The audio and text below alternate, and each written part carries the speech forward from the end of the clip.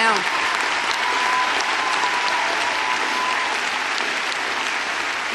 you may have heard that things didn't exactly go the way I planned. But you know what? I'm doing okay.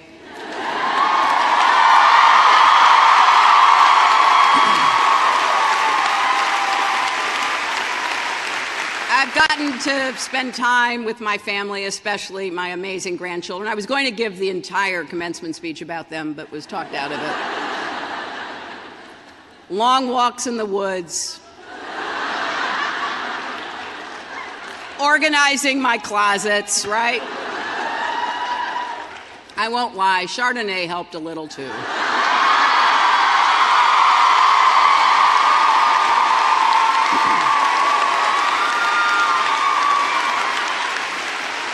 But here's what helped most of all: remembering who I am, where I come from, and what I believe. And that is what Wellesley means to me. This college gave me so much. It launched me on a life of service and provided friends that I still treasure. So wherever your life takes you, I hope that Wellesley serves as that kind of touchstone for you. Now, if any of you are nervous about what you'll be walking into when you leave the campus, I know that feeling. I do remember my commencement. I'd been asked by my classmates to speak. I stayed up all night with my friends, the third floor of Davis, writing and editing the speech by the time we gathered in the academic quad. I was exhausted, my hair was a wreck. The mortarboard made it even worse. But I was pretty oblivious to all of that, because what my friends had asked me to do was to talk about our worries and about our ability and responsibility to do something about them. We didn't trust government, authority figures, or really anyone over 30. In large part thanks to years of heavy casualties and dishonest official statements about Vietnam, and deep differences over civil rights and poverty here at home. We were asking urgent questions about whether women, people of color, religious minorities, immigrants would ever be treated with dignity and respect. And by the way, we were furious about the past presidential election of a man whose presidency would eventually end in disgrace with his impeachment for obstruction of justice.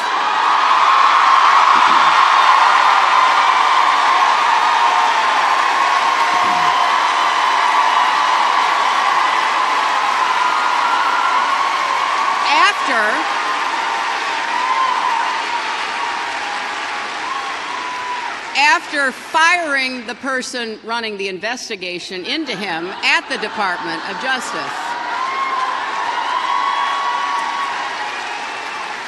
But here's what I want you to know. We got through that tumultuous time. And once again, we began to thrive as our society changed laws and opened the circle of opportunity and rights wider and wider for more Americans. We revved up the engines of innovation and imagination. We turned back a tide of intolerance and embraced inclusion. The we who did those things were more than those in power who wanted to change course. It was millions of ordinary citizens, especially young people, who voted, marched, and organized. Now, of course, today has some important differences. The advance of technology, the impact of the internet, our fragmented media landscape make it easier than ever to splinter ourselves into echo chambers. We can shut out contrary voices, avoid ever questioning our basic assumptions. Extreme views are given powerful microphones. Leaders willing to exploit fear and skepticism have tools at their disposal that were unimaginable when I graduated. And here's what that means to you, the class of 2017. You are graduating at a time when there is a full-fledged assault on truth and reason. Just log on. Just log on to social media for 10 seconds. It will hit you right in the face. People denying science, concocting elaborate, hurtful conspiracy theories about child abuse rings operating out of pizza parlors,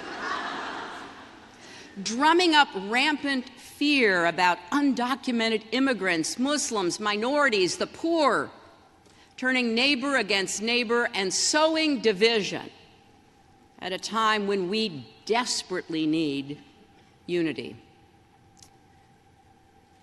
Some are even denying things we see with our own eyes, like the size of crowds.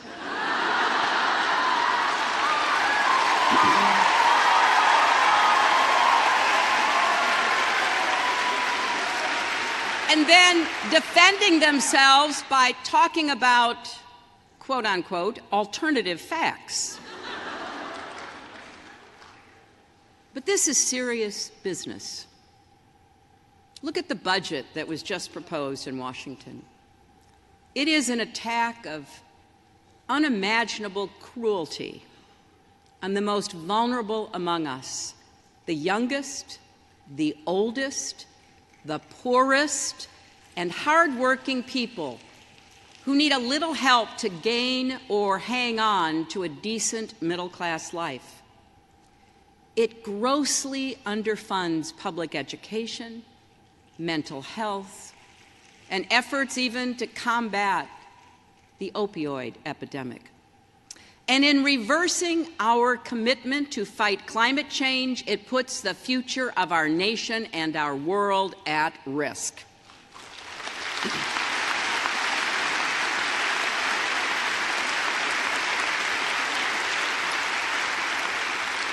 And to top it off, it is shrouded in a $1 trillion mathematical lie.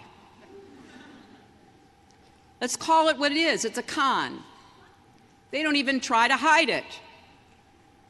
Why does all this matter?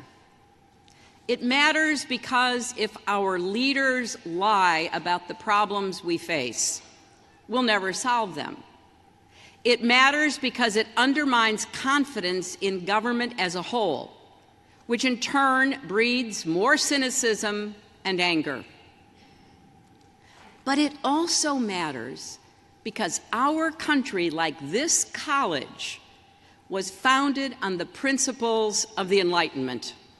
In particular, the belief that people, you and I, possess the capacity for reason and critical thinking, and that free and open debate is the lifeblood of a democracy.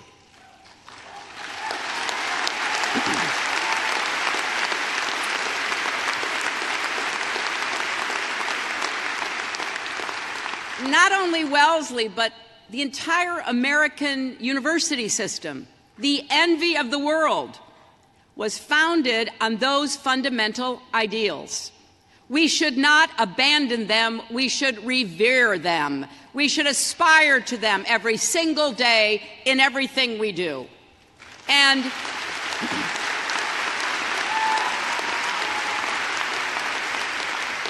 there's something else.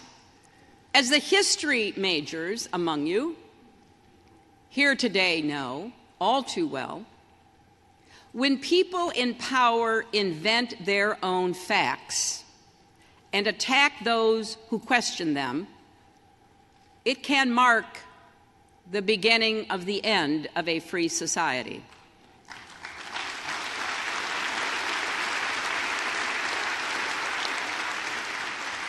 That is not hyperbole. It is what authoritarian regimes throughout history have done. They attempt to control reality, not just our laws and our rights and our budgets, but our thoughts and beliefs. Right now, some of you might wonder, well, why am I telling you all this? You don't own a cable news network. You don't control the Facebook algorithm. You aren't a member of Congress yet.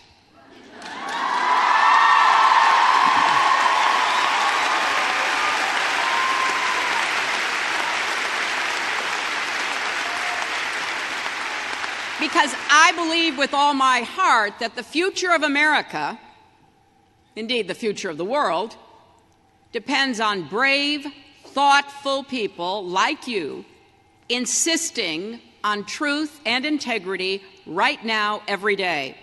You didn't create these circumstances, but you have the power to change them.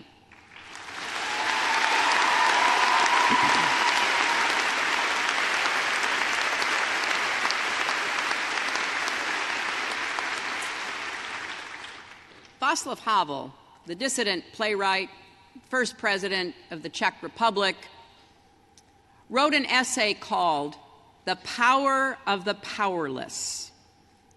And in it, he said, the moment someone breaks through in one place, when one person cries out, "The emperor is naked," when a single person breaks the rules of the game, thus exposing it as a game, everything suddenly appears in another light. What he's telling us is if you feel powerless, don't. Don't let anyone tell you your voice doesn't matter. In the years to come, there will be trolls galore, online and in person, eager to tell you that you don't have anything worthwhile to say or anything meaningful to contribute. They may even call you a nasty woman.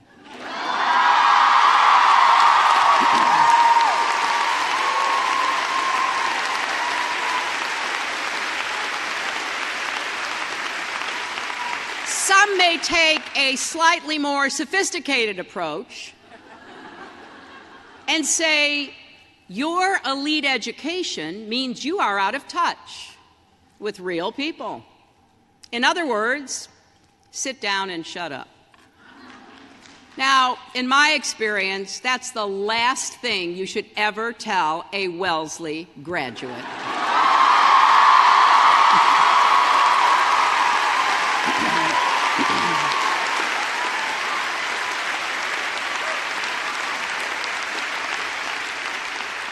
And here's the good news.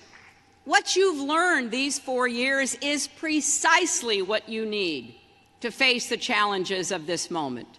First, you learned critical thinking. I can still remember the professors who challenged me to make decisions with good information, rigorous reasoning, real deliberation. I know we didn't have much of that in this past election, but we have to get back to it. After all, in the words of my predecessor in the Senate, Daniel Patrick Moynihan, everyone is entitled to his own opinion, but not his own facts.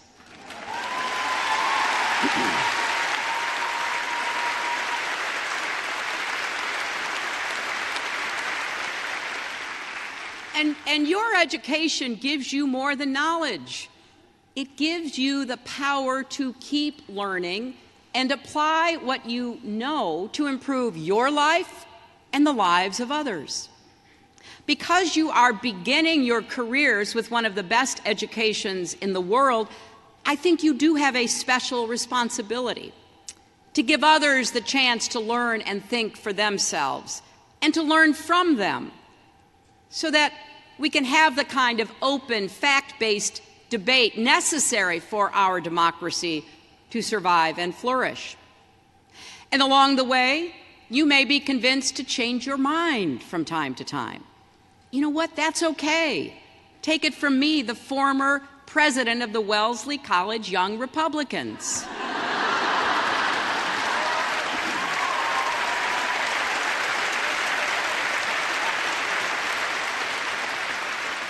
Second, you learn the value of an open mind and an open society. At their best, our colleges and universities are free marketplaces of ideas, embracing a diversity of perspectives and backgrounds. That's our country at our best, too. An open, inclusive, diverse society is the opposite of, an antidote to, a closed society where there is only one right way to think, believe, and act. Here at Wellesley, you've worked hard to turn this ideal into a reality.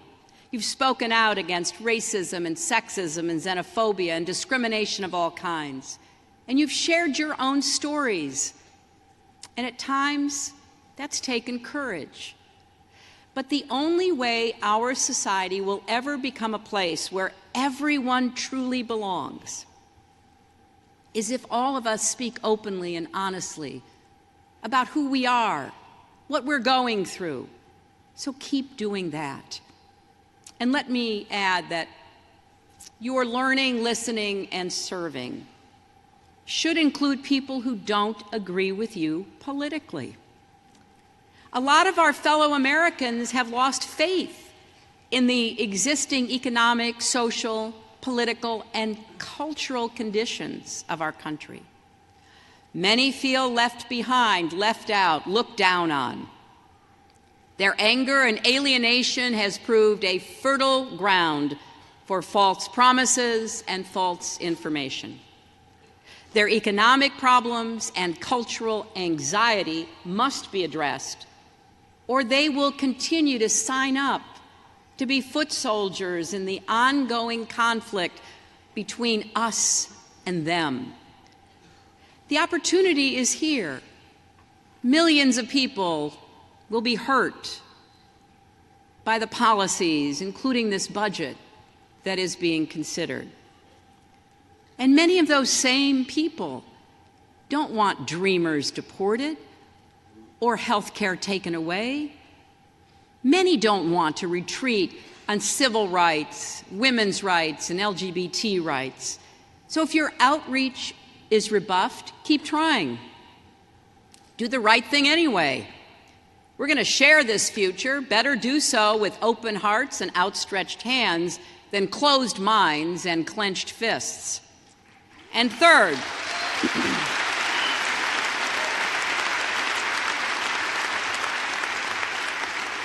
here at Wellesley, you learned the power of service.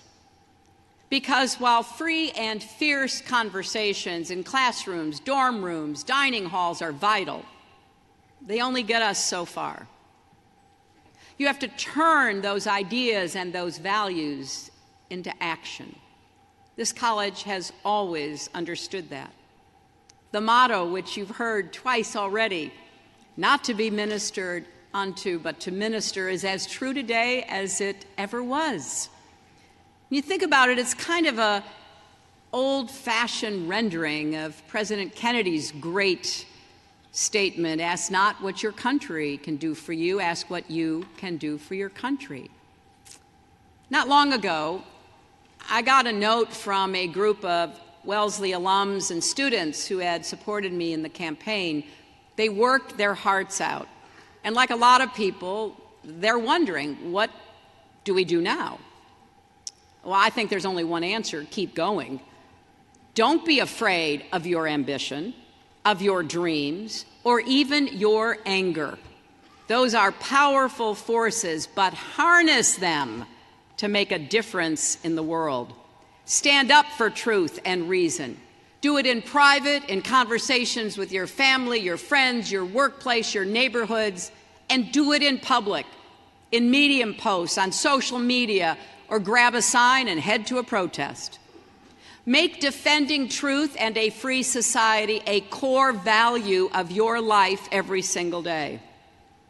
So wherever you wind up next, the minute you get there, register to vote.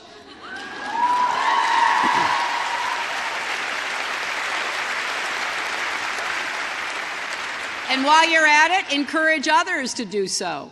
And then vote in every election, not just the presidential ones. Bring others to vote.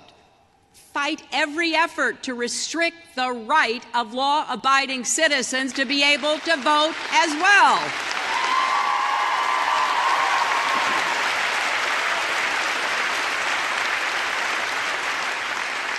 Get involved in a cause that matters to you. Pick one. Start somewhere. You don't have to do everything, but don't sit on the sidelines. And you know what? Get to know your elected officials. If you disagree with them, ask questions. Challenge them. Better yet, run for office yourself someday.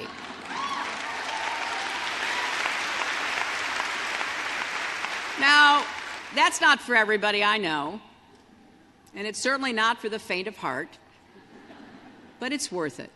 As they say in one of my favorite movies, A League of Their Own, it's supposed to be hard. The hard is what makes it great. As Tala said, the day after the election, I did want to speak particularly to women and girls everywhere, especially young women, because you are valuable and powerful and deserving of every chance and opportunity in the world. Not just your future, but our future depends on you believing that.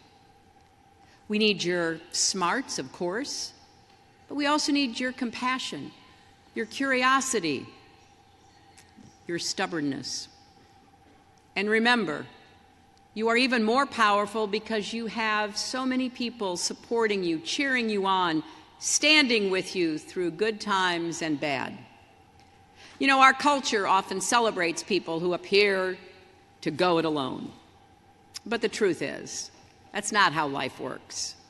Anything worth doing takes a village. And you build that village by investing love and time into your relationships.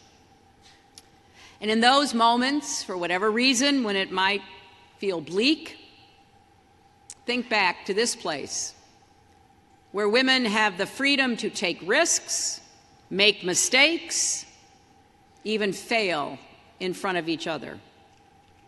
Channel the strength of your Wellesley classmates and experiences. I guarantee you, it'll help you stand up a little straighter, feel a little braver, knowing that the things you joked about and even took for granted can be your secret weapons for your future. One of the things that gave me the most hope and joy after the election, when I really needed it, was meeting so many young people who told me that my defeat had not defeated them.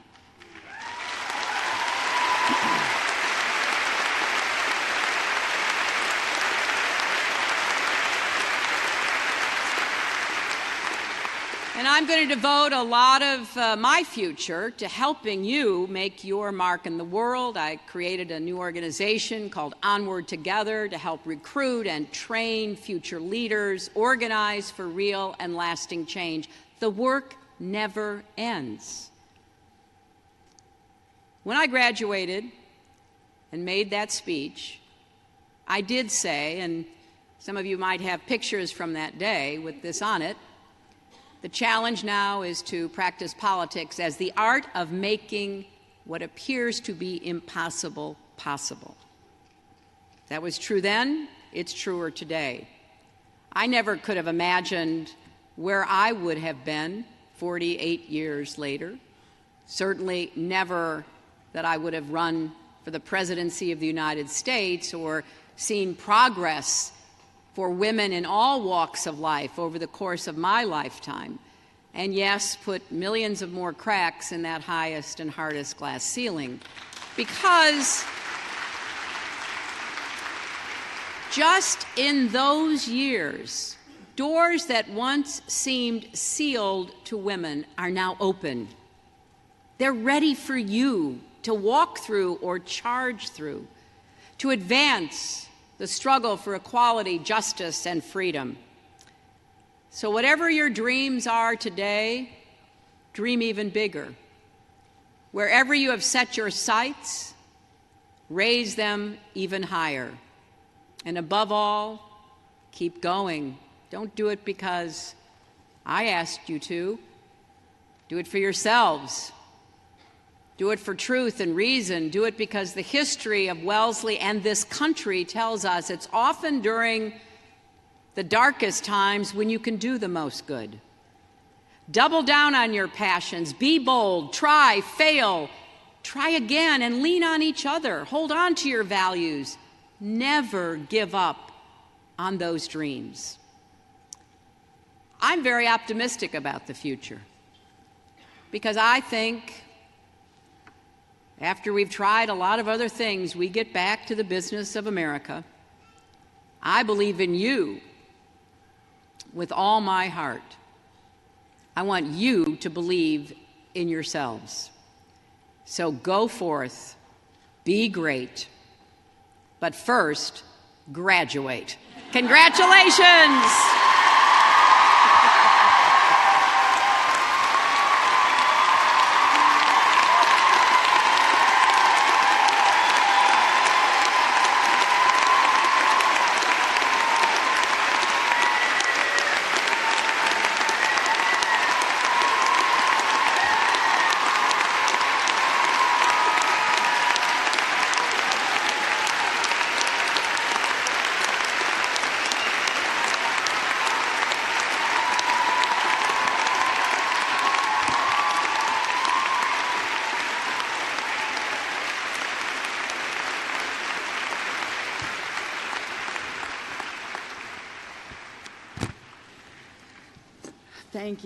Thank you, Secretary Clinton. Long before I ever set foot on this beautiful campus, I knew about the power of the Wellesley Network. For years, I'd heard the stories from my mother-in-law, a Wellesley alumna, and from my many friends and colleagues with deep Wellesley ties. What I didn't know until this year was what this truly means.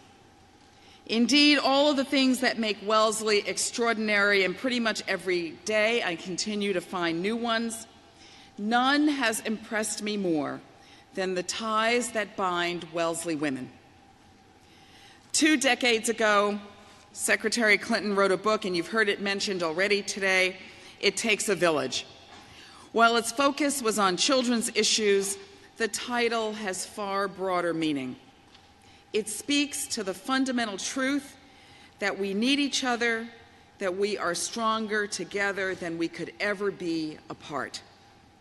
You, the members of the class of 2017, have been each other's village. You've cheered and challenged each other in times both happy and hard. You've formed lifelong friendships. You've celebrated and mourned. You've lived and learned and experimented. You've spurred each other on. This village has been what it is because of you. Now, as you step into a new chapter, you will carry its spirit with you. That is no small thing. These are not easy times. Along with the usual challenges life inevitably brings, you are graduating into a world that is increasingly polarized, where many of the values at the heart of a liberal arts education are under fire. These include the importance of evidence-based debate in the pursuit of truth, the belief that diversity both of ideas and lived experience enrich us all, the conviction that every human being, every woman, deserves an opportunity to thrive. In such times, community offers a singular source of strength. Social isolation is dangerous, and not only to our spirits. More and more research suggests that it poses health risks, risks that may be even greater than smoking and other well-recognized dangers. The fact is, it is very, very difficult to be resilient on your own. It is also difficult to change the world on your own. As we strive to serve the larger world, community both sustains us and propels us forward. It is where we share hopes and dreams and imagine possibilities. I recently came across these words widely attributed to Supreme Court Justice Sandra Day O'Connor. She says, "We don't accomplish anything in the world alone, and whatever happens is the result of the whole tapestry of one's life and all the weavings of individual threads from one to another that create something." This deeply resonated with me. The richer the tapestry, the richer the life. Be creative as you weave your own tapestry. Welcome the unexpected. What at first seems extraneous may be exactly what's called for to expand your perspective and your sense of possibilities. Some weeks back, I received a phone message from a young Wellesley alumna, Ahelia Walia, class of 2015. From the sound of it, there was nothing urgent. I was having a very busy week and I almost put it aside, but I'm glad that I didn't. This turned out to be a powerful and inspirational conversation. Ahelia spent her early years in California. When she was 13, financial challenges led her family to move to India, where they could live with relatives. As she neared completion of high school, it wasn't clear whether she'd be able to complete her senior year due to her family's inability to pay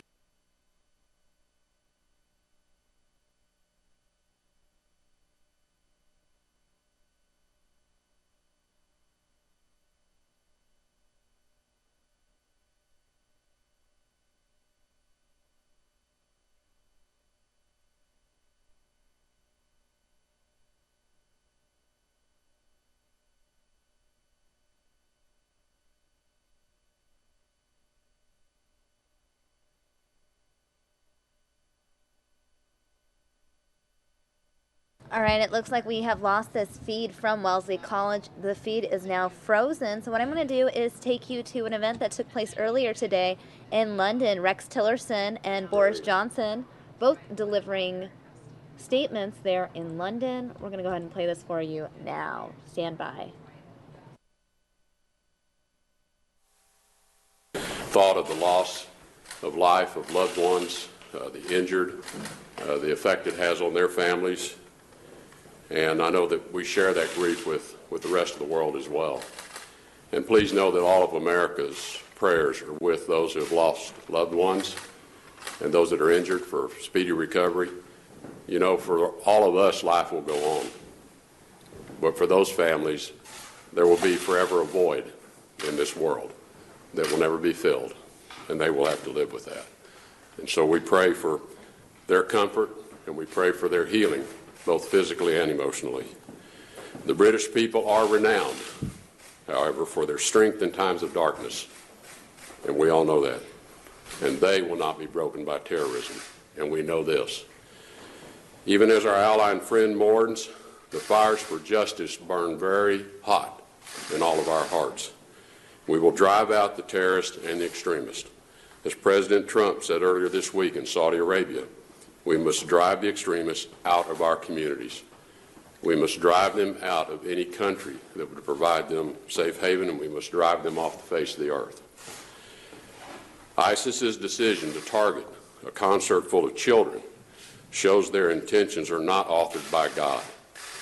ISIS worships death. In our mission to defeat ISIS, we are grateful for the help of people of all faiths, and especially the many Muslim majority countries who have joined us to win this fight. Every priest, every reverend in every church, every rabbi in every temple, every imam in every mosque must condemn the souls of those who carried out these attacks and any and all who would assist them, and must condemn the soul of any who would consider carrying out such attacks in the future. We will intensify our efforts to defeat ISIS on the battlefield, and we will eliminate their ability to operate their networks around the world.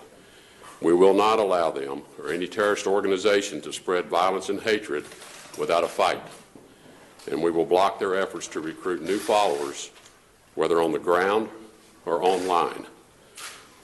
America stands with the British people at this time of great sorrow and pain, and we pledge to you an even greater resolve to defeat Islamist terrorism and extremism. Thank you.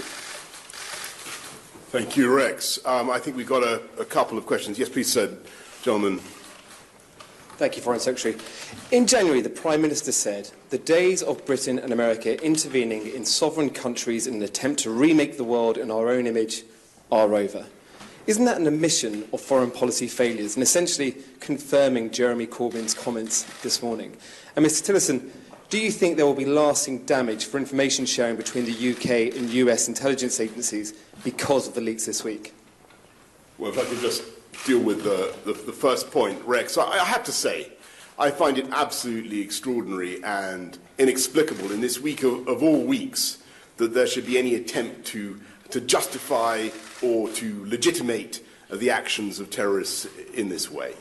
And this is a moment when, as Rex Tillerson has said, we should be coming together, uniting to defeat these people. And we can and we will, not just in Iraq and in Syria, but of course in the battle for hearts and minds, and winning the intellectual and the emotional struggle as well. And we can and we will, because they are wrong. Their view of the world is corrupt. It is a perversion of Islam, and it can be completely confounded. But now is not the time. Now is not the time to do anything to subtract from the fundamental responsibility of those individuals, that individual in particular, who committed this atrocity. And I think it is absolutely monstrous that anybody should seek to do so.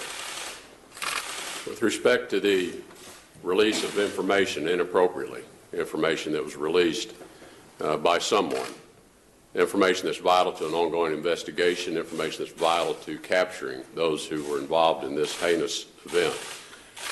Certainly we condemn that. The President has been very strong in his condemnation and has called for an immediate investigation and prosecution of those who are found to have been responsible for leaking any of this information to the public.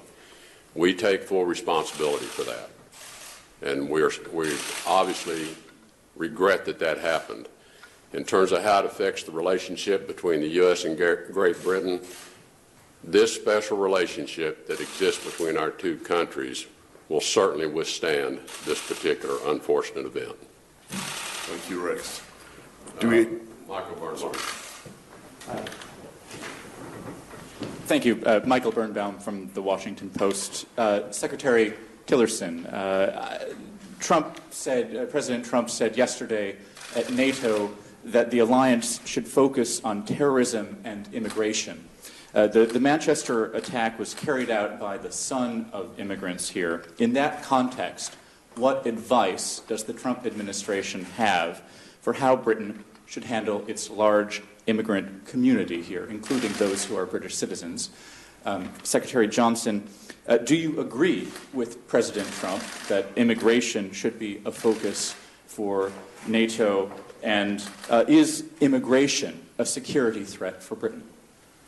Well, I think the President's made he's made many important points on this trip, given the extensive nature of the trip and the countries that he has visited. And clearly, migration of people, movement of people, immigration of people, and crossing back and forth the borders is a significant challenge in how we confront acts of terrorism. And it is a challenge given our free society. I think the other element of it that I've heard the President express in exchanges with leaders throughout this trip is our inability to assimilate people. That for whatever reason, as people immigrate into our countries, whether it be in Great Britain or in the United States or other countries, we seem to have difficulty assimilating those people so that they feel part of our society and would never consider supporting acts of violence against their fellow citizens and their fellow neighbors. So I think that it's an extremely complex issue, this mass migration of people that we are witnessing around the world. It's not a problem only for Great Britain. It's not a problem only for the United States. It's a problem for countries all over the world. It's one that we have to learn better how to address. Yeah. Well, Michael, I just think there are two elements to your question. I mean, the first is about mass migration and the role of NATO in helping to solve that. I certainly think NATO can have an important role in trying to address the big movements of people that we're seeing at the moment coming up from the southern Mediterranean area. Clearly, that's putting a lot of pressure on Europe, and it's something that the UK is in the lead in trying to help with. I certainly think NATO has a role there, and I think the President is right in that respect. I also think that one thing that on the second aspect, the US and the UK are countries that in many ways are built on immigration. And America is a fantastic country and economy that has thrived and prospered by the Statue of Liberty holding out its beacon to the world. And that's been an inspiring message for generations. And in our own country, we've had very successful integration over many decades, and we can achieve that.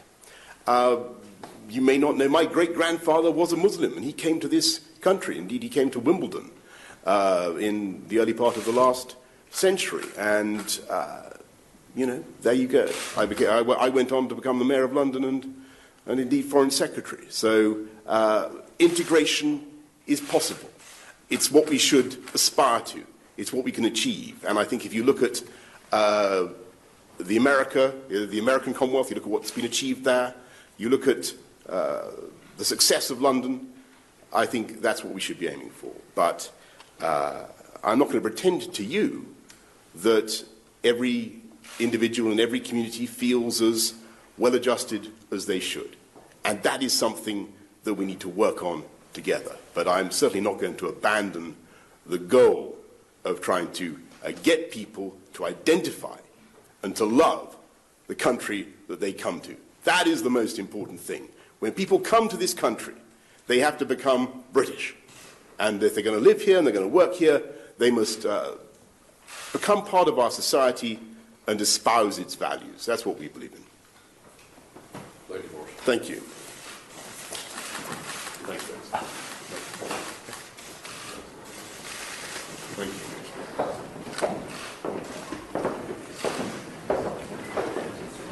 Very thought of the loss of life of loved ones.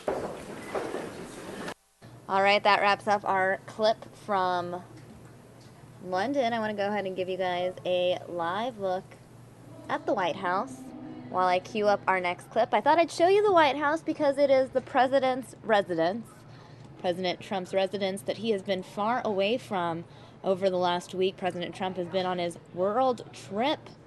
I want to go ahead and show you some of the G7 content that we have.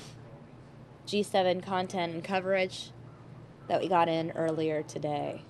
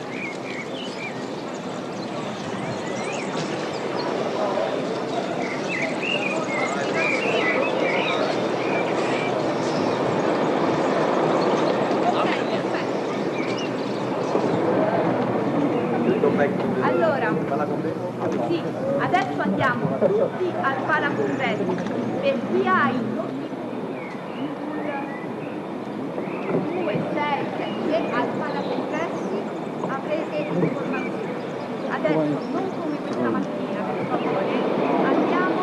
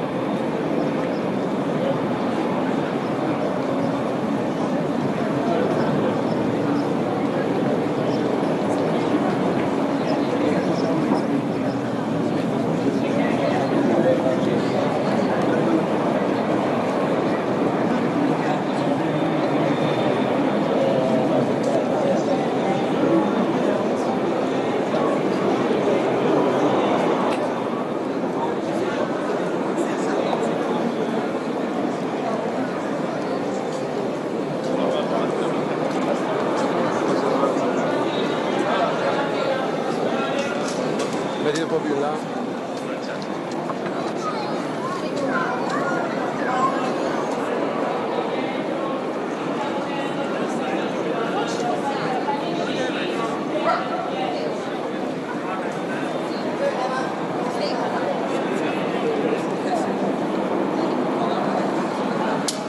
Sulla destra, andiamo a destra.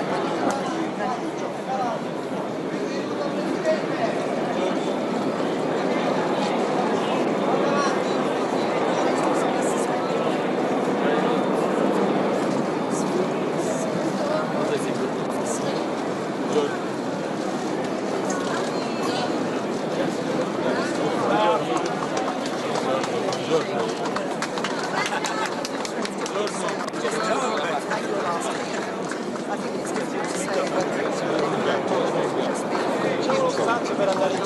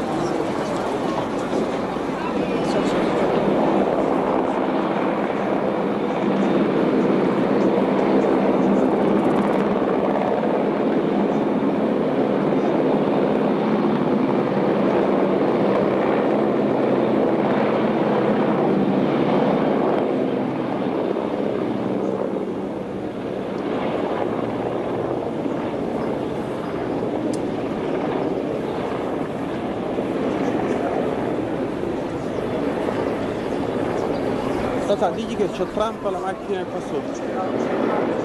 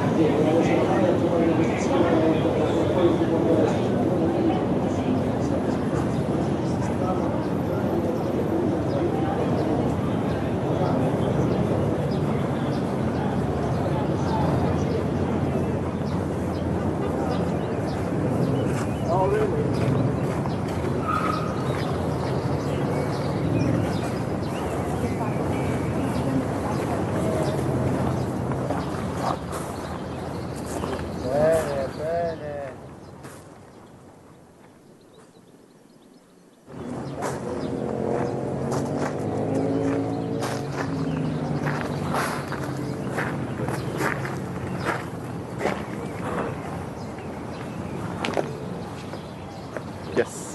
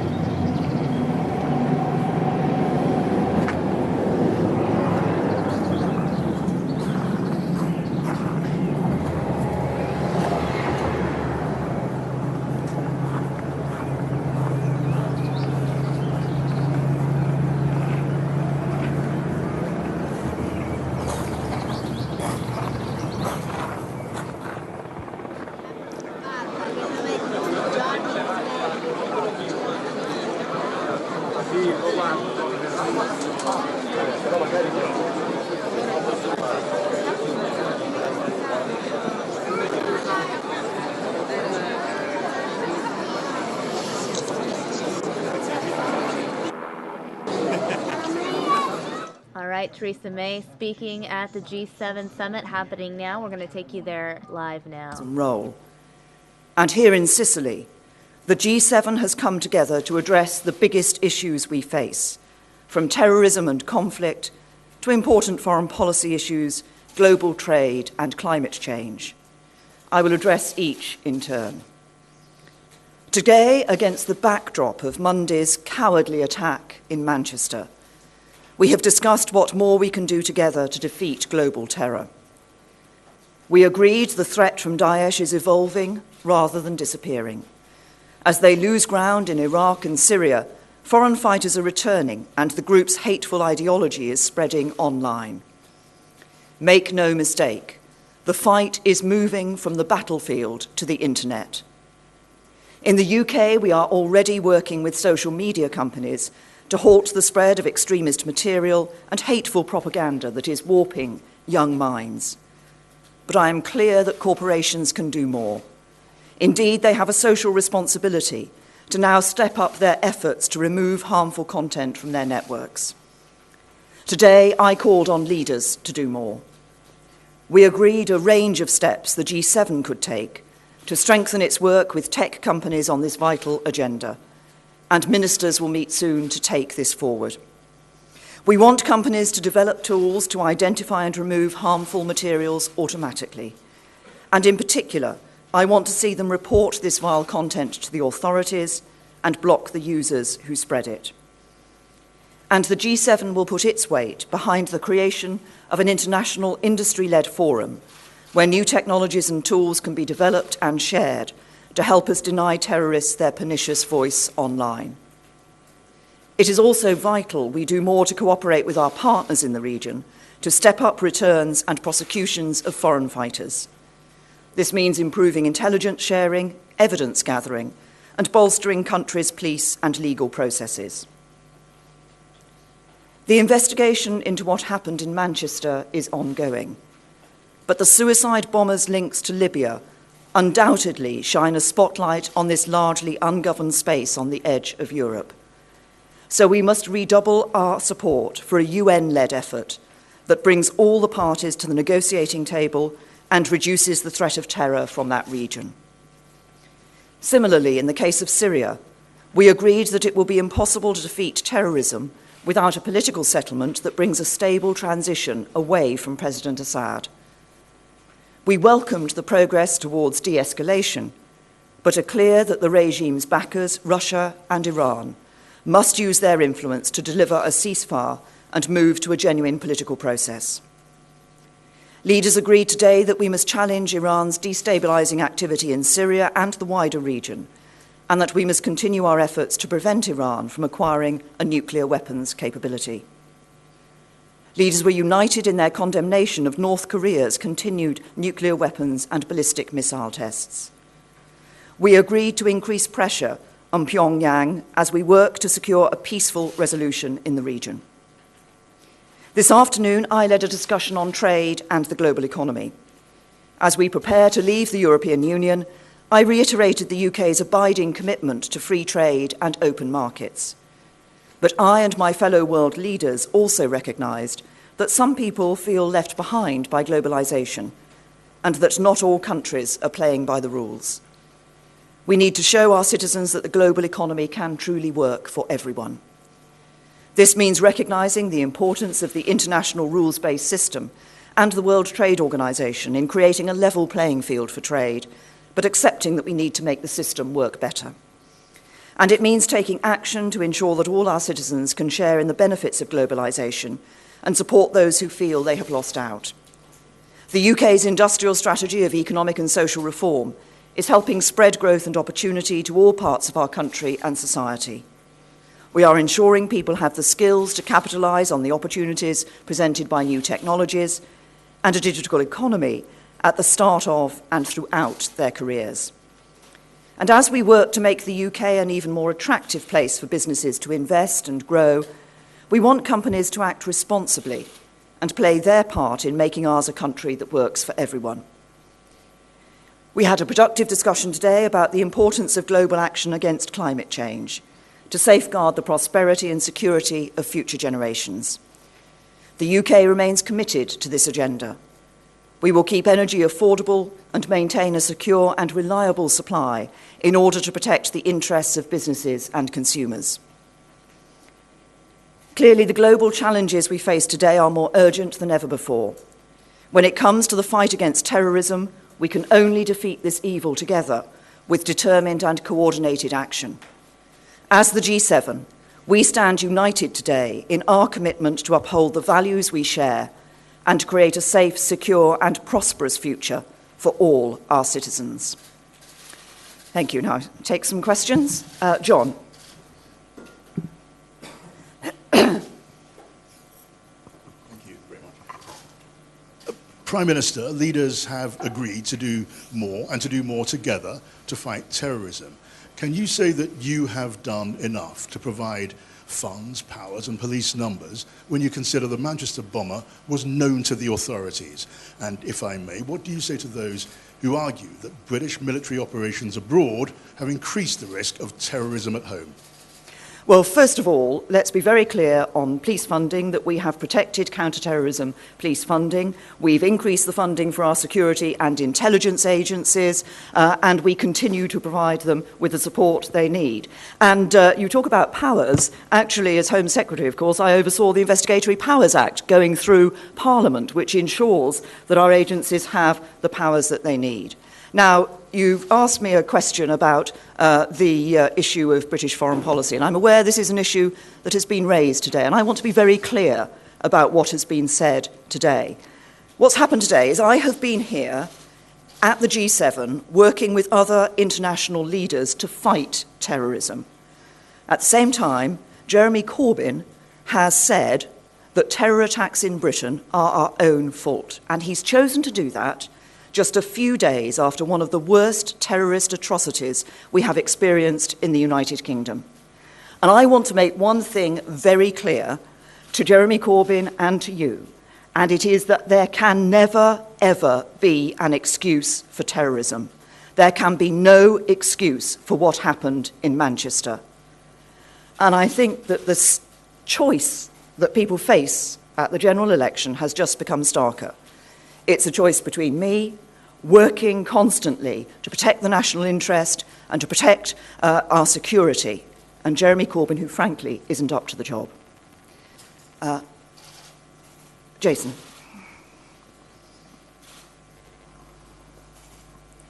Jason Groves from the Daily Mail. Prime Minister, you mentioned the election. You started this campaign a few weeks ago, 20 points ahead in the polls. You're now apparently 5 points ahead in the polls. What's gone wrong with your campaign, and what are you going to do in the next fortnight to put it right? The only poll that counts, Jason, when it comes to elections is the poll that takes place on election day. And I will continue to be out campaigning across the country. Obviously, you will recognise that we suspended campaigning for a period following the terrible attack that took place in Manchester in respect for those who sadly lost their lives and those who were injured in that terrible attack. But I will be out for the rest of the campaign across the country and pointing out several things to people. First of all, that there is this clear choice between myself and me and my team, the strong and stable leadership and the strong and stable government that we will show and will provide for the country, working in the national interest, getting the best possible deal out of Brexit, or Jeremy Corbyn and a coalition of chaos propped up by the Lib Dems and the SNP. And this issue of the Brexit negotiations matters because the European Union wants them to start just 11 days after the election. So we have to have a government that knows what its approach is going to be and that has the strong hand to take into that negotiating process to get the best possible deal.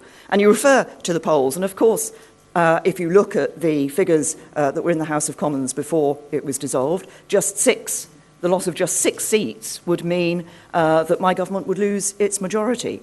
So when people go to the polls, they have a very stark choice. Strong and stable leadership under me and my team, getting the best deal for Britain from Brexit, or a coalition of chaos under Jeremy Corbyn, failing to protect our national security. George?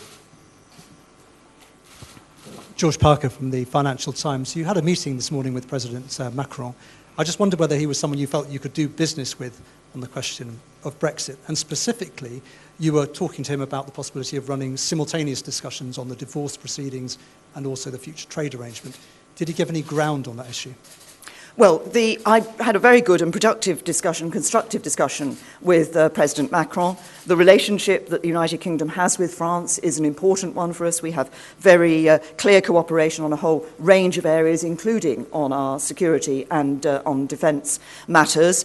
And as regards Brexit, I'm very clear and I remain clear that we have under the treaty up to 2 years to negotiate withdrawal and the future relationship. And when we leave the European Union, it's important that we know not just the withdrawal terms, but also what that future relationship will be, which of course will cover trade. We want a comprehensive free trade agreement, but also cover cooperation in other areas as well. Beth. Thank you. Beth Rigby, Sky News. Prime Minister, your Defence Secretary said last year that 400 foreign fighter extremists had returned to the UK since 2014. You've been Home Secretary, you were Home Secretary for 6 of the past 7 years. You could have potentially tackled this years ago. Were you thwarted by David Cameron, or did you drop the ball? Well, yes, it is the case that we believe that a number of foreign fighters those who went to Syria have returned to the UK. It's very clear we actually took some extra powers in legislation when I was Home Secretary to manage the return of individuals, and those are looked at on a case-by-case basis. But I think if you just look at what we have done over the last 6 to 7 years, I excluded more hate preachers from the United Kingdom than any Home Secretary has ever done before. We did not hesitate to act in protecting our national security. Yes. Tom. Thank you, Prime Minister. Tom Newton-Dunn from The Sun. Can you possibly confirm that your intent towards clamping down on the internet companies includes asking them to break their own encryptions when they pass data to the intelligence services and security agencies? And also, at the moment, and still, your plan is a voluntary one for the internet companies in the hope they will comply. They haven't complied very much so far, so what will you do to make sure they comply if they again refuse? What has happened today is that we have seen the leaders of 7 countries, the G7 countries, come together to recognise the importance of dealing with this issue of terrorist propaganda and terrorist hatred and terrorist activity online. That is a significant step forward. We've also, as I say, have put our full weight behind the creation of this industry-wide forum, which will be looking to encourage that development of technology and techniques that can be used to take material down. And I'm very clear that we want to see this being done more urgently, more rapidly than it is at the moment in terms of taking material off the internet. But it is also the case that I think it's important that companies recognise their social responsibility and do report matters that they become aware of to the authorities. We need to work together to fight against the evil of terrorism, and nobody can be in any doubt after what happened in Manchester of just how evil those terrorists are. Francis. Encryption? Well, encryption is an issue which we have. Look, in overall terms, it's important that people feel that they're able to be safe and secure on the internet.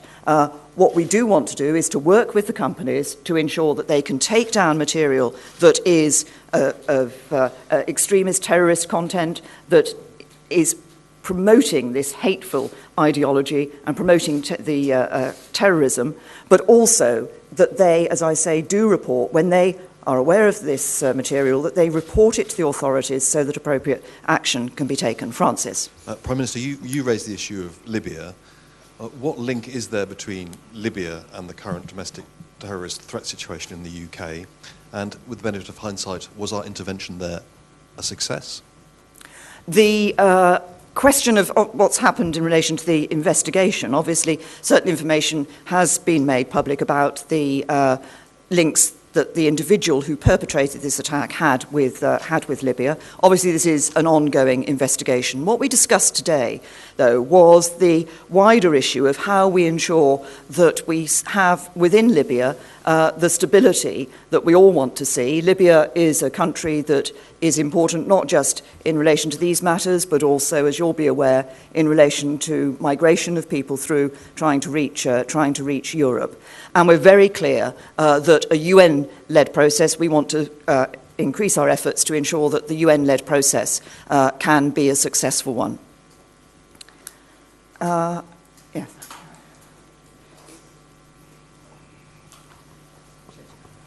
Thank you, Prime Minister. Jack Blanchard from the Daily Mirror. If I can just take you back to police funding, as you say, you've protected counter-terrorism funding and you've increased money for security services, but you have also overseen the removal of around 20,000 police officer jobs, and the Police Federation have said themselves that the reason we now have army on the streets of Britain for the first time in such a long time is because they no longer have the resources to do the job. Now, don't you bear some responsibility for that?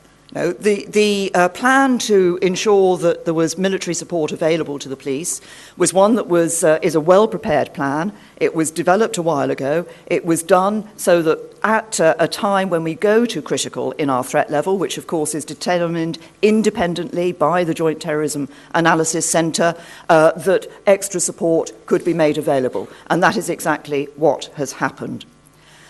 Can I just ask, do I have Emanuele Riccardi? Yes. Well, good. Thank you very much, Prime Minister. So, what is it true that about the climate there is still no agreement with President Trump, and at the end the solution could be 6 against 1? Thank you. Yeah. We had a very good discussion about the importance of this issue of climate change and about how we address this issue of climate change. I think the United States is considering its position in relation to these matters and what its policy is going to be, but there was no doubt around the table about how important this particular issue on climate change is. And we were all very clear about that and about the role that the Paris Agreement plays in that. I'll take a couple more. Yes. Thank you. Anish Kristana from The Guardian. Prime Minister, you talk about the difference between yourself and Jeremy Corbyn, so I want to just ask you a domestic issue. Earlier this week, the Daily Telegraph said your social care plans were in chaos and many pensioners had been left in confusion. Prime Minister, will you reassure those pensioners by telling them before the election what level you will set the social care cap at, and also who it is who will be losing their winter fuel allowance? Well, let's be very clear about what we have done in our manifesto in relation to social care matters. We face as a country a very significant challenge in the fact that we do have an ageing society. The figure, which I suspect, Anushka, you may have heard me use before, is that in just a decade we will have 2 million more people aged over 75. Now, unless we address the long-term sustainability of our social care system, the system will collapse. So I want to ensure that people have the confidence of knowing that they will have the care that they need and the dignity in their old age. And that's why we have put together brought this social care package forward. And it is a social care package, which means that nobody will have to sell their house in their lifetime.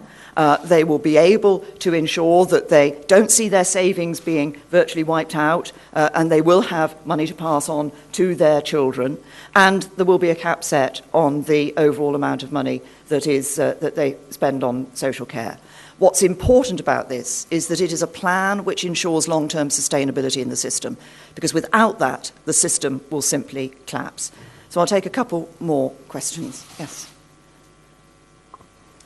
Prime Minister, Tim Ross from Bloomberg. In any relationship, particularly a special one, if one partner messes up, it's usually a good idea to apologise. Did Donald Trump say sorry to you for the leaks on intelligence when you met yesterday or today? And would you continue to describe the transatlantic relationship as a special one? The relationship between the United Kingdom and the United States of America has been a special relationship now for many years and does continue to be one. They are our most significant defence and security partner. Yes, I did raise the issue of leaks of information that have been shared by the police with the FBI with President Trump. He has made clear that that was unacceptable. The Metropolitan Police have, as I understand it, received assurances from the FBI and are now have restarted the process of sharing information with them. I'll take one last question. Prime Minister, just to go back to the election, when you called the election, it was a case of trying to increase your majority so that you could get the Brexit talks through. Given the latest polls are now down to 5% in your favour, has this now just turned into a fight just to stay in power and keep your job? No, I'm very clear why I called the election. I was concerned that when we went through the process, we triggered Article 50, but it was clear to me that there were other parties in Parliament who wanted to frustrate the Brexit negotiations, who did not want to enable us to have the best possible deal for Britain, that we are the only party that is respecting the will of the British people and is committed to delivering on the vote that they took in the referendum for us to leave the European Union. When it comes to the choice on the 8th of June, there's a clear choice for people to take, in the knowledge that 11 days after that election, those Brexit negotiations will start. The choice is there's only going to be one of two people sitting around that Brexit negotiating table for the United Kingdom. It's either going to be me or Jeremy Corbyn. And that is the choice that people will be facing. Me and my team, with that strong and stable leadership, going into those negotiations with a clear plan for the Brexit negotiations and a clear plan for a stronger Britain beyond Brexit, or a coalition of chaos, Jeremy Corbyn being propped up by the Liberal Democrats and the SNP. Thank you.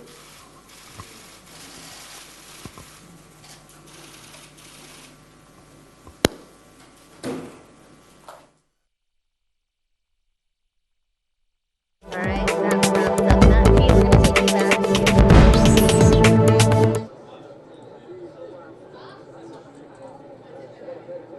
you back to this is video from earlier. I'll go ahead and show you this. This is the G7 summit.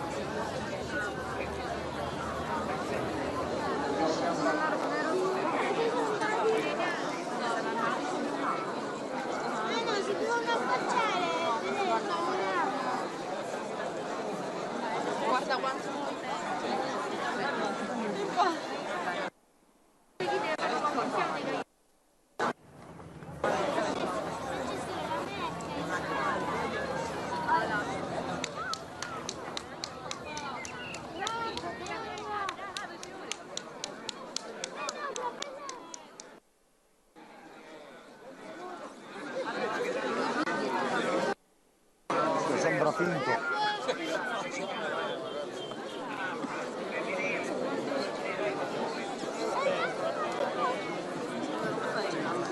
Si vede prima il fotografino no, Macron.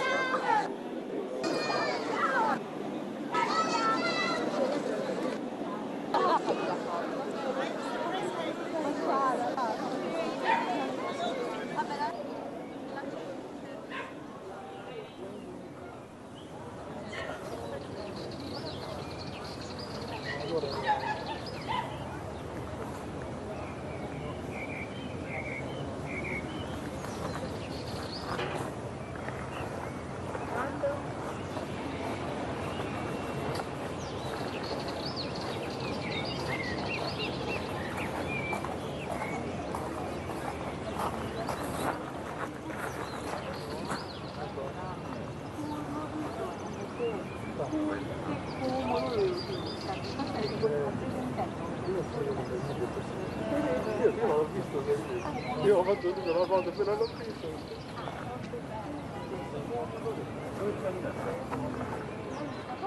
C'ha tutto, c'ha tutto.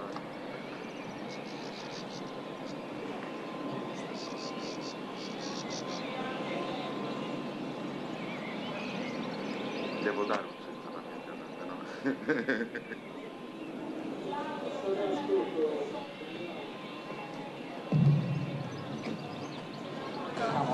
Portarsi qualcuno infiltrato, anche per un fatto mediatico.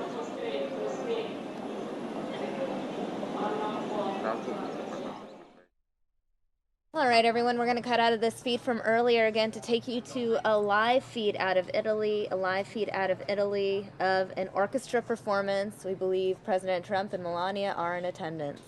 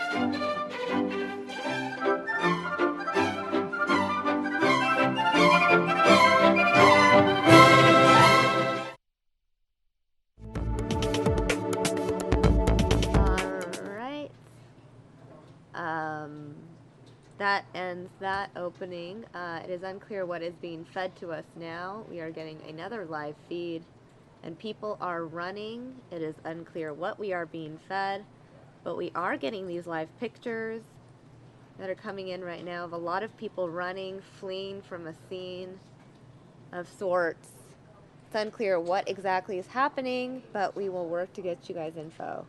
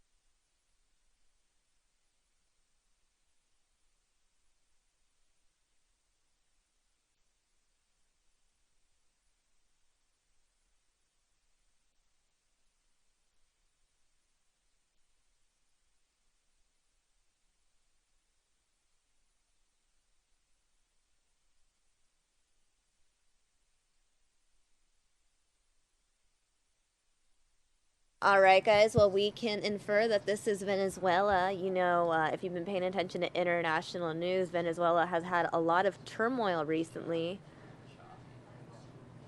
A lot of turmoil in Venezuela. There are violent protests. People have died in these protests. Dozens and dozens of people have been killed in Venezuela. I see headlines such as "Venezuela is sliding into anarchy" from the Washington Post. "Venezuela, a state of ruin." That headline coming from Time magazine. Again, it's a very unfortunate scene there in Venezuela. And it looks like we have cut out of Venezuela now, and we're back in Italy for that concert.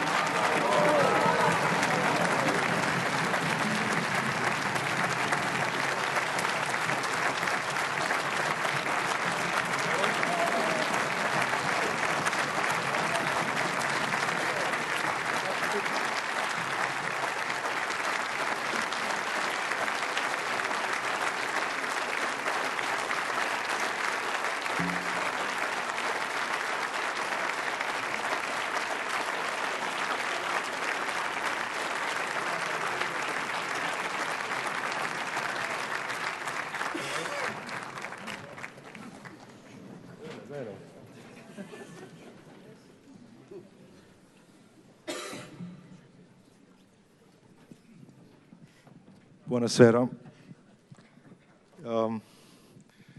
Prima di tutto noi vogliamo dire che è un grandissimo onore per noi suonare per tutti voi così che fanno un lavoro così importante e così difficile. Per noi è un'occasione di dire grazie. Grazie a voi tutti.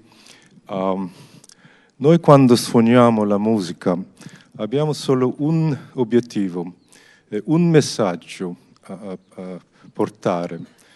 Questo è amore. Un amore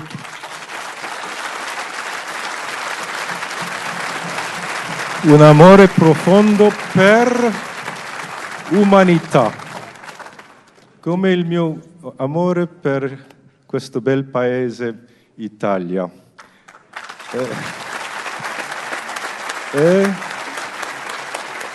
per i grandi musicisti della Scala.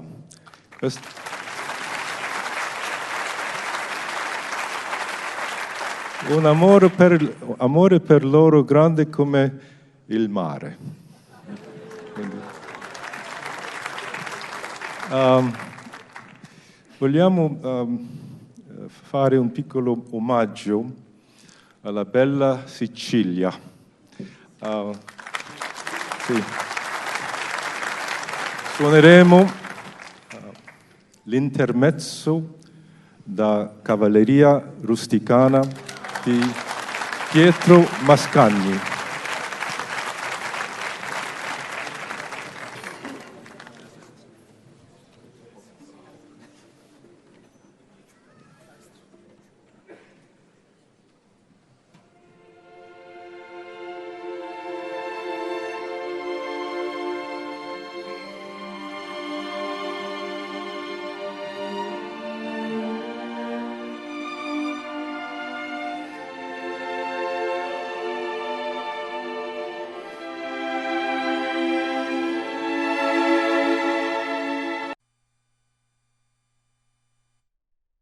All right, everyone, we have now lost that feed from Italy. We are now being sent a live feed out of Oakland, California of a building collapse. This is a live feed out of the Bay Area in California, Oakland, a building collapse.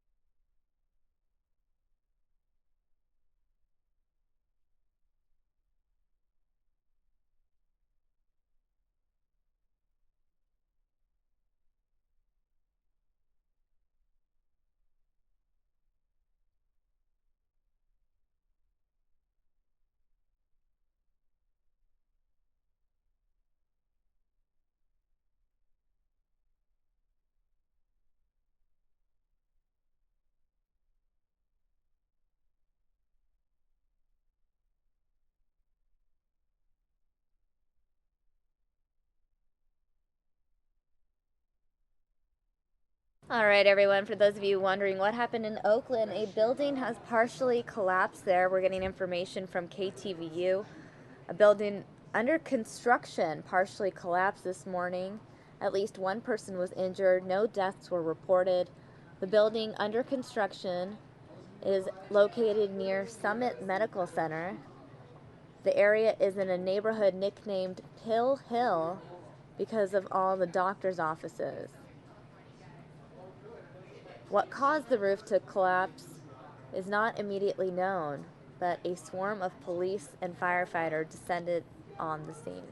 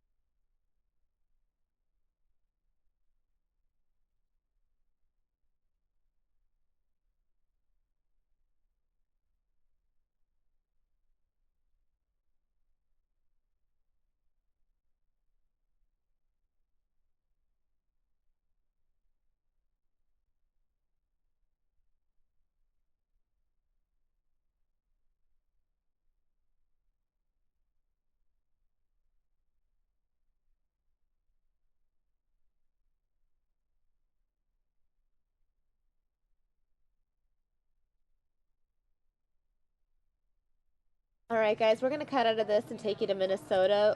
There's a press conference about some inmates that have escaped. All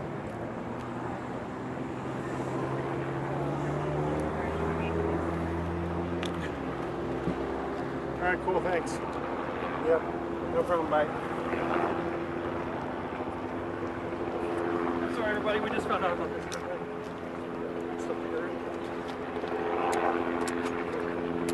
Is this working? It's not working? Yeah, sorry. Okay. Just hold to the side. You gotta get the little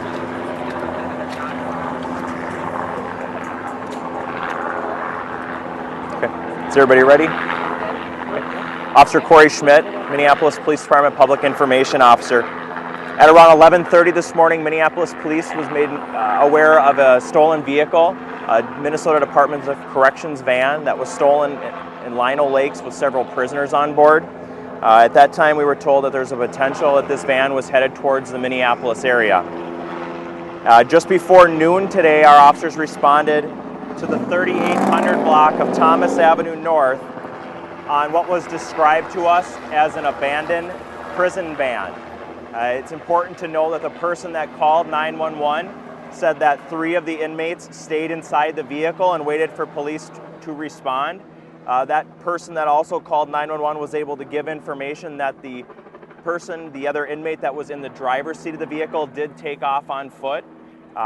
Officers from the Minneapolis Police Department responded very quickly to the scene and set up a perimeter, which is what you see is occurring around you right now. We also have the State Patrol helicopter that's responding to assist. Investigators or officers from the Department of Corrections, as well as Hennepin County Sheriff's Office here on scene. At this point, we've determined that we are looking for one person. That person was described by the Department of Corrections as a Puerto Rican male who's approximately 5'10" and 195 pounds with brown eyes and black hair. That male right now is wearing a white shirt and blue jeans and white shoes. At this point, we do have a perimeter that's set up that starts on Dowling Avenue North, runs all the way to 42nd Avenue North, from Penn Avenue North all the way over to Thomas Avenue North. We're asking residents that live inside that perimeter to stay inside their homes, keep their doors and windows locked, and call 911 with any suspicious activity. Our police canines are out searching the area with officers on foot, as well as the helicopters overhead. So we're asking that people stay out of the area so that the canines do not get distracted so they can do their work. We're also asking that any media or any other responding news organizations to come to this specific intersection of Dowling Avenue North and Penn Avenue North, and we will supply updates as we have them. At this point, I'll take any questions you might have. So these 5 total inmates, where did the rest of them go? If you're still looking for one person. What we were made aware of is that 4 total inmates had the potential of heading to Minneapolis. At this point, 3 inmates out of those 4 were located in the van after the 911 call. There is 1 inmate that is out in this neighborhood at this point that we believe that we have our canines searching for and that we have the helicopter searching for. Do you know how they may have gotten away? I mean, in terms of, were they coming from Lino Lakes? Were they being transferred from somewhere else?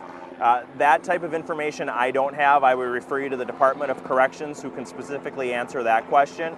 What I'll be able to provide you is information on exactly what's taking place here in Minneapolis right now with regards to that 911 call just before noon, or with the search efforts that our department, as well as the State Patrol, Hennepin County Sheriff's Office, and officers from the Department of Corrections are doing here to locate that 1 male who is still outstanding at this point.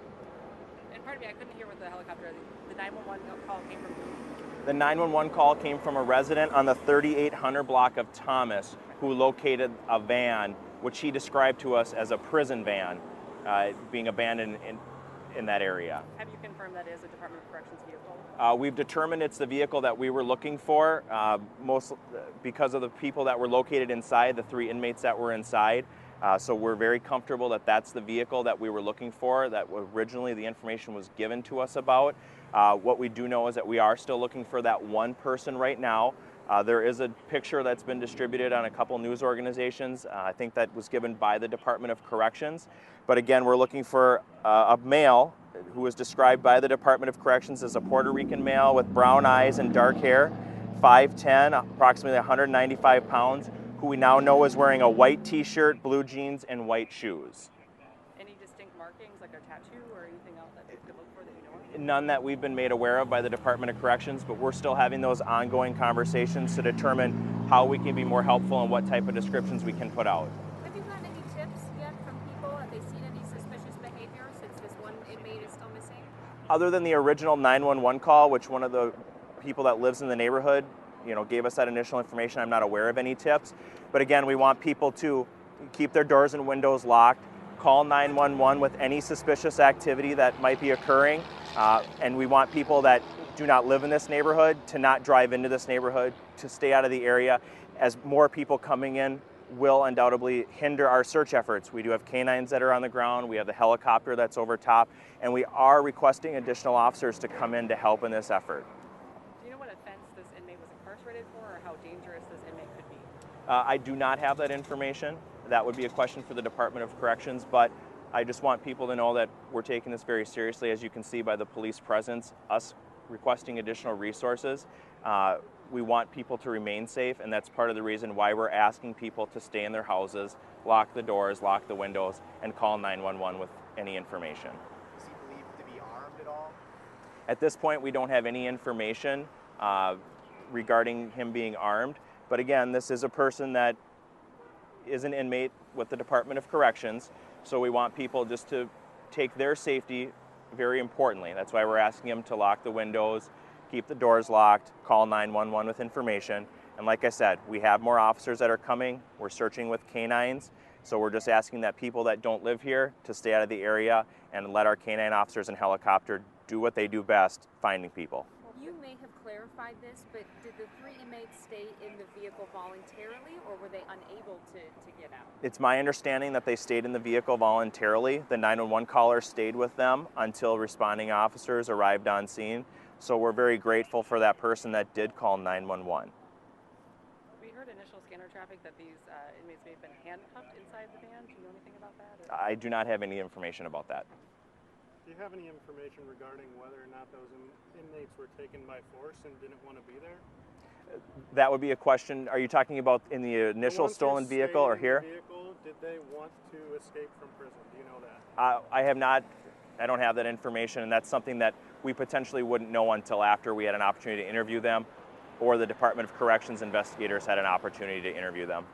What do you know about this 911 caller staying with escaped inmates until you guys got there? That seems pretty risky/heroic, however you want to classify it. Our community and our officers do heroic things every day. This is another example of someone that took pride in ownership in their neighborhood and their community, called 911, and stayed there till the officers responded. What I want to make clear is that we don't want people to put themselves in harm's way. We want people to call 911, report the activity, and let the officers come out and do the job that they're paid to do. But we absolutely appreciate what this person did in calling 911 and staying there until the officers were able to arrive on scene. This is just a neighborhood resident. At my understanding, it's someone that lives in the neighborhood, yes. Continue to put updates. So we're going to continue to put our updates out on this on Twitter and Facebook, and we'll also let you know via Twitter and Facebook when we'll be doing updated media availability. At this point, like I said, we're asking that people stay out of the area from Dowling Avenue North to 42nd Avenue North, Penn Avenue North, all the way over to Thomas. In that area, if you live there, we're asking that you stay inside your house, lock your doors and windows, call 911 with suspicious activity. Okay? All right, that's all we have for now.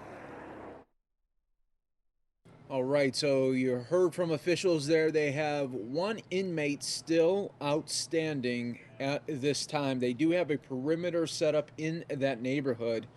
And of course, we will update you with any breaking news alerts that come out of Minnesota there. Let's take it back out now to Oakland, California, where there's live aerials happening now of that building collapse. We'll try to get you guys the very latest details. I'm Mike Page, going to be here with you for the next 2 hours on the Fox 10 News Now stream.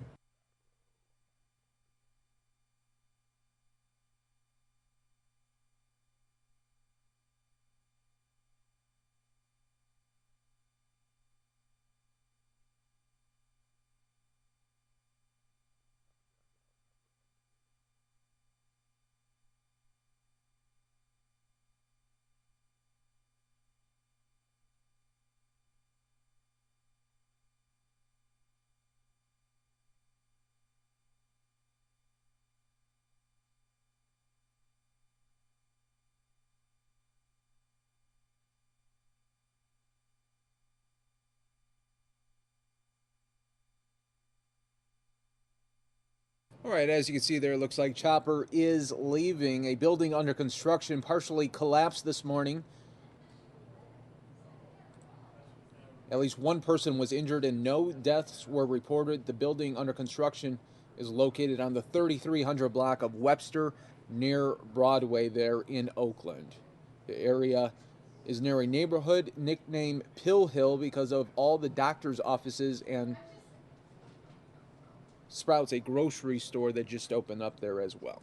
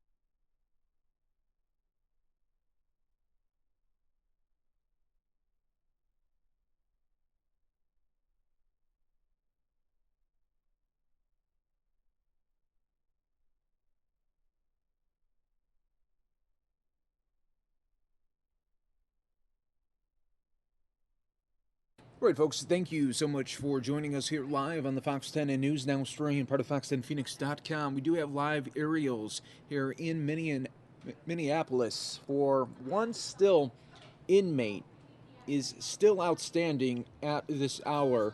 You can see they have a perimeter set up in this neighborhood. One inmate of the Leno Lanks Minnesota State Prison remains at large after escaping the prison and stealing a van. According to the Minnesota Department of Corrections, an offender at the MCF prison took control of a 2011 white Ford van with Minnesota license plate with multiple offenders in the vehicle. The inmate at large has been identified by Minnesota Department of Corrections as James Mitchell. According to Minneapolis police, he was last seen wearing blue jeans, a white t-shirt, and white tennis shoes. The stolen van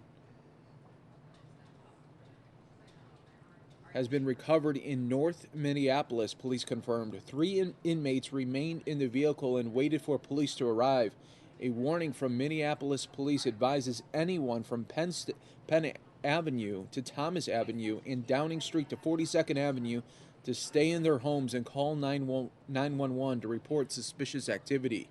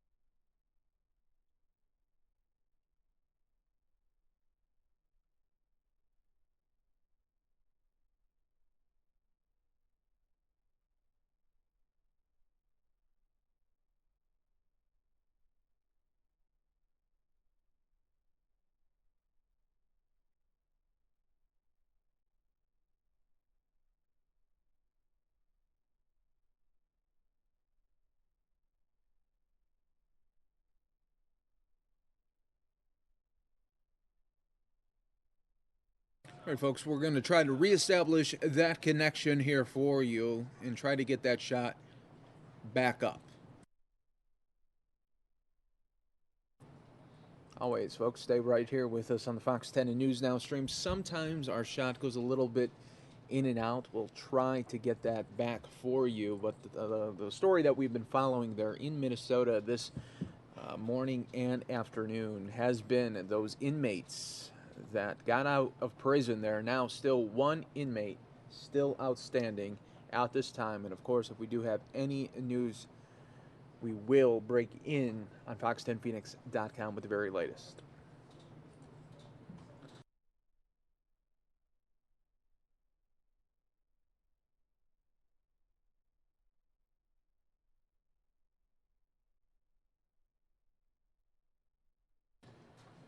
And right now we are back here live in Phoenix. You're taking a look, Skyfox up in the air, showing you downtown Phoenix right now. And we are being told that this weekend's Comic-Con, long lines already for this event that started yesterday. So we're going to see here if we see the long lines that are being reported. And yeah, you could see a lot of activity there as people are trying to get into the event. An event that turned scary yesterday when a man was arrested for bringing in several weapons inside the venue there.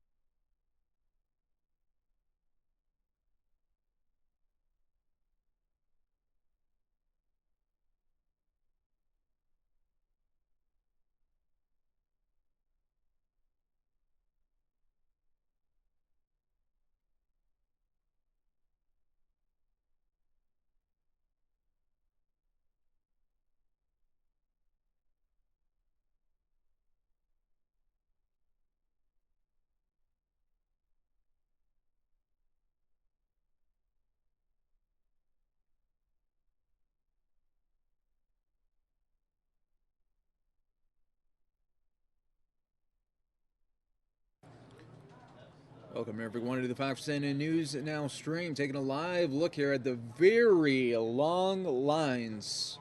People are trying to get in to today's Comic-Con event. This all happening after yesterday's scary situation where an armed suspect was arrested at the Phoenix Comic-Con following a struggle with police. According to Phoenix Police, 30-year-old Matthew Sterling was wearing all black clothing and was heavily armed and wearing body armor and made threats towards police officers inside the Phoenix Convention Center. According to the police, the person had several guns, including a shotgun. A statement released by Phoenix Police yesterday evening said the suspect was wearing body armor as well. Police were reportedly topped off by a woman who was known to the suspect and said he had been taking pictures of officers. Officers were also alerted to a man posting threats against Phoenix police officers on social media. The incident right now, as you can imagine, is causing a lot of security changes, including a banning of prop weapons starting today. Vendors will still be allowed to sell toy weapons, but they must be sealed. More police presence is expected.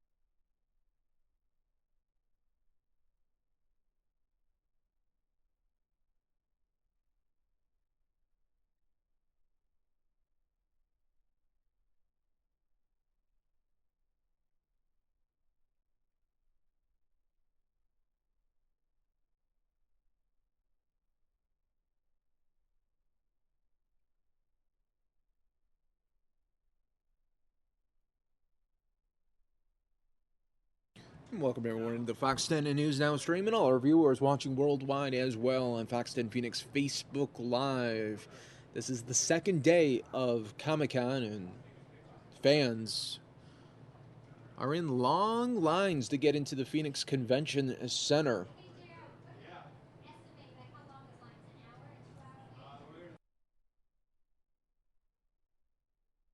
And we are learning that if you are at the end of the line right now, it is going to take you about 2 hours to get into the venue.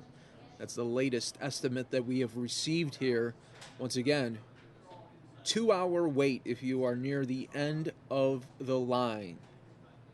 So you could just see, I mean, this line stretches several blocks here as fans trying to get in. And as you can imagine, there's going to be more of a security presence after what happened yesterday, where a suspect was arrested for bringing in multiple weapons to this event. So there's going to be an extra layer of security, as you can imagine, trying to make sure that everyone stays safe and nobody tries to do another stunt like the one yesterday that was a very, very viable threat that really could have been very bad if police did not act immediately on the suspect. You're taking a live look now. Sky Fox up in the air. If you're just joining us here, welcome to the Fox 10 News Now stream. We are here with you.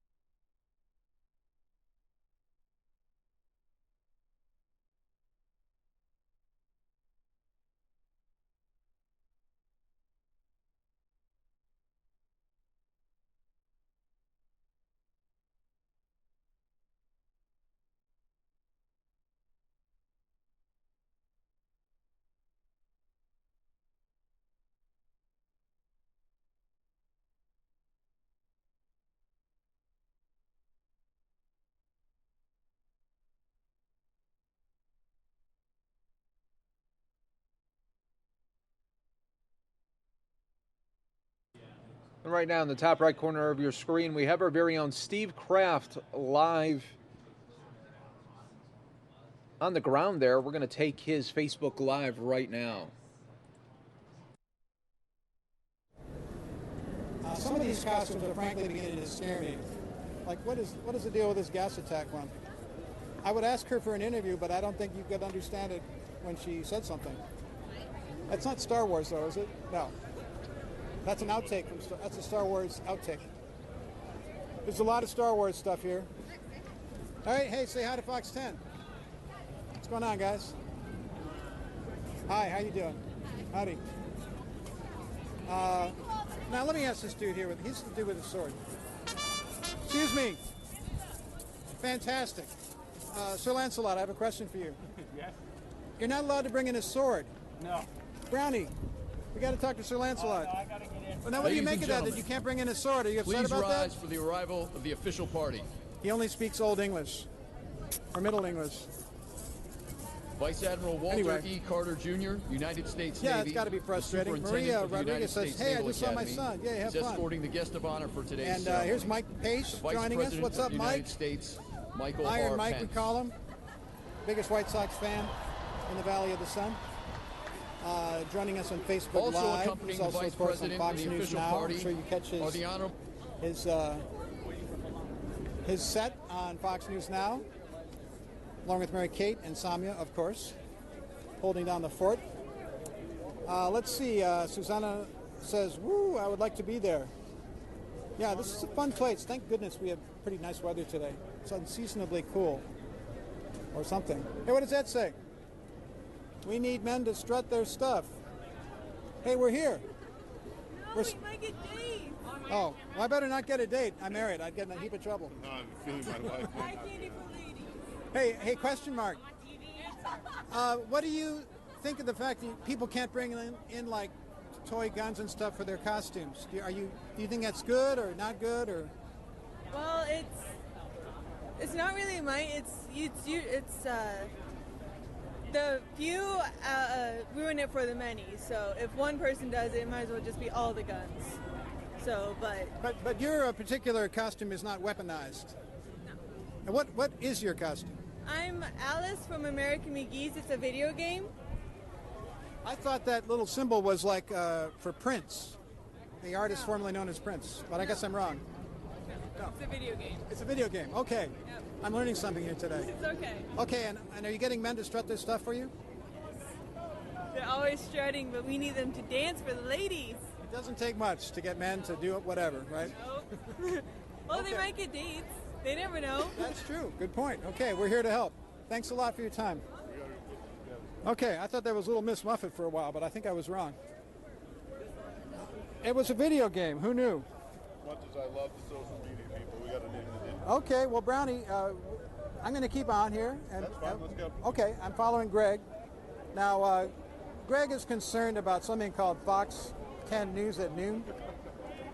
I don't know why you're worried about it, but I guess actually the point is we have to get on TV. So what we're doing here is just bringing our stuff, walking into this thing. Hopefully we'll get in. Whoa. Gotcha. Anyway, we are covering this, and we're giving you guys a tour, actually. Hopefully we'll be able to walk through this without getting in too much trouble. No, we haven't made anything yet. We ever here? We're now inside the Phoenix Convention Center where Comic-Con is going on. And we're putting together something for our noon show. This is like behind the curtain, behind the scenes, what television's really like. What it's basically like is a mad scramble to get on the air. So now you guys know what we do. Tyler's, I'm going to check in with you guys. Thanks for all the comments. Tyler says he's going tomorrow. Yes. Patrice says hello, Fox 10. Hello to you. Deanna's asking, is this a line just to get in? Yes, this is a line to get in. These people apparently already have badges that they bought, and that's a security line, and it's a long line that we were just looking at there, talking to people in line. I'm going to show you some of the more outrageous costumes. don't know if outrageous is the right word. If you're in character, it's not outrageous, right? You're just doing your thing. Elizabeth, what's this for? This is Comic-Con, one of the best comic, fantasy, video game, superhero, media, festivals, conventions, costume, dress up, party scene, happening, events in the country. I'm going to go up these stairs here. So, I'm kind of showing you some of the people going by. What's going on? Let's get to the top here. And so it's quite a big deal.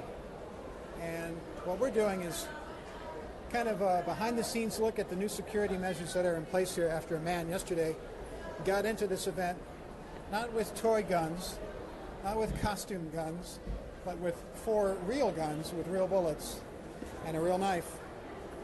And police were tipped, and the man was arrested. But because of that, there are now enhanced security measures here, and people who had toy guns for their costumes are now not able to bring them in. Some people say, well, this is how it goes. Others are very upset about it. How you doing? Fine, thank you. We're here from Fox 10. We're doing a story about how people can't bring in toy guns. What do you think? What did you have? I had a pistol, like a little cap gun. And you can't bring it in. Are you upset about it? How do you feel about it? Well, I'm not upset, but we had to walk back to the car, which was not fun because I didn't know about it, and it was like, why? Yeah, well, I'm sorry about that. What's your name? Caleb Watson. And where are you from in the valley? Actually from Globe, Arizona. Globe, wow, that's quite a drive. Well, I'm glad you came up here. Have a good time. Thanks for your time. So this is the kind of situation folks are in. I mean, here's a guy who's got a pistol as part of a toy pistol as part of his costume. He's all decked out. He's ready to have a good time here, and he has to leave that part behind. Frustrating for people. Let's see. Tomras says you have to consider some cosplay weapons look exactly like the real thing, basically. That said, with all the terrorists walking around, wouldn't it be better to be safe than sorry? Well, I think that was the thinking of the organizers here of the events. Now we're on the vendors floor. This is a place where you can come and buy pretty much anything and everything. This is some crazy stuff. Wow, cool. How you doing?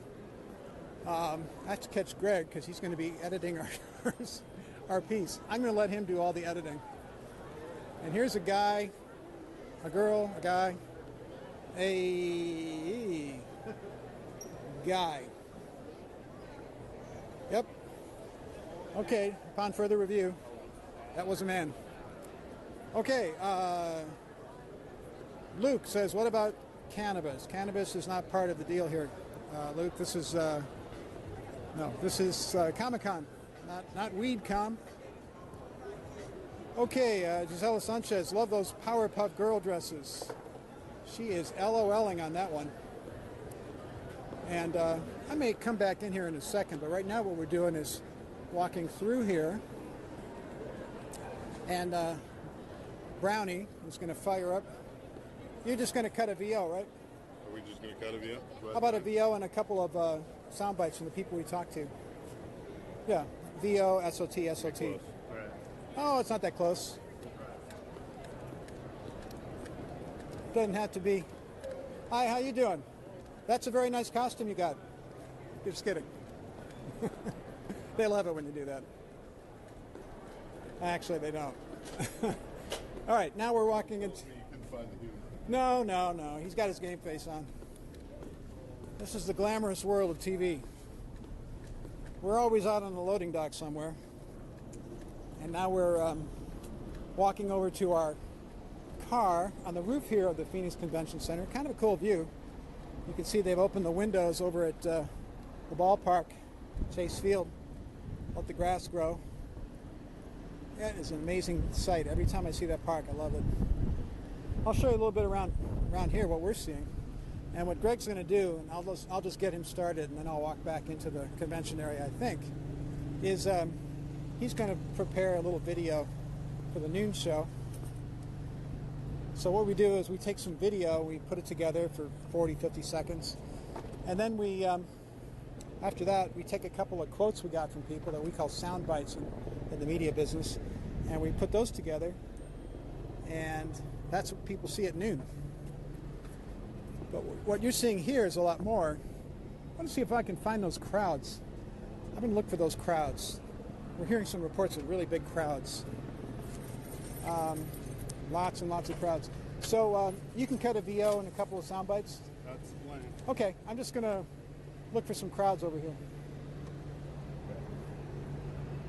Let me see. Loading docks everywhere. I don't think I should stand under that thing. Not good karma to do that. No. See what we're looking at here. Whoa. Wow. Look at that, guys. This is a large crowd of people. I'm going to show you them. Okay, it's going all the way around there. And all these people, I think, are waiting to go through a security checkpoint. You know, I have to say, it's warm out here, but so fortunate.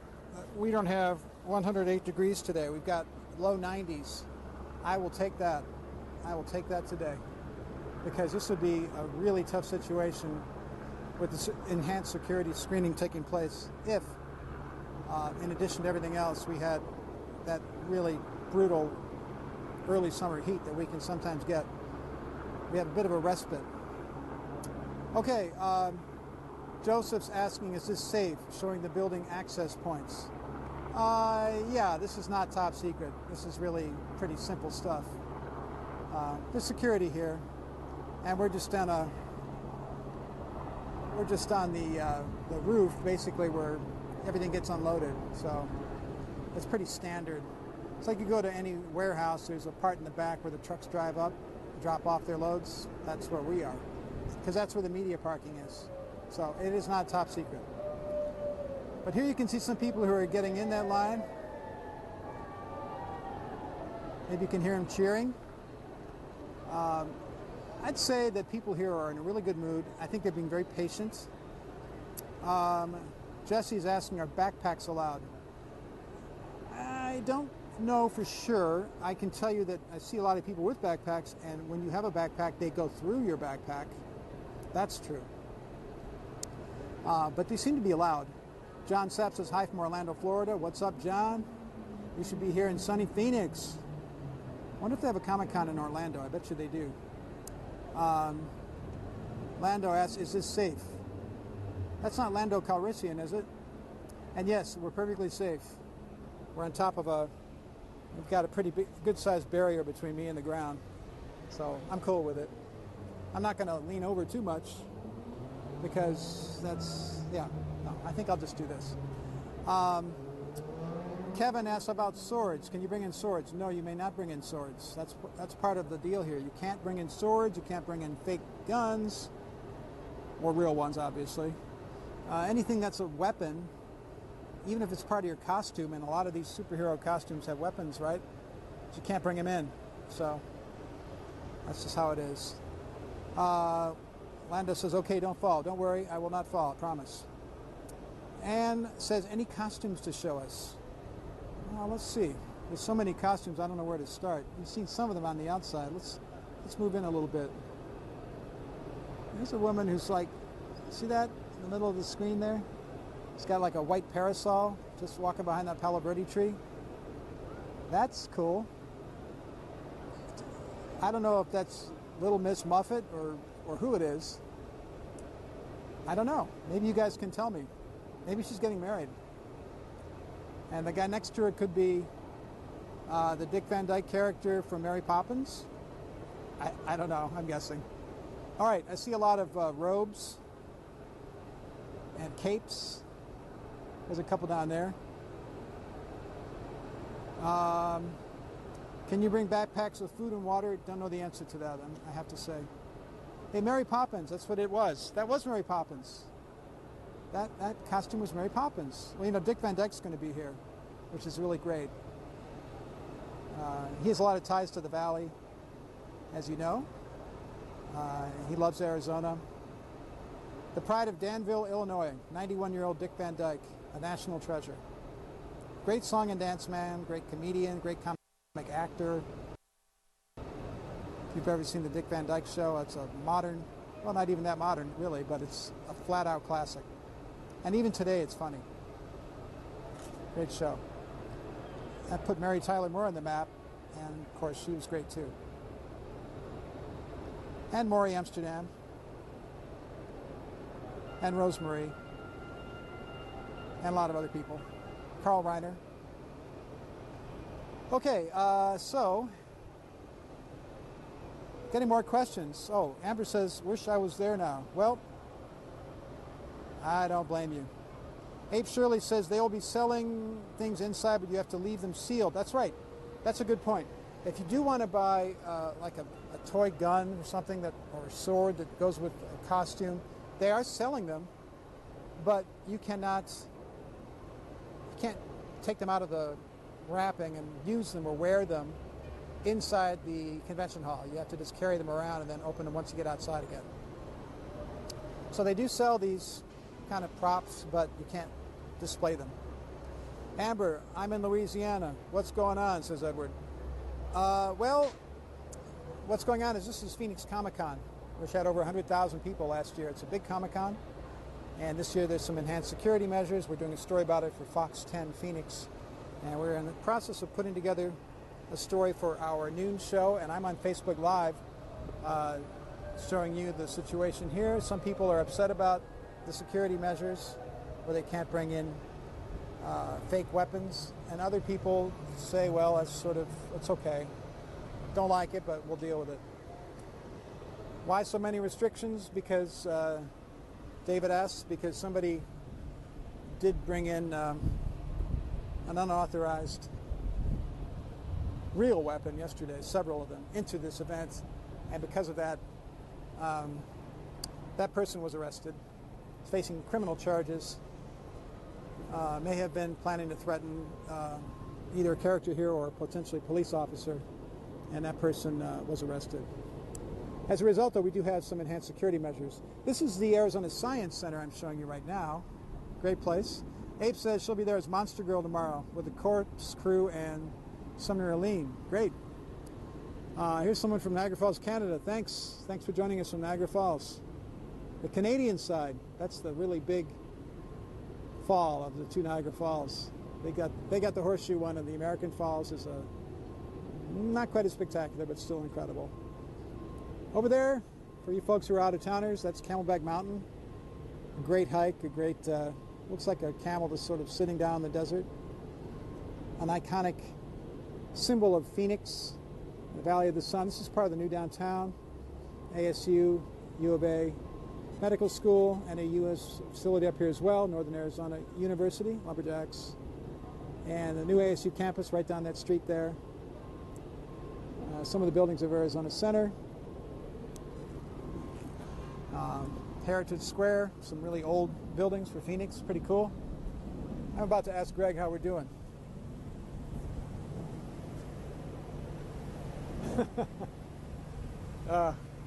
Television, gotta love it. So you're cutting? Huh? You're cutting? Computer's still coming up. Okay, we're waiting for it. We might be doing a straight live shot.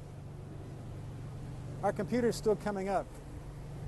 Well, that's the modern world, guys. Amber says go back inside. You know what? I'd love to go back inside. We have to see if we can edit, and that's what we're in our Fox 10 vehicle for. But I'll be going back inside in a couple minutes. Now, somebody wanted to see what I'm wearing. All right, since you asked. Since you asked. That's me. This was a scene in the comic Steve Kraft, reporter guy. No, not really. Just standard issue reporter gear. Cup pair of glasses, tie, whatever. Not the most exciting, right? The story isn't me, though. Needless to say. Let's see if I can get around. There. The story is everybody outside. And I'm going to respond to some of your questions here now. And because of the heat, I'm going to get out of the way of this thing. Because of the heat, if our phone fries and you lose transmission with me, can't do much about that. But anyway, here we are once again looking at the crowd, which is large. This is one of several entrances here. Randy, awesome costume. Thank you. I worked long and hard on this costume, Randy. I'm glad you like it. Let's see. Douglas says if it's a weapon or resembles a weapon of any kind, it is not allowed. That is exactly right. Joanne, looking good, Steve, not even sweaty. Hey. That takes years of practice to get that look. Here's Judy watching from Monticello, Kentucky. Thanks for joining us from the Bluegrass State. Appreciate it. Let's see what else we're looking at here. More people waiting to get in. Great news on the ban. Hopefully someone tells the criminals who want to hurt someone they will have to leave their weapons at home. That's the general idea here. That's why we have this enhanced security. Amber says all you need is a Superman emblem under your shirt. Yeah, that's kind of true. This is the Clark Kent look, right? The intrepid reporter Clark Kent from the Daily Planet. Fox 10 is sort of like the Daily Planet. Tristan says, hi from Illinois. Thanks for joining us from the land of Lincoln. Let's see. Waiting to get in, says Vani. What ban? Ooh, well, Vani, if you have anything that looks like a fake sort of like gun, knife, throwing star, anything at all, brass knuckles, you're not going to be able to bring it in. So put it back in the car. Matt Lincoln, hi Steve, is it hot there? It's not too bad. I'd say low 90s today. That's pretty great for us. Could be a lot worse. And frequently is. Let's see if I see any other really cool costumes. I'll let you guys pick out what you like. I saw somebody wearing kind of a blue wig. That kind of got my attention. Any kind of blue hairstyles, always a good look. Always a good look. Very sharp. Lauren, hello from faraway Mesa. Like that. Dylan says, just be the Hulk. He is the weapon. Just don't make him angry. Wouldn't like him if he's angry. I see a Superman guy down there. I think you can probably see that. There he is. So we're all in good hands. Superman is here. April says hello from Buckeye. Deirdre says, do you think clear bags will get through faster? I think they probably will. That tends to help. See those a lot.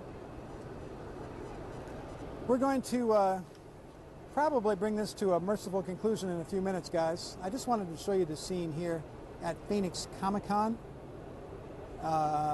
Little Miss Muffet has moved up in the line. It's a slow line, though. There's a lot of people here. And this is just Friday. This event goes all weekend. We'll be here covering it. It's a big deal. Any stormtroopers, says Libby. Yeah, we've seen a lot of them. So the stormtroopers are here. So look out. And every other character from every other Star Wars movie is here too. There's Mary Poppins. Where is she? See if I can find her again. There she is. Bringing a spoonful of sugar to help the medicine go down. Now that looks like a pretty cool way to deal with the heat, doesn't it? A little lace parasol. Pretty cool. Priscilla says, pretty sad you can't even have a plastic gun or sword because some people had to ruin it for everyone. That's so true. Kind of bummed out too. But I'll leave it to other people to draw grand conclusions from all of this. But that is the reality here. By the way, anybody who wants a refund based on this fake weapons ban, and this is not fake news, this is real news about fake weapons, can get their money back from the organizers of Comic-Con. So if you get on the Phoenix Comic-Con website, it can be done. But hopefully folks are going to have a good time down here anyway. Most of the people here seem to be rolling with it as best they can. So we're going to get our act together now. We're about 17 minutes away from news time, and I still don't think our computer has started up. But you know what? We don't get too stressed out. That's just how it goes sometimes. But thanks for joining us around the valley and indeed around the country, in the States and elsewhere, as we come to you live on Facebook, Fox 10 News, Phoenix Comic-Con. All right, so that was our very own Steve Kraft giving us a Facebook Live look at the long Comic-Con lines there, and also talking about the security procedures for today following yesterday's incident. Thank you to our very own Steve Kraft, and you could check his live report coming up in about 16 minutes, Fox 10 News at noon. Now, taking you a live look here in Italy at the site of the G7 Summit, and we're taking a lot of beauty shots here of Italy here. Nice sweeping shots that we're seeing here.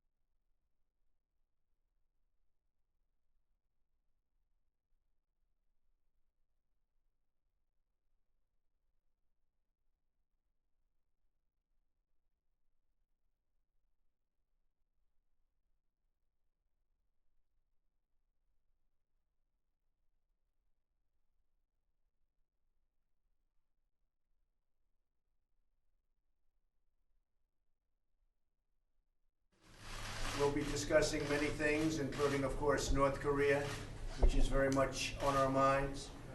We'll be discussing terrorism, but I think we will really be in particular focused on the North Korea problem. It's a big problem, it's a world problem, and it will be solved. At some point, it will be solved. You can bet on that. And I just want to thank you very much, Prime Minister. ありがとうございます。安倍総理大臣が、私の友人であります。いい関係が構築することができました。本日いらしていただいて大変光栄に思います。本日もちろん北朝鮮について話すこともありますし、テロの問題について話すこともあります。しかし特に北朝鮮という問題、これはもう世界的な問題であります。これは断言できます。絶対解決する問題です。今日どうもありがとうございます。2人越して、大統領とドナルドとお目にかかれて嬉しく。It's a great pleasure for me to see you again. ただ一つ残念なことは、今回はゴルフができないので。There's one unfortunate thing that I have to confess. This time around, we won't be able to play golf together. また、NATO そして中東訪問の大成功で祝意を表したいと思います。世界の安全保障について強くコミットしていく姿勢を示しておられますことに対して評価したいと思います。And also at the outset, I'd like to congratulate you on your successful visit to the Middle East region, as well as your participation in the NATO summit. And through your visit, I understand that you have demonstrated robust commitment to ensuring global security, and I highly value your commitment. 北朝鮮の問題はもちろんのこと、世界のさまざまな課題について。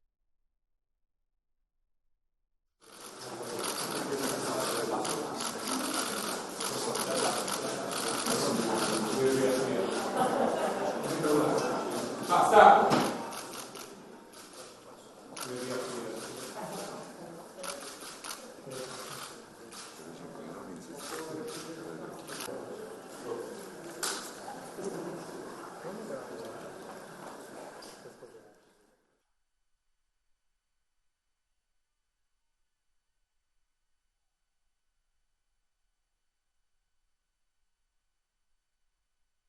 Fellow Americans, each month families across the country work very, very hard to balance their budgets and to make the tough choices necessary to take care of their loved ones and to give their children opportunities they never had before. This is who we are as Americans. We take pride in leaving each new generation a better country than the one we inherited. Yet for decades, Washington has refused to make the tough choices. As a result, the American dream has slipped from the grasp of more and more of our people. This has to change. We need a government that spends on the right things, the safety, security, and well-being of our people, and stops the waste and abuse of taxpayer funds, whether in America or in global projects overseas, of which perhaps there are too many. My administration is laying a new foundation to build a future of economic prosperity and achieve American greatness. The budget we are proposing will reverse economic stagnation and open the path to millions of new jobs for American workers. We will balance the budget without making cuts in Social Security and Medicare. We will achieve our goals by doing exactly what you do in your home, setting priorities, cutting the fat, and growing new opportunities. And the big thing for me is economic growth, which is not possible without safety and security. We will grow our economy. It is growing already. It will grow faster than you've seen it in decades. That is why our budget reverses years of cuts to our military that have made us less safe in a more dangerous world. We're going to make sure the men and women on the front lines of freedom have the tools they need to keep us safe and totally secure. At home, we are going to give our ICE officers, who have done an incredible job, and our Border Patrol agents, who are amazing people, everything they need to end the lawlessness once and for all. It is our moral duty to keep our citizens safe and free and to protect the right of every American to pursue their dreams. We don't want MS-13 roving our streets. We're getting rid of them by the thousands. They're going to be out of here. But I'm proud to tell you that the first budget we are releasing provides a firm new foundation for this safety and also for jobs and prosperity for all Americans in the years to come. Thank you very much. You're going to love the end result. And that was President Trump's weekly address to all Americans.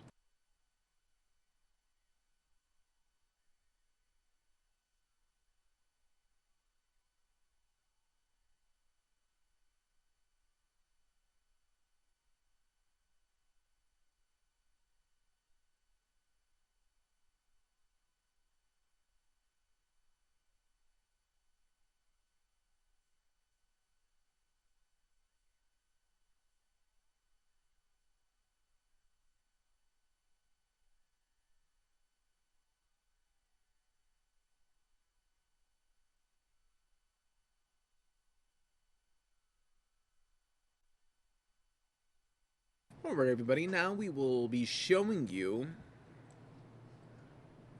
the United States Naval Academy's graduation and commissioning ceremony.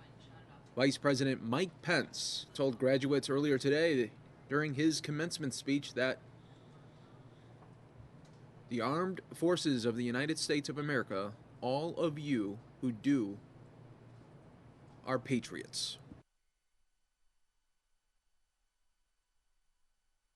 And skilled, feared by her foes, loved by their friends, and always treasured in the hearts of their countrymen.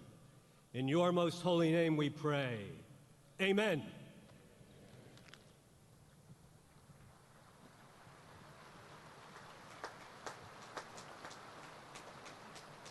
Please be seated.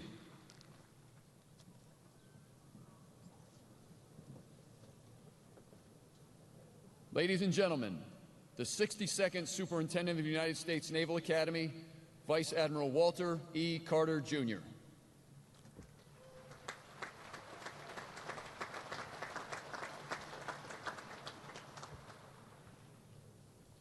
Welcome, Vice President Pence, Acting Secretary Stackley, Admiral Richardson, Lieutenant General Walsh, Brigade of Midshipmen, family, friends, but most importantly, the 1,053 graduates of the class of 2017.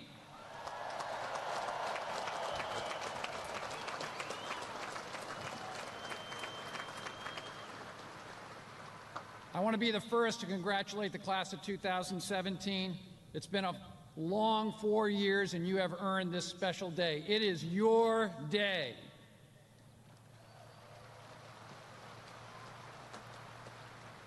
You know, so much has been done to make this a great event, the behind-the-scenes work to make Commissioning Week run smoothly and set up this beautiful ceremony.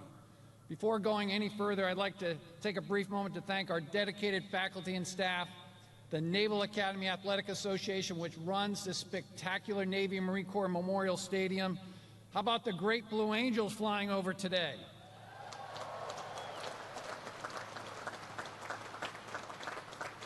And our very own Naval Academy Band, the oldest and finest band in the Navy. How about a round of applause for the Navy Band?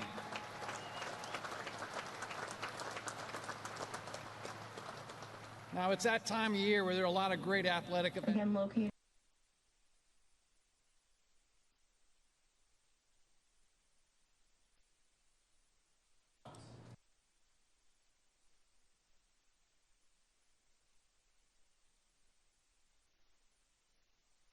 All right, folks, we are now live here in Venezuela right now, where a media count of 71 deaths right now in anti-socialist protest happening now, and you could see protesters there clashing with authorities.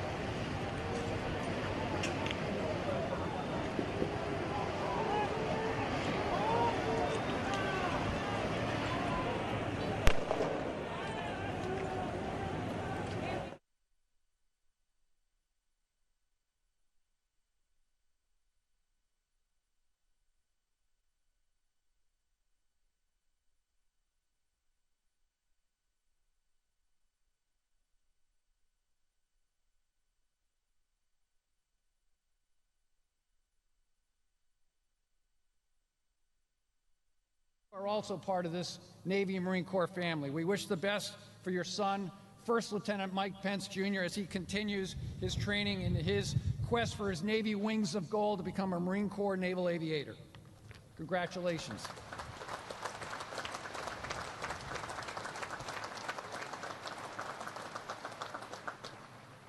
The men and women before you today have been challenged time and time again during their 4 years by the Severn River. Their success is as much a testament to their hard work and determination as it is to be the support of the families who are here today. But this is not the end. They will continue to depend on your understanding, your guidance and advice as they begin their Navy and Marine Corps careers. To the class of 2017, you are joining a long and storied lineage. A century ago, the 186-member strong class of 1917 became the first class in our history to graduate 1 year early as the United States prepared to enter the First World War. They witnessed the transition beyond ships powered by wind and coal into combat using new technologies such as the radio and the machine gun, as well as the opening of new domains under the sea and in the air with military application of submarines and aircraft. 50 years later, the class of 1967, your link in the chain, many of whom are here today, who will be handing out to you your ensign and second lieutenant bars later on, they graduated from an entirely different naval academy. The landscape of the yard had changed dramatically, capped by the new construction of Michelson and Chauvenet halls, while Bancroft Hall expanded from 4 wings to 8 wings, becoming the largest dormitory in the world and still is today, but back then that was to accommodate an incoming class size of over 1,200 midshipmen. The world had changed too for the class of 1967 as the last conventionally powered aircraft carrier was launched, soon to be replaced by a new wave of nuclear-powered warships.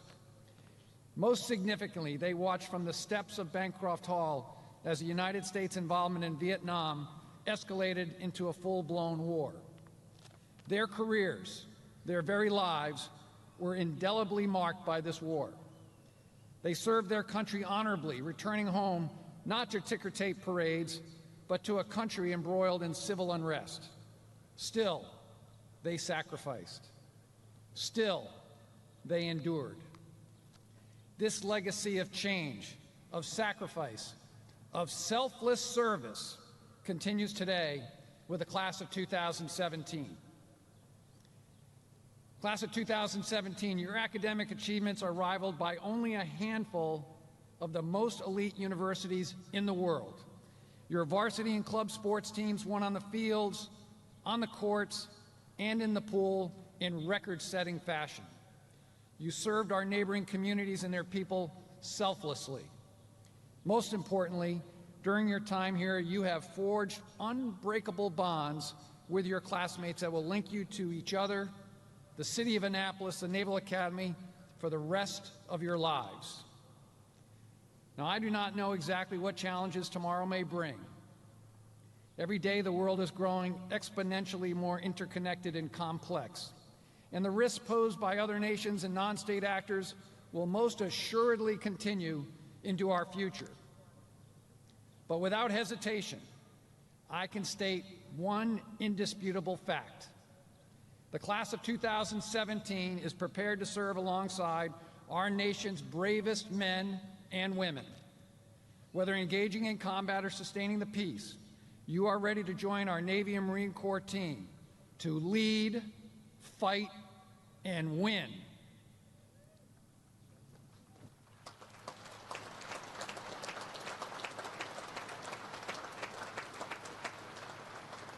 That's right, 3 simple words: lead, fight, win.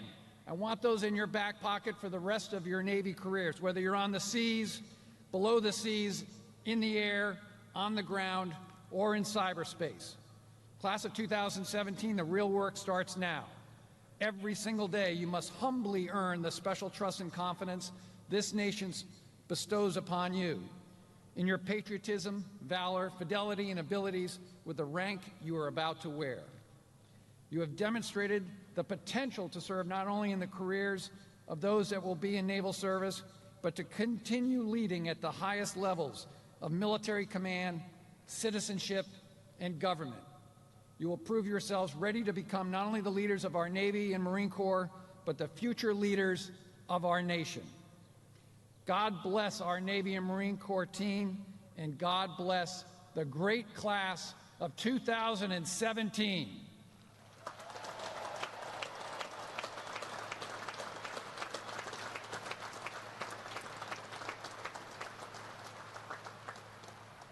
Now it is my pleasure to introduce the Acting Secretary of the Navy, the Honorable Sean Stackley.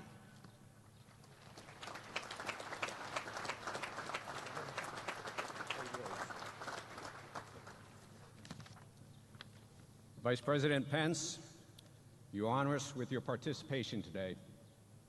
Now, rumor has it that you had to make a choice between yesterday's graduation at West Point and today's graduation at Annapolis.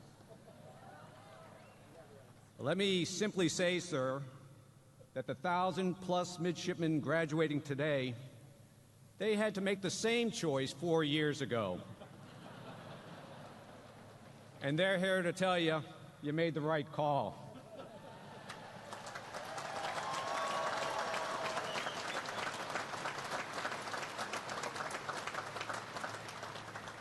And shortly, you will shake their hands.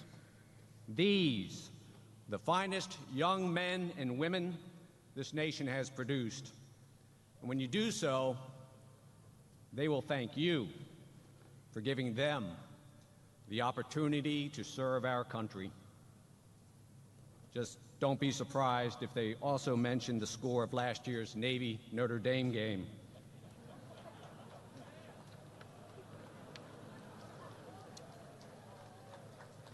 CNO, thank you for your tremendous leadership at the helm of our Navy. Your great sense of personal honor serves as an example for all of us here today. General Walsh, I think you and I can agree that the reason the CNO and the class of '82 are doing such a fine job running the Navy is that the class of '79 did such a fine job training them.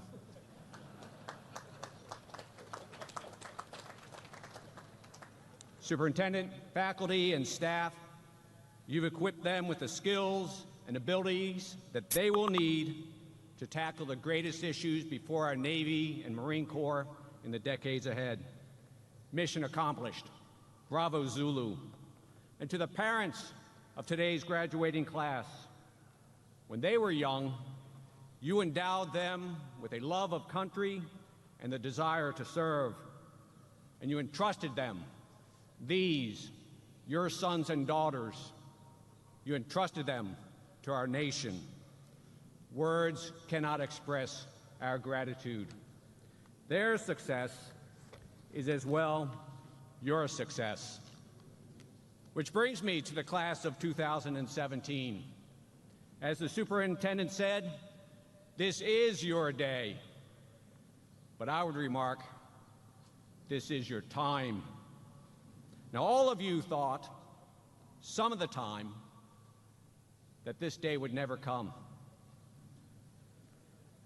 And some of you thought, all of the time, that this day would never come. But from Trident Scholars to Rhodes Scholars, I am awed by the distinguished graduates lining the rows before me. And I would put you up against any graduate from any university in this country.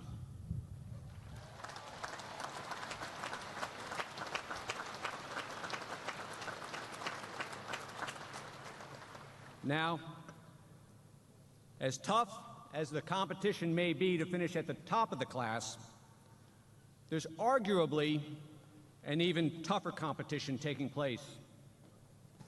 A competition over who will finish last in the class.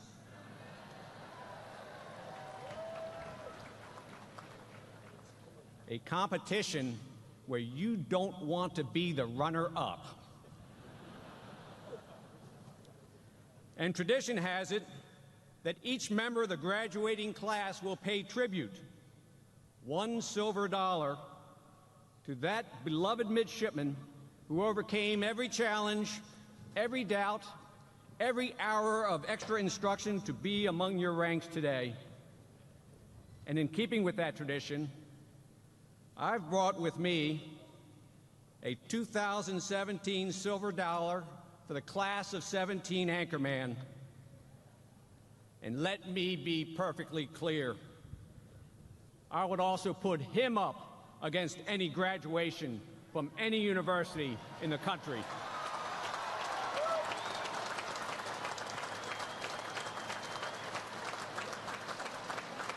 So please introduce yourself today to collect your hard-earned tribute.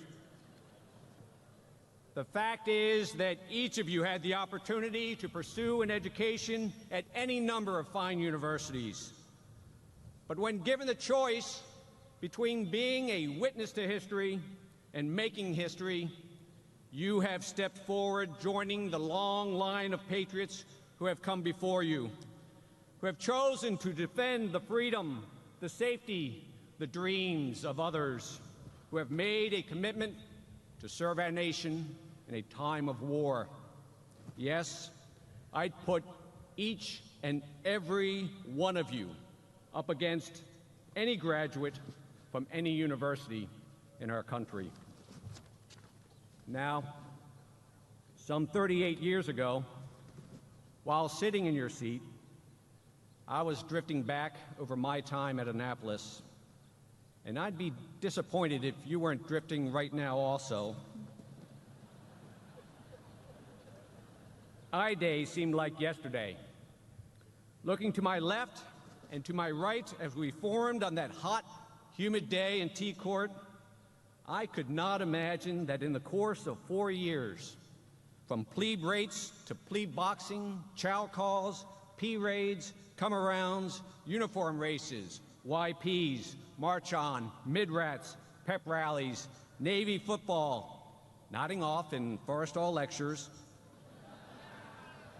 causing mischief on youngster crews, the O course, the tower jump, battalion sports, a summer of flying, diving, crawling, sailing, the ring dance, the 40-minute swim, the 40-minute drown, service selection, final exams, from going over the wall to going over the gouge, from early mornings in Rickover Hall to late nights at McGarvey's, from sweating through statics and dynamics, wires and fluids, sea power and seamanship, that in the course of 4 years, to my left and to my right, more than friends, we would become a band of brothers.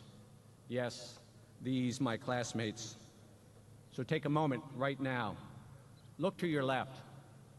Look to your right. Break out your iPhone. I know you've got it stashed somewhere. Break it out and capture the moment. Then, go ahead.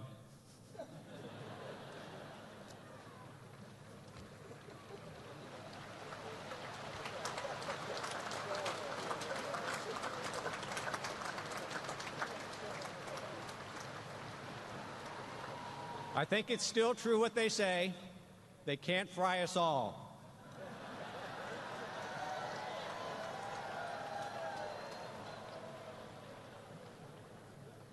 Then, trace your own steps through the yard these past 4 years.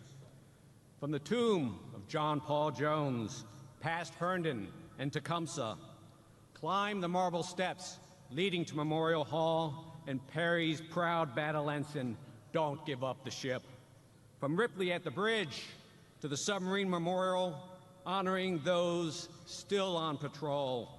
From the mast of the USS Maine to every name on every marker on the grounds of the cemetery at Hospital Point, and every name of every battle remembered on these very walls here at Memorial Stadium. The history of our nation has been chiseled into these stone monuments that stand as timeless testament to the courage and sacrifice of the generations who have come before you. And when you graduate today, you will join their ranks. So capture this moment. For tomorrow you will begin a new journey. A journey in a world marked by the extremes of war and the dreams of peace, where you will soar to the depths of space and plumb the depths of the ocean. You will keep lit the torch of freedom in Afghanistan and Iraq. You'll sail from the Straits of Hormuz to the Straits of Malacca, leaving security in your wake. You'll build partnerships with nations on both coasts of Africa, conduct exercises with allies in the Pacific and with neighbors in the Americas. The eyes of the world will be on you as you stand watch from the Baltic Sea to the Eastern Mediterranean and from the South China Sea to the Sea of Japan. And you'll pull into the finest ports in the world, where you'll run into classmates, swap sea stories, and hoist a pint to good time past and to fellow shipmates that you've lost along the way.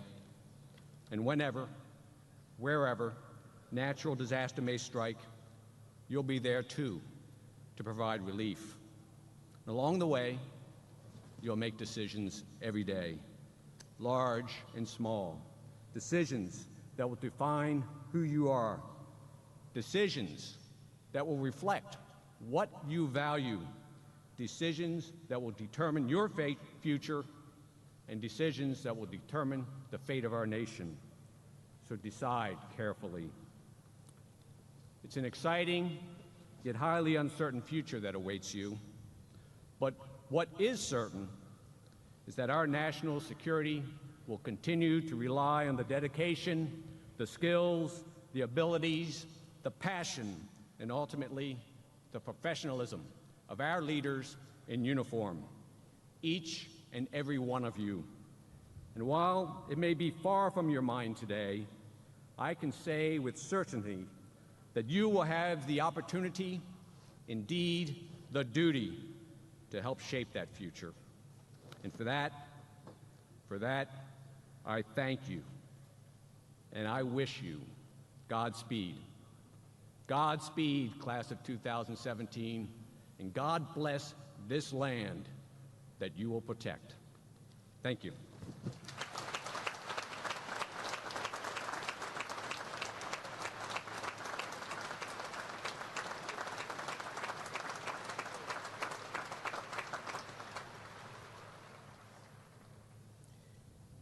Ladies and gentlemen, it gives me great pleasure to introduce the 48th Vice President of our United States, the Honorable Mike Pence.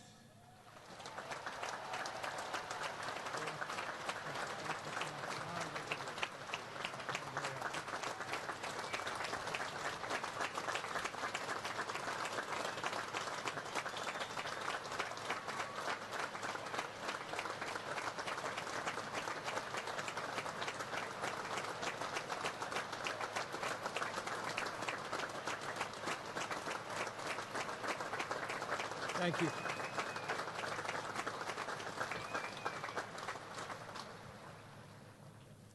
Vice Admiral Carter, Acting Secretary Stackley, Admiral Richardson, General Walsh, all the members of the faculty, the Brigade of Midshipmen, to all the family and friends who traveled near and far to join in this special moment, and congratulations to the newest officers in the United States Navy and Marine Corps, the Naval Academy Class of 2017. It is an honor to be with you all.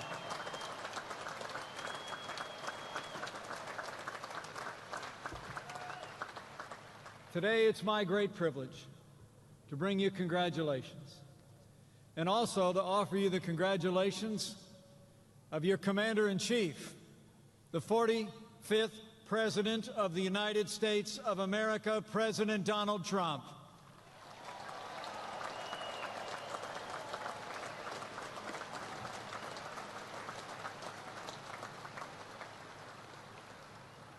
I must tell you, standing before all of you, extraordinary young Americans, is deeply humbling for me. It's humbling for me to be here in the midst of Fleet Week at this storied military and academic institution with the extraordinary men and women of the class of 2017. Yours is already a class of distinction. You already distinguished yourselves the day you made the decision to put on the uniform of the United States of America and follow the path of service to this great country, and we honor you for it. The 1,053 men and women before me, you are America's very best. In a few moments, 760 of you will be commissioned as naval officers in surface warfare, Navy SEALs, aviators, and also in the silent service beneath the waves across the world. Another 260 of you will leave this place to continue your training as officers in the Marine Corps, and I understand that 2 of you will leave here as officers in the Air Force.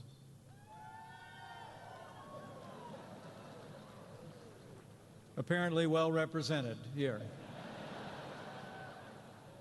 No matter what path you take, know that your Commander-in-Chief is proud of you, and so am I, and every American is grateful for you standing tall and stepping forward to serve our nation and protect our people.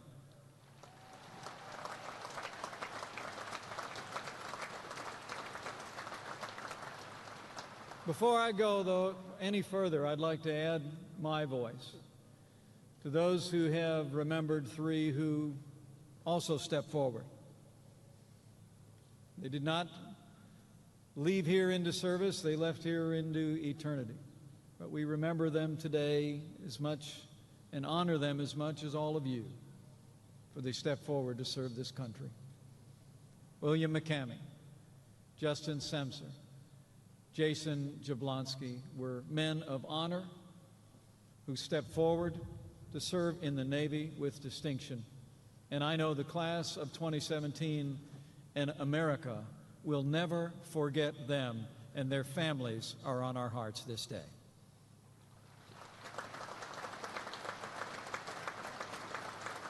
So, today is a day of pride and celebration, not only for all of you in uniform before me, but for those who saw you through, for your friends, your professors, your commanding officers, and especially your families. And speaking of which, I'm grateful to be joined today by my commanding officer. Would you mind welcoming the Second Lady of the United States of America, who's a Marine Corps mom? Karen Pence is with us today.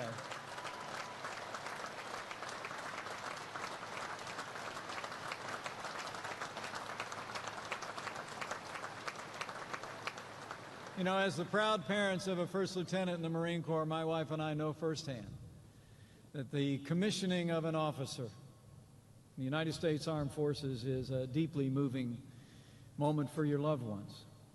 The people who believed in you, who believed long ago that you could make it here, who believed, even on some days when you didn't, that you would make it to this day. They supported you. They encouraged you. They prayed you through. So before we go one step further, class of 2017, why don't you break protocol a little bit? Why don't you stand up, turn around, catch the eye of one of your loved ones in the stands and show them just how thankful you are for all the years of love and support that brought you to this day.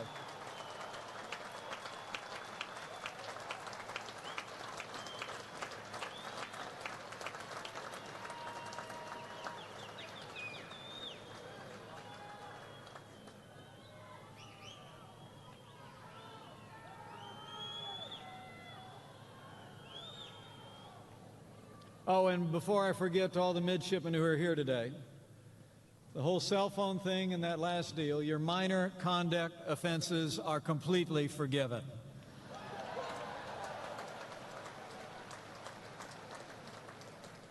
You know, today marks the end of 4 years of training at the United States Naval Academy and the commencement of a voyage that will take you into uncharted waters.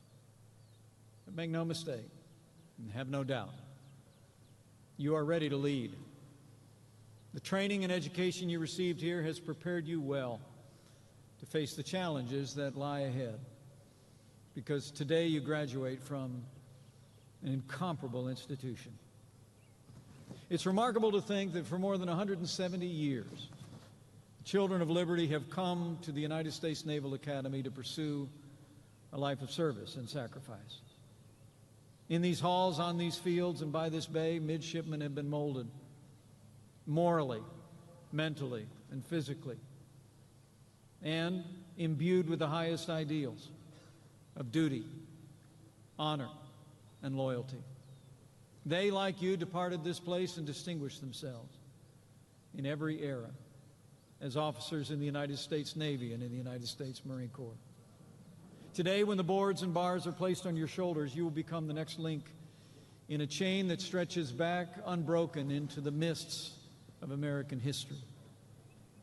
The links before you were forged by heroes from John Paul Jones, Stephen Decatur, Bull Halsey, Jim Stockdale, and Michael Murphy.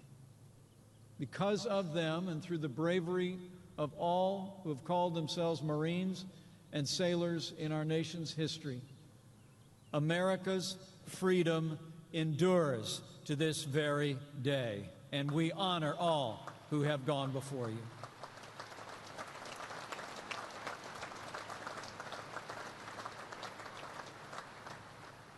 But now it's your turn to assume the watch. But remember, it's not just America that your predecessors protected. Think today of what the world owes the United States Navy and Marine Corps.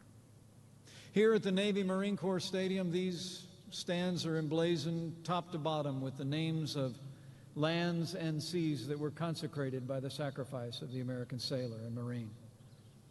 I see Belleau Wood, where Marines charged the enemy 6 times, won the day to defend the freedom of Western Europe.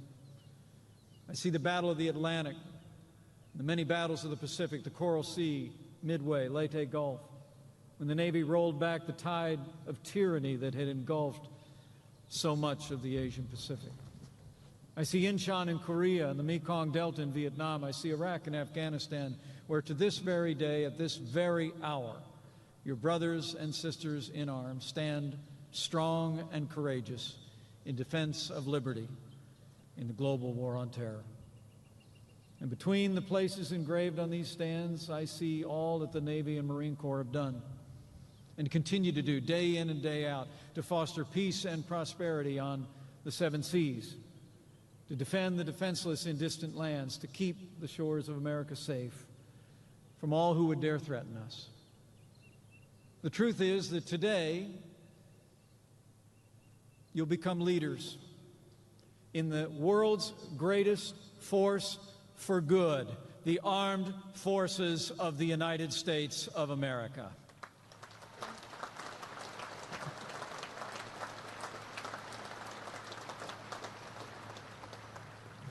All of you who do so are patriots, heroes all. You're the pride of your family, and you're the pride of the American people.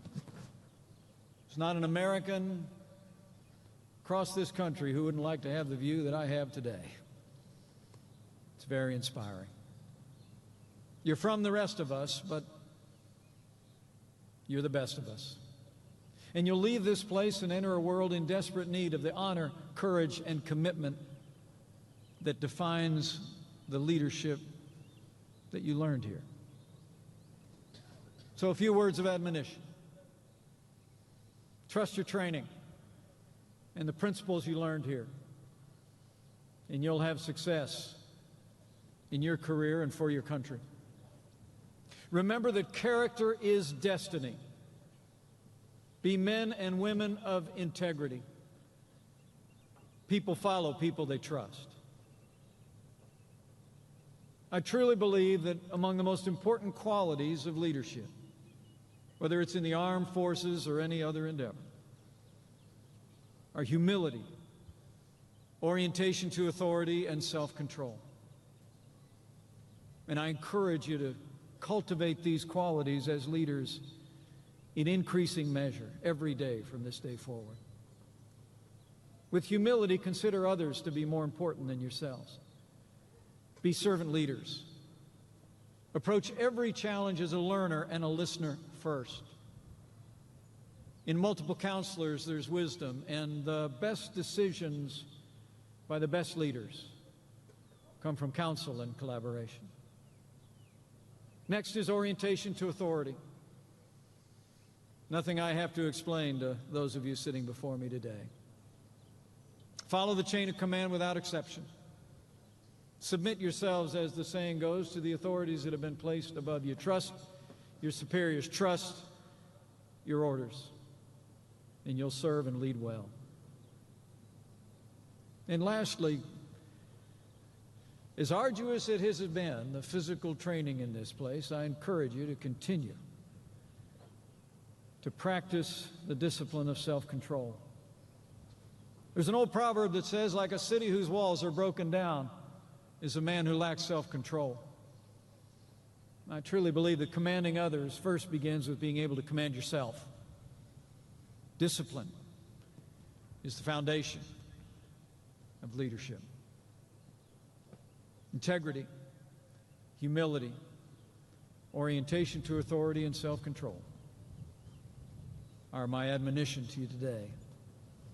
I truly believe that as you pursue these qualities of character, you will lead with distinction. And as you've done to this moment in your life, you'll prove yourselves worthy of the trust that your Commander-in-Chief is placing in you today, to be faithful defenders of our nation and our way of life. And as you prepare to assume your duties, I want to say to the new officers and to your families, President Donald Trump is the best friend the armed forces of the United States will ever have.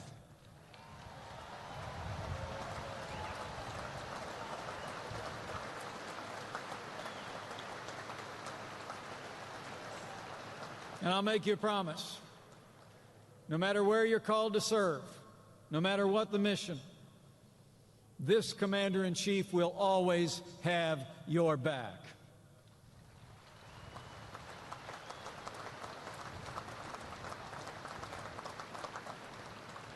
And to the families who are gathered here today and all these rising officers, I say, President Donald Trump and I will not rest, we will not relent until we rebuild our military, restore the arsenal of democracy, and ensure that our soldiers, sailors, airmen, Marines, and Coast Guard have all the resources that you need to accomplish your mission and come home safe. That is our pledge to each of you.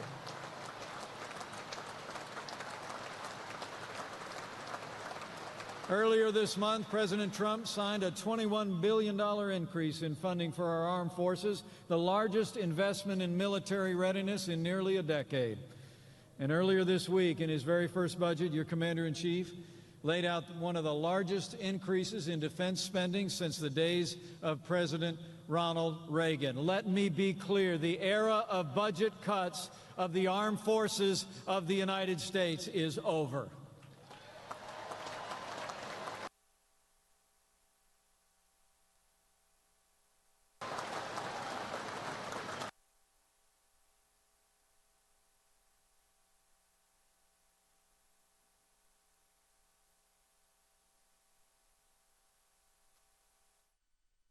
All right, folks, just stay right here with us. We're just going to try to get that video there playing back for you.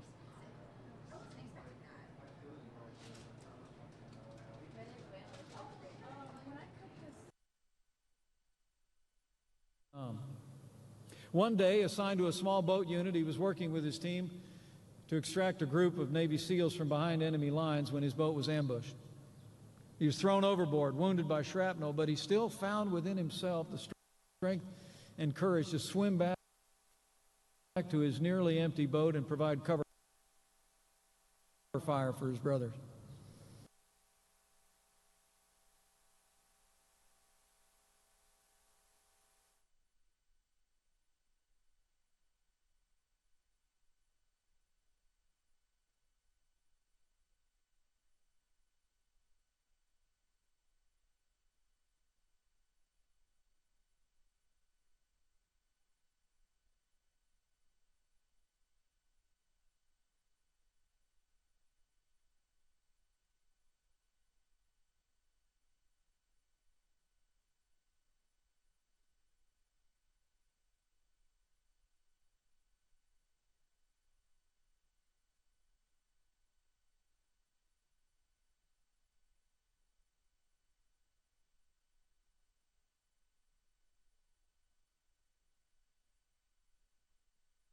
and selflessness, leadership, and then make it happen.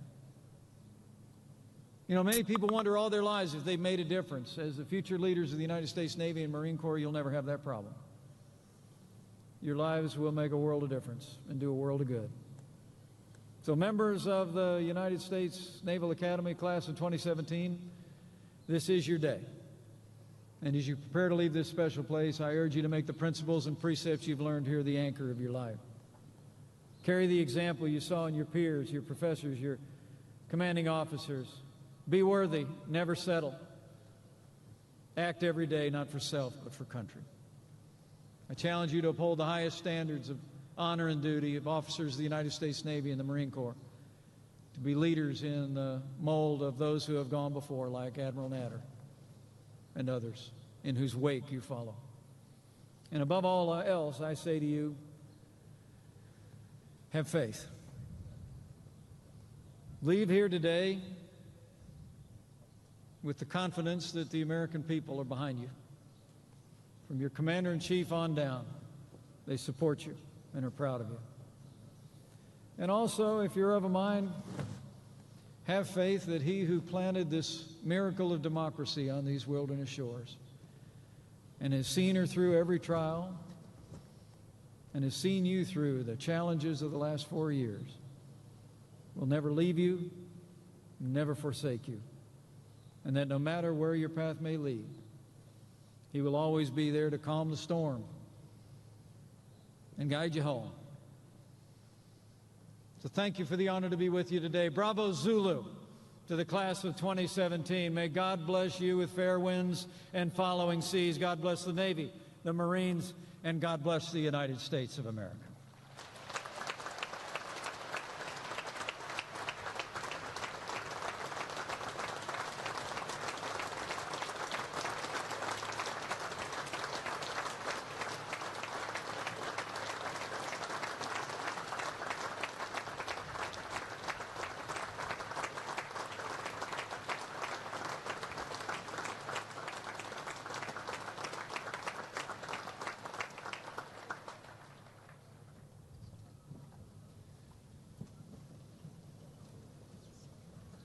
The Academic Dean and Provost of the United States Naval Academy, Dr. Andrew T. Phillips.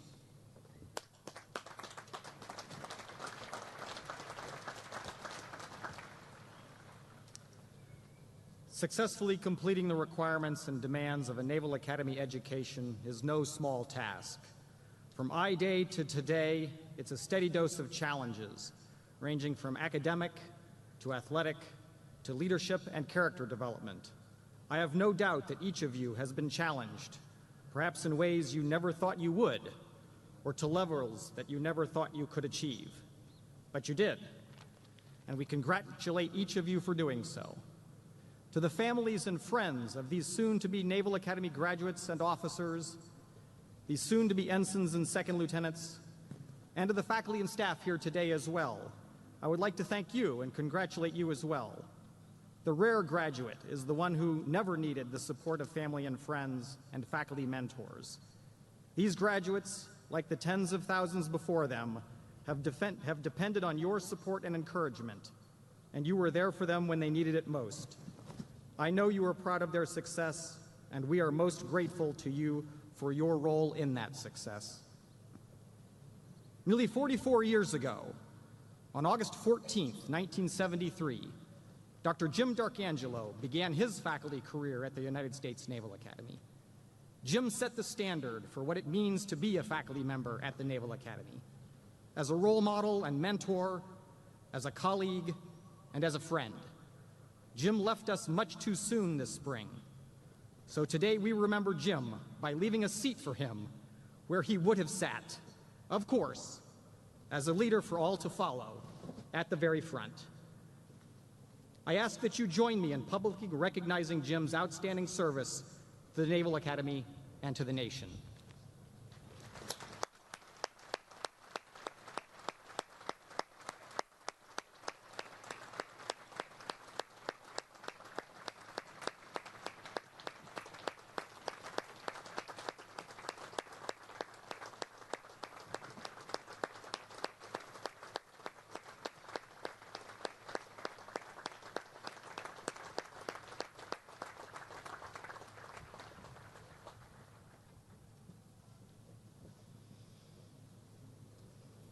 Now, candidates, please rise. Admiral Carter, on behalf of the faculty of the United States Naval Academy, I present these candidates for the baccalaureate degree and recommend that this degree be conferred upon them.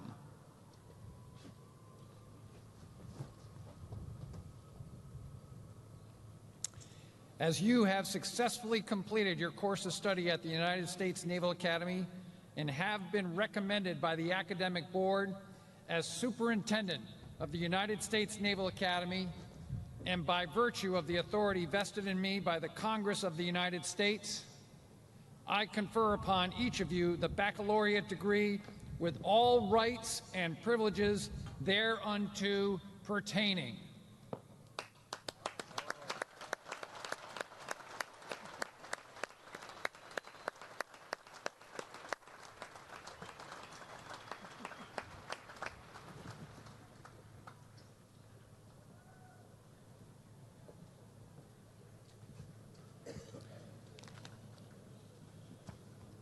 Now it gets exciting. The Deputy Commandant of the Marine Corps, Lieutenant General Robert Walsh, United States Marine Corps, will administer the oath of office to those being commissioned in the United States Marine Corps.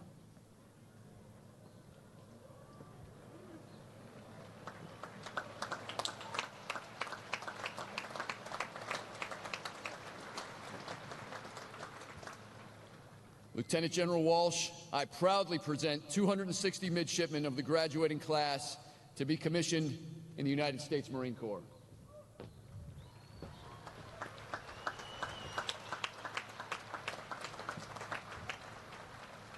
Well, thank you, Colonel Liszewski. Especially thank Vice President Pence and Mrs. Pence for honoring us here today. But just as important, thank you for First Lieutenant Michael Pence, First Lieutenant of Marines. Thank you.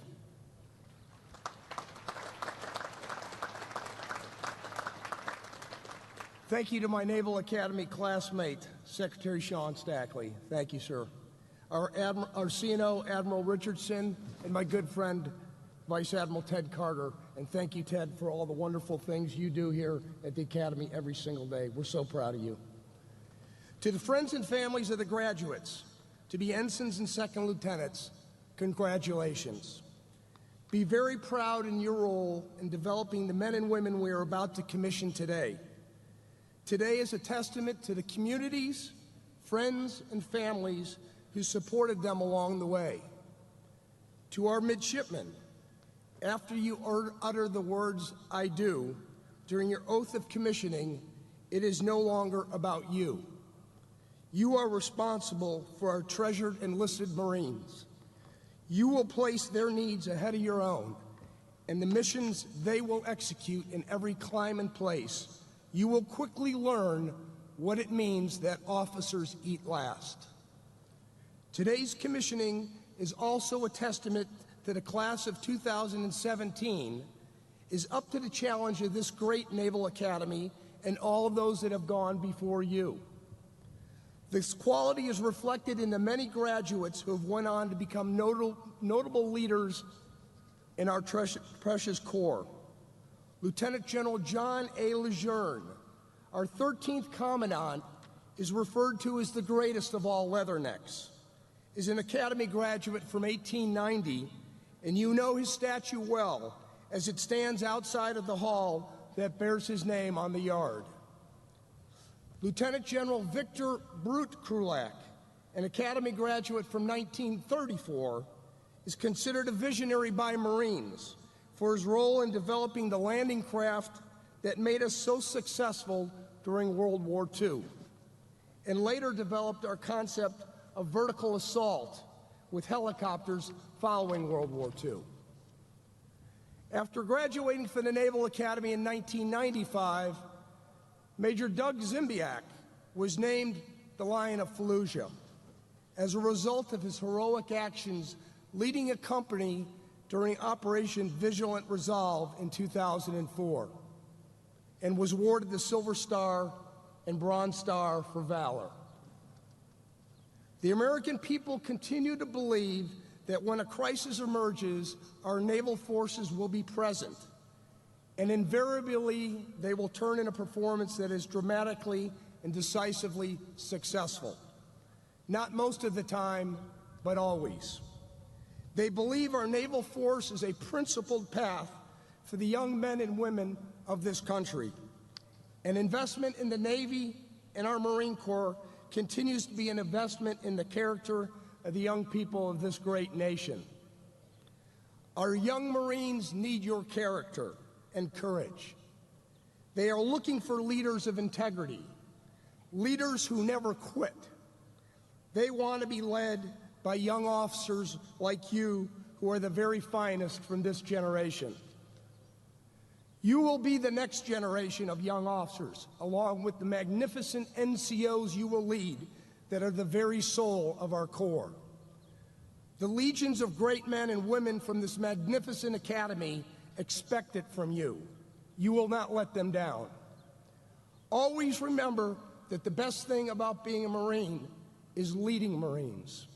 Remember, too, to be a Marine's lieutenant and not a Marine lieutenant.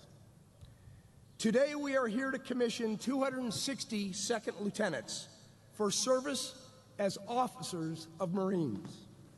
No one made you subject yourself to a code of honor and a life of discipline, but you did.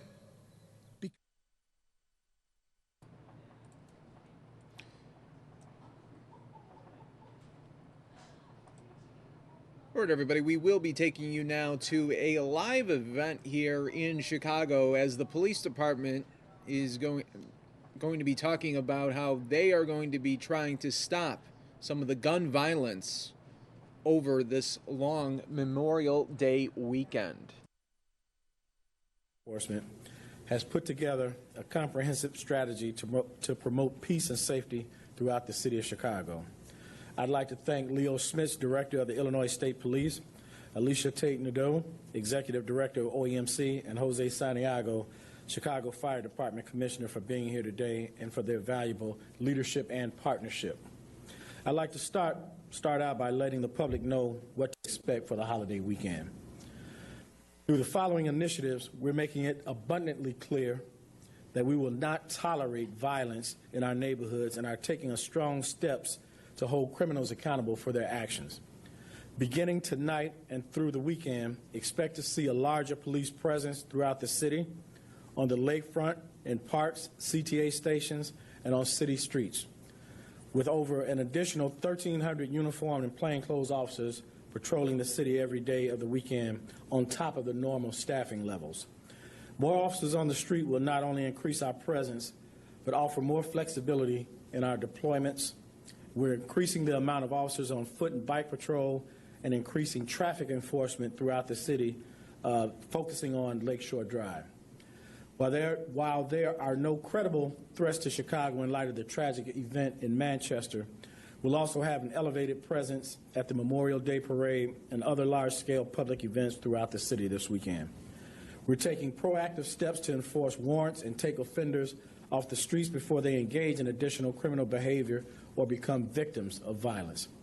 Just this week, we conducted a series of raids with our federal partners targeting gang members and their operations in the 8th, 9th, and 10th districts in the city. And you should expect to hear more about the raids soon. We're also launching our summer mobile patrol this weekend to give us the resources and officers to move throughout the city as the need arises. Mobile command centers will be placed in strategic locations throughout the city to allow us to make split-second command decisions and changes to our deployments if necessary. Additionally, CPD command staff, myself included, will be visiting roll calls to ensure that our officers are prepared and ready to go this weekend. And finally, our strategic decision support centers, which are located in our most active districts, will be fully staffed to monitor activity and to help us predict potential trouble spots before they turn violent. While I'm proud of the fact that we've managed to reduce the levels of violence that we saw last year, repeat offenders willing to use illegal guns continue to wreak havoc in some of our communities, and we'll be there to hold them accountable and to make our streets safer. Let me reiterate what I said earlier. CPD will not tolerate violent behavior, and if you choose to put others in danger for your actions, you will feel the full weight of CPD and our partners in law enforcement. I also encourage residents to attend the many Faith in Action events occurring throughout the city as we come together as one Chicago and stand up against gun violence. Finally, as the saying goes, if you see something, say something. If it's an emergency, call 911, or if you have information on an incident, please visit cpdtip.com, where you can send us photos and videos anonymously. And now I'd like to ask Director Leo Smith to come up and say a few words. Thank you, Superintendent. All right, everyone, we're taking a look at some G7 highlights.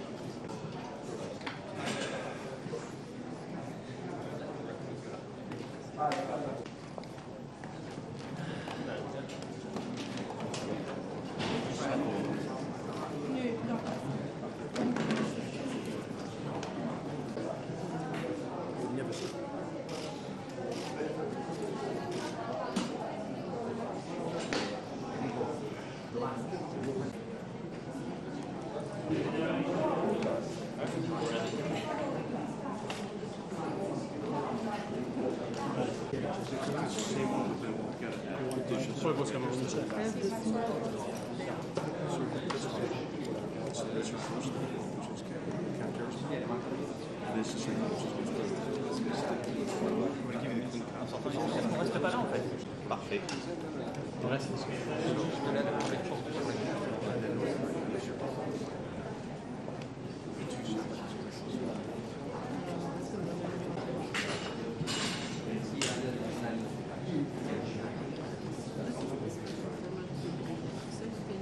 next step is the world. Yeah. The right. And It's so, more important. yeah. Do you understand that? Yeah, I saw It's it. much more, but it's much more considered. Much larger. We have extremely important conversations and global impact from the G20. We have everyone around the table. Nowhere else. Thank you. Thanks.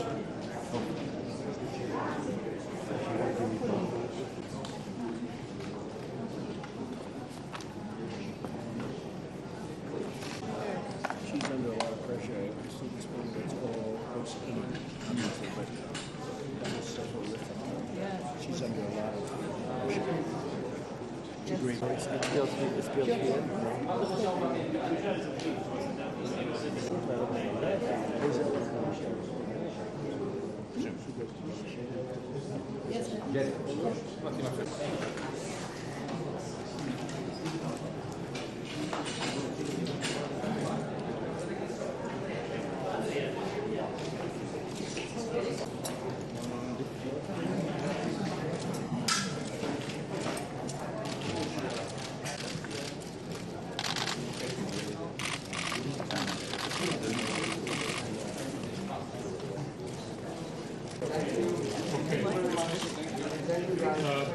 Well, if I may, just a few words of welcome in English, and frequently we have an idea of Sicily, not exactly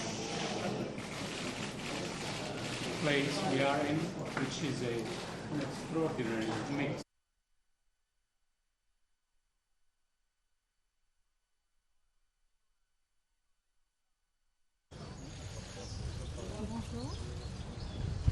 Bonjour. Bonjour.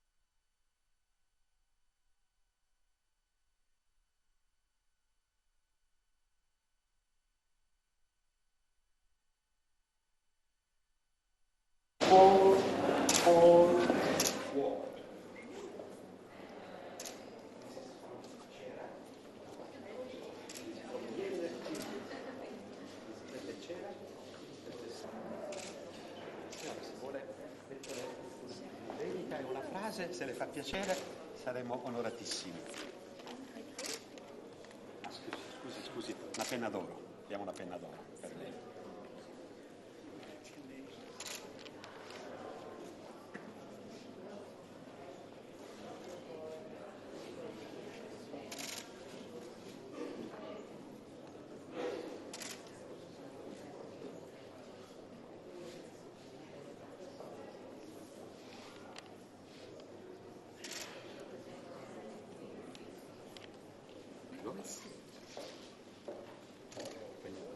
Garibaldi con 20 anni in Spagna.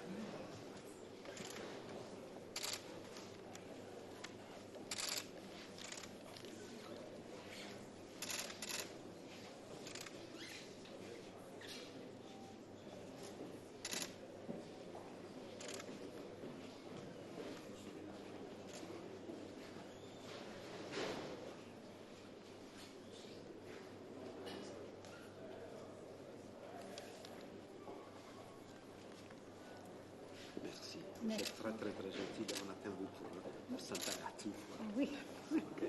Merci.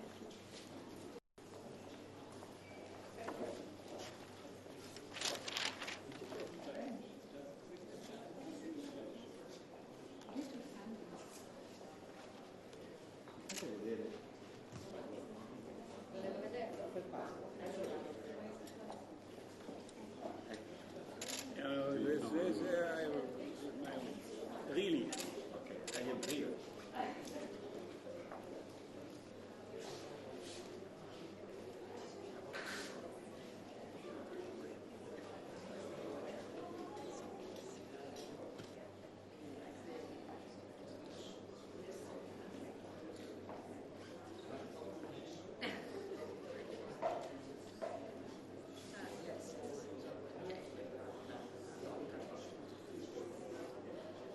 So this is the...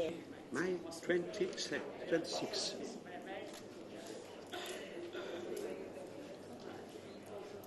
Thank you, thank you, thank you. Thank you very much. This was great.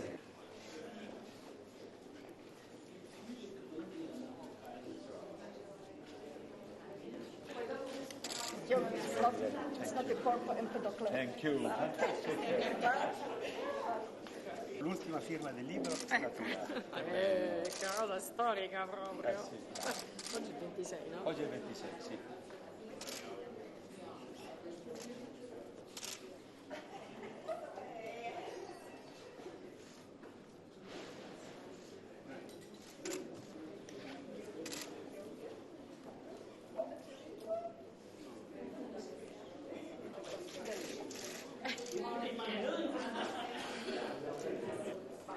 No, please. Please join us.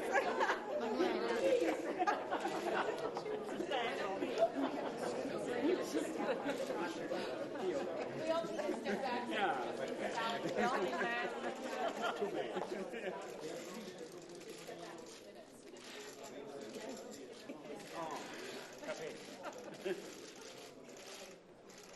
Ok? Merci. Good. Ok. Thank you. Andiamo adesso. Con comando, Oh, fantastico. Scusate.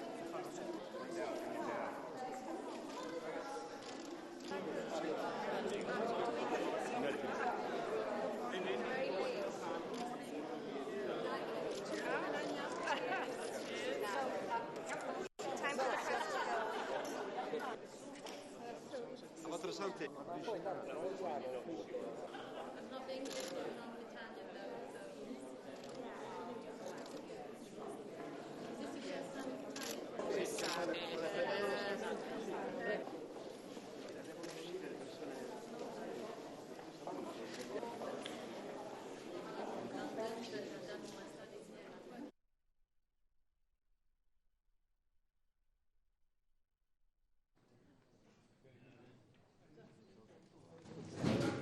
Sono in ombra io adesso.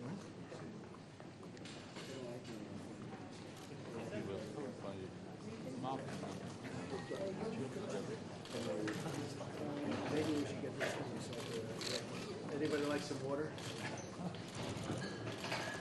So we are now signing the G7 declaration against terrorism, fight against terrorism and violent extremism.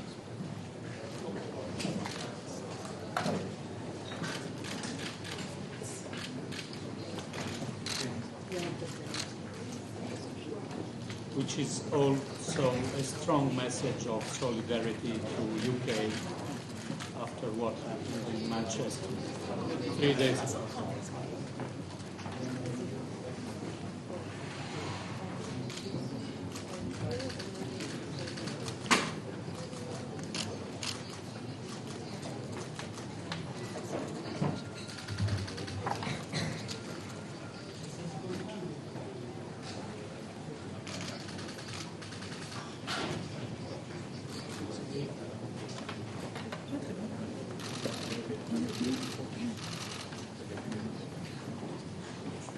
X. Significant X.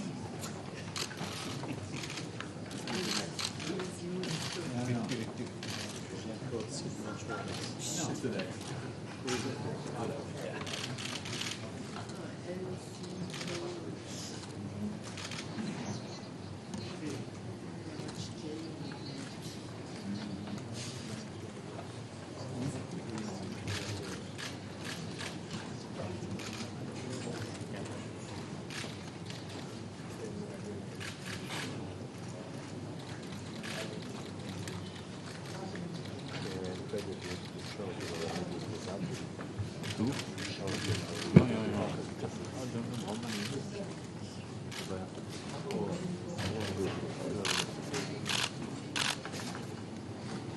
So allow me to thank all the leaders because I think that we showed with this declaration our unity, our commitment, our determination to continue and strengthen our fighting against terrorism. And after what happened a few days ago in Manchester, this is also a message of friendship and community with UK. Thank you, Teresa.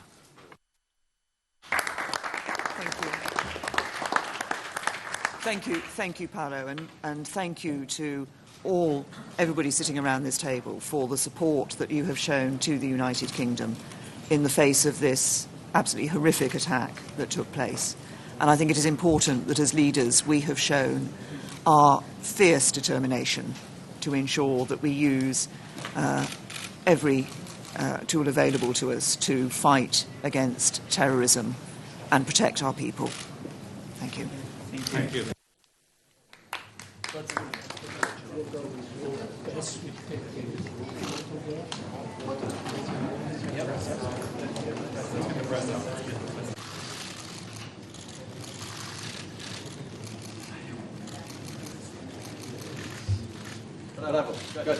Thank you.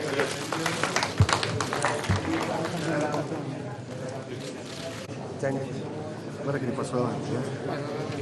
Ok?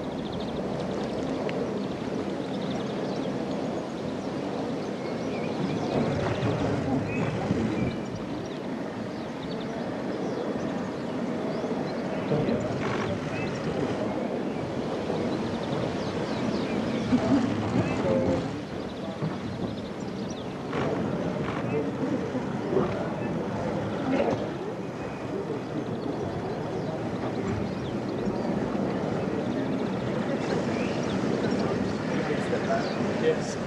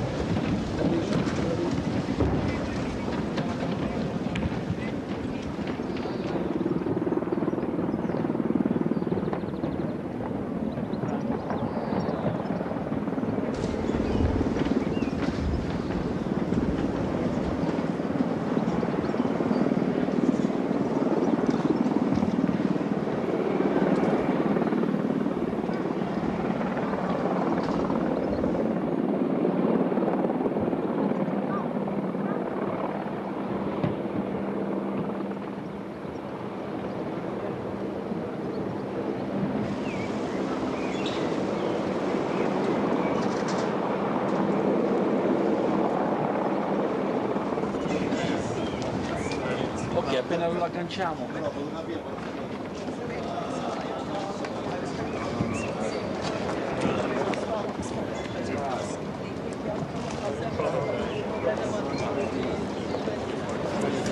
You see.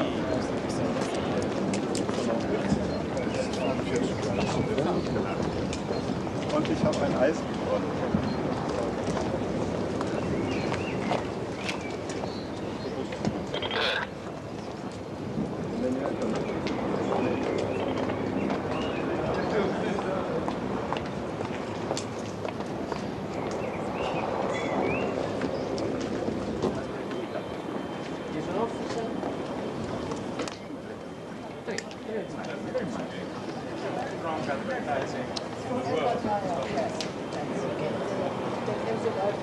They will benefit.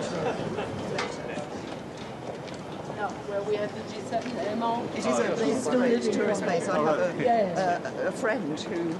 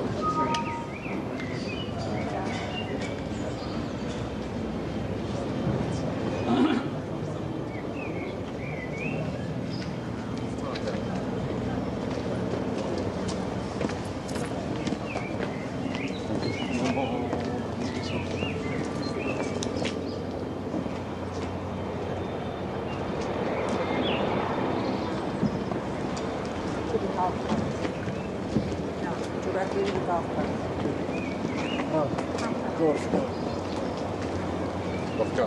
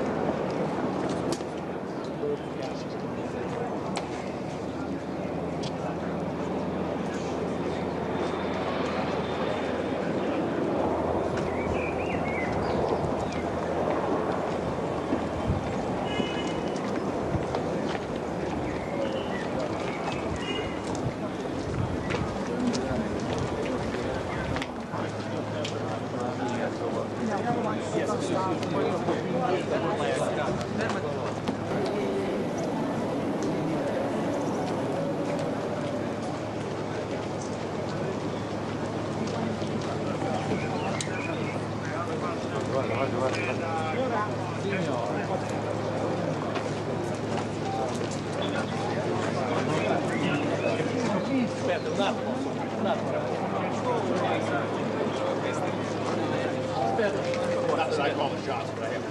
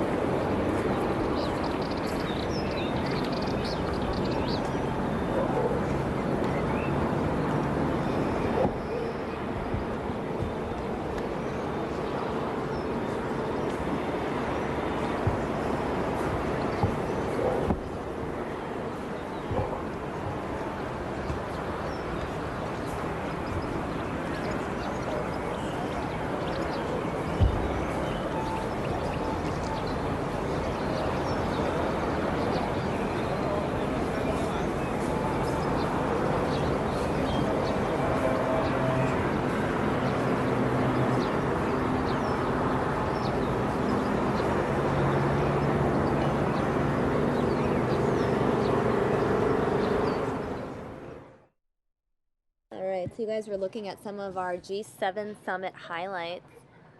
We have different videos coming in from Italy. In case you missed it, here is a clip of that air show from earlier.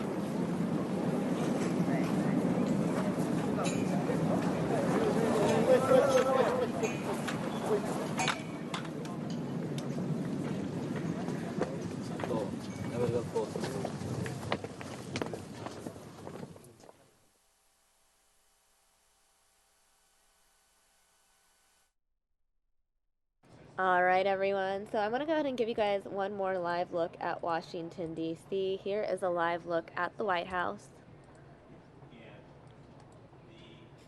And here is a live look at the Capitol building.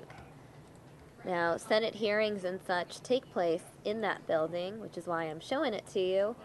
We're going to watch a Senate hearing from earlier on worldwide threats, where intelligence officials testify.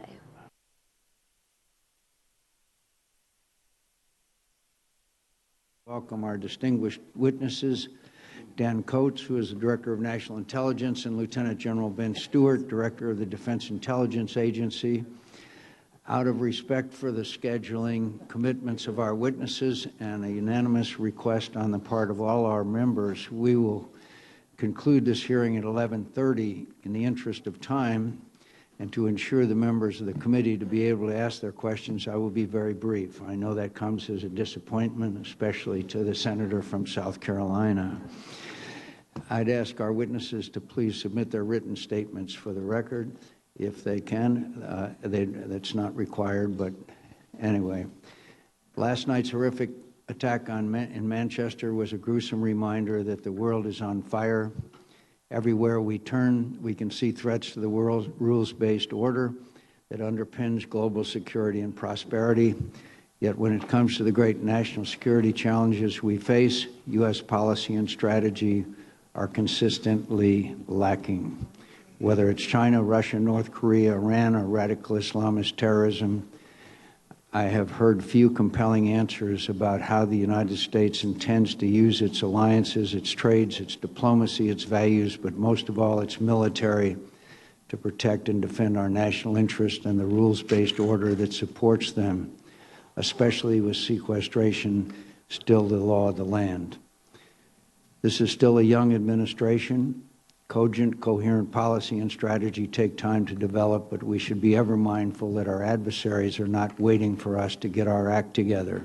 Time is of the essence. Senator Reid. Mr. Chairman, in keeping with your spirit, I will abbreviate my statement, but ask the full statement be made part of the record.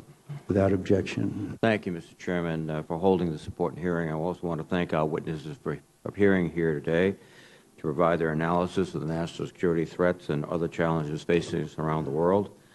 I would also like to welcome back our former colleague, Director Coates. Dan, how are you? For his first appearance before the committee, and General Stewart, thank you for your continued strong leadership of the intelligence professionals of the Defense Intelligence Agency.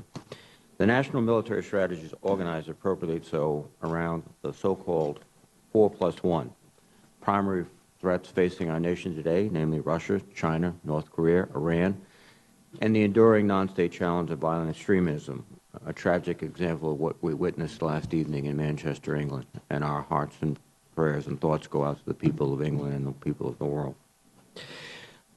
We are pursuing these issues, and I know you gentlemen are at the forefront in terms of our intelligence efforts, and I appreciate what you do.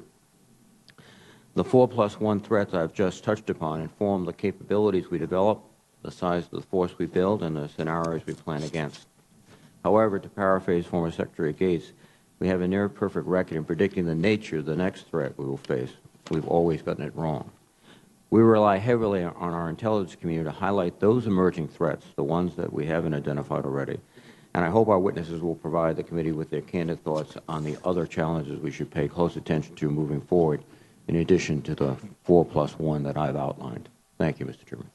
Since a quorum is now present, I ask the committee to consider 6 civilian nominations in a list of 818 pending military nominations. First, I ask the committee to consider the nomination of Honorable David L. Norquist to be Undersecretary of Defense Comptroller, Robert Daigle to be Director of Cost Assessment Program Evaluation, Department of Defense, Elaine McCusker to be Principal Deputy Undersecretary of Defense Comptroller, Carrie Bingen to be Principal Deputy Undersecretary of Defense for Intelligence, Robert S. Karam to be Assistant Secretary of Defense for International Security Affairs, Mr. Kenneth P. Rapuano to be Assistant Secretary of Defense for Homeland Security and Global Security. Is there a motion to favorably report these 6 nominations to the So moved. Is there a second?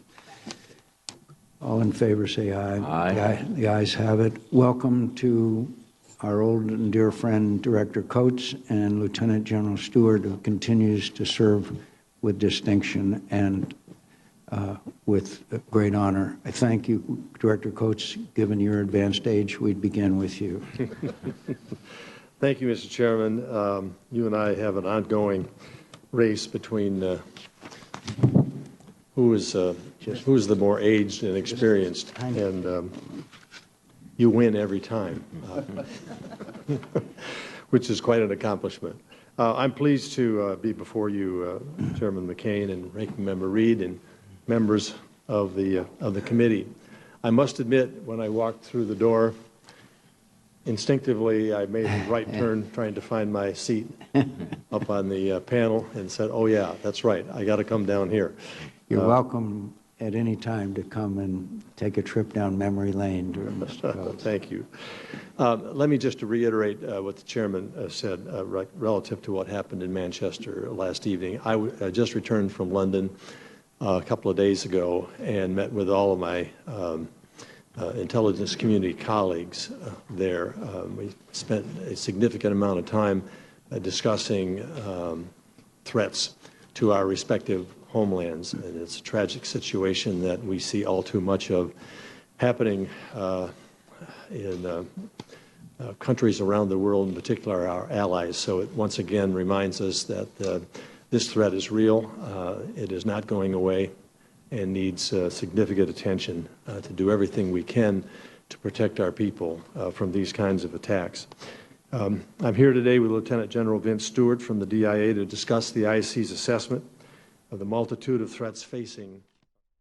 All right, guys, we're going to go to this hearing a little later on. We're going to take you live now to Washington, D.C., the Reagan Airport, where we are observing the TSA screening process there, Secretary Kelly will also be on hand. Hey, Ryan, this is John. You take control of it.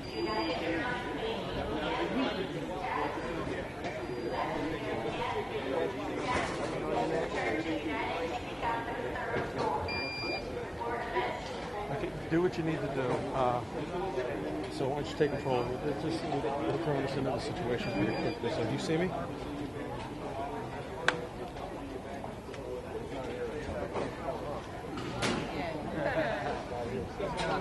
How's this going to work? Okay, so you got me. Okay. Do me a favor. What RX number? Quick, availability right back out there. No availability. Yes. No availability. No questions. Do me a favor. You have someone calling in and having a roll on it. This is national. Yeah, okay, I got to start shooting right now. Yeah. This is be fine. Thank you. Yeah. Thanks. Bye-bye.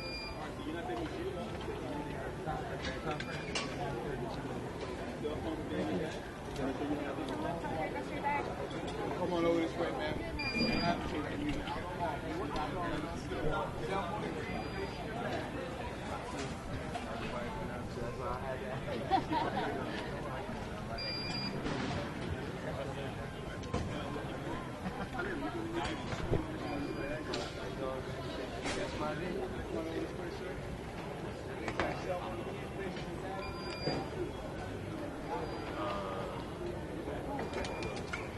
One, two, three, four, five.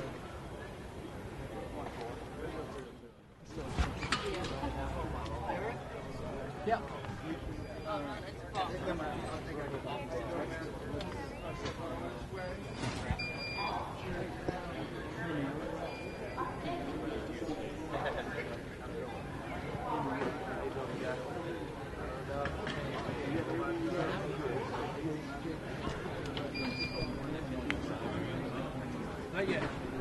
Hey, Shelby. Yeah.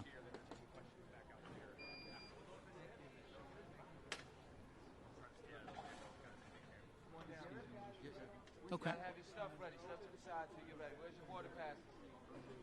Okay, perfect.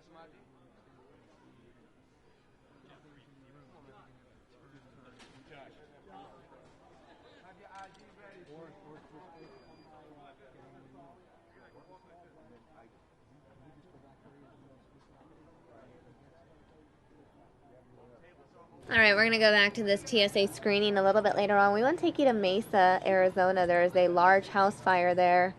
A live look at our Sky Fox aerials.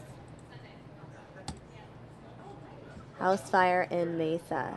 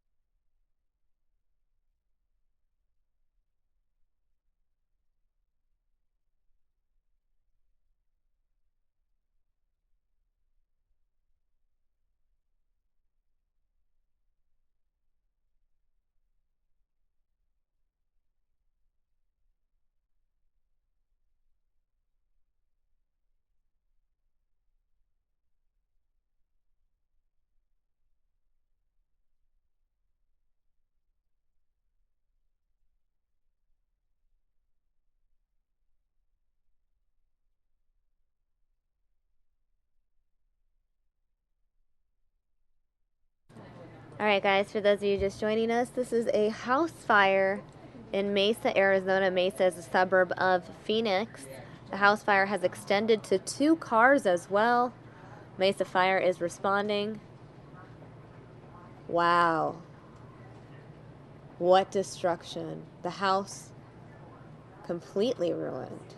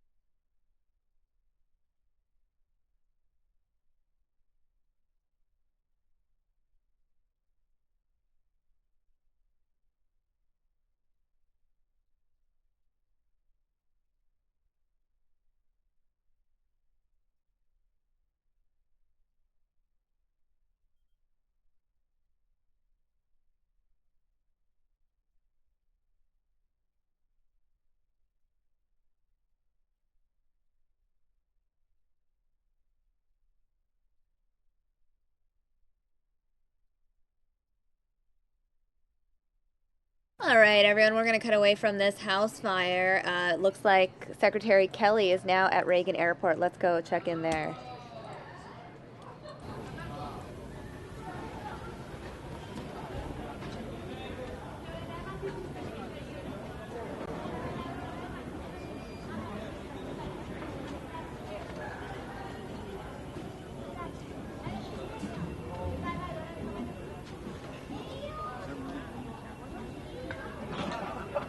No, seriously. No, I mean, I'm grabbing a real guy over there. No, I mean,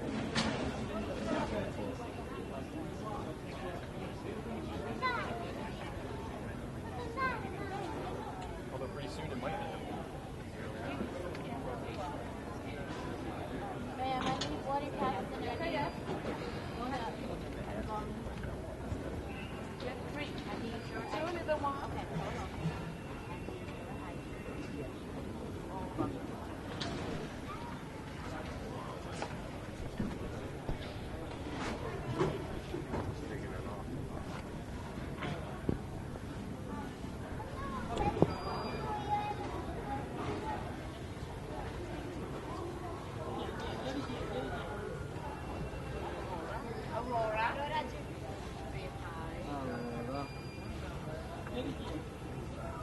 Yeah, that's good. That's good for television. That's good stuff there.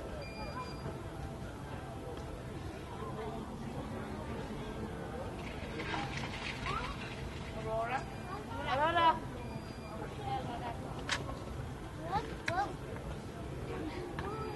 Hello.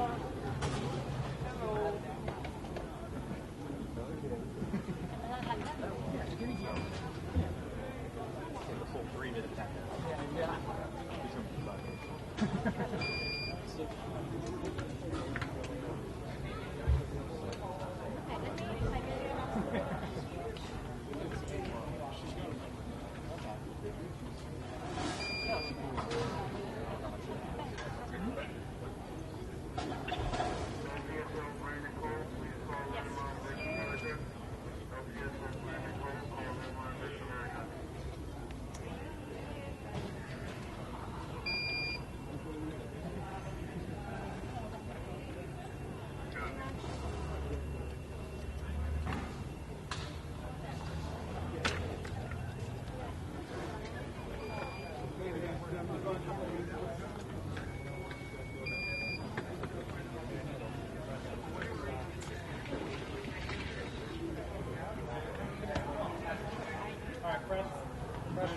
Press, we're going to move this way to set up for the gaggle.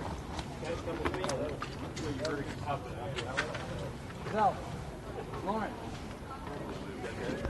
Somebody leaving a cable? Yeah.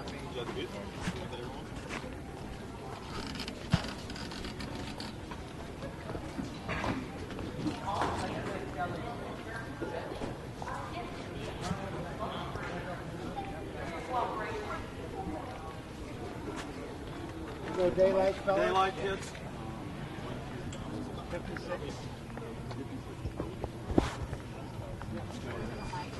So where's he going to be? Here? On the other side Over of it. there. He'll be right here, guys.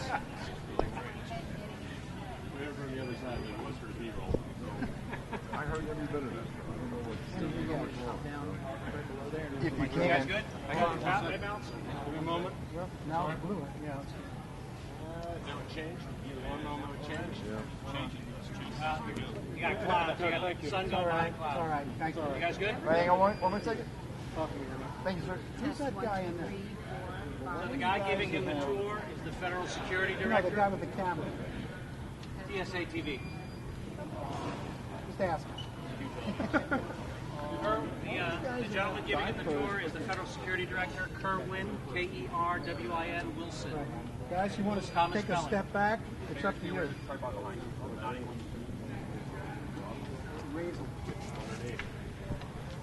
Benson, you got it in your ear? You listening? I am. All right. Yo.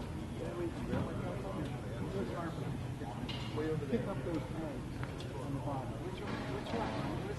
How many? They're all on the same time. Black. It's almost like near a trash pile.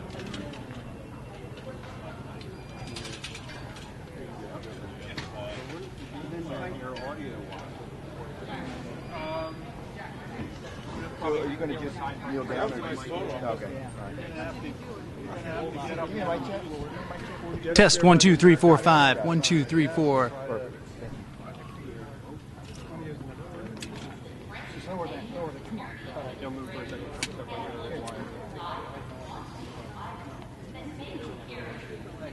Well, your sign light will go blue, right?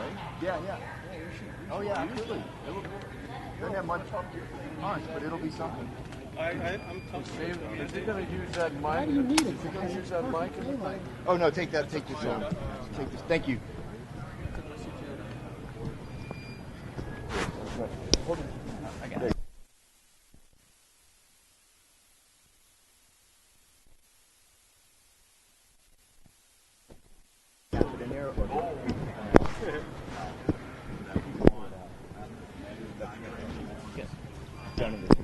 Yeah.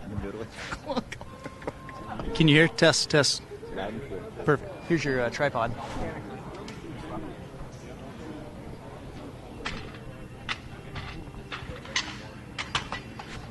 Thank you. I got it. Thank you. Appreciate the help, man.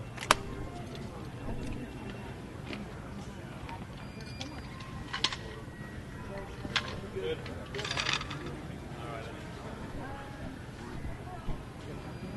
Okay. It's funny. You take your eyes off. Here we go. All right, here we go.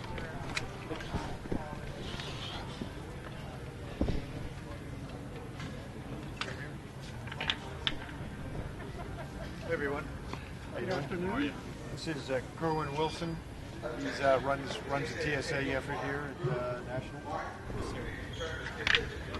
Well, just I guess just coming by to talk to the workforce here a little bit and compliment them on what they do and how they keep American air travelers safe. And as we enter really the busiest part of the travel year, people need to be vigilant first and foremost in terms of things that they might see. There's a lot of answers they can get on TSA.gov, so they ought to take a look at that. Things like pre-check and all of that to speed up the process, and at the end of the day, be patient.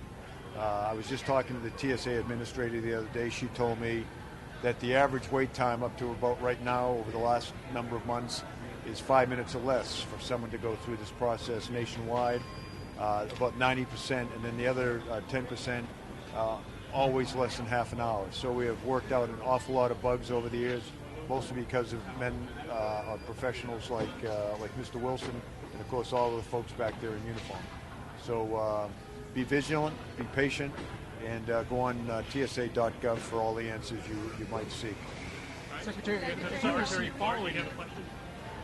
Secretary Kelly, can we ask you a little bit? I mean, we've heard so much about this laptop ban. I know that the deliberations are still ongoing. Microphone's up. The deliberations are still ongoing. Some of the stakeholders who you've met with say that you hinted that this ban could even happen right here on U.S. soil. Is that true, or did they misread you? No, they didn't misread me. I would tell you that the threats against passenger aviation worldwide are constant.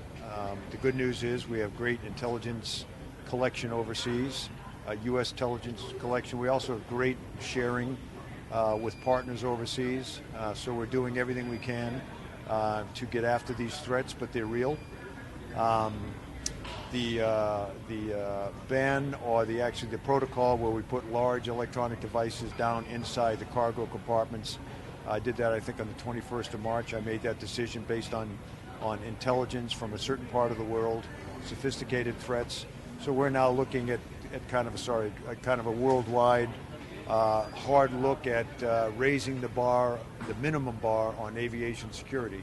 So still contemplating extending the ban, but as we work with partners, that includes the airlines, that includes the airline industry agenda folks, and also my counterparts worldwide, and that includes Europe, Asia. We'll make a decision when the time is right. How soon do you expect that announcement, sir? Secretary, any news on a new TSA administrator? Working towards that, but in the meantime, we have great professionals running the TSA. The political process, as you know, is through the confirmation process through the Senate takes some time. It's complicated, but in the meantime, we get great men and women that are public servants. Been doing this a long, long time, so nothing is at risk without a political individual. Secretary, following Manchester, as we move into the holiday travel season, the summer travel season, is there any additional chatter about threats that you're concerned about? Well, there's always chatter, always chatter. The good news is, once again, our intelligence professionals, DOD, NSA, CIA, are fighting this fight overseas. Department of Homeland Security has 2,000 individuals worldwide, so our borders, I've come to learn in this job, our borders are actually begin overseas, thousands of miles from the ports of entry here in the United States, working with partners out that way. Our ability to identify questionable travelers is very, very, very good because of the databases we maintain, because of the relationships we have overseas. Large numbers of people are not allowed to travel here because they're questionable. There's derogatory information on them. So I am very, very confident that we're doing a very effective job in protecting. Now that said, it's a constant threat, and we always have to be vigilant. Can I ask you, sir, how long until you think you might have a decision on whether to expand the protocol? Yeah. And also, could I ask you, there is this ongoing, very real concern about putting so many lithium-ion batteries into the cargo hold. As you know, that's a proven fire risk. Well, a couple things. One, I'll make the decision when the time is right. Again, we're evaluating the intelligence, and this is top secret SCI, very, very, very, very compartmented intelligence. So I'm doing that every day. And I would tell you, back to our intelligence professionals, CIA, FBI, they are just as relentless in trying to, just as, what the hell happened?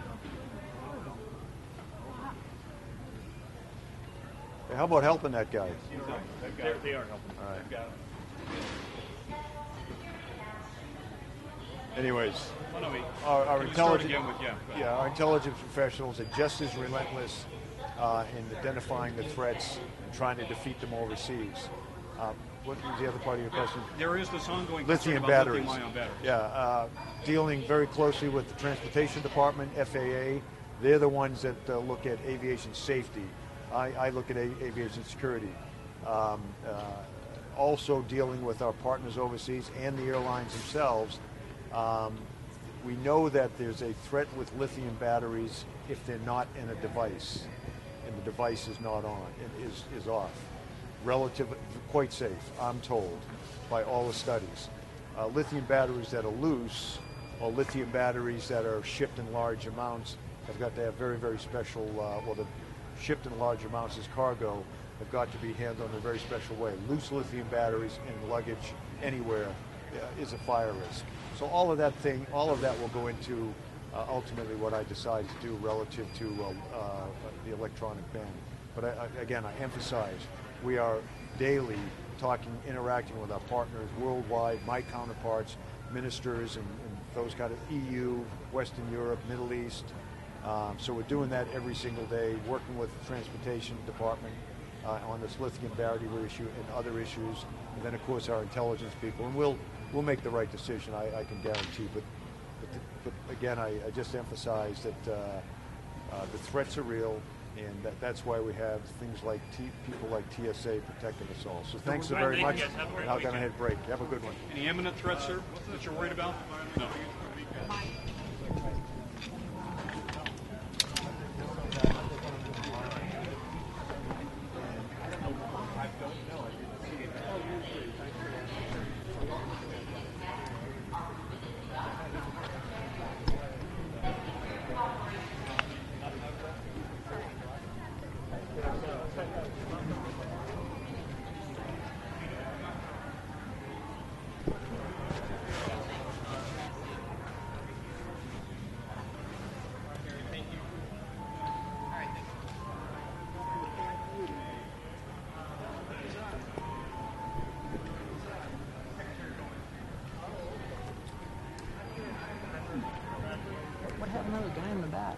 think he like tripped over a bag or something.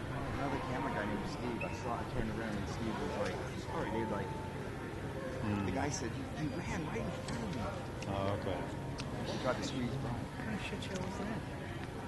What happened there? Steve cut in front of somebody, and the guy, I guess maybe he clipped him, and the guy went in. Yeah, it was like in the middle of everything. Flonker. Yeah. Poor guy, old guy. Lying there.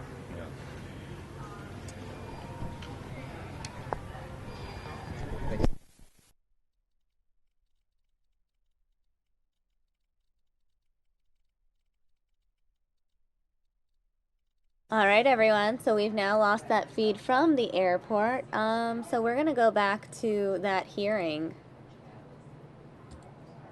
Senate Armed Services Committee. We appreciate the support from this committee to address these threats in a way that will give the President, the Congress, and other policymakers the best and most integrated intelligence we can assemble. In the interest of time, I'll discuss just some of the many challenges that we currently face. The IC's written statement that was submitted earlier discusses these and many other threats in much greater detail. Let me start with North Korea. North Korea is an increasingly grave national security threat to the United States because of its growing missile and nuclear capabilities, combined with the aggressive approach of its leader, Kim Jong-un.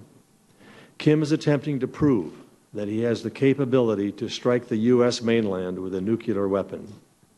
We assess that all flight tests this year, including the 2 this month, have demonstrated capabilities short of an ICBM at this point in time.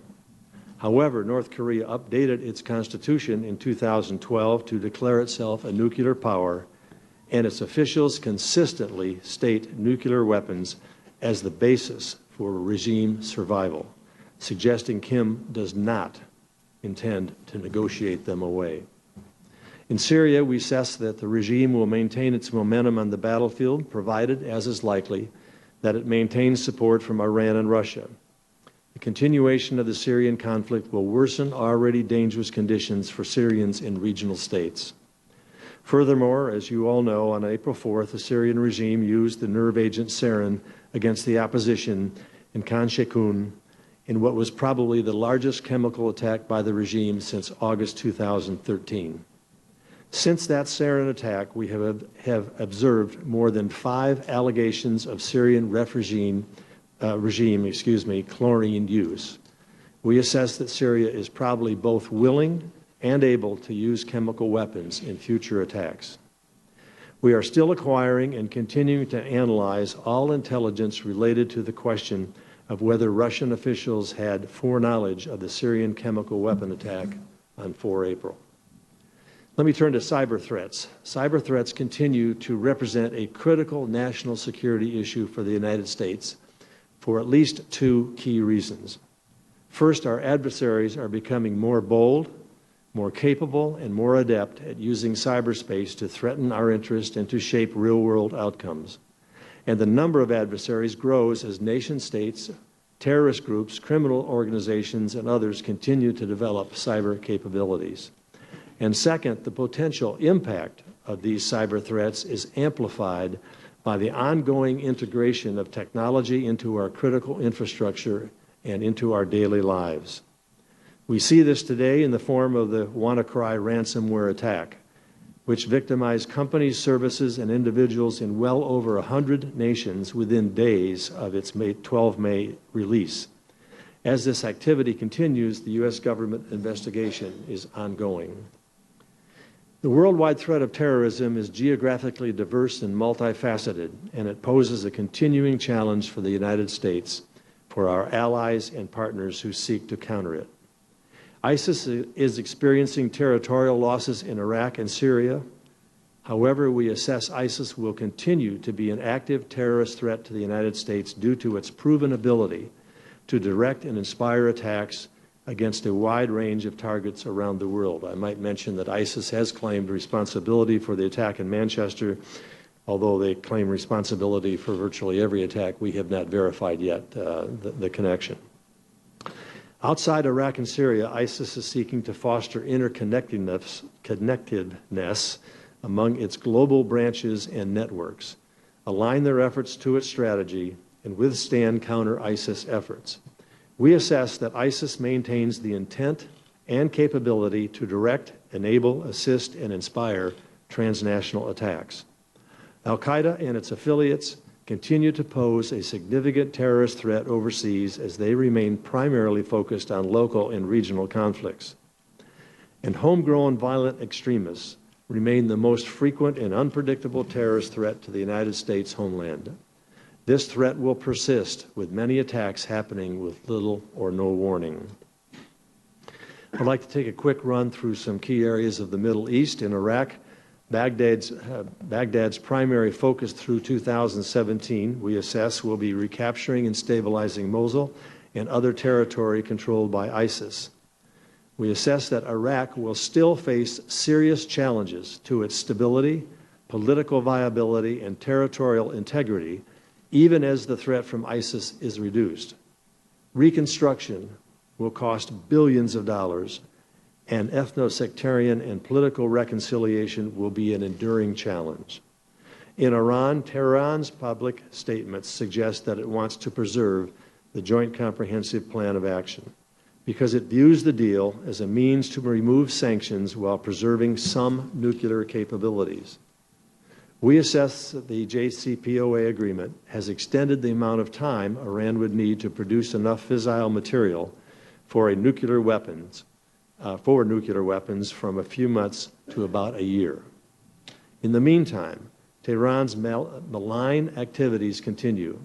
For example, Iran provides arms, financing, and training and manages as many as 10,000 Iraqi, Afghan, and Pakistani Shia fighters in Syria to support the Assad regime. Iran has sent hundreds of its own forces, to include members of the Islamic Revolutionary Guard Corps, the IRGC, and IRGC Quds Force, to Syria as advisors.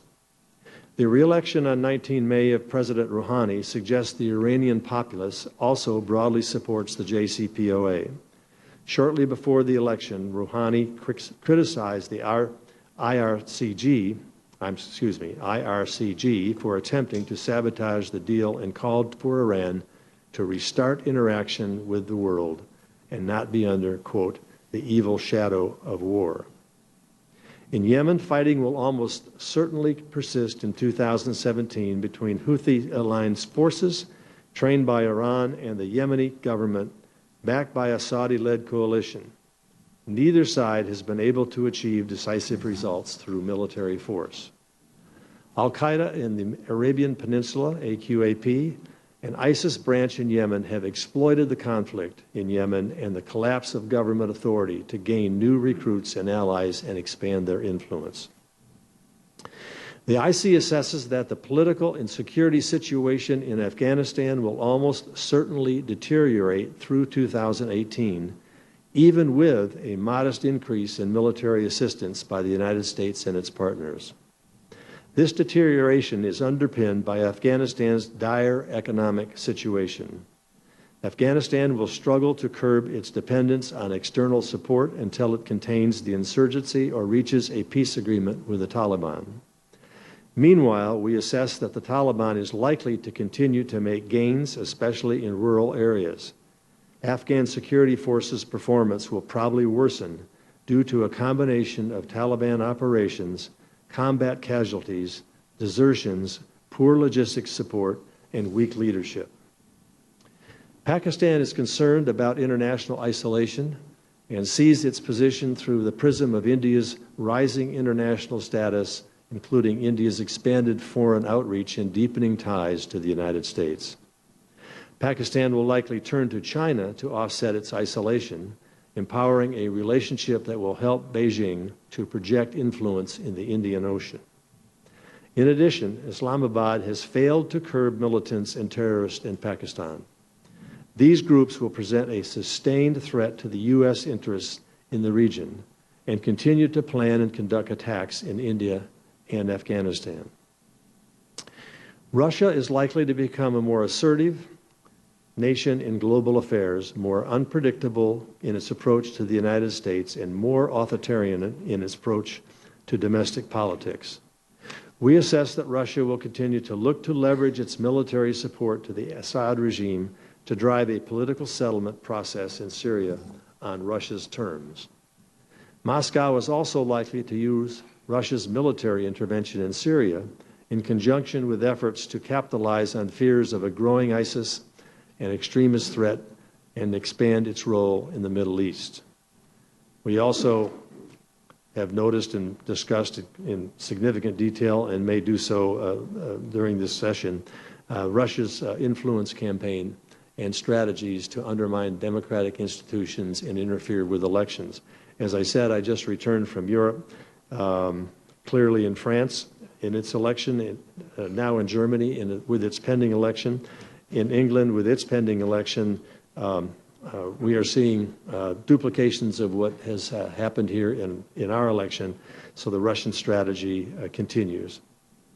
Let me talk a little bit about Ukraine and Russia. We assess that Moscow's strategic objectives in Ukraine, maintaining long-term influence over Kiev and frustrating Ukraine's attempts to integrate into Western institutions, will remain unchanged in 2017. Russia continues to exert military and diplomatic pressure to coerce Ukraine into implementing Moscow's interpretation of the political provisions of the Minsk II agreement, among them constitutional amendments that would effectively give Moscow a veto over Kiev's strategic decisions. I'll finish up here with China.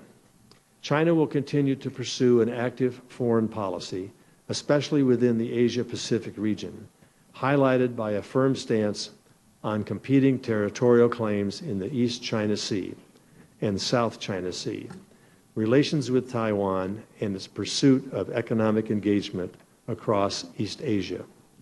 China, which views a strong military as a critical element in advancing its interests, will also pursue efforts aimed at fulfilling its ambitious One Belt, One Road initiative to expand China's strategic influence and economic role across Asia through infrastructure projects. In the interest of time and to get to your questions, I will defer assessments on Western Hemisphere issues, which I trust we will discuss during the question period.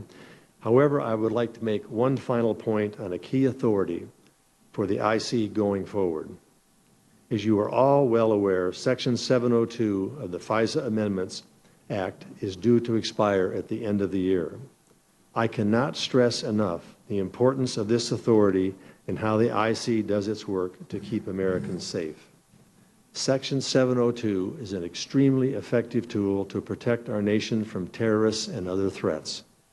As I described in my confirmation hearing, 702 is instrumental to so much of the IC's critical work in protecting the American people from threats from abroad. We are committed to working with all of you to ensure that you understand not only how we use this authority, but also how we protect privacy and civil liberties in the process. In conclusion, the intelligence community will continue its tireless work against these and all other threats, but we will never be omniscient. Although we have extensive insight into many threats in places around the world, we have gaps in others. Therefore, we very much appreciate the support provided by your committee and will continue to work with you to ensure that the intelligence community has the capabilities it needs to meet its many mission needs. I will now turn to General Stewart for a few brief remarks. Chairman McCain, Ranking Member Reed, members of the committee, thank you for this opportunity to appear with DNI Coats to provide an assessment of the threats to our national security. I concur with the Director's statement in its entirety. However, I'd like to reinforce for this committee and by extension the American people your Defense Intelligence Agency's view on 5 military threats facing the nation. We in DIA call these our no-fail missions because the risk is too high for us to fail in pursuing these missions. They include a nuclear-capable and increasingly provocative North Korea, a resurgent Russia, a modernizing China, an ambitious regional power in Iran, and violent extremist organization. The last category encompassing ongoing operations in Afghanistan, Iraq, Syria, and elsewhere. The world is focused on events in Pyongyang, and for good reasons. Since assuming power, Kim Jong-un has conducted 3 nuclear tests, and the regime has tested an unprecedented number of ballistic missiles of varying ranges over the past year. Although shortfalls remain, key milestones have been met in specific systems, and they continue to obtain valuable data and insights from each test. Let me be very clear on this point. If left on its current trajectory, the regime will ultimately succeed in fielding a nuclear-armed missile capable of threatening the United States homeland. While nearly impossible to predict when this capability will be operational, the North Korean regime is committed and is on a pathway where this capability is inevitable. Russia views military power as critical to achieving its key strategic objective and devotes significant resources to its military modernization program. The Russian government seeks to be the center of influence in what it describes as a multipolar post-West world order. To support this worldview, Moscow pursues aggressive foreign and defense policies by employing a full spectrum of influence and coercion aimed at challenging U.S. interests around the globe. Out-of-area operations remain a priority as demonstrated by its ongoing deployment to Syria and long-range aviation approaching U.S. airspace. China is in the 3rd decade of an unprecedented military modernization program involving weapon systems, doctrine, tactics, training, space, and cyber operations. It now stands firmly in the category as a near-peer U.S. competitor. New bases are being built in the South China Sea, and evidence suggests that these outposts will be used for military purposes. A key component of China's strategy for regional contingency is planning for potential U.S. intervention in a conflict in the region. Its Navy remains on a course for 350 ships by the year 2020, and anti-access aerial denial capabilities continue to improve. Turning to Iran. Despite sanctions, Tehran is putting considerable resources into conventional military priorities such as ballistic and cruise missiles, naval systems, unmanned aerial vehicles, air defense systems that could threaten the U.S. and our interests in the region. Iran's conventional military doctrine is designed to protect Iran from the consequences of its assertive regional policy, spearheaded by the Iranian Revolutionary Guard's Quds Force and its regional proxy, Lebanese Hezbollah, and in concert with certain Iraqi Shia militias and the Houthis. We should expect Iran to continue to undermine the current regional security architecture using terrorist organizations and proxies to complicate U.S. efforts throughout the region. Finally, we're making steady progress against trans-regional terrorism, but still have a long way to go. ISIS has been greatly diminished in Libya, will soon lose control of Mosul, and the capital in Raqqa is nearly isolated. We've killed many ISIS and al-Qaeda leaders, and numerous terrorist plots have been averted. The trend lines are moving in the right direction, but this fight will not end soon. The enemy remains highly adaptable and capable, and instability in undergoverned territory may give them opportunities to resurge. I am particularly concerned about the long-term impact of returning foreign fighters and the potential for these groups to capitalize on the proliferation of armed, unmanned aerial vehicles to do harm to U.S. and our allied interests. Mr. Chairman, the men and women of your DIA are providing unique defense intelligence around the world and around the clock to warfighters, defense policymakers and planners, and the defense acquisition community. They're doing so on the battlefield at combatant commands headquarters, here on the banks of the Potomac, and in the capitals of the world through our Defense Attaché Service. It has been a privilege to serve with them the last 2.5 years and see firsthand their service and contribution to our country. I look forward to the committee's questions. Thank you very much. Director Coates, according to the Washington Post story this morning, President Trump asked 2 of the nation's top intelligence officials in March to help him push back against an FBI investigation into possible coordination between his campaign and the Russian government. According to current and former officials, Trump made separate appeals to the Director of National Intelligence, Daniel Coates, and to Admiral Michael S. Rogers, the Director of the NSA, urging them to publicly deny the existence of any evidence of collusion during the 2016 elections, Coates and Rogers refused to comply with the request, which they both deemed to be inappropriate. Yeah. Is that an accurate reporting, Director Coates? Mr. Chairman, as the President's principal intelligence advisor, I'm fortunate to be able and need to spend a significant amount of time with the President discussing national security interest and intelligence as it relates to those interests. We discuss a number of topics on a very regular basis. I have always believed that given the nature of my position and the information in which we share, it's not appropriate for me to comment publicly on any of that. So on this topic, as well as other topics, I don't feel it's appropriate to characterize discussions and conversations with the President. And isn't it true that some of these leaks can be damaging to national security, Director Coates? Leaks have become a very significant, played a very significant negative role relative to our national security. The release of information not only undermines confidence in our allies about our ability to maintain secure information that we share with them.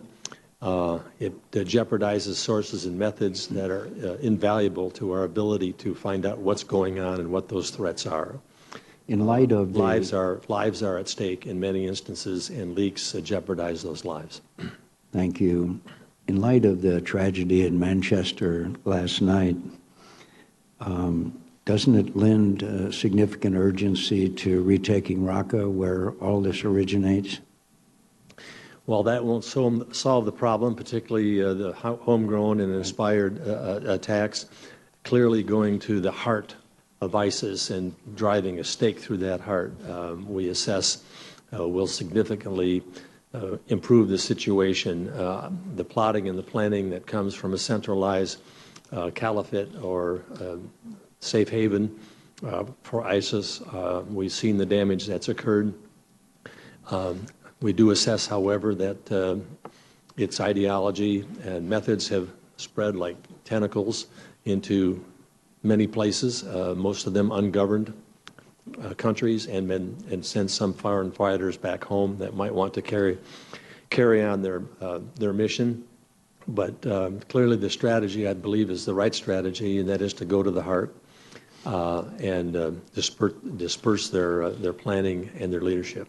The Defense Science Board told this committee, at least in the next decade, the offensive cyber capabilities of our most capable adversaries are likely to far exceed the United States' ability to defend key critical infrastructure. Do you agree with that assessment? I do. I do. I think cyber has risen to the top, close to the top of one of the most serious challenges that we face. As I mentioned in my opening statement, we need to see this as a very significant challenge to our public safety as well as the public health. 2 years in a row, we have authorized the provision of defensive lethal weapons in the Defense Authorization Bill to Ukraine. Do you believe we should seriously consider that in light of continued Russian aggression in the country?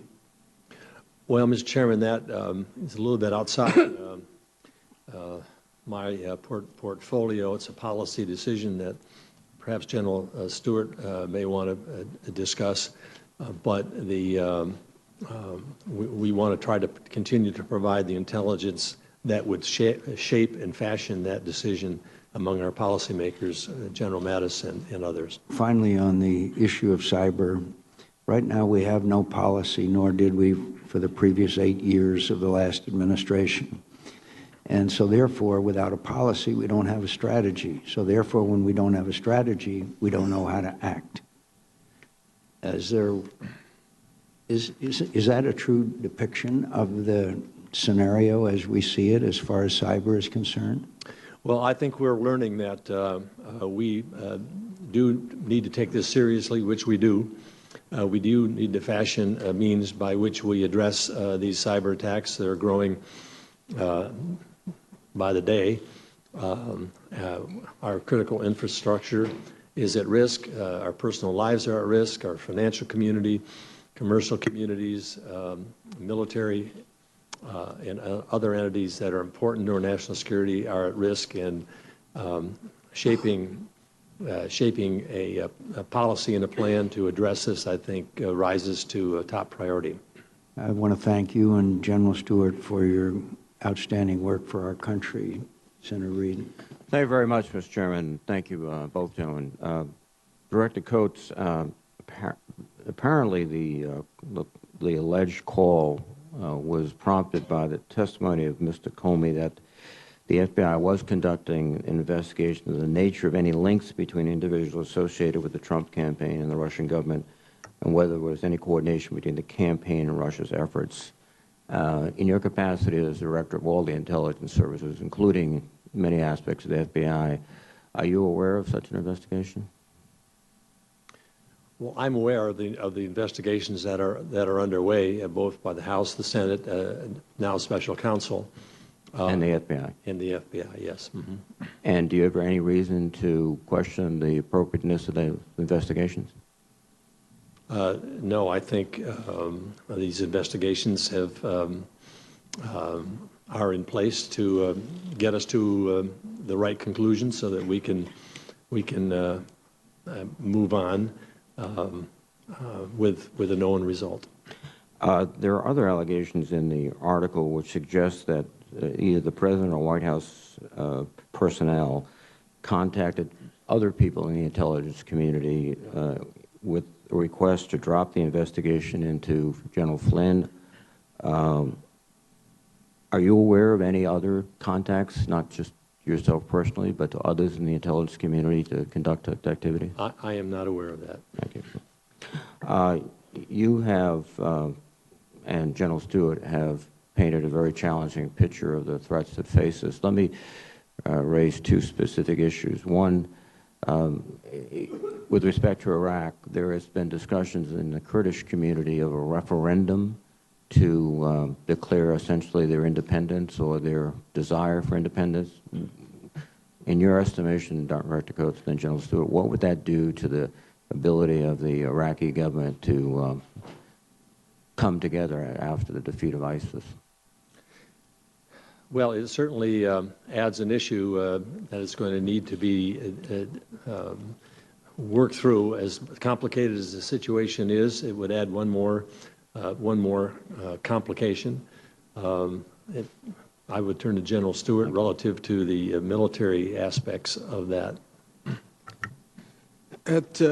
Once ISIS is defeated in Mosul, the greatest challenge to the Iraqi government is to reconcile the differences between the Shia-dominated government, the Sunnis out west, and the Kurds to the north. Resolving the Kirkuk oil field and the revenues associated with the oil fields, resolving the ownership of the city of Kirkuk will be significant political challenges for the Iraqi government. Failure to address those challenges, coming up with a political solution, will ultimately result in conflict among all of the parties to resolve this and going back to what could devolve into civil strife in Iraq. Those are significant challenges. Kurdish independence is on a trajectory where it is probably not if, but when. And it will complicate the situation unless there's an agreement in Baghdad, an agreement that all of the parties can live with. So this is a significant referendum that comes up in October this year. Thank you. Director Coates, just for a moment going back, I understand that you feel that you can't comment on any communications between you and the President, but just hypothetically, if a President reached out to the Director of National Security and made such a request, would you think that would be appropriate? Mr. Vice Chairman, I made it clear in my confirmation hearing before the Senate Select Committee on Intelligence that my role in the role of the Director of National Intelligence is to provide information, intelligence information relevant to policymakers so that they can base their judgments on that. That any political shaping of that presentation or intelligence would not be appropriate. I have made my position clear on that to this administration, and I intend to maintain that position. Thank you, Mr. Director. Thank you, Mr. Chairman. Thank you, Mr. Chairman. Director Coates, in your opening statement, you just made a couple of brief comments about what happened in Manchester last night, and then you responded to a couple of questions. Is there anything that you'd like to elaborate on that incident last night, particularly when we have witness after witness coming in here talking about the threat, which you have talked about to this country, and it's only a matter of time. Anything else that you'd like to add in terms of last night's attack? Well, in my discussions with my counterparts in London, MI5, MI6, the various intelligence agencies, and my counterpart to my position, their greatest concern was the inspired or homegrown violent extremist attacks, which are very hard to assess and detect. Initial reports that we have received are that it was indeed a suicide attack. Whether there were others implicated in that is under assessment. My counterpart actually will be boarding a plane to come to the United States to testify before, not sure which committee it is, and I'm sure he'll have some information on that. I have a call into him to try to see what the latest information is. So you've had conversations with these since this happened this morning? Or? Pardon? You've had conversations with these counterparts as recent since this happened? I have my colleagues in the IC have been talking. My direct discussion with my counterpart, he was actually briefing the Prime Minister at the time. Very good. We have a call teed up as soon as this hearing is finished. Okay. On North Korea, we all know the significance of May 14th, the capability that's there, the anticipation that they're going to have the capability to do something with the payload that they can survive the exit and reentry strategy. This is already, that's a great concern, but it already was a concern to us. Now, I understand, and I've heard from different witnesses, that intelligence gathering in North Korea is more difficult than it is in other parts of the world. You can't use whistleblowers and some other things. Could you talk about the difficulty that is unique to North Korea in gathering information? It is, if not one of the hardest collection nation that we have to collect against. You know, if you look at that satellite picture of the lights at night from the satellite, there's one dark area with no lights on, and that's North Korea. Their broadband is extremely limited. So using that as an access to collection is, we get very limited results. We do not have consistent ISR capabilities, and so there are gaps. The North Koreans know about these. So it becomes a difficult challenge relative to a society as closed and as isolated as North Korea is to get the right intelligence that we need. Yeah, well, I know it's a problem, and that has to have make us question the accuracy of the product a little bit more than we would some of the other countries that were involved in intelligence. Clearly. On the last hearing that we had, we talked quite a bit in some detail about the fact that we know in North Korea the big problem is that it's unpredictable. It's managed by someone who may be, mentally deranged, and so we have things that are true there that are not elsewhere. And they talk about the danger that is there. But they did also say in the last hearing that we had last week, they talked about maybe one of the opportunities we have is a new awakening in China, that China now may no longer be as as close to them as it had been in the past. Do you see an opportunity? I noticed when you went over and did an excellent job, the 7 different areas of problems. The last one was China, but you didn't say anything about maybe a change that will enable us to make a little bit more progress in North Korea. Well, as you know, the President had a very positive meeting with Prime Minister Xi. We have been working, our Secretary of State and others have been working very closely with the Chinese. We see them as playing a very integral role in dealing with the situation in North Korea. And in fact, it's probably and there is a strategy in place relative to sort of a ratcheting up of efforts with China to influence North Korea to decease their nuclear weapons goals. So that, along with the election in South Korea, with its new president, is part of our strategy to leverage efforts against North Korea to get them to reassess their current strategy. Thank you. Thank you, Director Coates.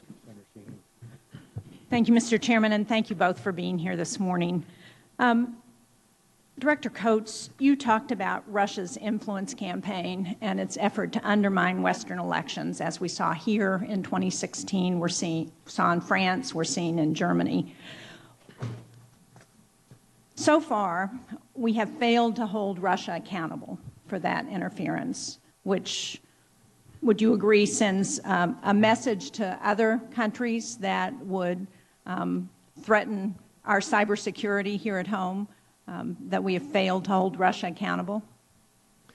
Well, I think we're looking at every opportunity to hold Russia accountable and determine, I think it's still in process in determining what kind of actions that we should take, but there clearly is a consensus that Russia has meddled in our election process, as it is in Germany, as it is. I was in France just after the election of Macron, and that clearly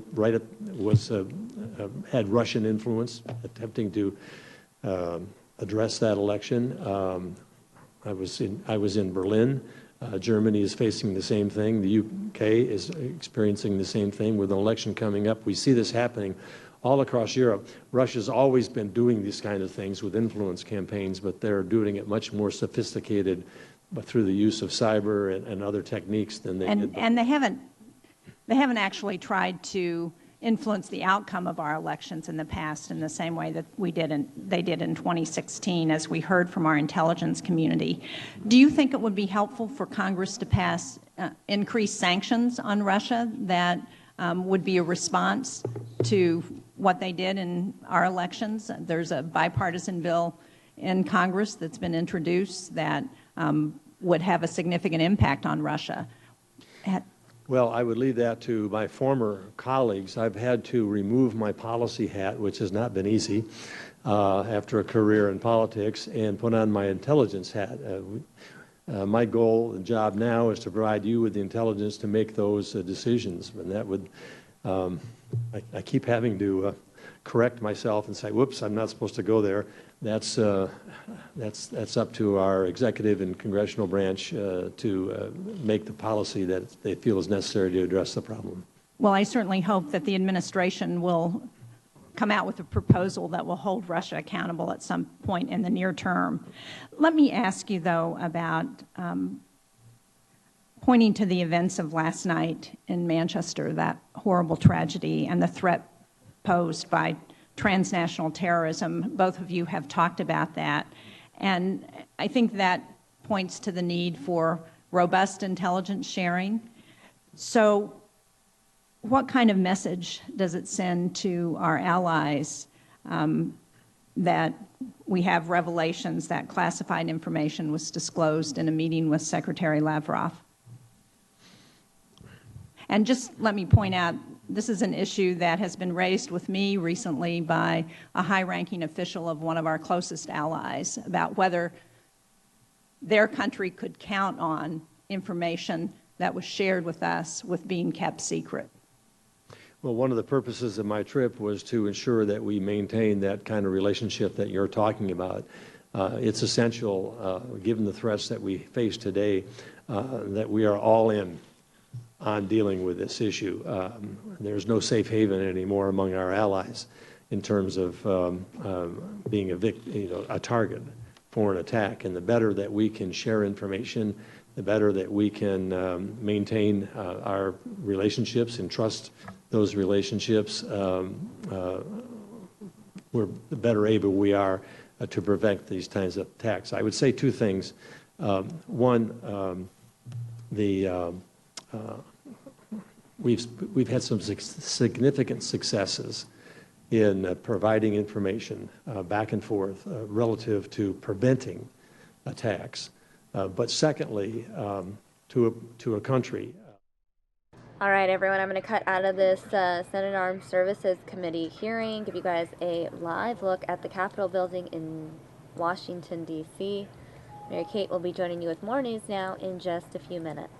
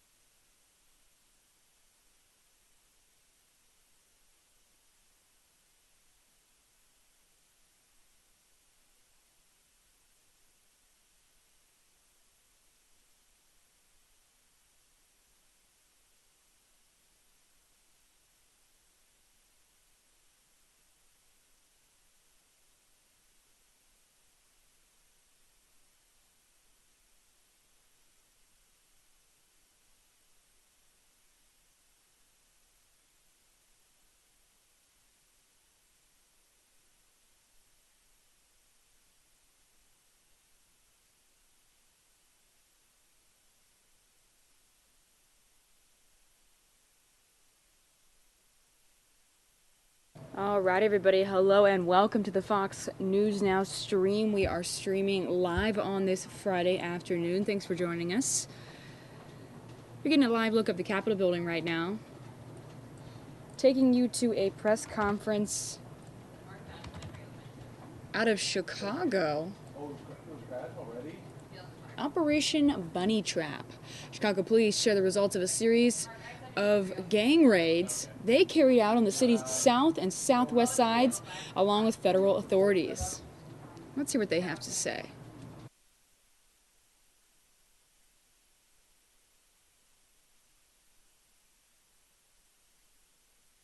Taking you to a press conference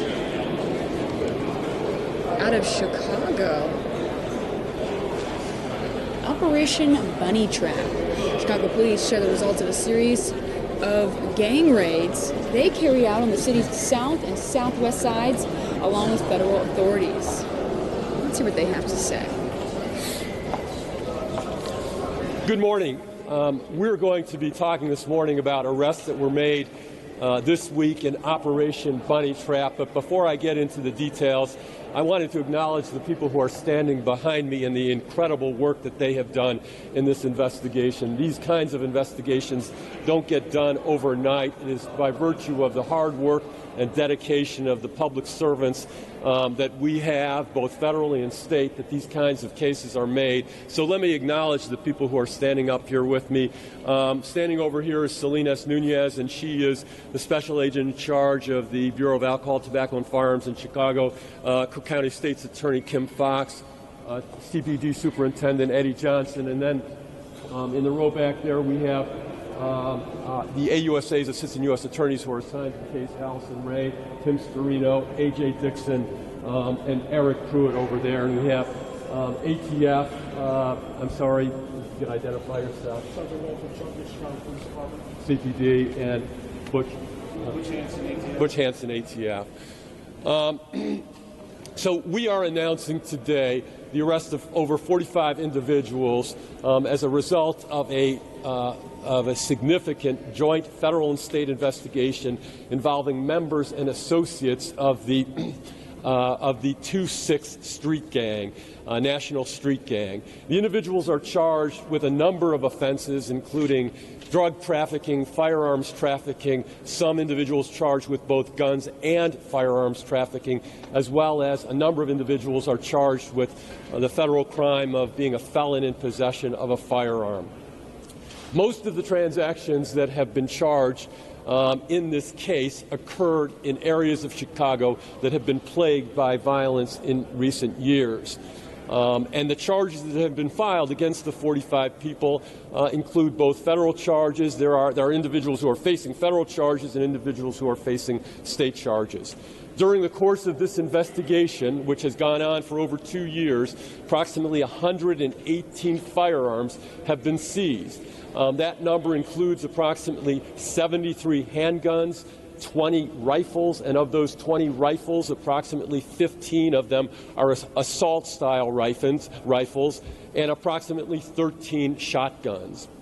The drugs that have been involved and that were seized in this case range from cocaine to crack to MDMA to methamphetamine and PCP. We have charged most of the federal defendants, and there are a total of 21 of them, are facing federal firearms charges. And most of those federal firearms charges are being for people who are charged with being felons in possession of firearms. And that carries a 10-year maximum term. As I said, this has been a joint federal and state investigation, and we are grateful for the involvement, participation, and collaboration of our state and local partners in this investigation. You know, on the federal side, we have our investigative strategies and expertise. We bring that to these investigations. The state have their investigative strategies and expertise. They bring that, and together, jointly, we can be so much more effective and productive when we join together hand in hand, as we have done in this case. So I'm very grateful for the cooperation that we have had with CPD. We are very fortunate in this district that we have an excellent relationship relationship with CPD and with our partners at the State's Attorney's Office. And the other thing that I'll say before I turn it over to others is that what you see in this case, the level of collaboration and cooperation is by no means unique. Our assistant U.S. attorneys are working every single day with CPD officers, with the people in the State's Attorney's Office, with our federal agency partners to make cases in the neighborhoods of Chicago that have been affected by violence in order to improve the lives and public safety of the people who are living in those neighborhoods. So once again, I am very, very grateful to all the work that has been done by the agents, investigators, and attorneys on both the state and the federal side in the course of this investigation. So I'm going to turn it over at this point to Special Agent in Charge Salinas Nunez from ATF. Good morning, everyone. One of ATF's proudest missions is to assist and work hand in hand with our state and local counterparts to reduce gun violence in cities throughout the country. On November of 2014, ATF Chicago Field Division partnered with Chicago PD, the gang investigative unit led by Commander Kennedy and his team, State's Attorney's Office and the U.S. Attorney's Office to target one of the most violent street gangs in the city of Chicago. The gangster 2-6 Nation street gang has been terrorizing our community for decades. They hold drug turfs in the southwest side of Chicago, to include surrounding suburbs and the northern part of Indiana as well. One of our core missions as an agency is to ensure that we pursue those who illegally possess, purchase, and use firearms in the furtherance of criminal activity, such as these members did. And, throughout our investigation, we've been able to seize over 118 firearms. Those firearms have been subsequently entered into our NIBIN system, National Integrated Ballistics Network system. We've had some correlations come back, but that's still ongoing investigation. And I have to say, when we target the right individuals, as we did now, and the right organizations, we can be hopeful that we're on the right path to reduce gun violence in the city of Chicago. As we approach this holiday weekend, I think the citizens of Chicago can feel somewhat safe that these violent offenders have been taken down, at least for now. I would like to hand it over to my counterpart, Kim Fox, State's Attorney. Sorry. Thank you. As was stated earlier, the work that was done was a collaborative effort between state and local officials, recognizing that the violence that is plaguing some of our neighborhoods in the city of Chicago and the violent enterprises that fuel them require that collaborative effort. I am very proud of the relationship that we've been able to establish with the U.S. Attorney's Office and CPD, as well as our federal agency partners in the effort to decrease the gun violence that's plaguing our neighborhoods. The Cook County State's Attorney's Office, over the course of the last several months, has initiated our Gun Crime Strategies Unit, which has had our Assistant State's Attorneys partnered with U.S. attorneys on the ground in the police districts that have been most plagued by violence. What we know is based on efforts just like this, when we're able to get guns off the streets, when we're able to work to dismantle those who are seeking to cause harm to our neighborhoods, that we can have a real impact on the violence that's plaguing our neighborhoods. But it must be done collaboratively. So once again, we're grateful and thankful for our partnerships, both at the federal, state, and local level, recognizing that this truly is an all-hands-on-deck mission to make sure that the streets of the city of Chicago and Cook County are safe. I'll turn it over to Superintendent Eddie Johnson. Good morning. Street gangs and their members, whether through the sale of drugs and illegal guns to fund their activity, or the gun violence they carry out to settle disputes and to further their business, have caused havoc and destruction for far too long in some of our communities across Chicago. We've seen it in the number of people that are addicted to the drugs sold by these gang members and sometimes lose their life to their addictions. And we've seen it in the lives lost and families torn apart by the same people willing to pull the trigger to defend a selling spot or because of a dispute on social media. Here in Chicago, we've been fortunate enough to have the assistance of our federal law enforcement partners to target these individuals and create the culture of accountability among violent offenders in our city that's needed to stem the unacceptable violence. For over a year now, the Chicago Police Department and ATF have conducted a long-term investigation named Operation Bunny Trap into the 2-6 gang, primarily in the 8th, 9th, and 10th districts. And in our latest mission, over the last several days, we've arrested an additional 27 individuals while confiscating firearms. Given the long-reaching implications of this investigation, as with many large-scale missions into street gangs, we're often able to close other violent crimes that have gone unsolved due to the tireless work of our detectives and with our help from our federal and state colleagues. I'd like to thank our law enforcement partners, and I look forward to a strengthening and continued partnership across jurisdictions, starting here in Chicago, along with the state's attorney's office and our federal partners represented here today, the ATF and the U.S. Attorney's Office. It's my hope that the results of this mission show firsthand what we can achieve when we combine our efforts. And as we head into the Memorial Day weekend, to send a clear message to those driving the violence that we will come at you with everything that we have to make our communities safer from both the local, state, and federal law enforcement sides. Thank you. Have you been able to trace these events, any crimes, shootings or murders? I'll tell you. So none of the charges that have been filed involve acts of violence. They involve firearms trafficking, firearms possession, and drug distribution. So there are no acts of violence that are charged in this indictment, and beyond that, I'm not prepared to comment. Can you say, so that in that part of the city, there's been a spike in rifle shootings, particularly in the 9th district, Bagley Yards, Brighton Park over the last year. Where have I mean, if there's firearms trafficking charges here, where have those guns been coming from originally? Is there any? Yeah, well, I'm not prepared to say where these guns were coming from, but, there's been considerable attention to where guns come from, how they get to Chicago, and, whether it's coming from Indiana or other sources. There's a number of ways that guns find their way into the hands of people who should not have them. And where So, okay. And where have all these guns, I mean, all the guns recovered, even the handguns, were they all recovered like recently in the last few months or just over the course of the 2 years? Or right. The guns have been recovered during the course of the investigation, which has gone on for a little over 2 years. Of all the gangs in Chicago, why target this one in particular? Okay. This is one gang in Chicago, and this is not the only gang that our law enforcement efforts are looking at.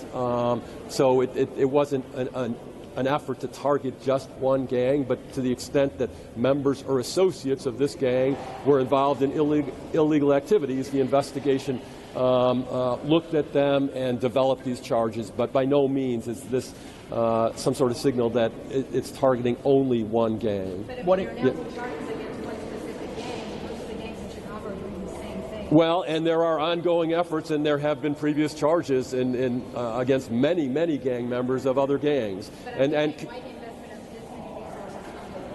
Well, to the extent individuals affiliated with this gang were involved in illegal activities, whether it be drug dealing or firearms, that was the subject of this investigation, and they were targets of this investigation. But by no means is that any indication that they are being that they are the exclusive targets. There are many investigations going on of other gangs and other gang members as well. What impact has the trafficking more weapons, or I mean, this is what elevated them to this? Were they trafficking more weapons? Were they responsible for more? I'm not in a position to compare them to other gangs. I can just say this, that as during the course of this investigation, the investigators found many weapons that were being illegally possessed or trafficked by this gang, and to that extent, charges were filed against these people. What impact has this investigation had on the gang's ability to carry out their day-to-day business? Yeah, that would be speculation on my part, but obviously, to the extent that we can get drugs and firearms off the street, we are hoping that it has some impact, a positive impact in these communities. We actually recovered firearms before you said that. Yeah, so the firearms were recovered by law enforcement agents, whether they be CPD officers or ATF. It was a joint ATF-CPD investigation. What kind of drugs were being trafficked? Pardon me? What kind of drugs were being trafficked? So the drugs included cocaine, crack, MDMA, methamphetamine, and PCP. Can you characterize where in the gang these folks were? Were they the top level? Or Yeah, I'm not prepared to give that characterization. No. Has there been more cooperation from residents of those gang-infested areas, or is this something where there's gang associates or gang members that are cooperating with the police? How are these done? Well, when we make cases like this, we look for cooperation wherever it may come from, and there are many people in these communities who want to provide useful information, but also to the extent that gang members themselves are willing to provide information, we're interested in that information as well. So there's not one single source of information, but we look for information, intelligence wherever we can get it. So. In the release, it talks about one of the locations being targeted was a pizza shop, and that was sort of the focus of the investigation.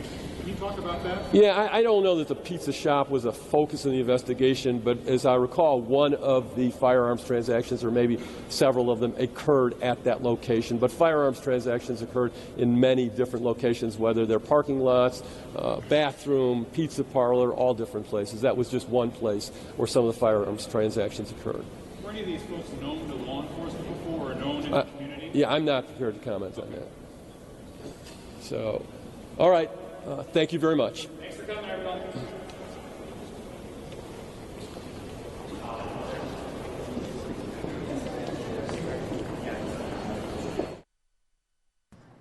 All right, everybody, that press conference coming from Chicago police, where they were sharing the results of a series of gang raids they carried out in the city's south and southwest sides, along with federal authorities.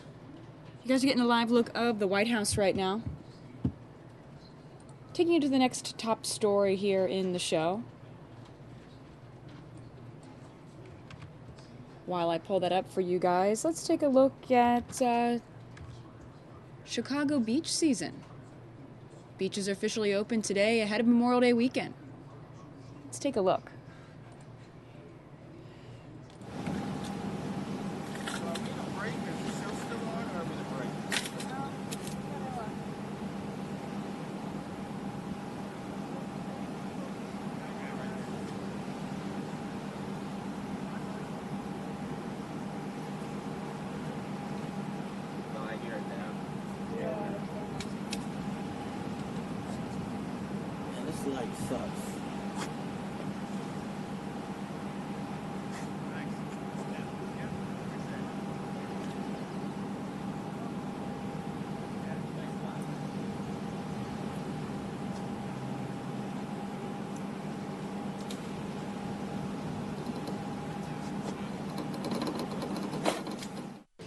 All right, everybody, now I'm giving you a live look of the White House. As you know, President Obama spoke at a gathering in Berlin. But after the gathering, he had a chance to sit down with the German Chancellor Angela Merkel to discuss democracy and global responsibility. Let's hear about their conversation.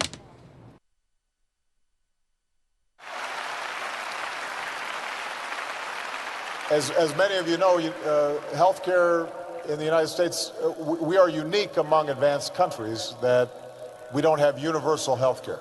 That oftentimes there are people who are sick who cannot get care, or they have to go to an emergency room to get care. My hope was that I was able to get 100% of people healthcare while I was president.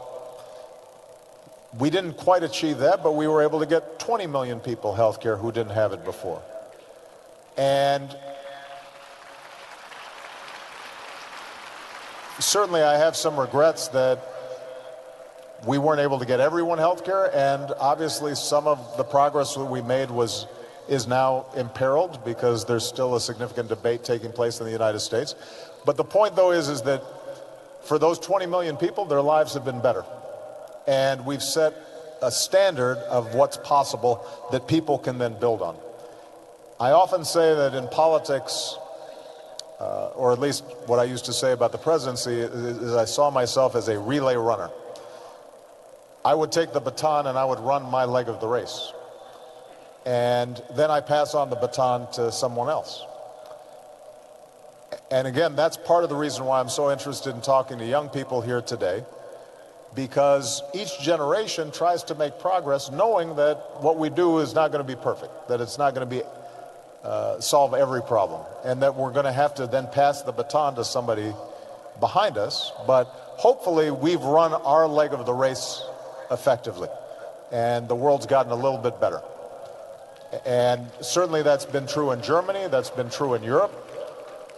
When you think about just what's happened in my lifetime, despite all the tragedies that we see every day, the world has never been wealthier, it has never been more healthy, it's never been better educated. Young people today have access to information and opportunities that would be unimaginable when I was born or Angela was born. And if we can sustain that progress, then I feel very optimistic about our futures, but it's ultimately going to depend on the young people here today, and my job now is to help them take it the next step. Sie haben jetzt gesprochen über ein sehr wichtiges innenpolitisches Thema. Was fällt Ihnen ein, wenn Sie sich Ihre Rolle in der internationalen Politik, in der Welt, in diesen 8 Jahren vor Augen führen? Wo haben Sie Regrets? Was bedauern Sie? Und wo haben Sie das Gefühl gehabt, ja, heute weiß ich, warum ich das alles tue und warum es gut ist, dass ich diesen Weg gegangen bin und jetzt als Präsident das tun kann, was ich tue? Well, the Chancellor and I were talking briefly before we came out. I think the international order is at a crossroads. It's an important time in the international community.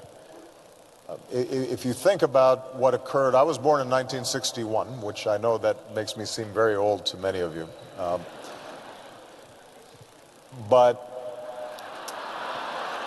in history, that's actually not a very long time. And when I was born, Berlin was divided. The Iron Curtain was up. Apartheid still reigned in South Africa. Dictatorships were the norm in large portions of the world. We had just emerged out of a devastating world war, a Korean war. We were about to enter into a Vietnam war, the United States was. Countries were still emerging from colonialism. And because I think of a set of ideals and principles, rule of law, the dignity of individuals, freedom of religion, freedom of the press, a liberal market-based economy, because of these principles that in fits and starts, Europe and the United States and other countries joined together to try to promote and spread, we saw incredible progress. And here in Europe, there has never been greater prosperity and greater peace than over the last 3-4 decades. That's an amazing achievement. And I think sometimes young people take it for granted. But I think that what we now have to recognize is that because of globalization and because of technology and the disruptions that have occurred, the inequality that exists between nations and within countries, because of the fact that the internet brings us all closer together, but we're still from different cultures and sometimes feel disoriented by the world shrinking because of things like the refugee crisis, that this order that has been created has to be changed, it has to be updated, it has to be continually renewed, because there's a competing narrative of fear and xenophobia and nationalism and intolerance and anti-democratic trends. And so when I think about my role when I was president, but also now as a citizen of the United States and part of the world community, what I think is most important is that we rally around those values and ideals that are best, and we have to push back against those trends that would violate human rights or that would suppress democracy or that would restrict individual freedoms of conscience and religion. And that is going to be a significant battle that we have to fight. All of us have to be a part of. And it's not always easy because, for example, I look at a place like Syria, where despite our best efforts, and this is something Angela and I worked on a lot, you still have a vicious war taking place. You still have millions of people displaced, hundreds of thousands killed. And it is going to require, I think, everything we can do to recognize that what happens on the other side of the world or in these other countries, whether it's in Africa or Asia or Latin America, that it has an impact on us, and that we're going to have to be invested in trying to help those countries achieve peace and prosperity. And as president, I did not always have the tools that I wanted to affect those kinds of changes, but at least we tried. And part of the goal here is if you try long enough, eventually what President Abraham Lincoln called the better angels of our nature, I think, can win out. Ja.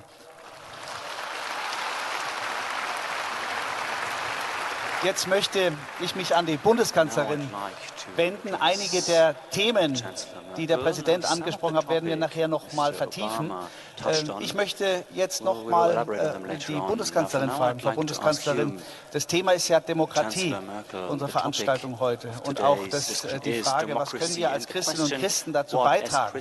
Nun ist es ja so, das ist eben schon angeklungen, dass die Demokratie in vieler Hinsicht bedroht ist. Wir haben bei vielen Menschen ein Gefühl des sich Entfernens von den Grundorientierungen und dem Engagement in der Demokratie.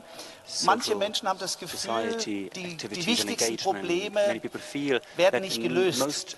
Die Politik scheint ohnmächtig gegenüber den Problemen zu sein.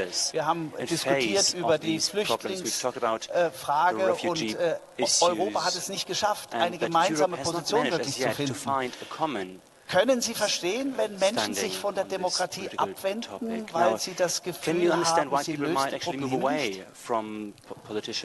Also erst einmal glaube ich, dass es in der Tat so ist, dass natürlich, wie es eben Barack Obama auch gesagt hat, 100%ige Lösungen selten gelingen. Aber nehmen wir jetzt das Thema der Flüchtlinge. Da muss man doch als erstes mal sagen, dass Hunderttausende, vielleicht sogar Millionen Menschen in Deutschland Mitgefühl, Aufnahmebereitschaft, Solidarität gezeigt haben, ehrenamtlich, hauptamtlich und in diesen Tagen vielleicht auch ganz sichtbar war, als so viele kamen, dass man etwas bewegen kann, und dafür können wir doch erstmal dankbar sein. We can do something.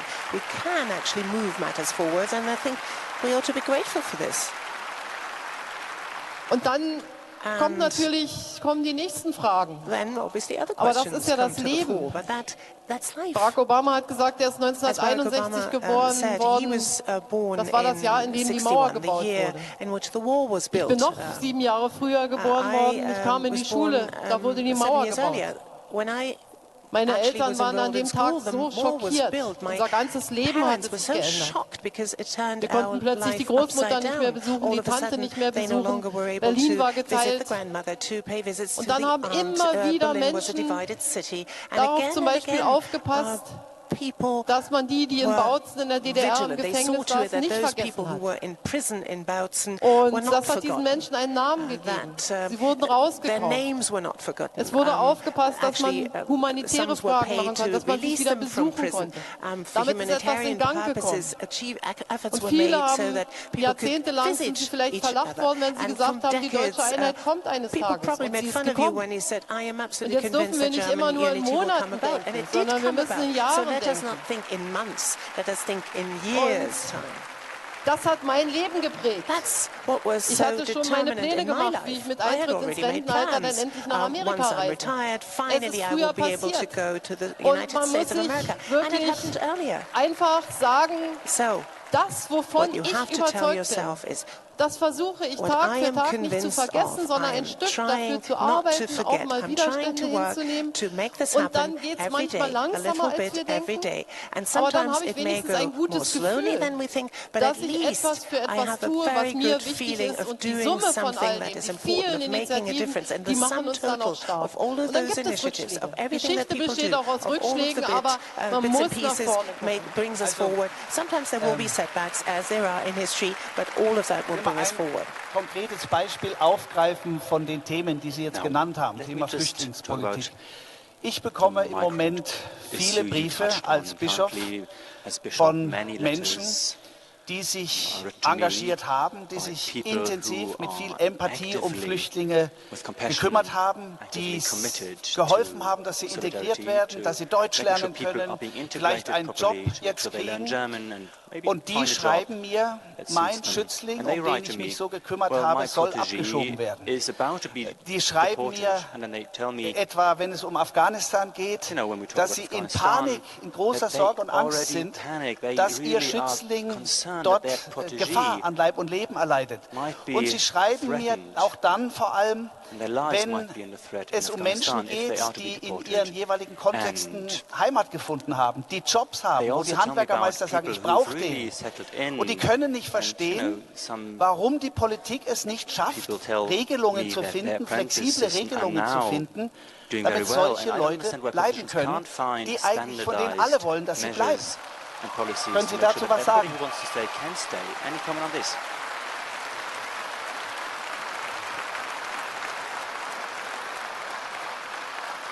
Also ich glaube, das gehört wirklich zu den sehr, sehr schwierigen Themen. Das ist überhaupt keine Frage.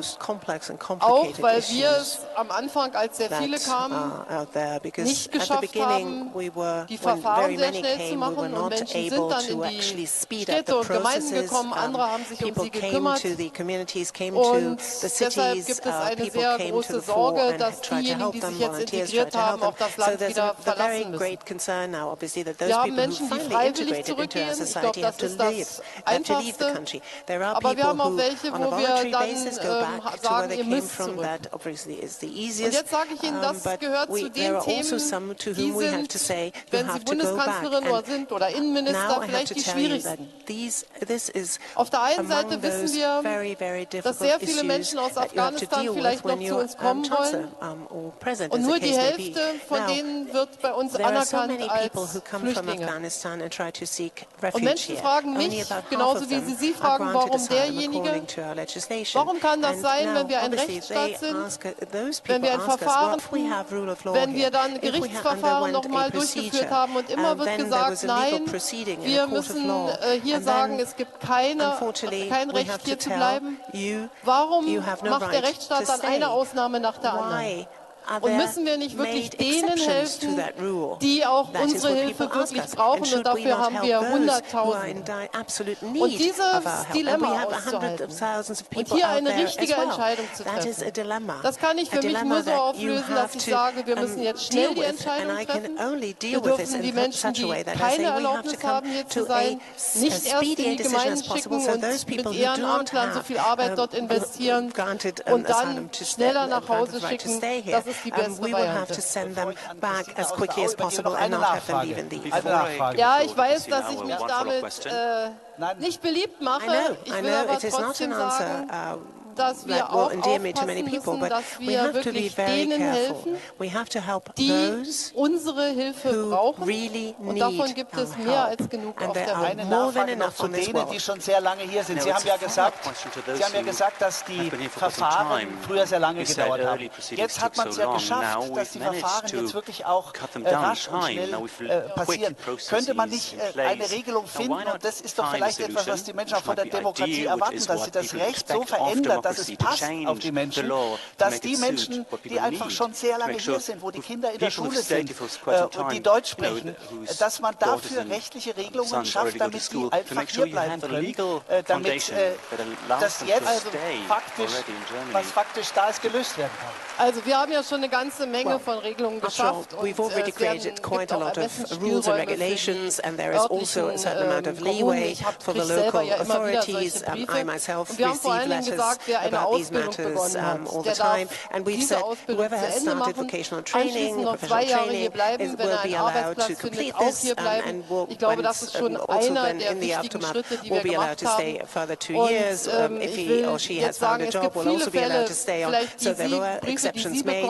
Then there are cases, obviously, expressed in letters that you receive, maybe that we receive, which are difficult. But if we think of 80,000 people coming here to this country, davon 150.000 Menschen aus Afghanistan. 150,000 Und es hat noch from keine Afghanistan. 1000 gegeben. Okay, everybody, we're going to cut out of that to take you to some live breaking news right now. Give me one moment while I pull this up for you guys.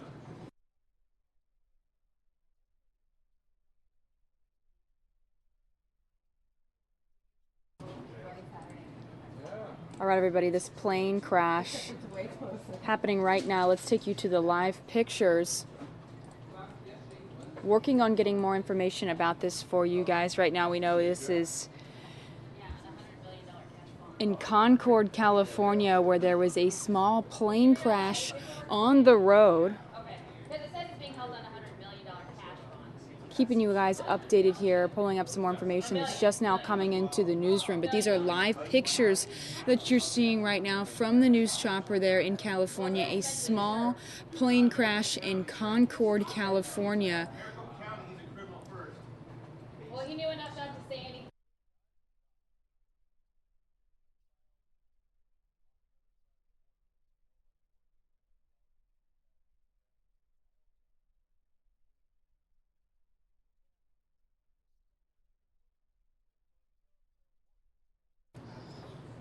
This small plane crashed in Concord Friday afternoon.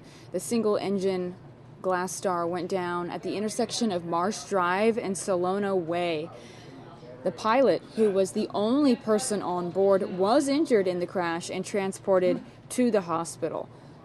The plane was returning to Concord due to a mechanical problem and crashed just short of the runway outside the airport. You can see several emergency vehicles on the scene right now.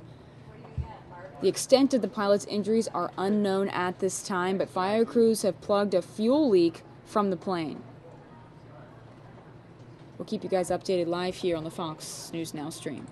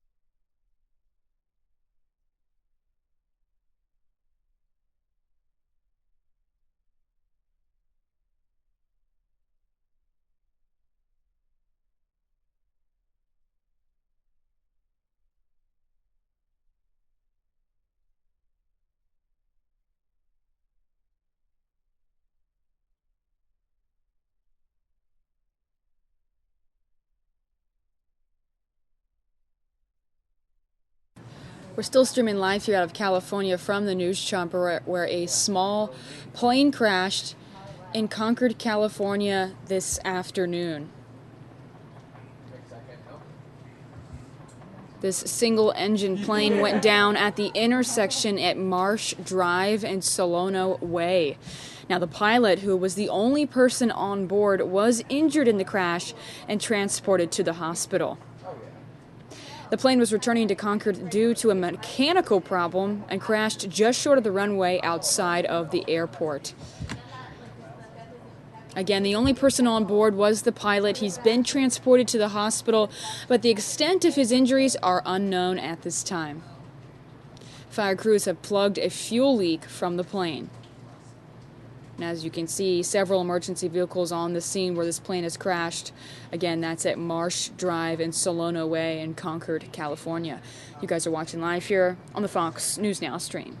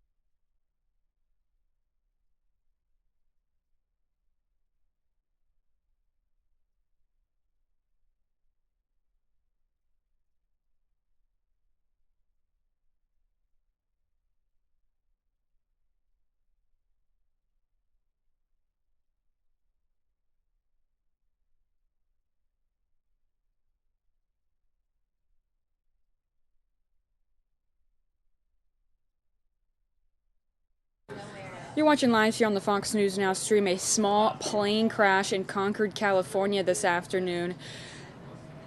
Pilot was the only one inside. His injuries are unknown, but we do know he has been transported to the hospital. Still waiting on an update on the extent of his injuries, but we do know he was the only one on board. Again, this is in Concord, California. Single-engine plane went down at the intersection at Marsh Drive and Solona Way. He was injured in the crash, that pilot, and transported to the medical center. Now, this all happened when the plane was returning to Concord due to a medical problem and crashed just short of the runway outside of the airport. Fire crews have also plugged a fuel leak from the plane, and you can see several emergency crews are still there at the scene. We'll keep you updated live here on the Fox News Now stream.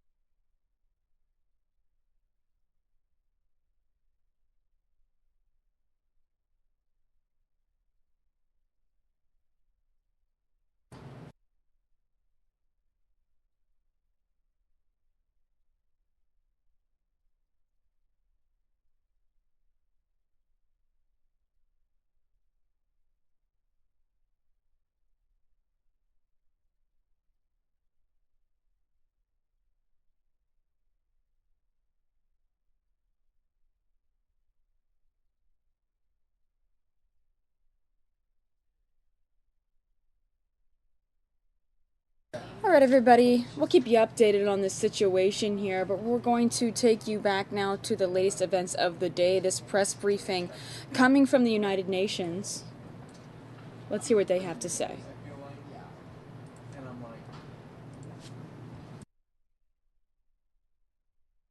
Of this following statement attributable to the spokesperson for the Secretary General on the Human Rights Advisory Panel's recommendations on Kosovo.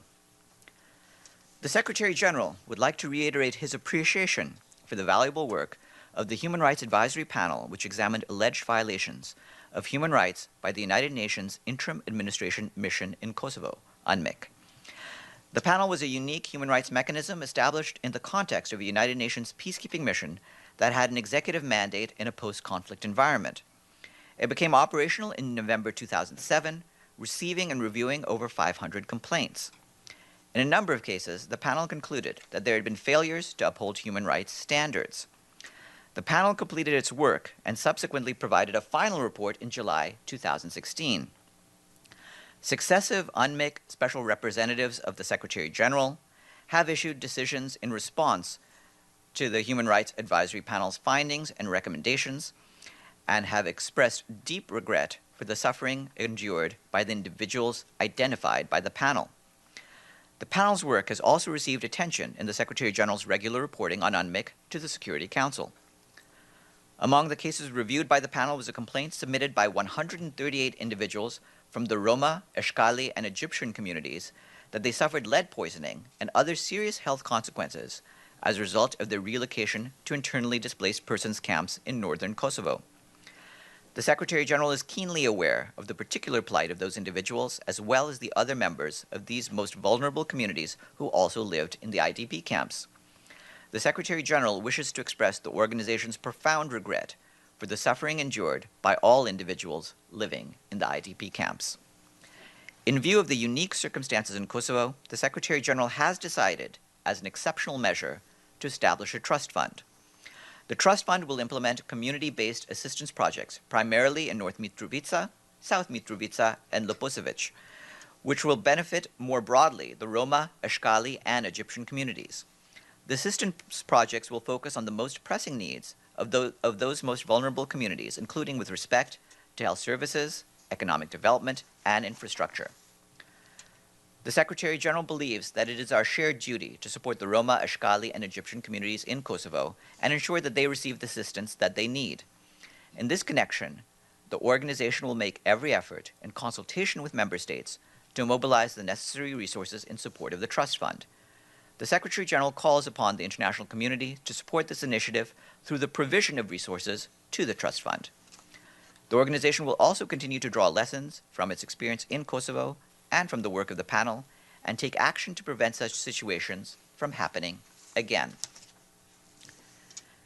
Nikolai Mladenov, the UN Special Coordinator for the Middle East Peace Process, said that during the past month, the complex dynamics on the ground in the region are creating an explosive environment. In Gaza, he warned, we are walking into another crisis with our eyes wide open. Since April, the majority of Palestinians in Gaza are receiving about 4 hours of electricity per day. For months, Mr. Mladenov said, the UN has warned that without addressing the structural problems of Gaza's electricity supply, we would face a humanitarian crisis. Those warnings are now a reality. He added that the UN is working to mitigate the humanitarian impact of this crisis. A UN-managed emergency fuel operation is delivering fuel to essential services for water, health, and sanitation, but reserves will run out in the coming weeks. The Special Coordinator is also very concerned by the ongoing hunger strike by Palestinian detainees protesting against the conditions in Israeli jails, which, on the eve of Ramadan, has now entered its 40th day. Mr. Mladenov noted that his briefing follows on the heels of the terrorist attacks in the Sinai and in Manchester. He offered his deep condolences to the families and loved ones of the victims and to the Egyptian and UK governments and people. There's no justification for terror. The Security Council members also held a moment of silence in honor of the victims of the Sinai attack, and they have since released a press statement. The High Commissioner for Human Rights warned today that civilians in Syria are increasingly paying the price as airstrikes against Daesh escalate while that group cracks down on those in and around areas remaining under its control. High Commissioner Zaid Rad Al Hussein urged all states' air forces operating in Syria to take much greater care to distinguish between legitimate military targets and civilians. He said that all parties to the conflict must uphold their obligation to take every feasible measure to spare the civilian population from the effects of the armed conflict. The High Commissioner said that the same civilians who are suffering indiscriminate shelling and summary executions by Daesh are also falling victim to the escalating airstrikes, particularly in the northeastern governorates of Raqqa and Deir ez-Zor. There are more details in a press release online. Our humanitarian colleagues tell us that aid agencies are preparing for a potentially imminent mass exodus of civilians from Mosul. Okay, everybody, we'll take you back to this briefing from the United Nations, but right now we do want to take you live here in Arizona to Memorial Day traffic. Let's give you a look at people trying to get on with their Memorial Day vacations. Let's take you to the live look right now.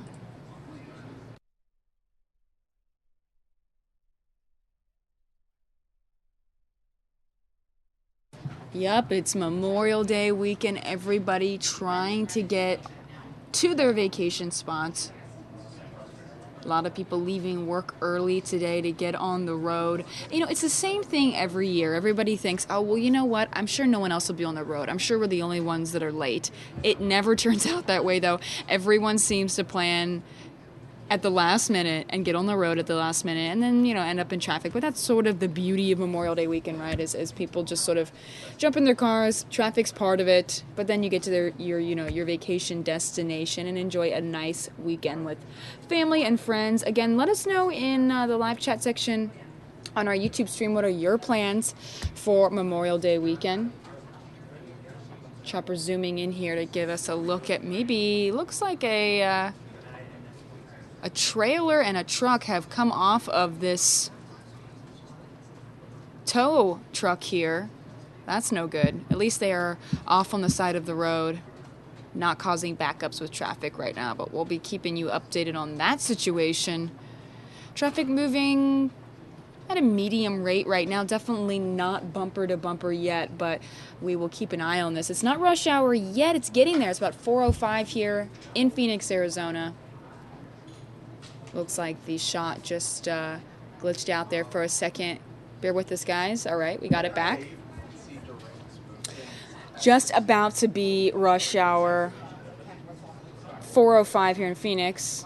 I guess you can say it's started, but everyone will really get off work around 5. But you know, people probably leave about an hour early, to get on the road. Again, I want to hear from you guys. What are your Memorial Day plans? We're streaming live here on the Fox News Now stream.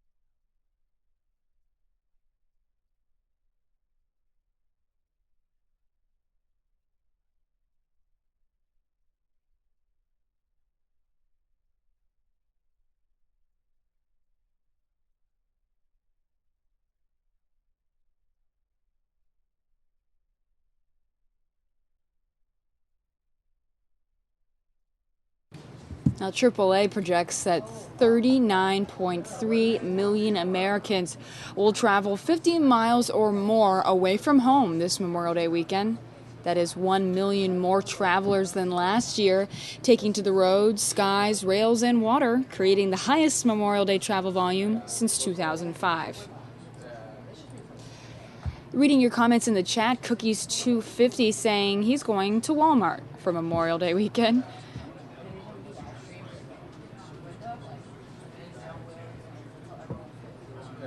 Oryx saying that he's building a greenhouse this weekend for Memorial Day. We asked you guys to share your plans. Maybe you don't have any. That's okay. I don't have any yet either. I do want to see the new Baywatch movie that's supposed to come out this weekend. Let me know what your plans are. We're streaming this live here on the Fox News Now stream. Looks like the chopper footage did just cut out there for a second. All right, we got it back. Sometimes when chopper zooms in and out, we lose the footage, but we are streaming this live, so that happens occasionally here on our stream. You guys know that. We're streaming the traffic here live in Phoenix.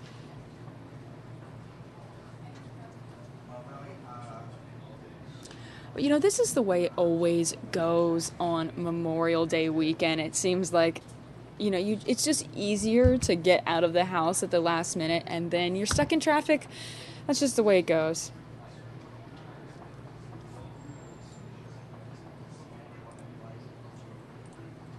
We were showing you earlier as well, Chicago has opened their beach. They're officially open, the beaches in Chicago, for Memorial Day weekend, and boy, does it look Beautiful there. I'm going to put that in the upper right-hand corner of your screen here. Take a look at that. They're live in Chicago. All 27 of Chicago's beaches are officially open today ahead of Memorial Day weekend. Take a look at that. We're streaming live here out of Phoenix, but we cover events from all over the United States. On the upper corner of your screen, you're getting a look of Chicago. Again, their beaches officially open for Memorial Day weekend. And full screen, you're looking at the traffic. Not too bad yet, but it's only 4 o'clock here in Phoenix. We'll see how it turns out as the day goes on. And we asked you guys to share your plans of what you're doing this weekend in Memorial Day. On Memorial Day. Karo Sato saying, I'm watching Fox 10 for Memorial Day. Hey, thanks. We love when you guys tune in. Cookies 2050 saying, putting a tent in the backyard. Twinkie saying, nothing better than the beach. Thanks for watching.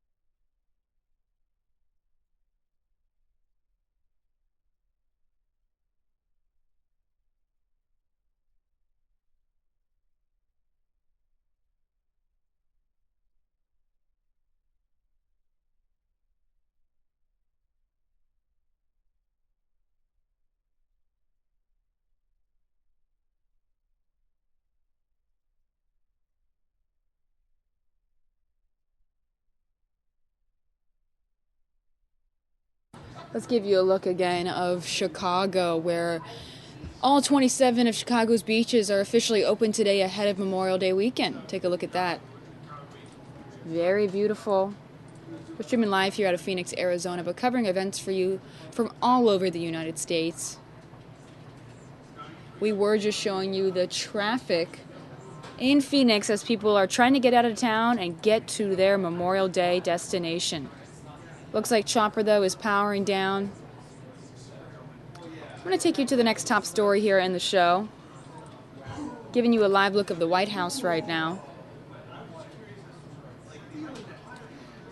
Let's take you back to the United Nations, where they were holding their daily briefing earlier today.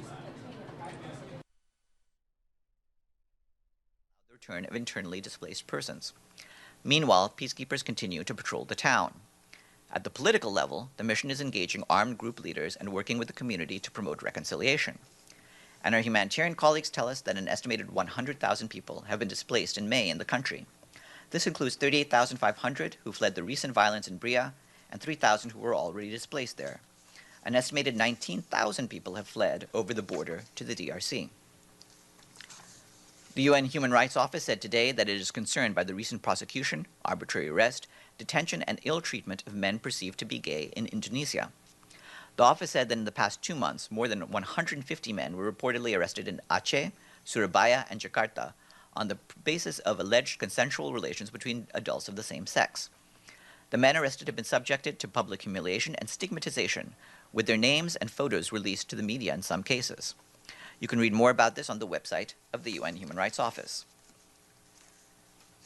The Food and Agriculture Organization issued an alert today over a lethal virus affecting tilapia fish, one of the world's most important fish for human consumption. Tilapia lake virus has now been confirmed in 5 countries on 3 continents: Colombia, Ecuador, Egypt, Israel, and Thailand. While the pathogen poses no risk to human health and no public health concern, it can decimate infected populations. More details on the FAO website. We have an update from the UN Migration Agency, IOM, showing that 60,520 migrants and refugees have entered Europe by sea this year, with over 80% arriving in Italy and the remainder divided between Greece, Cyprus, and Spain. This number does not include some 6,000 people who've been rescued over the past 72 hours, the IOM said. In terms of fatalities, there have been 1,530 migrants and refugees who have died this year on this route, a figure that roughly matches those for 2016 for the same period. However, the IOM warns that the deadliest season is starting right now. And this just in, the UN mission in South Sudan, UNMISS, has just welcomed the release of George Livio, its national staff member who has been in detention since August 2014 without trial. The mission calls for the release of its 2 other national staff members who are currently also being held in detention without trial since 2014. UNMISS continues to urge the South Sudanese authorities to respect national laws and the fundamental principles of due process under international human rights law. And last, the Secretary General has arrived in Sicily. He will speak at the outreach session of the G7 summit tomorrow before returning to New York later this weekend. I'd also like to remind you that on Monday, the 29th of May, UN headquarters will be closed for a U.S. holiday. The office will reopen and briefings will resume on Tuesday, the 30th of May. And before we go to the weekend, yes.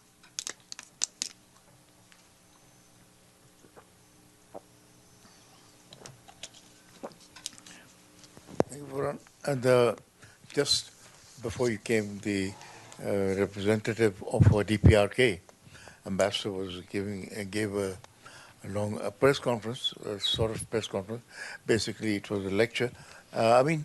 He has charged that which you probably know, that he's been doing that United Nations does not listen to anything that they're saying. For instance, formation of a tribunal or what have you for to determine the legalities of the sanctions imposed by the United Nations Security Council. And it wants an international, totally independent. That's one of the demands. And it charges that the United Nations only listens to what the United States has to say. So how do you respond to that? And do you think that that's a workable thing that they're suggesting? Well, regarding your first question about their proposal, we have received a letter from the Democratic People's Republic of Korea concerning this proposal, and we are continuing to engage with the DPRK authorities. That's as much as we can say on that for the time being. Of course, I do not agree with the idea that the United Nations listens only to one or some of its member states. The United Nations is a venue where we try to listen and embody the views of all 193 member states as best as we can. It's obvious that some member states have differences with other member states. What we try to do is bring them together. In this case, we've continued to urge dialogue concerning the situation on the Korean Peninsula. We want the Democratic People's Republic of Korea to comply with the relevant Security Council resolutions, to work with the international community, including with the International Atomic Energy Agency. And we are hoping for a resumption of the sort of dialogue that we've seen concerning the Korean Peninsula some years back. Yeah, I guess the question, I mean, you may view all countries the same, but have you written back to this letter? And I know I've asked about this letter back as far back as March, and Stefan never even confirmed receiving it. So what's the protocol for the Secretariat to respond to formal letters by missions of countries? Obviously, it depends on the nature of what's in the letter. We are continuing to engage with the DPRK on this. And could I also ask you, since I last asked, the U.S. mission has put out a second, more detailed statement about the World Intellectual Property Organization's work on the sodium cyanide patent for either a North Korean individual or the government. They seem to insist that there was no need for them to inform the Sanctions Committee, that everything is fine with that. And I wanted to know, what does the Secretary General think, given his calls and his own statements, that all member states take this very seriously, both implementing? Does he think that WIPO has met all of its obligations and that it should continue in the future to do patent work for North Korea on cyanide without informing the committee? Well, as you're aware, the World Intellectual Property Organization has twice now on its website put explanations of its actions, and we would refer you to what they have said on this. Of course, the Secretary General does want all member states, and indeed all parts of the UN, to abide by Security Council resolutions, but you can see what the explanation is provided by WIPO itself. But what does he think of their explanation? I guess that's my question. He's the head of the UN system. Does he think there obviously there are some that think that what they're saying is asinine, and they think that it's fine. So I'm asking, what does he think of it? We're aware of what their explanation is, and we refer you back over to them. Yes. Yes, yeah, Farhan, my follow-up was, which you went the other way. Do you think that their proposal to gather independent legal experts in Geneva or wherever to determine that these sanctions being imposed by the United Nations Security Council on North Korea are legal or not? Do you think that's a workable thing, and do you think that the United Nations can follow up on that? Well, regarding that, as I just pointed out, all we really have to say is we're aware of the request and we're engaging with the DPRK authorities. Yes. Yeah. Where do things stand with the USG for counterterrorism? As you know, the Secretary General proposed an office on counterterrorism, and that proposal is before the General Assembly. It's for them to act on this. We expect that they may be considering this sometime next month, but no position has been created, and therefore there's nothing to name or announce at this point. An agreement that this position would go to the Russians? Obviously, there's different rumors that we're aware of about this or that post. Until we announce something, there's nothing official. And in this stage, there's not even a post created to announce. So it's if different countries are wanting their interests reflected, it's about something that does not at present exist yet. Yes. Yeah, I've got some other stuff, but I just wanted to ask you on this. I saw a quote where Jeffrey Feltman said that the proposal for the new office has been, I guess, approved by the Advisory Committee on Administrative and Budgetary Questions. And since yesterday in this room, the idea was that that's all confidential. I wanted to just know, first, is it true? Did Mr. Feltman say that? Is it true that ACABQ has signed off on it? And if it's true that the UN can speak about ACABQ, can we get a copy of the Secretary General's speech to ACABQ given earlier this week? No, the speech was basically about the budget proposals, which are available as a document. As Stefan pointed out earlier, I searched it and it said document not available on the UN document site. But I'd like the speech. You can deal with my colleagues with the document, but there's no remarks to share for the public regarding the particular proposal. This is a proposal that's going to go before the General Assembly, and you'll be able to see what happens once they consider it. Right, but I guess it goes back to this fundamental question. Like in most governments in the world, an executive, like the Secretary General, the executive branch, will announce publicly what its proposals are. Just the fact that to only announce it after it's been approved by the member states doesn't seem to make sense if you're pronouncing reforms and if there's public interest in how the UN works. What's the problem with releasing the speech? This is not a government. This is an organization bringing together governments, and what we try to do is engage in dialogue with governments in order to flesh out these proposals. What happened with the we the people? Ultimately, it's not finalized until the various governments agree on this. you simply can't argue that something's not transparent if it goes to 193 governments. That's a lot of people. It's not a secret process by any means. All of them are involved in this discussion. But I've heard the Secretary General say he wants to open up the UN to civil society and the public and we the people. So I guess I'm just wondering, is there something in that ACABQ speech that's so confidential that it can't, as I took him to understand on the steps, just be released and made public? No, it's not confidential, but it's part of a dialogue with member states, and we try to engage the member states directly in that dialogue. That speech basically tracks with the language of a public report. Yes? Just on my question on the Russian candidates, are there other candidates being considered who are not Russian? Why would we consider candidates for a post that does not yet exist? At some point, this will be relevant, but we're not at that point. Yes? Farhan, now, let me ask you on another question about this situation in India and Pakistan, which is getting bad to worse now. There were attacks in the occupied Kashmir and so forth. Do you think that Secretary General at any point in time will activate his good officers to somehow bring these two countries together? As you know about the question of good offices are available to all parties if they mutually agree to this. So that's the case in this situation as in every other situation. Yes? It seems that the mutual agreement is concerned. India is not willing to talk because it wants it to be done bilaterally, because it doesn't accept any arbitration unless it's in case that it took this case of the Indian prisoner to ICJ. The very nature of the principle of good offices is that the parties themselves need to be willing to accept it. Yes? You've changed a little. Yeah. Anyway, the AP put out a big story overnight today about sexual abuse, involving, as you know, peacekeepers. So I have a couple of questions, related to this story.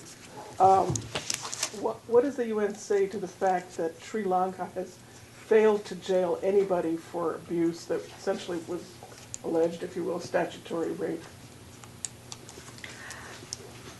Hold on one second. Sure.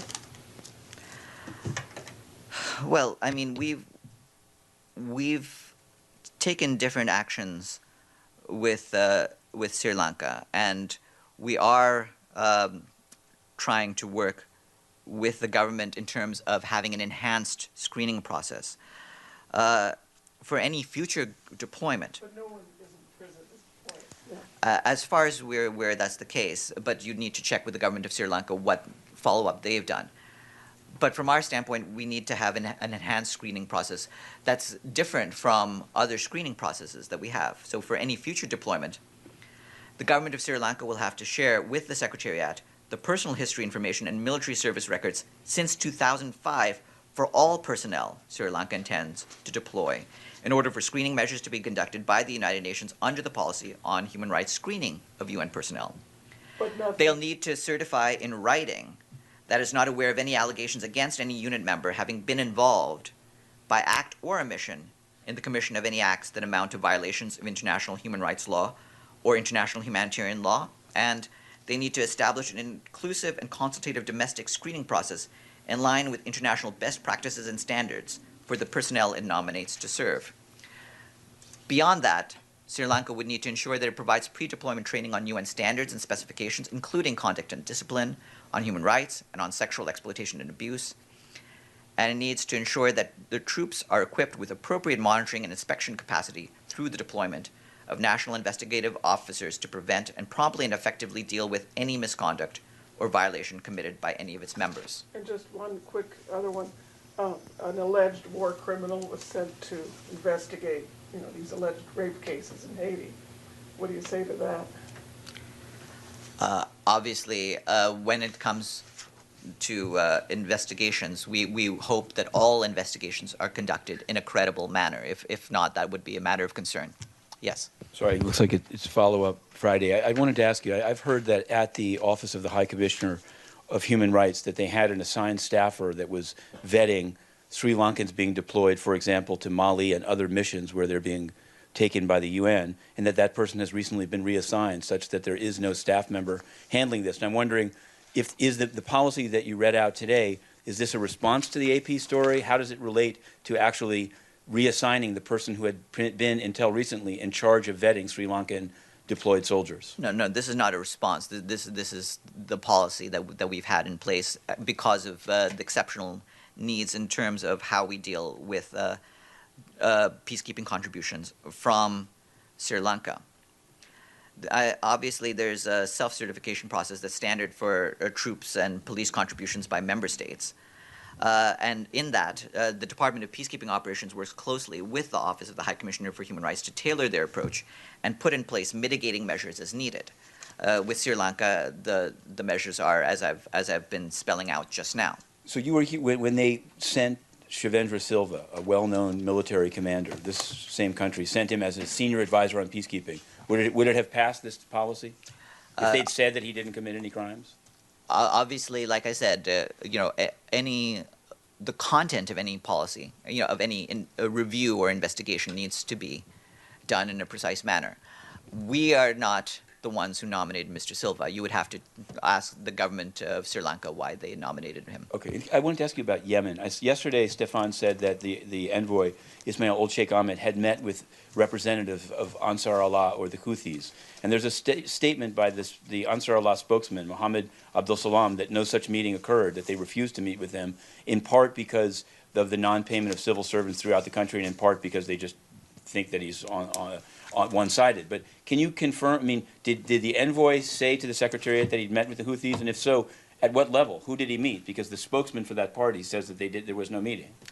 I will just reiterate what we put out in our note to correspondence, that there was such a meeting. We can check with his team who that entailed. And there was the staff unions in Geneva met and have passed a resolution earlier this week authorizing targeted strikes, work stoppages, because of what they say is inaccurate procedures by the ICSC, leading to what they say a 7.5% pay cut. So what is the Secretariat's response to this now authorization of strikes by the staff unions in Geneva?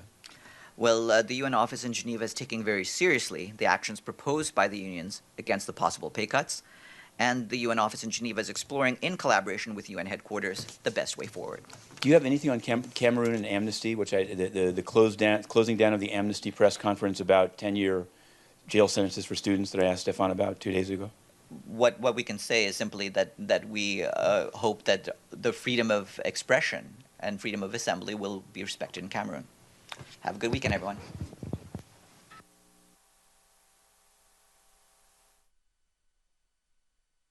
All right, everybody, that was the briefing from the United Nations. You're getting a live look of the White House right now, pulling up the next top story for you here in the show.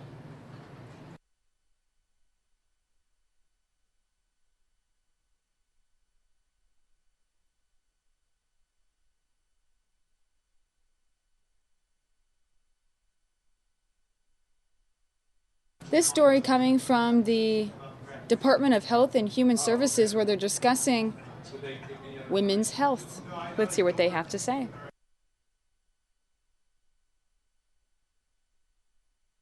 Good afternoon. I'm Nicole Green, Acting Director of the Office on Women's Health within the U.S. Department of Health and Human Services. Last week, we celebrated National Women's Health Week. The goal of the week is to remind women to make their health a priority and help them take simple steps for better health. In honor of this observance, I welcome you to this afternoon's Facebook Live discussion about healthy living for women veterans. According to the U.S. Department of Veterans Affairs, there are over 2 million women veterans living in the United States, and many often face health challenges that are unique to their history of service. Today's event is the first in a series of discussions about the health of women veterans. During our discussions, we hope to raise awareness of health issues affecting women veterans, talk about steps that you can take to live healthier lives, and direct you to resources to assist you on your journey to better health. Today, we will hear firsthand from women veterans about their personal health challenges and their tips for staying healthy. Our panel also includes key leaders that provide health services for veterans. They will offer additional information that veterans can use to improve overall health and wellness, specifically around mental health and stress.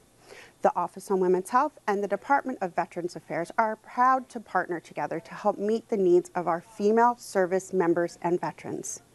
Thank you for joining us.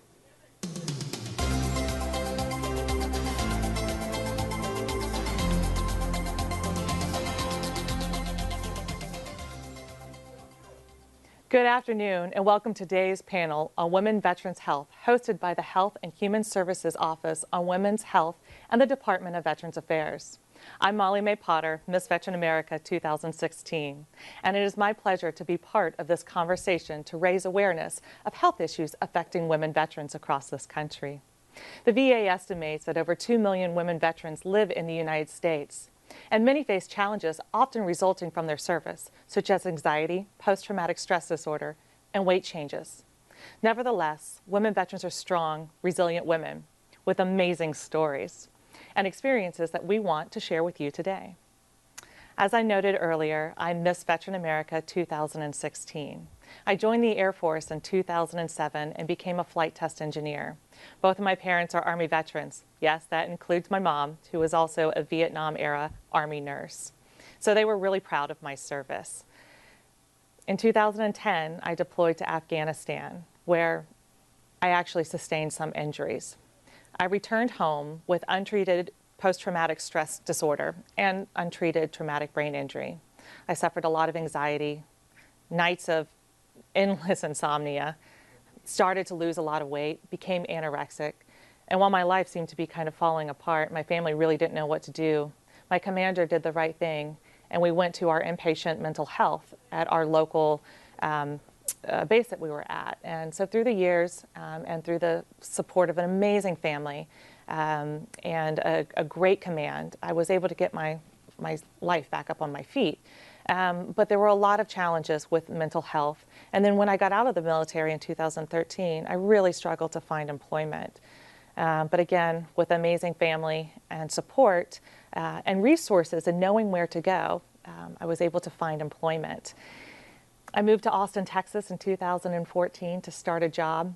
And I moved there not knowing anyone and not having my military community around me. And I realized how important it is for women veterans to be together. And so I joined Miss Veteran America in 2016. We're a united voice of women veterans that work to raise awareness about the issues facing women veterans across the country, specifically the fastest growing demographic of homelessness in America as women veterans. And so along with the support of Final Salute, Inc. and other resources, I'm here today. So joining me today are women veterans and health leaders that work to improve the health of women veterans.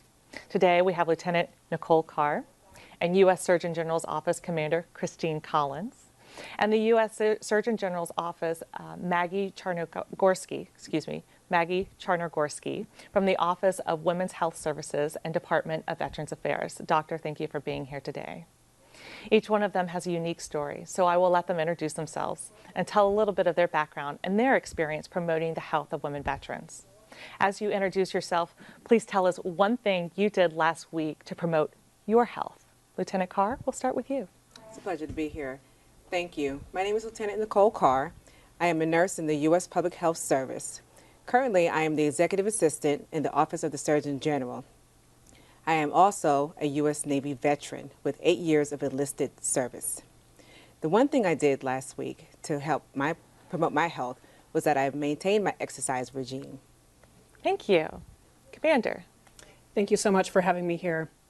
Currently, I'm a United States Public Health Commission Corps officer serving as the Director of Operations to the Office of the Surgeon General. I am also a 15-year Air Force veteran. The one thing that I did to maintain my health last week was I hugged my children and also took an amazing hike with my family. Thank you, Commander. Thank you. Doctor? Thank you. My name is Maggie Charnogorski. I am the Deputy Director for Comprehensive Women's Health at the VA, and I'm a provider in the VA healthcare system. So I work at the Washington, D.C. VA. And I just want to thank all of these amazing women for their service, and thank you for being here, and thank you for having me today. Absolutely. Thank you for being here. I'm really excited for this discussion. So let's get this conversation started. And let's start talking about the overall health for women veterans in this country. Maggie, can you kind of give us an update on the status of women veterans' health and a brief overview? Are there any issues that are more common for women veterans than their male counterparts? Absolutely, absolutely. So thank you once again for giving me this opportunity. So the VA healthcare system is pretty large healthcare system. We have 163 hospitals and about 1,000 outpatient clinics across the country. And for the most part, we predominantly have taken care of men historically. Until about 2008, we were 94% men. The number of women is increasing exponentially, but yet we're still at about 10% of VA users are women. So in the last decade, we've had to build a healthcare system for women veterans. Yeah.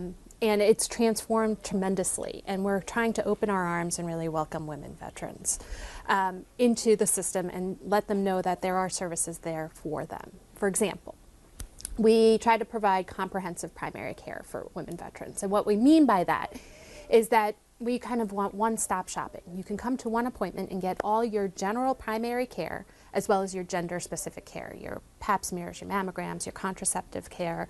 We can do all your health coaching, your preventative maintenance, your vaccinations, your screenings in one visit with all the providers in one clinic for you.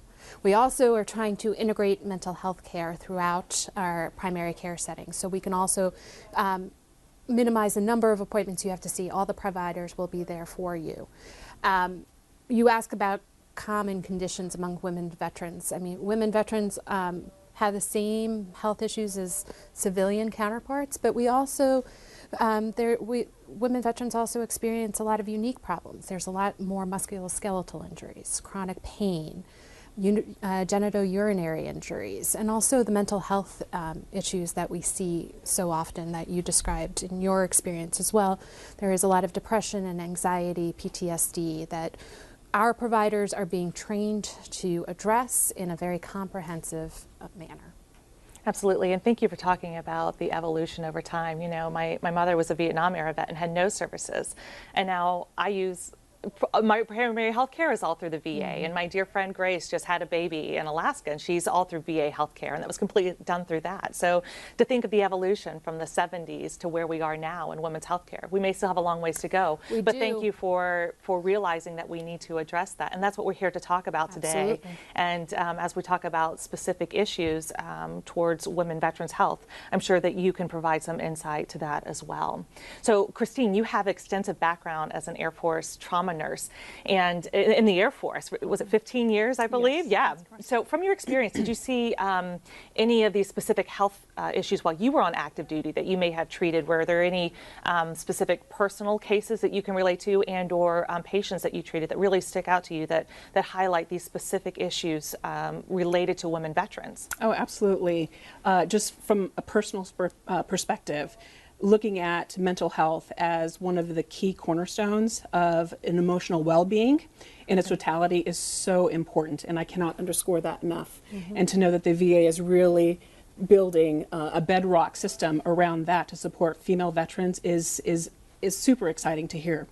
Personally, being deployed to 3 different war campaigns and most recently to the Afghanistan war in 2008 and 2009, you know, we were there for about 7 months, my team and I, and to be able to undergo sleep deprivation, the stress of multiple casualties that would come in, mass casualties, and the thought and knowing that you've done everything you could to save a fellow soldier and they pass, regardless of anything, any kind of intervention that you or your team has done, is somewhat overwhelming. You know, we are nurses, physicians, technicians, and the work that we did in a war zone was nothing but extraordinary.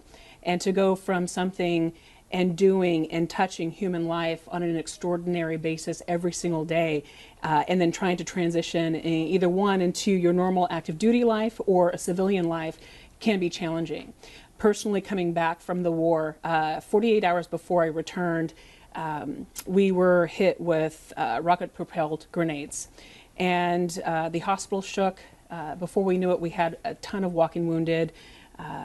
Bodies were being carried in by the vehicles, and it was just a mass casualty event. That was one of the many 28-hour shifts that we would work to help render care for our soldiers. And then 48 hours later, riding on an escalator, coming back home to now trying to become a mother, and to my then 3-year-old daughter and my 5-year-old and my 10-year-old, it was very surreal. You stand there, and 48 hours you were in a war zone, being hit by incoming fire, and now you're the mommy. Next thing, you're mommy. And how does that translate, and what do you do? And it was extremely overwhelming for me personally. And as an officer, you're supposed to lead. You're taught to lead. You're taught to care for your troops. And it was very, very challenging trying to find mental health care that I needed. And you know, transitioning back home within a few days, not feeling really safe anywhere, because now you have this open home that you can go and take a shower longer than 3 minutes without shower shoes. And which poses another health risk when you're deployed. Yes. and being able to eat normal food and have the luxury of getting up, getting food. But living in a space that is the size of a single bed, day in, day out for 7 months, and then now having all the space, you feel a sense of insecurity. Absolutely. And it's hard for maybe the civilian counterpartners to understand or relate to that. And then moving, the only place I felt safe was my closet. And people may laugh, but it's a very real thing. And within 2 days of coming home, my husband found me in the closet crying. And he came into the closet, sat with me. The next thing I know, my youngest daughter came and followed us, then my second daughter and my third daughter. And the incredible family support that I had, they sat with me for about 2 hours. And we all just cried and held each other. And I think at that point, we knew that the journey just was getting started. Absolutely. With the mental health piece of it. And you're very lucky that you had a family that was there with you. Many women experience this on their own. They come home and they're still single moms. That's correct. And they don't have anyone to cry in the closet with. So thank you for sharing that. But as you mentioned before, we have more resources now for that. And you mentioned a really critical aspect, mental health. And May is Mental Health Awareness Month. And so I really would like, Maggie, if you don't mind, kind of going into, you mentioned before some of the additional services that we're now adding specifically for women veterans' mental health. Could you go into some of those additional services that the VA is starting to provide? Absolutely, and it is a critical issue. About half of the women who are seeking care in VA do have a mental health diagnosis, whether it's anxiety, PTSD, depression. It varies from person to person. We do have integrated primary care, mental health into primary care settings, but we also have inpatient units, we have rehab facilities, we have specialty mental health care facilities, and we also realize that not all women are receiving care within the VA system. We have 2 million women veterans living in the U.S. right now. Only about 25% of them are getting care in the VA system. So many of them are getting care in the community. And it's challenging because not all our community providers understand some of the experiences that you've had during your military service. We do have training for providers to help them understand what military service is all about and some of the experiences women have during their military service. We're encouraging providers in the community to do that. But we're also encouraging providers in the community, when they identify a woman as a woman veteran and they are struggling with some of these mental health services, to refer them back to VA, because we do have trained providers that can be there to support and assist these women. And all of you, as you're thriving in your civilian worlds. I'm going to stop you there for a second, Doctor. You mentioned something really critical. You said that identify as a woman veteran. Absolutely. I would like for you to go in a little bit further with some of the challenges for getting women to actually identify themselves as veterans for services. That is a huge challenge for us. Most women actually don't identify themselves as women veterans, even if they served in the military. They picture veterans as somebody, as a man who was older, who served in Vietnam, and not women like you. We have an I Am One campaign that VA is trying to promote, where we want women who have served to get on their social media and say, I am one, I am a veteran, identify themselves as veterans, because that's the first step. If you identify yourself as veteran, then you can seek those services, because not only do we have healthcare services, we have education, housing, a home loan services available for women veterans.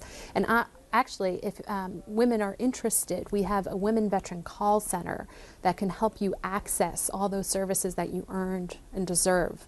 The Women Veteran Call Center, the phone number is 1-855-VA-WOMEN. That's 1-855-829-6636. It is a call center run by women to answer women veterans questions. And we can walk you through the process of, are you eligible for services? What services can you get? And they will connect you with the local VA and the women's health champion at that VA to get you an appointment, to walk you through the hospital, show you where the lab is, where the pharmacy is, to welcome you with open arms to get you the help that you need. And that's a really great point, because a lot of women veterans don't identify themselves as a veteran because they feel like if they didn't deploy in a combat zone, absolutely, then yeah, therefore they're not a veteran. So let's take my mother, for example, who's a Vietnam-era veteran. She's a Vietnam-era veteran. She didn't go to Vietnam, but many women in her situation don't actually identify themselves as veterans. And I never identified her as a veteran growing up, right? She was always mommy. Right, and so we're trying to get over, you know, what does a veteran mean, and what is the face of being a veteran? So really thank you for doing absolutely. that. And the next kind of part I want to go into is we're talking about mental health, but let's talk about physical activity and physical health. So when you're in the military, you know, you have someone that forces you to get up at 5 o'clock in the morning, right, to go run. So Lieutenant Carr, you actually mentioned that this week the one thing that you did for yourself was you stuck to your physical fitness regimen. So can you talk a little bit about some of the things that women veterans can do post-service that will really help keep up their health? Absolutely, thank you. That is something very critical and very important for veterans when they do leave and transition into the civilian world, that you're now on your own. You have to find yourself a support system, be it a social group, someone with like interests, something that you work with. The other thing is that set yourself a schedule. You know, be your own advocate, hold yourself accountable, and find a group that will help to support you, that will call you when you miss your days in the gym. Absolutely. The gym. Yeah. I have a dog, and my dog lets me know when I've missed running with him. He's the best person to keep me accountable. I come home and, you know, he's like, oh, we got to go for a run. So dogs are pretty good for health as well. So let's talk about health services that are available to women veterans. Maggie, what programs and activities through the VA are involved to help keep women healthy, maybe some weight reduction programs and things like that? I know several women veterans back at home in my community that are really involved with weight loss programs through the VA, and it's doing great things for them. So could you talk a little bit about that? Absolutely, yes. So like I said before, we try to provide comprehensive primary care in a team-like fashion. So not only do we have the providers and the nurses and the mental health professionals, but we also have health promotion disease prevention specialists in the primary care clinics. And they have a ton of programs that help women who are struggling with weight or obesity, to give them programs to help them with exercise and eating right. We have very strong vaccination campaigns. We keep up with our annual screenings. In fact, in the VA, oftentimes we do better than what we see in the private sector with cervical cancer screening and mammogram screenings. We really try to stay on top of that with our women veterans that are in care. And we also have partnered with people like the American Heart Association. So cardiovascular disease is a leading killer of women veterans and women in the community. And we partnered with the American Heart Association to on their Go Red for Women campaign to really promote cardiovascular disease awareness amongst this population, so people understand how important it is to stay healthy and stay active even after your military service, and how important that is as you age to maintain your healthy lifestyles. Absolutely. And before the program, we were talking about some of the resources that were available at local communities and encouraging people to reach on their local communities to see what services are available there. But can you talk a little bit about how does someone go from, I'm not in the VA at all and I would really like to access your services? Walk us through that program and that step. How does one go about doing this? Do you just show up at the VA? How does this work? Well, you can absolutely show up at the VA. So there's a number of entry points. You can show up at a VA and ask for your Women Veteran Program Manager. There's a Woman Veteran Program Manager at every VA that serves as a women's health advocate that can walk you through that process. Great. Once you show up. If you want to access it by internet, I would go to eBenefits, register for eBenefits, get your forms. We can register you online, see what you're eligible for. If you rather do it by phone, I gave you the phone number before for the Women Veteran Call Center, the 1-855-VA Women. They can walk you through the process over the phone, get you an appointment, and get you into the door almost immediately.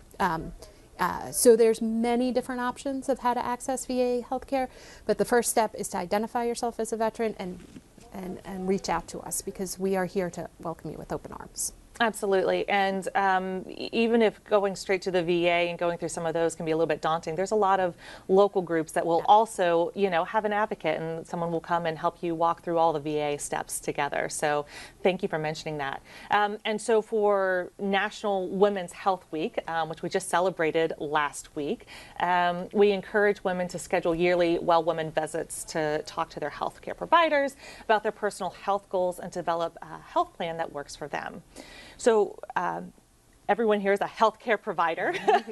Are there specific things that women veterans should specifically look for when they go to their visits? Lieutenant Carr, as a nurse, what are some things that you would suggest that as a woman veteran going to her yearly annual exam to really ask and to look for? Well, one thing they should definitely talk to their provider about is if they're having a lack of concentration. Also looking at their sleep. If they're getting less 8 hours of sleep a day, then they should really talk to their provider about that. They should also talk to them if they had any PTSD, any abuse at home or at work.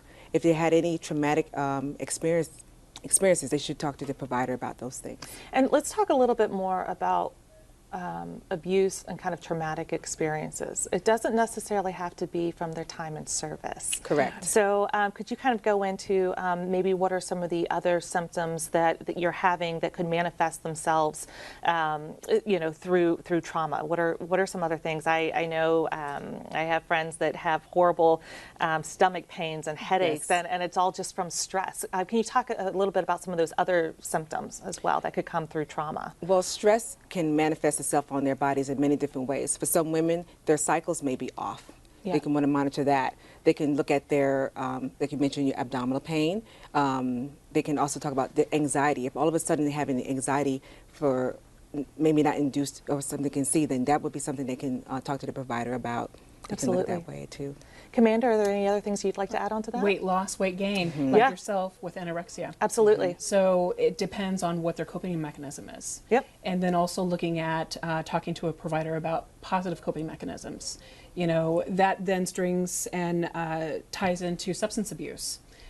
So when we talk about programs, as I hear Maggie talking, the VA is not our father's VA anymore.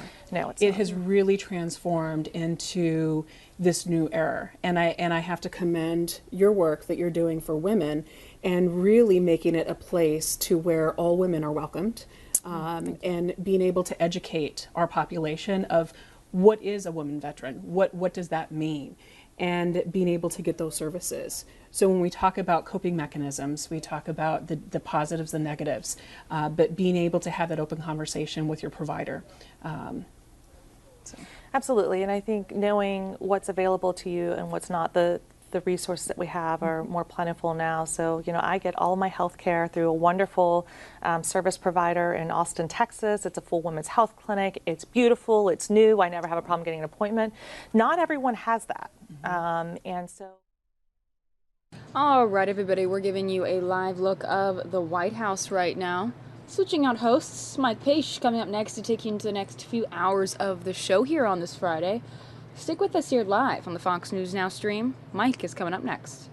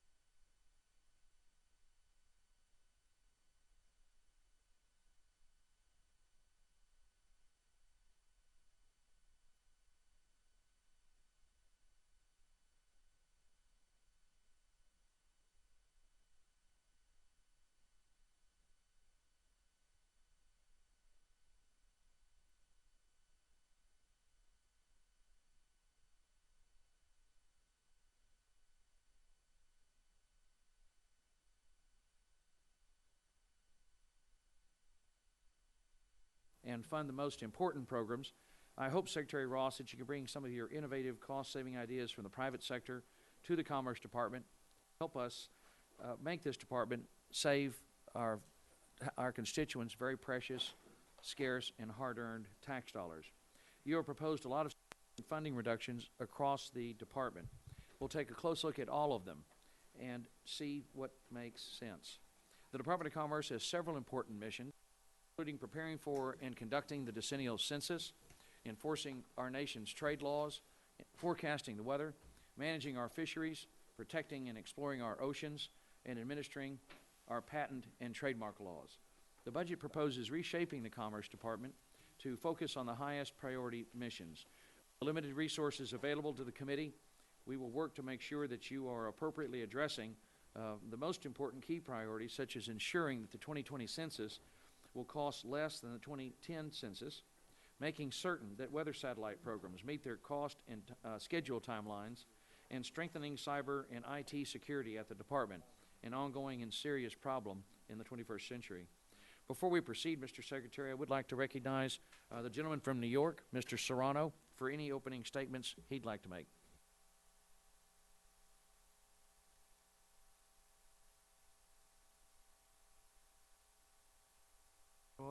I just want to know, is this the hearing that we were supposed to conduct all in Spanish? Not this one. That's the one tomorrow.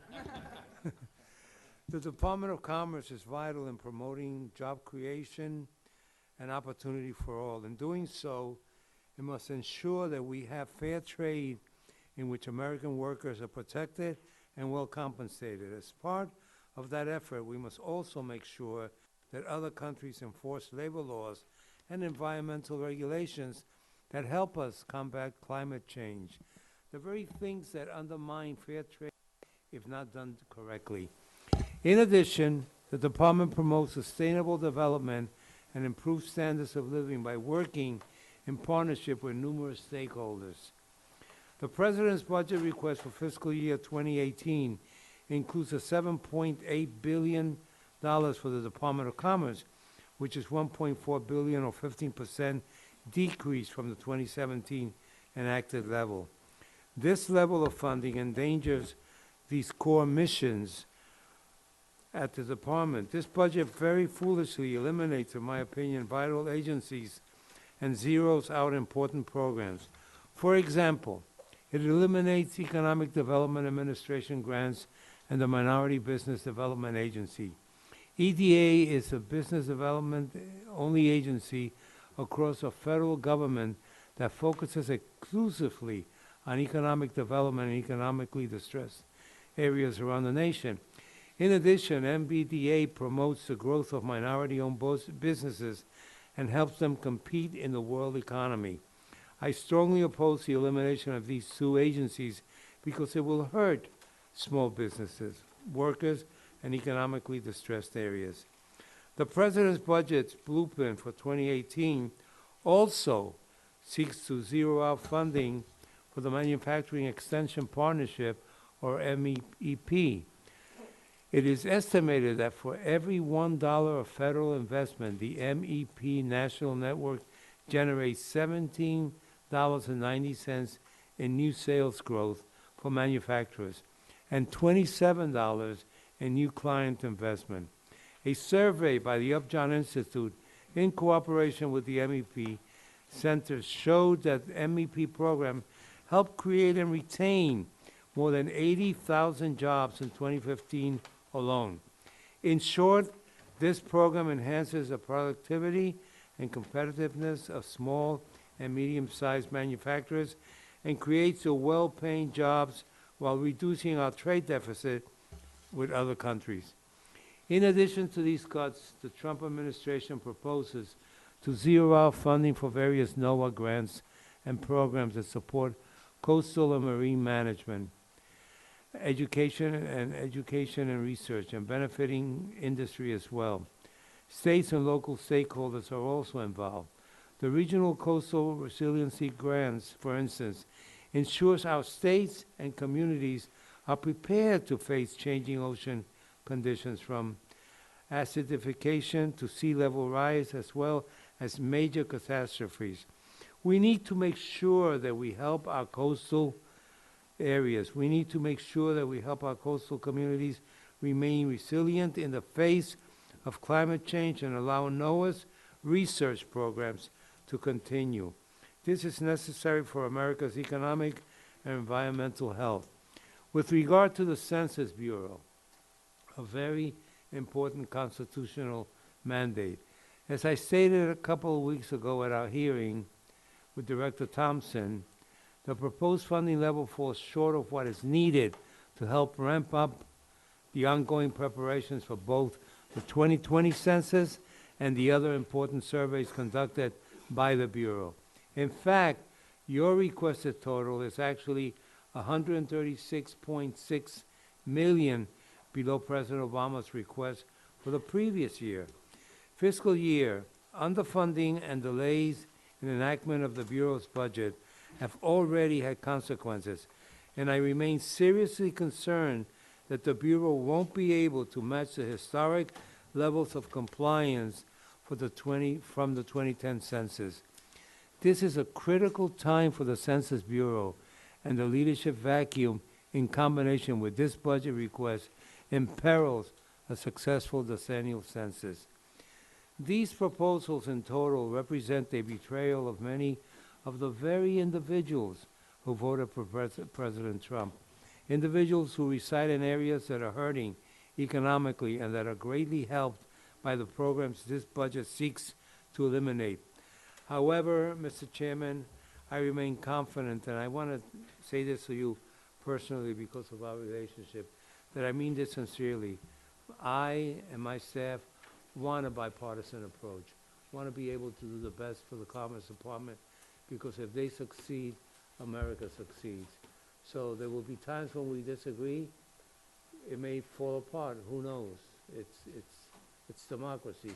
But my intent is to work with you to come up with a bill that we can be proud of. Thank you. We have always worked together beautifully, and we're starting in the right place, and look forward to finding a way to do that in the weeks ahead. It's my privilege to recognize a gentleman from New Jersey, our full committee chairman, Mr. Friedingheisen, for any remarks he'd like to make. Well, thank you, Chairman Culbertson, and welcome Secretary Ross to the Appropriations Committee. Today's hearing is an important part of the oversight duties of the committee, and now we have formally received the administration's budget, and I can assure you we will go through each and every budget, including yours, line by line, question witnesses, your good self and others, representatives of the department, and demand credible spending justifications, and only then will we make our own determinations on the best use of tax dollars. The Department of Commerce, of course, serves as a voice of America's businesses, and in my home state of New Jersey, your department plays an integral role in promoting job creation and creating more economic opportunities. It is imperative that we continue to make smart investments that protect American companies from unfair trade practices, help foster and grow domestic manufacturing, and promote U.S. innovation and industrial competitiveness, and deliver more U.S. products to international markets. In a larger sense, many of my colleagues are concerned that certain sections of your budget suggest that America may be stepping back from many of its international relationships and responsibilities. I, for one, am concerned about the optics of a retreat into isolationism and protectionism. What I do know, and I think we all know, we cannot isolate ourselves and expect the vacuum not to be filled by the Chinese and others. We've seen that in the military aspect of what we're doing in the Middle East. If you step back, the vacuum is filled by bad characters who will take that economic edge away from us. But we're very pleased to have you here this morning, and I thank Chairman Culbertson for the opportunity to address you. Thank you. Thank you, Mr. Chairman. Secretary Ross, we're delighted to have you here today. Your written statement will be entered into the record in its entirety if there's no objection. And so we recognize you for your opening statement. And if you could keep your statement to within 5 minutes, that'd be appreciated. Thank you, sir.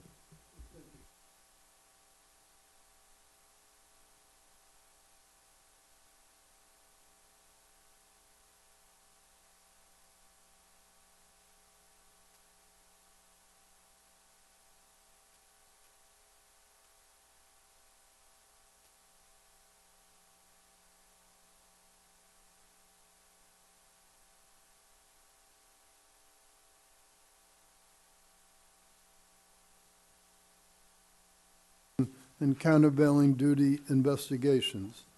We will ensure that no country or foreign corporation can take unfair advantage of U.S. markets.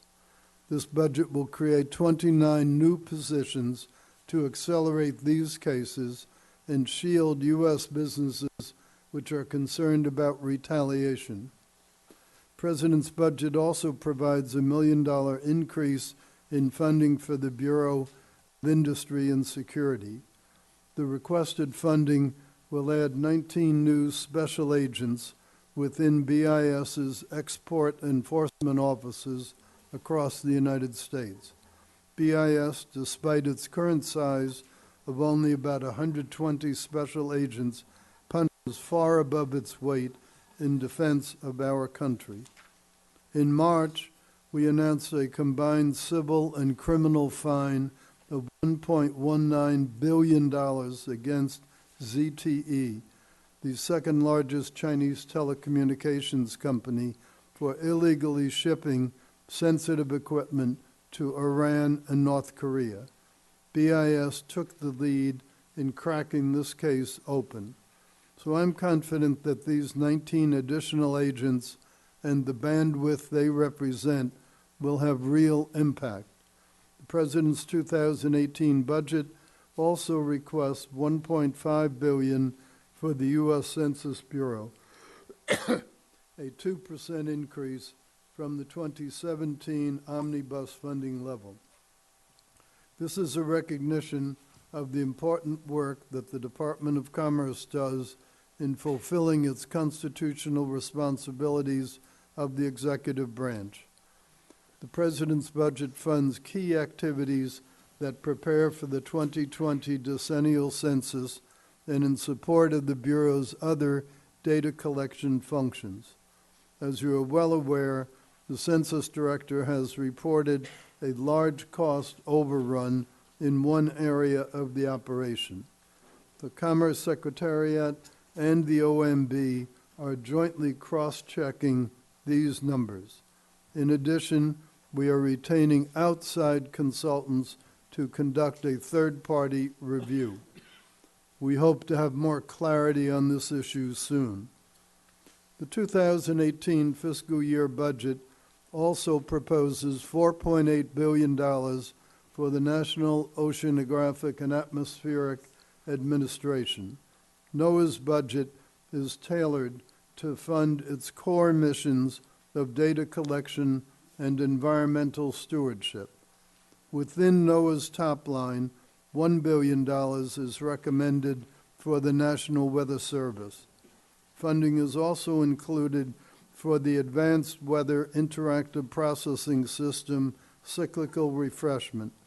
This reduces the risk of system downtime that can impede critical weather forecasts and warnings. With its $1.8 billion request for the National Environmental Satellite and Data Information Service, NESDIS, NOAA will continue its work to deploy the next generation of weather satellites. These items are just a small cross-section of our department's overall budget. I hope I have given you a glimpse into the priorities set by President Trump and the administration. I'm glad for the opportunity to get into more detail with you and to provide answers for any specific questions you may have. Thank you. Mr. Secretary, thank you. I want to particularly commend you for the focus you've, as you indicated in your testimony, on the International Trade Administration to address the growing. Yep. We're delighted to be joined by our ranking member, the gentlewoman from New York, and I would be pleased to recognize her for any statement she'd like to make at this time. Well, thank you very much, and I am really excited to see you again, and I wish you the best in your new responsibilities, and I thank you so much for joining us today. As you noted in your written testimony, the Department of Commerce's mission is to ensure that taxpayer dollars go to programs that will grow the economy And that's why your budget's elimination of the Economic Development Administration, which helps struggling communities, doesn't make any sense, and I hope we can have further discussion on that. I would say that investments in scientific and environmental advancements that keep our coastal zones and marine wildlife safe also have an important economic impact. Given this administration's aversion to science, unfortunately, especially when it comes to climate change, your proposed eliminations of the NOAA National Sea Grant Program and the NOAA Coastal Zone Management Grant Program may not be a surprise, but combined with significant decreases to NOAA climate research and NIST, these cuts are dangerous. We need research to understand the changes in the environment and weather patterns that put our communities safe and economies at risk. An ounce of prevention is worth a pound of cure. I could name a litany of natural disasters for which we could have been better prepared to mitigate damage. Superstorm Sandy, for example, destroyed homes, businesses, transportation hubs, and shorelines along the eastern shore, including in my district. The federal government provided $60 billion to help communities recover and rebuild. Why in the world would we impede research to help us understand and prepare for the havoc our changing environment could wreak on our communities in both lives and treasures? Finally, I must note, while this budget includes an increase for the Census Bureau, it is shockingly insufficient with 2020 looming. We need an accurate and full picture of the population to understand how to best serve the American people across every federal department agency. Mr. Secretary, I look forward to a productive discussion this morning, and I look forward to working with you to achieve the department's goal. And Mr. Chairman, I want to thank you so much. As the chairman knows, we've had our roller skates on today. There are so many hearings. Thank you very, very much for giving me the opportunity. Thank you, Mrs. Lloyd. Delighted to have you with us, and it's always a pleasure to work with you. Mr. Secretary, I truly do want to thank you for focusing on anti-dumping and countervailing duties, and want to congratulate the department in particular for that long overdue and very important $1 billion civil and criminal fine that was imposed on ZTE. That's extraordinarily important. The Chinese have been notorious in this area, and I'm really grateful to you for that work, and congratulate the agents in the department that took care of that. If I could, Mr. Secretary, start with the census. We had a hearing earlier this month with the Census Bureau, and they testified that their IT systems would be 48% over budget, which is just not acceptable. I wanted to ask you what you'll do to hold census employees and contractors accountable for that cost breach, and what steps you're taking to keep the cost of the 2020 census under control while preserving your ability to perform that vitally important function. Surely. Well, the first thing we're trying to do is to get our arms around what the real numbers are likely to be. We have put together a task force consisting of folks from the Secretariat and from OMB, plus 2 outside consultants with a great deal of experience in prior censuses, so that we can begin to identify what caused the huge overrun that's already been reported. What are the implications for potential future further overruns? Because that was just one segment that accounted for it. In general, the contracts that the Census Bureau has put out have tended to be time and material contracts. And my experience in the private sector has been when that is the case, and when you have very complicated situation with a large number of vendors and the necessity to integrate them into a very massive, basically software activity, the potential for trouble is really quite considerable. And it's alarming that at this relatively early stage, when only a small portion has actually been spent, they already are calculating very major overrun in the back end of it. So we're going through the entire series of activities that'll be conducted trying to get two things in mind. One is most probable budget course or budget requirement, and then the other is an outside parameter. How bad could it get if really things get totally out of control? And then once we have those two, what we will be working on is what is it that can be done on a remedial basis in each of the various phases that are yet to be done to try to bring it back under control. Our primary objective, though, is an accurate enumeration of the population, and we do not intend to sacrifice that at all. And if it is going to cost more, we will come to you, we'll explain why, and we will try to work with you on solutions. I'm just getting up to speed on all these contracts because, as you know, they were entered into long before my time here. So other than those 40,000-foot observations for the moment, we will get to ground zero, and we will report quite promptly once we do. I have faith you'll get to the bottom of it, and I just want to assure you that I'll work with you this committee will work with you to be sure that you've got the tools you need to hold people accountable and to do what's necessary to help control the cost of the census while ensuring its accuracy. That's a vitally important role of the department. We're expecting votes about 11:30, so I'm going to cut my time a little short, 11:15, 11:30, and recognize Mr. Serrano so we can move along. Yes, sir. Thank you, sir. The President's budget request includes $800 million for 2020 census preparation. While this is an increase above the current level, it is still a full $121 million. So rest assured of that. Rest assured also, I have a historic reason for being very interested in the census, in that when I was working my way through Harvard Business School, I was a census taker. I literally was an enumerator with the big white belt and the badge going around Scully Square in Boston. And so I understand quite a little bit about the groundwork that's needed to be done. And I also understand a little bit how hard it is to manage that kind of a workforce. You're talking about hiring hundreds of thousands of part-time people who know they're part-time, know that there's no permanent career opportunity.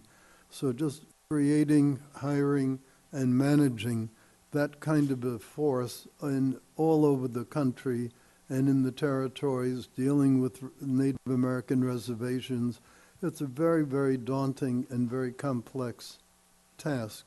So I don't think I will be underestimating the magnitude of either its importance or the magnitude of the challenge. But as we sit here at this moment, I don't have a totally reliable figure for you. When I come back, it'll be a figure I can stand behind. Okay. Mr. Chairman, do I have time for another question? We're going to try to follow the 5 minutes. You got a minute. Well, this is a longer question. Mr. Secretary, I have a number of questions about the administration's budget request.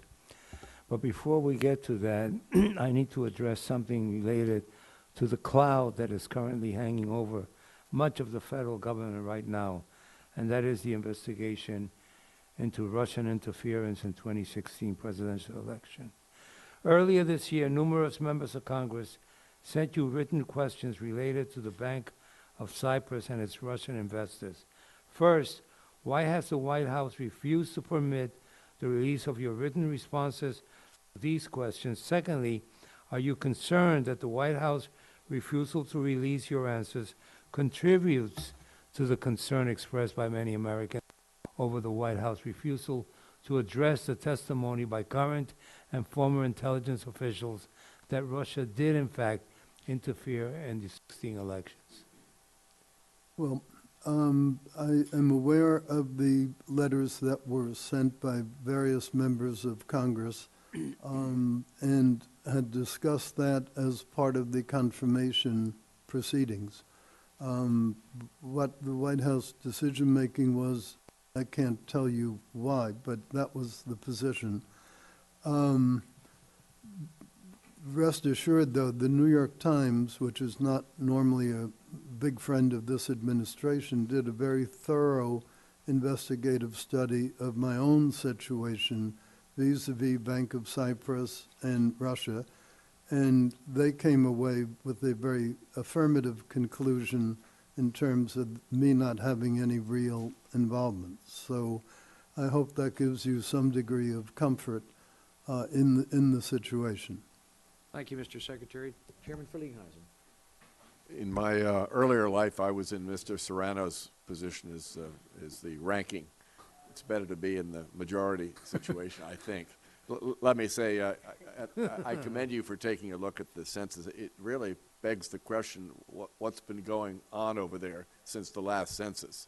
I mean, it's an expensive endeavor, and I think much of American business obviously depends on a lot of the information that's collected. I know you're acutely aware of that. And lastly, I'd like to put a plug in. I've always thought that NOAA has done an incredible job. I'm reminded, 72% of the world's surface is water, so it's important that we be aware of all aspects that relate to it. And I want to put a plug in for NIST. Sometimes in the overall scheme of things, there are a lot of acronyms, but they do some remarkable things too, and I've always viewed it as sort of one of the crown jewels that's out there, especially now because they have this sort of initiative on cyber, which I think affects just about every part of our nation. But certainly, you know that in the final analysis, this House is going to put its imprint on your recommendations, and we obviously will do that respectfully and look forward to working very closely as we move ahead.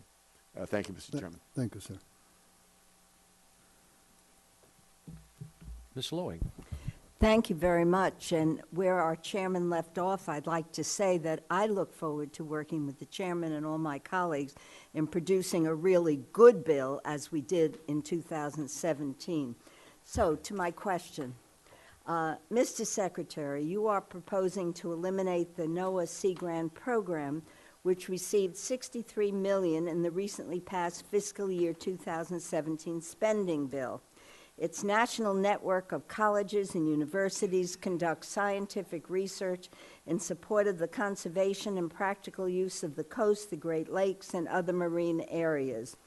There are several universities and research institutions in our home state, New York, that are part of this network. In fact, I'd love to take you at some point to Columbia University's Lamont Doherty Earth Observatory, but so are a number of universities in other states that voted for President Trump because they believed that he would deliver for their economies: Ohio, Wisconsin, Michigan, Florida, North Carolina, and others. If the Sea Grant program is eliminated, as President Trump proposes, these states will lose this very valuable program. This doesn't make sense to me, and if you would comment on this, I would really be appreciative, and I'd love to take you to Lamont Doherty one day. Well, if permitted by the Office of Government Ethics, I will take up your invitation to go there. In terms of the substance of it, the administration's 2018 budget prioritizes rebuilding the military and making critical investments in the nation's security. It also identifies the savings and efficiencies needed to keep the nation on a responsible fiscal path. To meet those goals, some difficult decisions needed to be made. The administration prioritized programs that provide a good return to the taxpayer, as well as those that serve the most critical functions, while consolidating or eliminating duplicative, ineffective, or less critical programs. The Sea Grant program is a successful program, but it's one that primarily benefits industry, state, and local stakeholders. Those programs are a lower priority than the core functions maintained by the budget, such as surveys, charting, and fisheries management. let me just say that I look forward to having you visit this program because although some wisdom may come from some in the administration, I think that analysis is misguided because if you look at the creation of jobs, the Sea Grant program is absolutely key. So I thank you very much, and I hope we'll move on because I'll save my other questions for another day. But we really have to analyze each of these programs, and the person who briefed you may not be aware of the job-creating opportunities and the knowledge we gain from these outstanding programs. So I look forward. I'll take you up on your acceptance. Thank you. Thank you. Thank you, Mrs. Loy. It's my privilege to recognize the chairman of the full committee in the last Congress and former chairman of this wonderful subcommittee, the gentleman from Kentucky, Mr. Rogers. Thank you for being here. Congratulations on your elevation to this post, or demotion as the case may be. So good luck to you. Recently, U.S. steel companies have had to close plants and lay off their employees at an alarming rate due to unfair trade practices. In December of 2015, AK Steel temporarily laid off about 700 employees at Ashland, Kentucky, just outside my district. And AK Steel pointed out that one of the reasons for that temporary layoff was, quote, the onslaught of unfairly traded imports, end quote.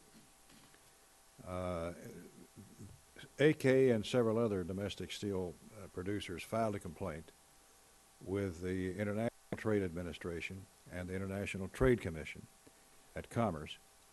And in 2016, Commerce imposed a 209% duty on imported Chinese corrosion-resistant steel and levied separate anti-dumping duties on hot-rolled steel products from 7 other countries. And then in March of this year, ITC determined that companies under de facto Chinese government control had in fact sold stainless steel sheet in the U.S. at far less than market value, injuring U.S. companies, and they imposed a 58% duty on these Chinese products. But the AK Steel plant is still idling. It's Ashland Furnace, as are many of the other steel companies. Now, we increased, in recent years, this committee provided several funding increases for the ITA Enforcement and Compliance Division. And I'm pleased to see that the President's request in his budget continues this trend with an additional $3 million. Question is, how do you plan to spend that money and stop this insidious wasting of American jobs? Thank you, sir.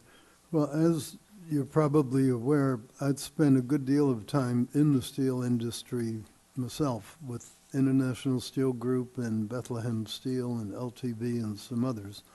So I'm acutely aware of how we got to where we are.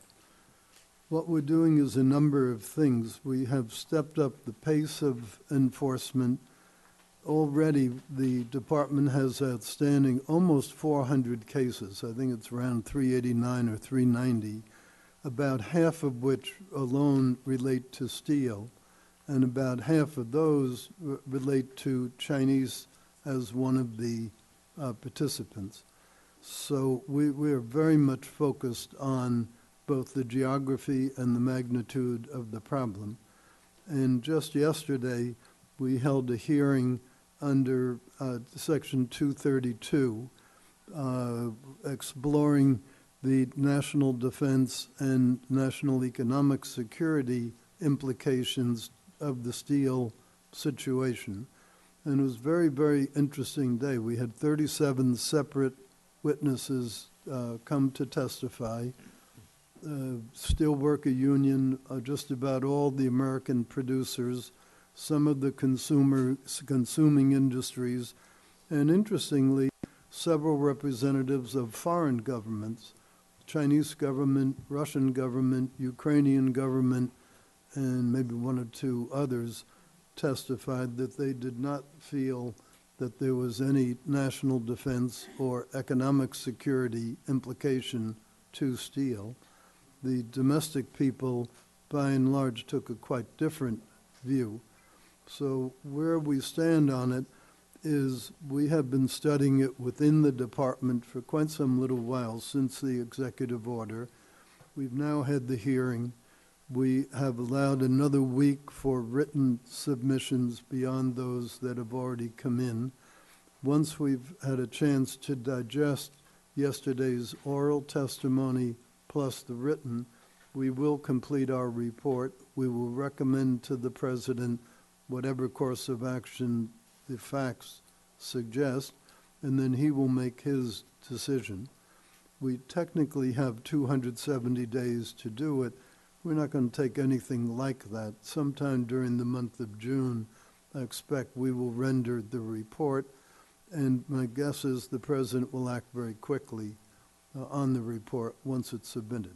Well, as the gentleman knows, steel is the backbone of American industry. So many other types of industries feed off it, such as coal in my district, right, and of course others. So we wish you well in your job in pushing these proposals to stop this insidious wasting of American jobs. We want to make steel great again. Yes, sir. Well, steel is very important to national defense, even though it's only a small percentage of total steel production. It's the same mills that make steel for civilian purposes that make it for military purposes. The famous big bomb that was let loose in Afghanistan would not have been able to do the job without a lot of steel. Neither would the Navy have ships, neither would the Air Force have planes, neither would the Army have tanks or armored personnel carriers or rifles or anything. So steel, while it is not a military use right now, is not a huge component, it really is an essential ingredient, and particularly the higher quality special alloys of it are extremely important from the point of view of armor for vessels, armor for vehicles, armor for everything. So we are focusing quite intently on it. And the questions we posed to the people who testified yesterday were, one, do they agree that it is a national emergency? Two, if it is, what is it we should do? Should it be tariffs? Should it be quotas? Should it be some combination of the two? Should it be very broadly based, covering a whole multitude of steel products? Should it be more narrowly focused? How should we deal with the relationship in steel between the U.S. and its two immediate neighbors, Canada and Mexico? We actually have steel surplus with Canada and Mexico. So that puts them in a little different position, as well as the fact that they are participants in NAFTA. So my reason for going into that detail is this is a very serious, and it is the first systematic study of the real implications of the import problem, the global overcapacity on steel. And that will be followed up very shortly with our response to the President's other executive order about aluminum. We're going to be conducting a very similar study on aluminum, and there may well be other industries that need the same treatment. If it comes to an affirmative finding, 232 gives the President very broad power as to the kinds of remedies that he might impose.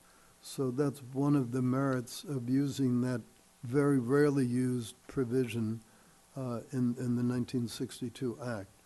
So we are on board with that investigation, but we're not letting up on the normal enforcement matters. And in fact, recently we did a case called Chanaris, in which the problem wasn't steel as such. Oh, my overtime? They just called a vote, Mr. Secretary. Oh, my goodness. Well, so excuse me, but we're probably going to need to, we've got 12 minutes in the vote.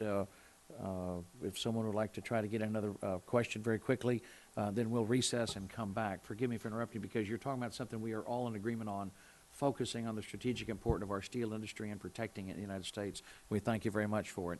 Mr. Cartwright, if you could be brief, we will recognize you, and then we'll recess and come back, Mr. Secretary. So excuse me for interrupting you.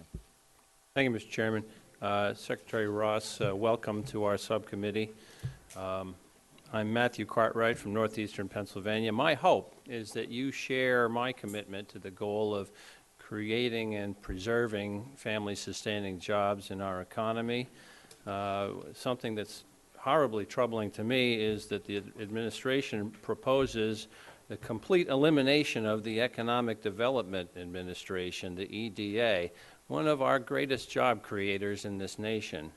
I believe, if anything, we need to expand the work of the EDA to help the communities that need it most. For example, the past 2 budget proposals from the administration included a Power Plus plan, which would focus money on communities that have been hurt by the contraction of the coal communities. I'm proud to be the lead Democrat on a bill called the Reclaim Act, introduced by former Chairman Representative Hal Rogers here and Senator McConnell, a brilliant piece of legislation that would inject $1 billion to benefit those communities. Mr. Secretary, will you support the Reclaim Act and similar efforts to inject funding and help create jobs where they are needed most? The administration is committed to bringing jobs back and to building jobs here in existing businesses. And I very, very much share his commitment to those activities. And a lot of the reason why we have become so much stricter in enforcement than had been true before is that's where a lot of the problems are coming from, is from dumping of product. You have, take the steel industry, there's a global overcapacity that is the unused excess capacity is several times total U.S. consumption. So it dwarfs our whole economy. So we really need that. Well, thank you for that. I want to move on to manufacturing, which I think is one of the keys to creating and preserving family-sustaining jobs. Mr. Secretary, the administration proposes eliminating all federal funding to the Manufacturing Extension Partnership, the MEP, as was originally intended when the program was established, they said, but in 1998, Congress changed course and has continued to appropriate funding for MEP in every single subsequent year in strong bipartisan fashion. MEP centers need federal support because they serve manufacturers that are too small to attract private sector investment. Over 60% of MEP beneficiaries cite MEP centers as their only resource for technical expertise. Now, my question is, a full 85% of Department of Defense awards go to smaller manufacturing firms. This is the very market the MEP program serves. Have you analyzed the potential threat to DoD's manufacturing and readiness needs if you eliminated the program that allows DoD suppliers to be more productive, efficient, and innovative? Well, as I mentioned, this budget unfortunately has to be about priorities, and the MEP has certainly performed a good function. We believe that even with the elimination of federal funding, the MEP centers would transition to non-federal revenue sources, which, as I understand it, was actually originally intended when the program was first established, that it would eventually transit to non-federal sources. Could you be specific on what the plan is for transitioning to non-federal sources?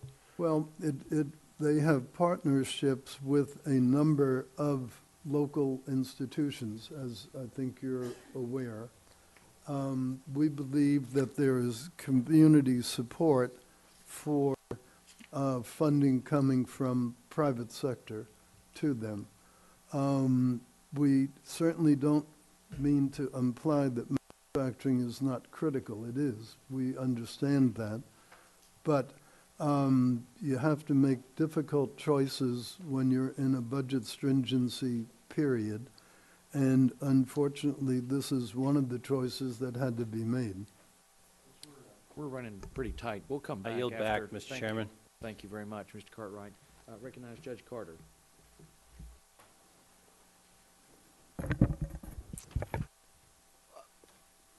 Secretary Ross, welcome. Thank you for being here.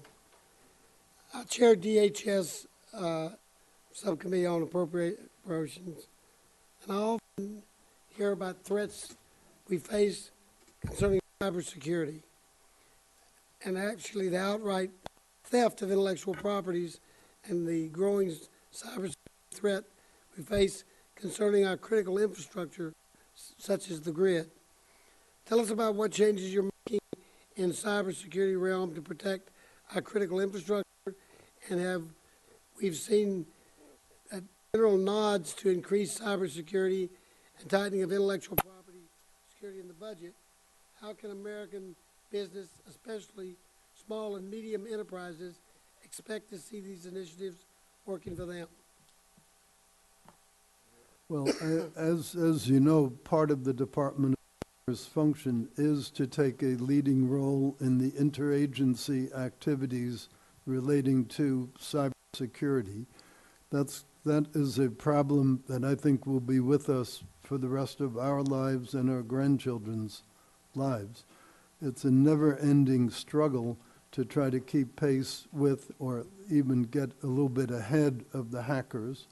You saw this very recent instance on a huge, huge scale.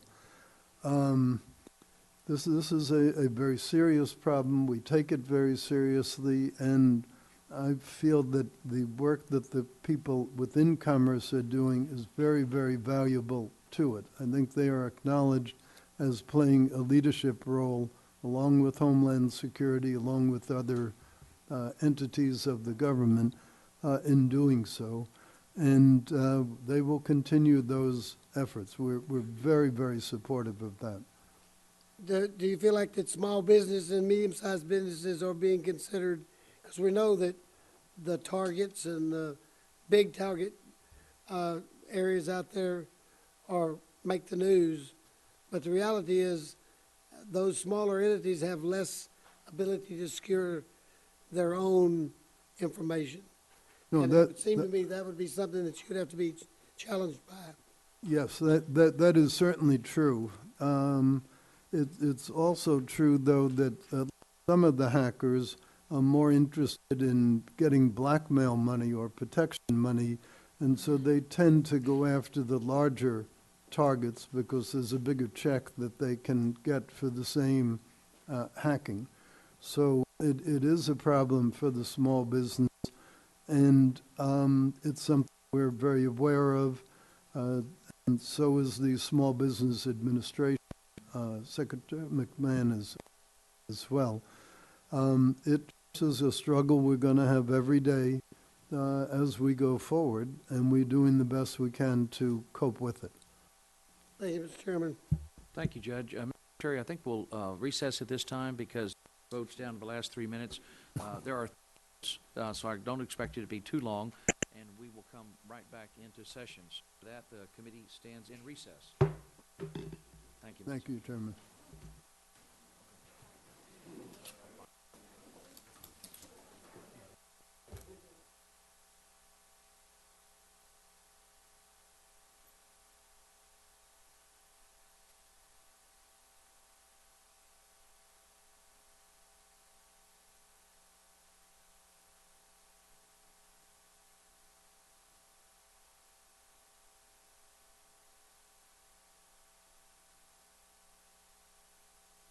Submission to Congress proposes eliminating the MBDA. It's the only federal agency tasked to create new jobs by expanding the U.S. economy through our nation's 8.1 million minority businesses. Based on current census data, it's estimated that by the year 2050, minorities will represent 54% of the total United States population. Minorities currently represent 29% of our population, but own only 7.5% of our nation's businesses. How can we ensure, if this agency is eliminated, that we're giving them the opportunities to grow? Minority-owned businesses are twice as likely to export their products and services, for example, as non-minority-owned businesses. My questions are, what message does the elimination of a program like this send to our minority communities across America? And how will this administration ensure that for minority-owned businesses that they have a level playing field in access to capital, contracts, and markets? Thank you. Thank you. That's a very important question. The administration's general focus is trying to help everybody in the economy with the tax reductions, with the regulatory reductions, with unleashing our energy resources, and with getting rid of inappropriate trade practices. Our hope is that that will make a much better environment for all businesses, whether minority businesses or not. As to the MBDA itself, it is a relatively small entity, as you're aware, and a grant-making entity. And in general, those have been targets in this budget proposal. Small grant-making entities have been targeted. And part of the reason is there is some duplicative activity between the MBDA and the Small Business Administration in their district offices and in their small business development centers. But the President's proposal to eliminate the agency should not be viewed as an abandonment of the agency's core mission. Rather, it's in a strange way an acknowledgement that the agency has succeeded in creating an environment that's more supportive of minority businesses today than it had been before the agency was founded way back in 1969. So in a sense, that's a factor in it. But our hope is that the overall lift to the economy will make a lot more room for minority businesses and other small businesses. Thank you for that. So as you know, the SBA programs would address small businesses. Not all minority-owned businesses are necessarily small businesses. So I'm just concerned and would love to hear more details. And I appreciate you addressing issues like tax regulations and cutting down on regulations. I'm just concerned if the MBDA is eliminated, the 30-plus centers around the country are eliminated, the employees who won't be there in certain communities to be able to help minority communities, how outside of the SBA, if they don't fit into that category, how are we going to ensure that the core mission of the MBDA is fulfilled? Well, as you know, there also are similar efforts at the state and local, and as well as private sector efforts to encourage minority business development. Presumably, those will go unabated by the demise, if it occurs, of the MBDA. Also, you probably are aware, I serve on the board of OPIC and of the Export-Import Bank, and I've been encouraging those two institutions very aggressively to help smaller businesses, and particularly minority businesses, because for only 2% of all American businesses ever export anything. And I think part of the reason is it's a daunting challenge to arrange foreign exchange transactions, letters of credit, all the things that are essential to international business. So I've been trying to get them to focus more on the small business situation in this country. If I could, oh, sorry. If I could just finish by saying, if I could work with you and have your commitment on ensuring that our government is fulfilling the core mission of the MBDA as we work through this budget, working with the state and local governments to make sure they have the resources that they need. Shirley, well, we had to make a lot of difficult decisions in this budget process, and this was one of the more difficult ones. Thank you, Mr. Secretary. I know the University of Houston has a very successful program to coach and guide minority business owners, small businesses into the equity market, and I know you've got 55 years of experience in this area, so it's one that you know well. Yes, sir. I want to recognize Mr. Palazzo. Thank you, Mr. Chairman and Mr. Secretary. Thank you for being here today. Mr. Secretary, having been at least a part-time Florida resident, I think you understand very well that commercial and recreational fishing in state and federal Gulf of Mexico waters is very important to the national and our regional economies. And as everyone here knows, NOAA announced earlier this month that the recreational fishermen along the coast would have a mere 3 days to fish for red snapper in federal waters. Over the past decade, the recreational private sector has seen annual seasons reduced from 194 days in 2007 to just 11 days in 2016 to 3 days in 2017. Now, I'm not going to get in the weeds on this with things like total allowable catch or state versus federal data collection. I think my Gulf Coast colleagues and I have outlined those issues fairly extensively at this point in the several letters that we've sent you, your department, in 2017. I understand that in the absence of legislation, the agency's purview is limited. However, going forward, can you assure us that you will use whatever tools you have to provide some relief to our recreational anglers right now and down the road, work with Congress to develop a long-term solution to address these issues impacting our recreational fishermen and coastal communities?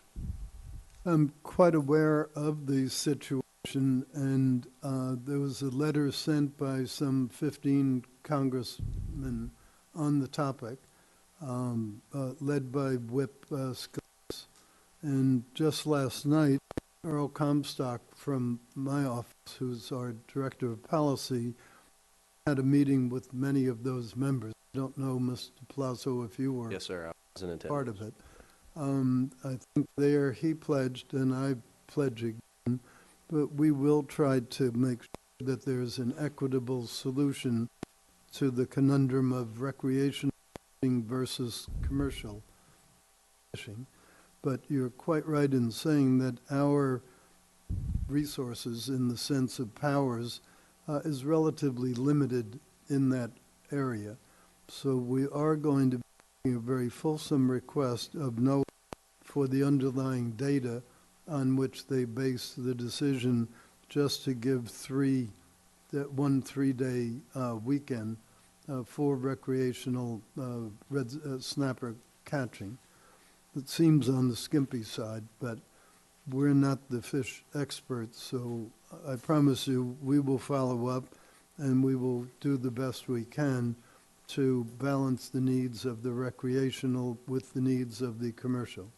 Well, Mr. Secretary, I appreciate that, and I look forward to working with you and your team to help the recreational anglers be able to enjoy what pretty much, is their heritage and what they enjoy to do, and be able to get out on the waters and make memories that will last a lifetime. Right. So thank you, sir. Well, when I was a little boy, my grandfather and I used to fish a lot, so I have a history as a recreational fisherman. And you never forget those memories. Thank you. Thank you. Thank you, Mr. Secretary. I want to express my agreement with Mr. Palazzo. This is a thorny issue. Red snapper's a tough issue, but 3 days are on the skimpy side, and the commercial fishermen have done a good job. The stocks are rebounding because there were reasonable limits put in place to protect red snapper, but there's certainly got to be a way to open up the federal waters to recreational fishermen in a way that will preserve the fishing stock, maybe just limits the federal waters like you've got in the state waters. Sure. Well, the fishing whole scene is very intriguing to me in that I'm obsessed with the problem that we have a $13 billion deficit, trade deficit in fish and fish products. And it doesn't seem to me, with all the water surrounding us and all the lakes and rivers, it seems weird that we should have a deficit. So that's one of the areas we're going to be focusing very much on. It's not directly on the point of recreational, but the whole fishing topic is very, very complex and very, very fascinating. And especially important in the United States, as you say, with our coastal waters that are so prolific, and we've done a good job of protecting and managing those assets, and there's few people in Congress that know more about it than the former senator from Washington, who I'm pleased to recognize, Mr. Kilmer, who's very, very knowledgeable in this area, and we look to him and to Mr. Palazzo for advice on this. Thanks. Thanks for being with us, Mr. Secretary. Before I came to Congress, I worked in economic development professionally, and I worked often with the only agency at the federal level whose sole purpose is economic development, and that's the Economic Development Administration. I represent a district that has a lot of areas that are really struggling. My hometown of Port Angeles is one of those distressed communities. And with the help of the EDA's Regional Innovation Strategies Program, just started up a composite recycling center in that town. With an investment of just $500,000, which is a drop in the bucket for the federal government, the recycling center is going to establish a new industry and bring much needed jobs into an area that needs it. And I am perplexed that the department would choose to eliminate one of the federal government's strongest supporters of job creation. I know that the rationale is stated as it being duplicative. I guess I would love to understand what programs is the EDA duplicative of, and what's the rationale for eliminating it? Okay, well, thank you for that question. First of all, I'm proud of the investments that the EDA has made historically. I think the record over the last 52 years has been an exemplary record, both in terms of the help they've provided to distressed regions and of the way that the investments have turned out. I think it's been a very, very well-run program. And I think it's because they were locally driven strategies and needs that it succeeded as well as it did. And those investments did spur local innovation and entrepreneurship, save jobs, and leverage private investments. Now, the good news about the decision is that there will be a continuity of the administration of the grants because there is a large portfolio. It's some 1,400 grants are outstanding, and they total something on the order of $1 billion. So there's going to be a several-year period during which those will be administered, and that therefore will assure at least that the existing grantees are not left out in the cold. There will still be the relationship with them. So who's going to fill the gap afterwards? Well, I don't have a very easy answer for that, but there are other programs that at the state level and at the local level in a variety of communities that perhaps could fill some of that gap. I'm just in the interest of time, I'll move on, but I would just say I think communities like the one where I grew up are looking to the federal government to be a partner in those efforts. Other areas that are looking to be partners are coastal communities. I represent the coast of Washington State. And I know you have a long background in business and can appreciate return on investment. The Coastal Zone Management Program and the Regional Coastal Resilience Grants are good examples of return on investment. In your own budget justification, it says over the 45-year history of the Coastal Zone Management Program, participating states and federal agencies have partnered to streamline permitting and regulatory processes, reduce the costs associated with disasters, and address environmental risks with potentially catastrophic economic impacts. By the most modest standard, they say that there's been more than 3-to-1 return on investment. I represent a district that is already dealing with the impacts of more severe storms, with sea level rise, with coastal hazards, including potential tsunami. So I have to say the elimination of these programs, I think, would be very pound foolish. I can't even say it's penny wise. You know, I know our own chairman from Texas, you know, there are 27 refineries representing 29% of the nation's refining capacity in Texas. Some of them are on the coast. A lot of them are. Countless ports. We have a lot of defense installations that are on the coast. 40% of the U.S. population lives in coastal areas. You know, these programs actually help make our communities safer. They help us protect critical infrastructure. They help us shore up those national security assets. So can you explain to me and to our subcommittee why you believe NOAA's coastal zone management and coastal resilience programs should be eliminated? Because I have to be honest, the justification that's in the budget I just don't find compelling at all.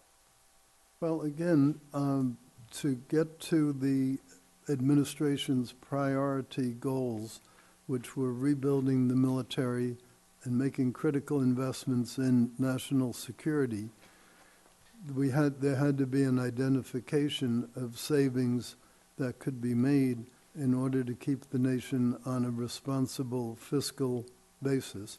And unfortunately, that requires some very difficult decisions to be made. I certainly agree with you. There's nothing inherently wrong with coastal zone management. It's not a criticism of the functions that they had performed, but you have to cut somewhere. And it seemed to us to be something of a lower priority than the core functions of NOAA, such as the surveys, the charting, and the fisheries management activities that they have.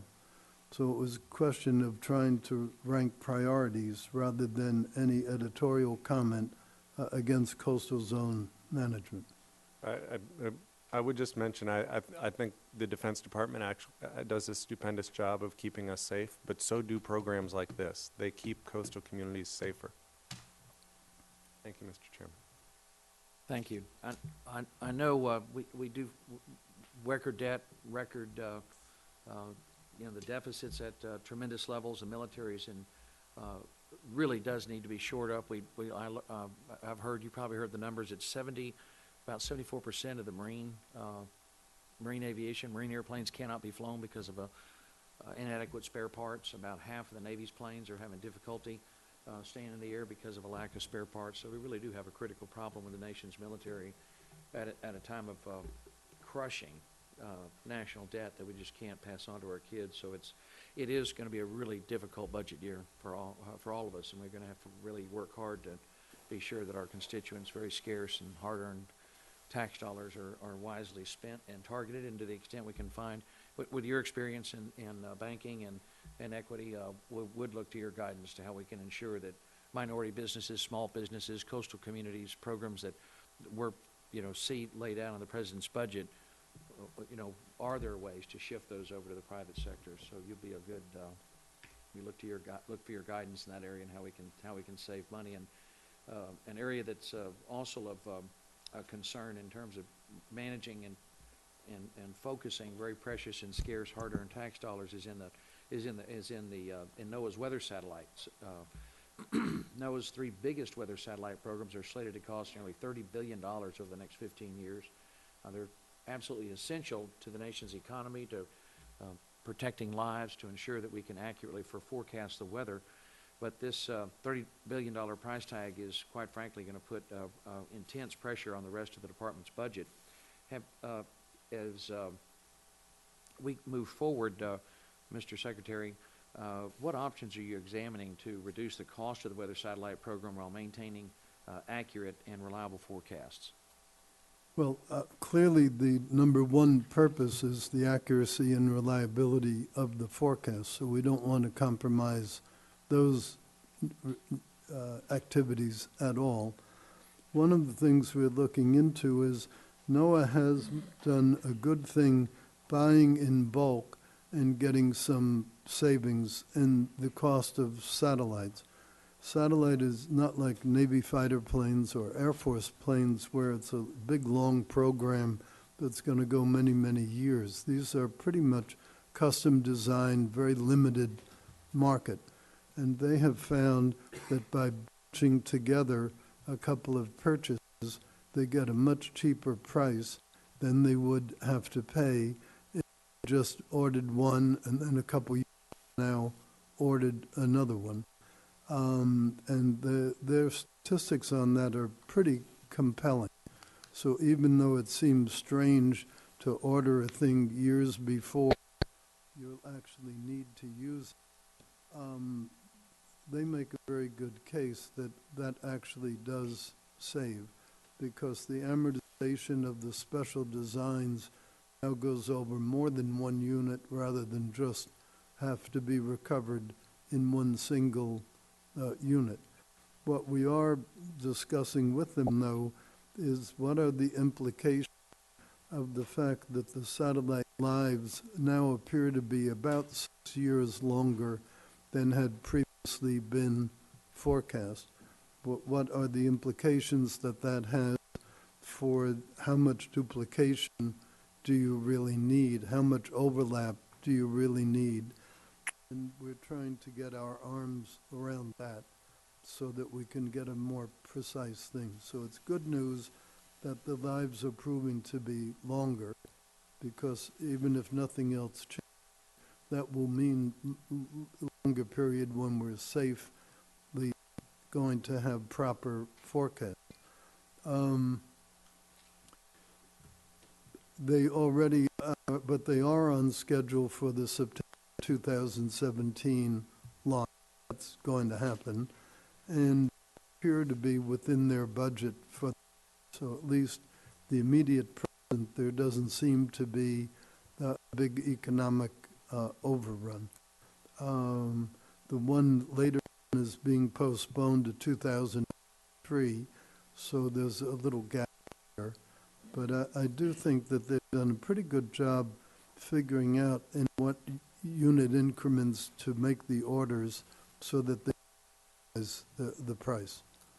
You also, of course, have to be aware that there is a need for some redundancy, because there's always the danger of a catastrophic failure. And while that may only be a 1 or 2% probability, if it happens, then it's 100% probability. So that's a tricky thing for them to balance. And so far, it feels as though they're doing a pretty good job of it. Since the GEOS T satellites are lasting longer, should we slow the pace of buying more GEOS satellites if the existing Well, ones are lasting that's longer? exactly the question I was just raising.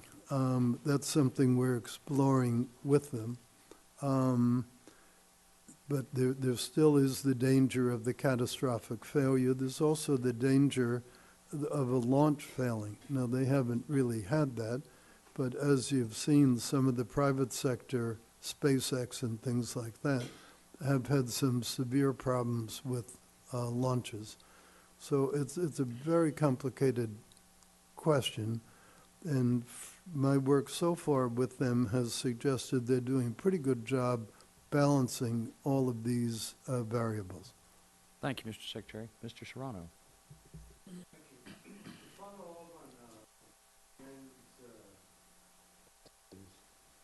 Mr. Secretary, as you know, the Minority Business Development Agency was established by Republican President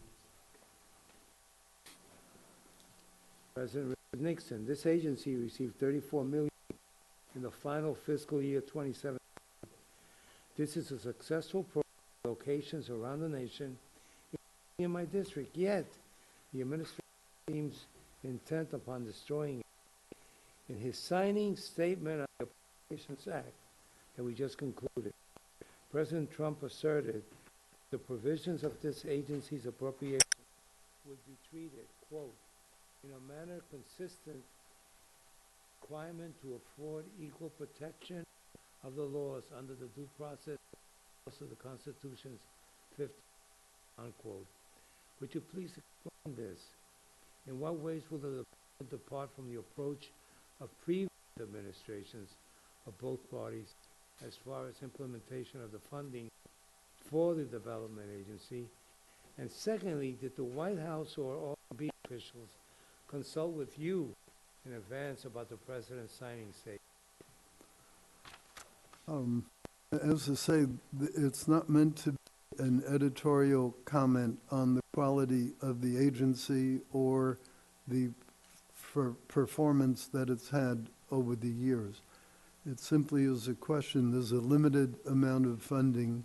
Very, very difficult decisions had to be made, very uncomfortable decisions. And we had to cut somewhere. And this seemed to be something that did not destroy the fundamental missions of the Commerce Department. If in an ideal world, we certainly would have preferred to keep it going, but we are in a stringent budget period. I'm aware of that, Mr. Secretary, but my question further is, if you agree that in an ideal world we could keep it going, then what harm could it cause once we remove it? You know, What harm could it cause once we remove? when we remove it, you said that you don't see that it's it sounds to me like you say it's not that important to the ongoing operation of the Commerce Department, but yet it has value and a lot of Oh, it does have value. There's no question about that. But what we're trying to do is to improve the whole economy for everyone. And by doing the tax reductions, the curtailment of inappropriate imports, unleashing the energy, all those measures are designed to make the economy better for everyone. So we're trying to do, on a macro scale, make less necessary functions on a micro scale to help things. If the economy gets stronger overall, everybody's businesses will be helped. Let me move on to another area, Mr. Secretary. Again, we go to the census. The budget request to save money by, proposes to save money by scaling back several of the Census Bureau's most widely used surveys. For example, the budget will reduce the sample size of the Survey of Income Program Participation, or SIP. Now, the census collects a lot of information that a lot of Americans, I think, look at and say, why did we ask that question? And yet, it really is necessary because it speaks to who we are as a nation, what we are as a nation, what we have, what we don't have. You know, when we say the average American has whatever, 3 television sets or so on, that wasn't just made up. You know, there are people who work at that. Why get rid of that or scale back the SIP part of the form? Well, the study, if you will. The census, are you addressing the issue of the content of census? Yes. It's my understanding that there was a hearing in the Congress, a different committee from this one, on content, and that the final content of the census will be determined by next spring. I don't believe there's been a final determination as to what will be the content of the items, of the questions asked. What complicates it, though, is that the more questions you ask and the more subcategories within those questions, the lower the response rate tends to be, because people don't want to put an infinite amount of time to dealing with the census questions. So there's a balancing attempted between having maximum content and getting maximum response, because we're clearly better off to the degree we can get actual responses rather than interpolated or estimated responses. So it's a balancing act between response percentage and content. I would just close this question by saying that I hope, as a person of your background, you keep an eye on this, because this is more important than we think. This gives us, or I've been told by census directors before, give us indications on economic trends and on situations that we need to know, and we need to know also. Sure. when we work. As you know, I'm sure you know, we work a lot with census information to make decisions. The best decision, I think, or the worst, is that's how they redraw our districts, but we're not going to discuss that painful one right now. Well, over the years, I've been a very big consumer of data put out by the census, so I have a great deal of respect for it. And I'm very happy that they've done a lot of things to improve the accuracy of the preliminary forecasts versus the revised ones. Because the preliminary forecasts are getting better and better as they find more and more reliable data sources on a timely basis. So I have a very keen appreciation of the importance of the census data, and I think they are the gold standard in the world for accuracy and for the breadth of content that they provide. I don't believe there's another country that does the census at all as well as we do, either in terms of breadth of content or accuracy. One last question, Mr. Secretary. I've spent a lot of time in my 27 years here talking about a new relationship with Cuba. And we do have a new relationship, but it's not on the front page anymore, so a lot of people are wondering what that relationship is. Is the Commerce Department involved in any way in opening up Cuba and opening up the U.S. to Cuba in a way that we didn't do before? Well, as I understand it, so far the main opening up has been a number of hotel chains from the U.S. have made arrangements to operate facilities in Cuba. And that's probably one of the best things for that economy, in that it used to be a very big tourist economy, and then obviously that changed quite considerably during the difficult periods. So I think that's been the number one initiative so far, is the tourism initiative. And there has been consultation between the travel industry and parts of commerce on a very, very active basis. That's the main thing of which I'm aware at this point. Thank you, Mr. Secretary. Thank you, Mr. Rono. Mr. Cartwright? Thank you, Mr. Chairman.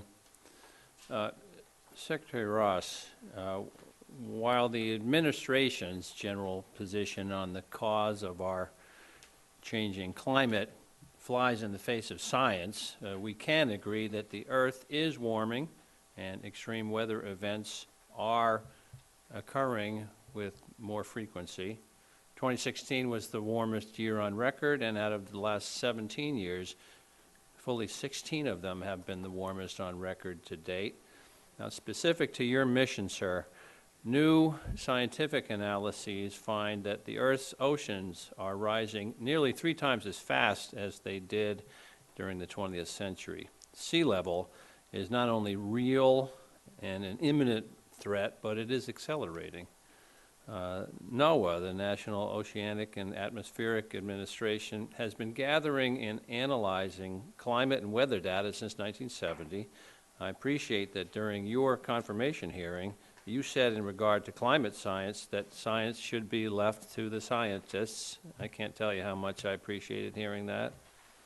But the administration's budget proposal significantly decreases the funding that allows these scientists to do their essential work. You can't leave the work to the scientists, but not give them the resources they need to do that work. My first question relates to the administration's call for a 52% decrease in funding for its National Water Model, NWM.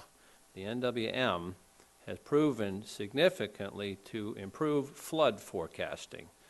Now, with heavy downpours increasing across the nation, the need for accurate and timely flood forecasting is more important than ever.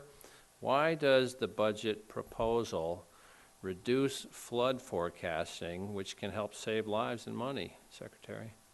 Well, you're right that the National Water Model has been reduced. Fiscal year 17 was at 6 million. Fiscal year 18, it was planned to be at 2.9 million. And the regional climate centers, fiscal 17, 3.65 million, fiscal 18, 650,000. These are level of effort activities. No centers are being closed. It was an affordability decision, not a policy decision. You anticipated my next question, which is the RCCs, Regional Climate Centers. Actually, the administration's budget request is an 82% cut to the RCCs. Now, these have been around for more than 30 years, helping local communities on the ground work with National Centers for Environmental Information's data records and apply them to solving many real-world problems posed by climate change. Businesses and farmers rely on this information, the RCC data. What are they going to do when you cut this funding? Your budget states that, quote, with this reduction, NOAA will rely on state and local service providers to cover the necessary services, unquote. And that's a phrase that has been intoned several times in today's hearing. My question to that is, really? Who might it be that steps in and replaces this funding? Well, as I indicated, no centers are being closed, so there is no region that will be left without a center. It's just the level of activity will be diminished somewhat. And within the levels of activity, they will try to prioritize the ones that are the most crucial.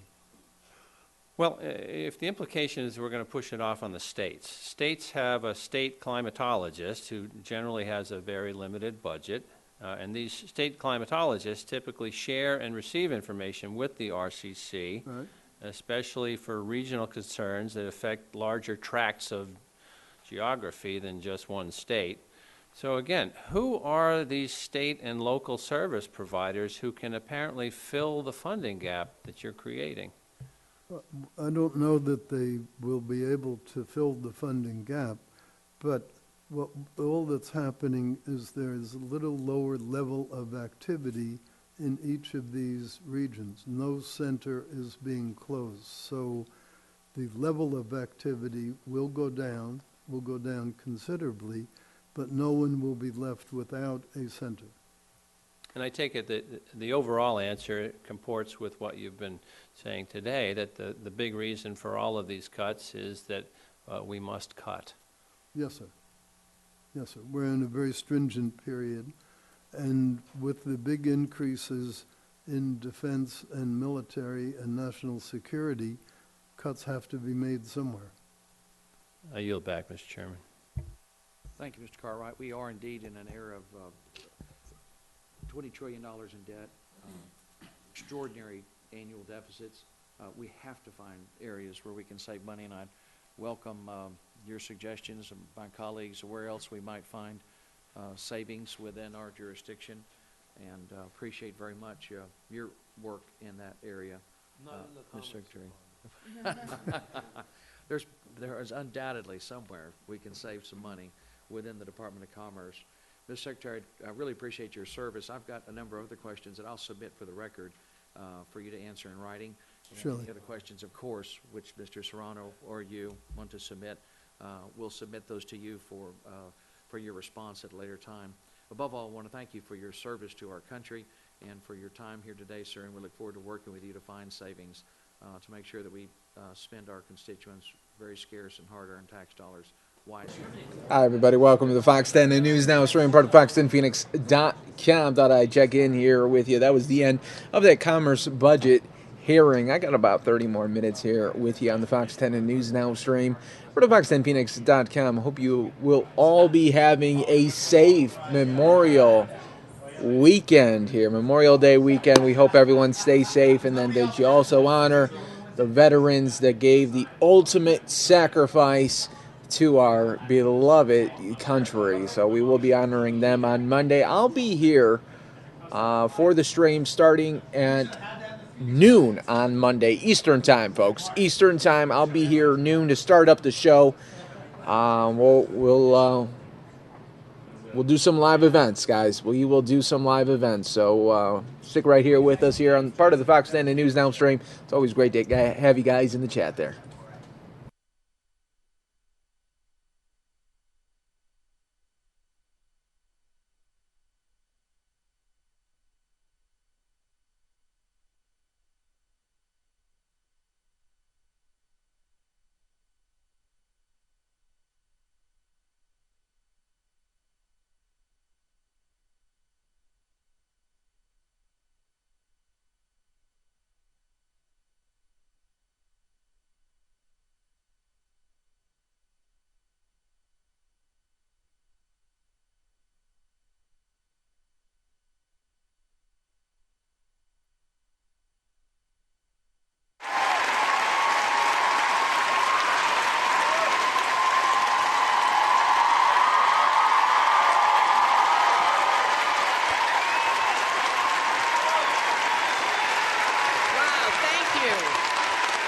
Thank you so much.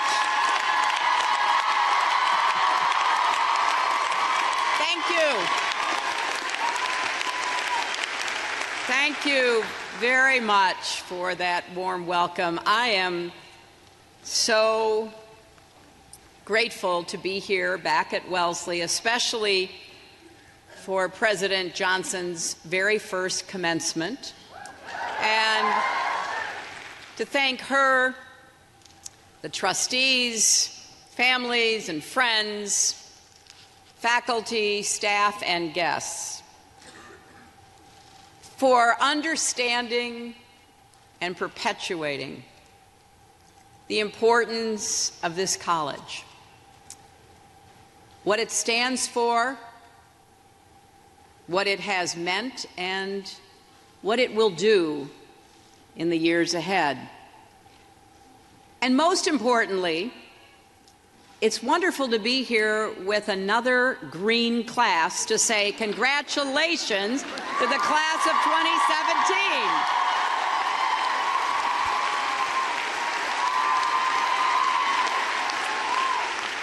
Now, I have some of my dear friends here from my class, a green class of 1969, and I assume, or at least you can tell me later, unlike us, you actually have a class cheer.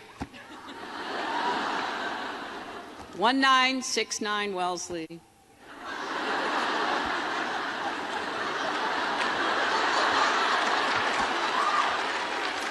Yet another year with no class cheer.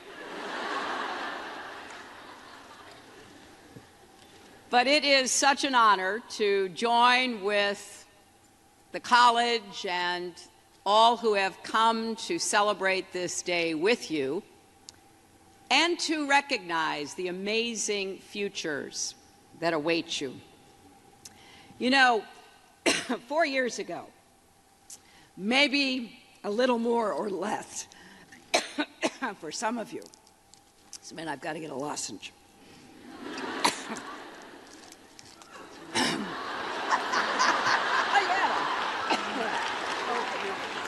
Thank you.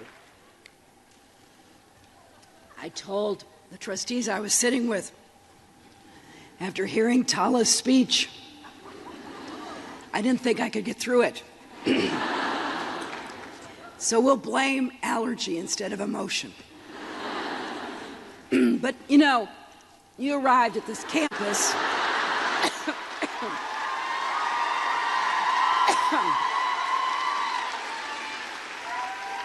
You arrived from all over. You joined students from 49 states and 58 countries. Now, maybe you felt like you belonged right away. I doubt it. But maybe some of you did and you've never wavered. But maybe you changed your major 3 times and your hairstyle twice as many as that. Or maybe after your first month of classes, you made a frantic collect call. Ask your parents what that was.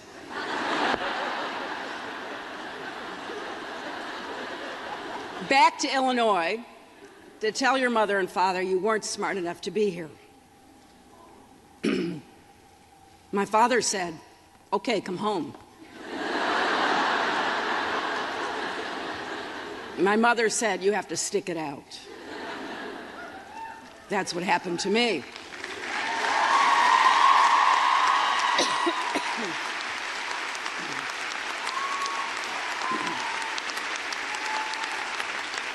But whatever your path, you dream big. You probably, in true Wellesley fashion, planned your academic and extracurricular schedule right down to the minute. So this day that you've been waiting for and maybe dreading a little is finally here.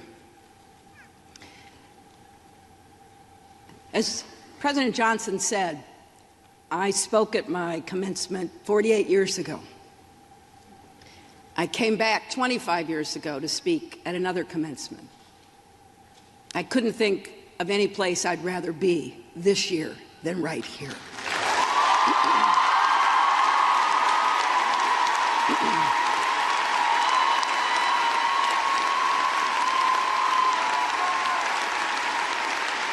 Now,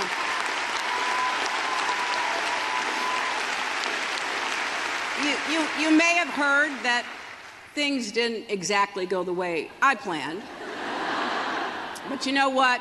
I'm doing okay.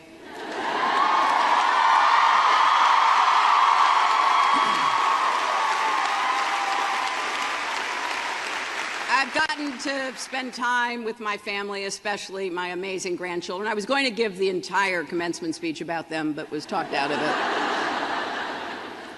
Long walks in the woods, organizing my closets, right? I won't lie, Chardonnay helped a little too.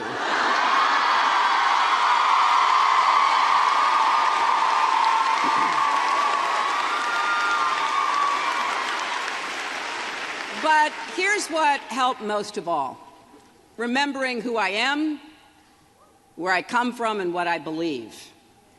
And that is what Wellesley means to me. This college gave me so much. It launched me on a life of service and provided friends that I still treasure. So wherever your life takes you, I hope that Wellesley serves as that kind of touchstone for you. Now, if any of you are nervous about what you'll be walking into when you leave the campus, I know that feeling. I do remember my commencement. I'd been asked by my classmates to speak. I stayed up all night with my friends, the 3rd floor of Davis, writing and editing the speech by the time we gathered in the academic quad. I was exhausted, my hair was a wreck. The mortarboard made it even worse. But I was pretty oblivious to all of that, because what my friends had asked me to do was to talk about our worries and about our ability and responsibility to do something about them. We didn't trust government, authority figures, or really anyone over 30. In large part thanks to years of heavy casualties and dishonest official statements about Vietnam, and deep differences over civil rights and poverty here at home. We were asking urgent questions about whether women, people of color, religious minorities, immigrants would ever be treated with dignity and respect. And by the way, we were furious about the past presidential election of a man whose presidency would eventually end in disgrace with his impeachment for obstruction of justice.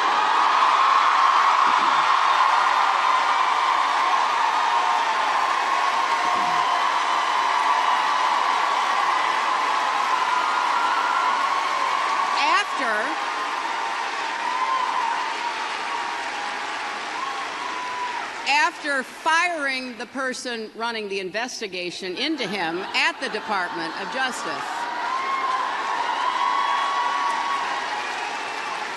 But here's what I want you to know. We got through that tumultuous time.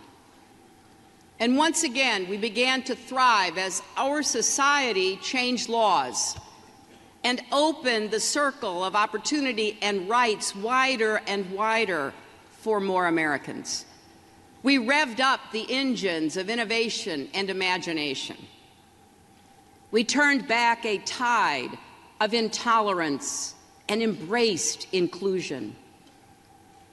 The we who did those things were more than those in power who wanted to change course. It was millions of ordinary citizens, especially young people, who voted, marched, and organized. Now, of course, today has some important differences. The advance of technology, the impact of the internet, our fragmented media landscape make it easier than ever to splinter ourselves into echo chambers. We can shut out contrary voices, avoid ever questioning our basic assumptions. Extreme views are given powerful microphones. Leaders willing to exploit fear and skepticism have tools at their disposal that were unimaginable when I graduated. And here's what that means to you, the class of 2017. You are graduating at a time when there is a full-fledged assault on truth and reason. Just log on. Just log on to social media for 10 seconds. It will hit you right in the face. People denying science, concocting elaborate, hurtful conspiracy theories about child abuse rings operating out of pizza parlors, drumming up rampant fear about undocumented immigrants, Muslims, minorities, the poor, turning neighbor against neighbor and sowing division at a time when we desperately need unity. Some are even denying things we see with our own eyes, like the size of crowds.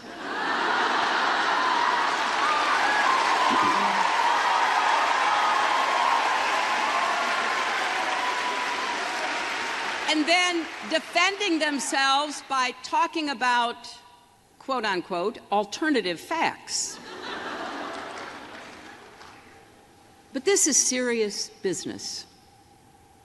Look at the budget that was just proposed in Washington.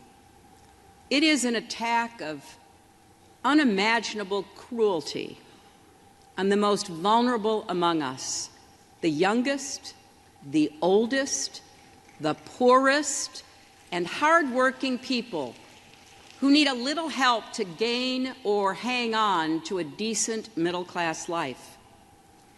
It grossly underfunds public education, mental health, and efforts even to combat the opioid epidemic. And in reversing our commitment to fight climate change, it puts the future of our nation and our world at risk.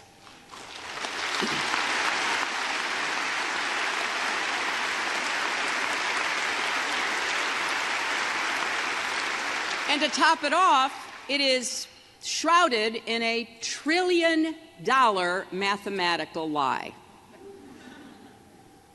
Let's call it what it is. It's a con. They don't even try to hide it. Why does all this matter?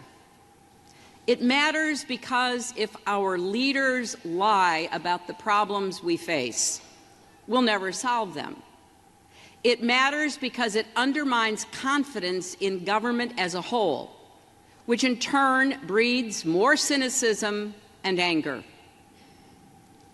But it also matters because our country, like this college, was founded on the principles of the Enlightenment.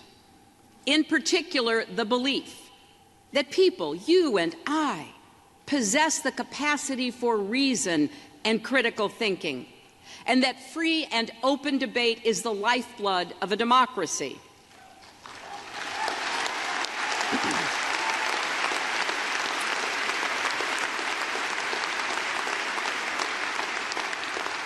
Not only Wellesley, but the entire American university system, the envy of the world, was founded on those fundamental ideals.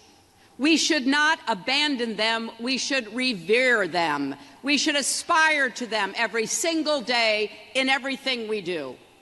And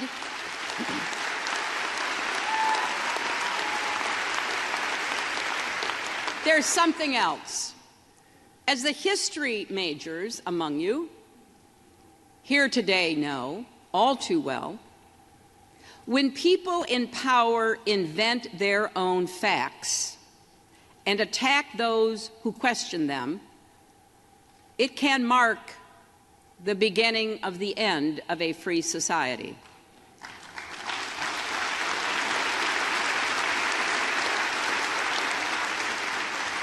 That is not hyperbole. It is what authoritarian regimes throughout history have done. They attempt to control reality, not just our laws and our rights and our budgets, but our thoughts and beliefs. Right now, some of you might wonder, well, why am I telling you all this? You don't own a cable news network. You don't control the Facebook algorithm. You aren't a member of Congress yet.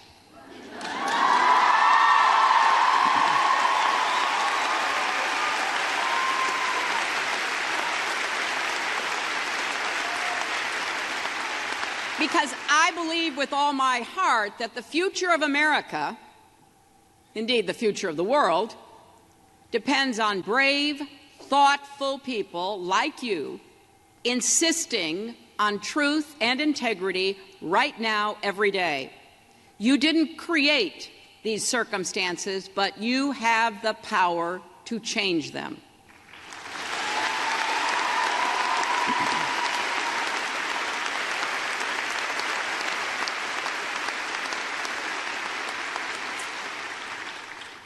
Václav Havel, the dissident playwright, first president of the Czech Republic, wrote an essay called The Power of the Powerless.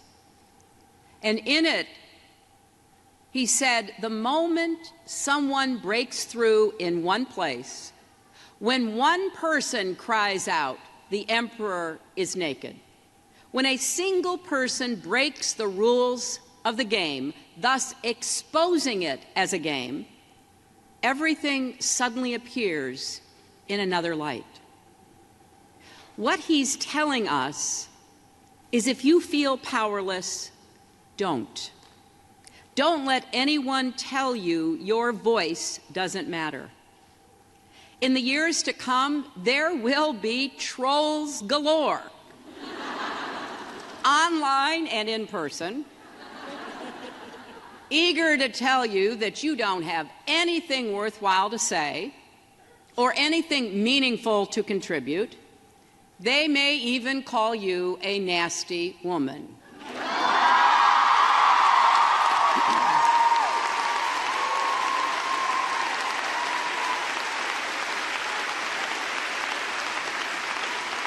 Some may take a slightly more sophisticated approach and say your elite education means you are out of touch with real people. In other words, sit down and shut up. Now, in my experience, that's the last thing you should ever tell a Wellesley graduate.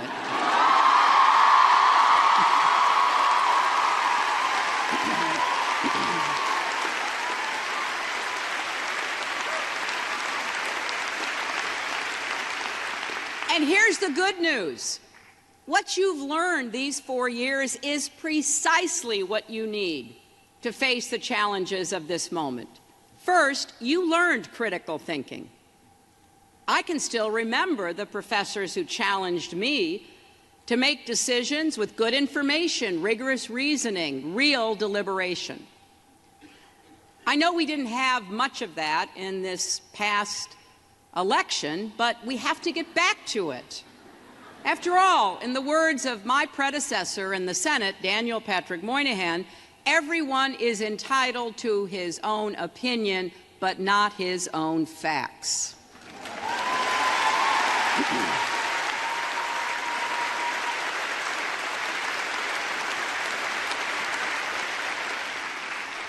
And your education gives you more than knowledge. It gives you the power to keep learning and apply what you know to improve your life and the lives of others.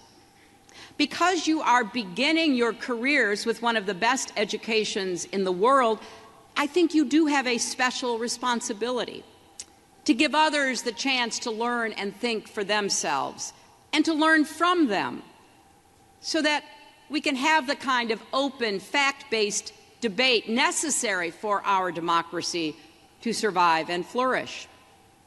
And along the way, you may be convinced to change your mind from time to time. You know what? That's okay. Take it from me, the former president of the Wellesley College Young Republicans.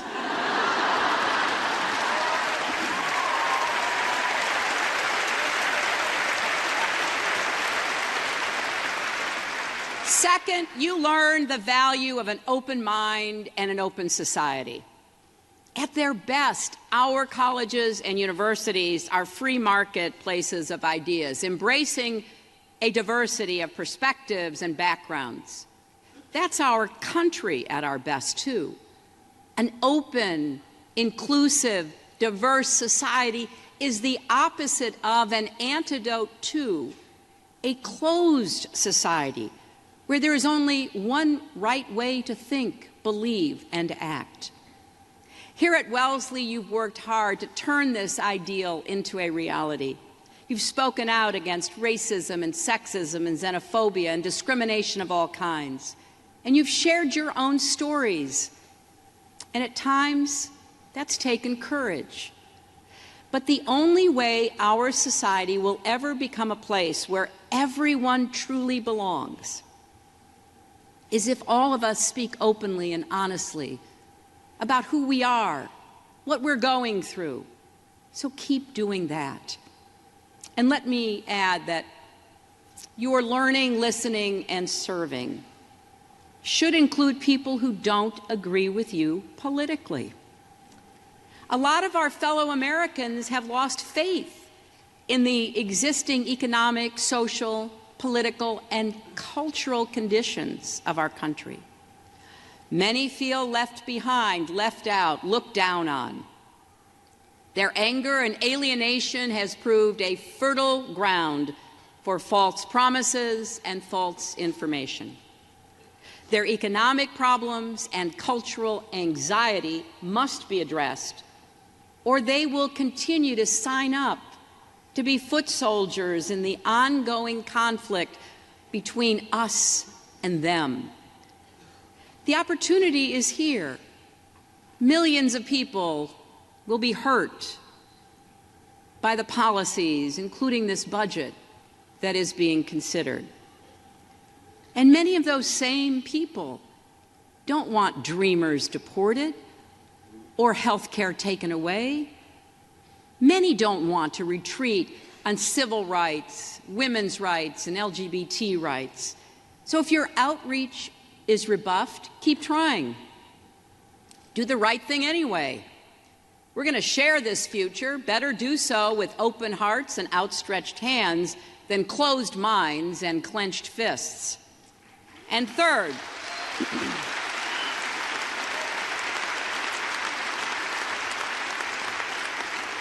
here at Wellesley, you learned the power of service. Because while free and fierce conversations in classrooms, dorm rooms, dining halls are vital, they only get us so far. You have to turn those ideas and those values into action. This college has always understood that. The motto, which you've heard twice already, not to be ministered unto, but to minister, is as true today as it ever was. When you think about it, it's kind of a old-fashioned rendering of President Kennedy's great statement, ask not what your country can do for you, ask what you can do for your country. Not long ago, I got a note from a group of Wellesley alums and students who had supported me in the campaign. They worked their hearts out. And like a lot of people, they're wondering, what do we do now? Well, I think there's only one answer: keep going. Don't be afraid of your ambition, of your dreams, or even your anger. Those are powerful forces, but harness them to make a difference in the world. Stand up for truth and reason. Do it in private, in conversations with your family, your friends, your workplace, your neighborhoods, and do it in public, in Medium posts, on social media, or grab a sign and head to a protest. Make defending truth and a free society a core value of your life every single day. So wherever you wind up next, the minute you get there, register to vote.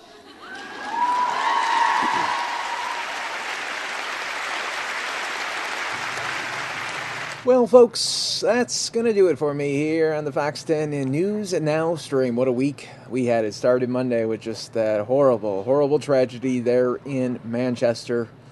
We'll never forget what happened there in Manchester. Now it is Friday. It's Memorial Day weekend. I'm wishing everybody a safe weekend and hope you guys connect with some family and friends there on the weekend as well. Maybe you're going to barbecue. But I'll be back here on Monday as we pay tribute to those who are no longer here with us. Oh, but they gave the biggest gift of all, didn't they? We're going to pay respects to all those great veterans here on Monday. Take care, everyone. Be safe. Have fun. And we'll do it again on Monday. Mary Kate coming up next.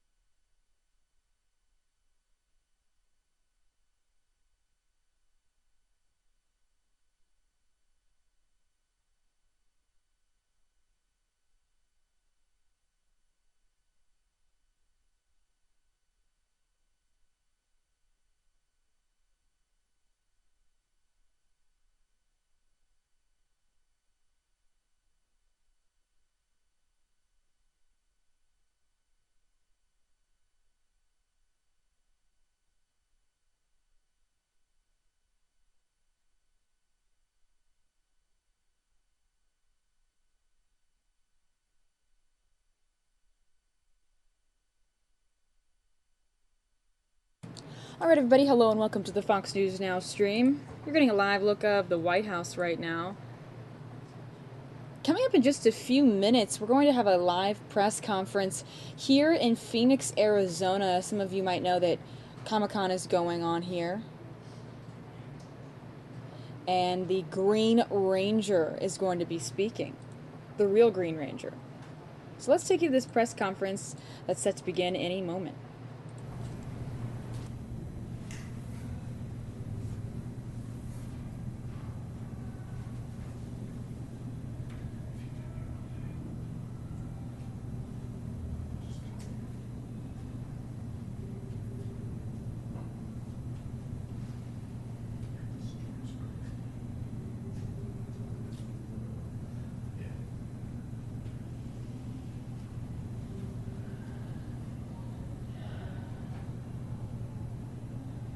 Again, speaking soon will be Jason David Frank, the man who played the original Green Power Ranger. He'll be speaking live here. As you know, Comic-Con's going on here locally in Phoenix. And that's not Comic-Con. Don't confuse it. This is Comic-Con. One word. C-O-M-I-C-O-N. Not to be confused with the comic book gathering, but this is Comic-Con. And the original Green Power Ranger will be speaking soon. This is all live here on the Fox 10 Phoenix Facebook page as well as Fox News Now YouTube stream.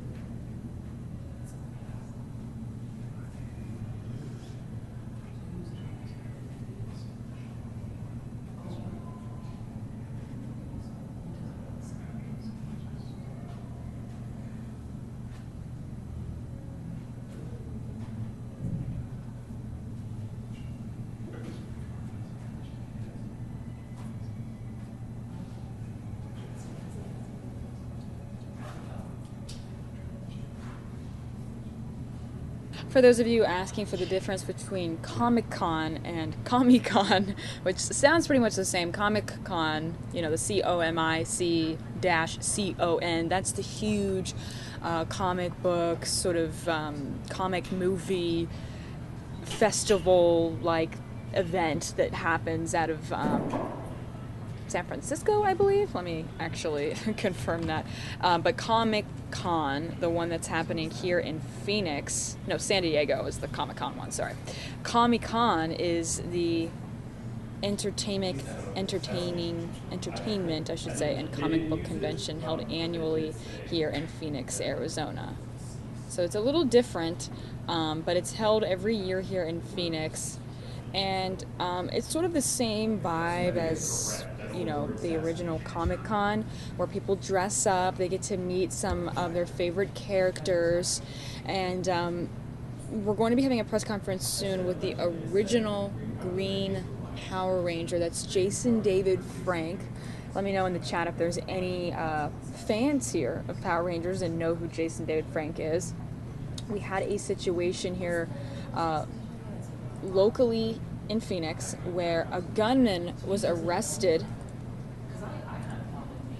at the Phoenix Comic-Con claiming he is the Punisher and wanted to kill Jason David Frank.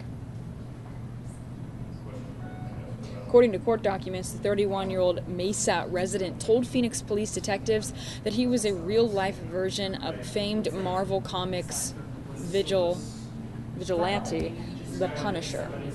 He also stated that he would kill bad police officers if need be to protect himself or his friends. Both revelations were included in court documents, specifically a lengthy probable cause statement written by detectives who interviewed Sterling after his arrest. The statement also detailed how he slipped past security and was apprehended by police. Sterling allegedly wanted to kill Mighty Morphin Power Rangers actor Jason David Frank, who was a special guest at this year's Phoenix Comic-Con, and claimed he had a vendetta against this star. And that's who we will be hearing from soon, Jason David Frank, explaining the situation and how he felt knowing somebody wanted to kill him at this event here in Phoenix. Pretty crazy stuff, and we're streaming this all live here on the Fox News Now stream. Thanks for watching.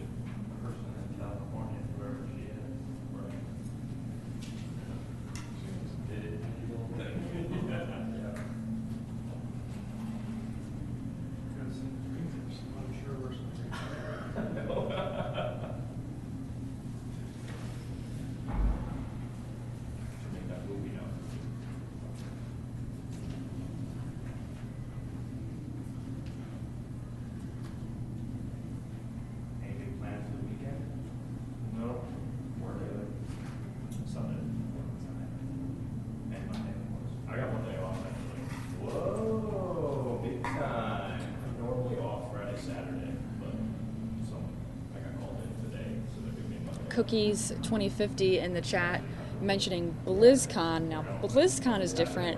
That is an event thrown by Blizzard Entertainment, who create video games such as the ever so popular World of Warcraft. So lots of different cons out there. This one is Comic-Con, not to be confused with Comic-Con. But again, we're going to be hearing from Jason David Frank soon. He was the original Green Power Ranger, and his life was threatened here locally in Phoenix after a man got into the event with a gun and said he wanted to kill Jason David Frank. We're going to be hearing from the actor soon to tell us how he felt during this situation.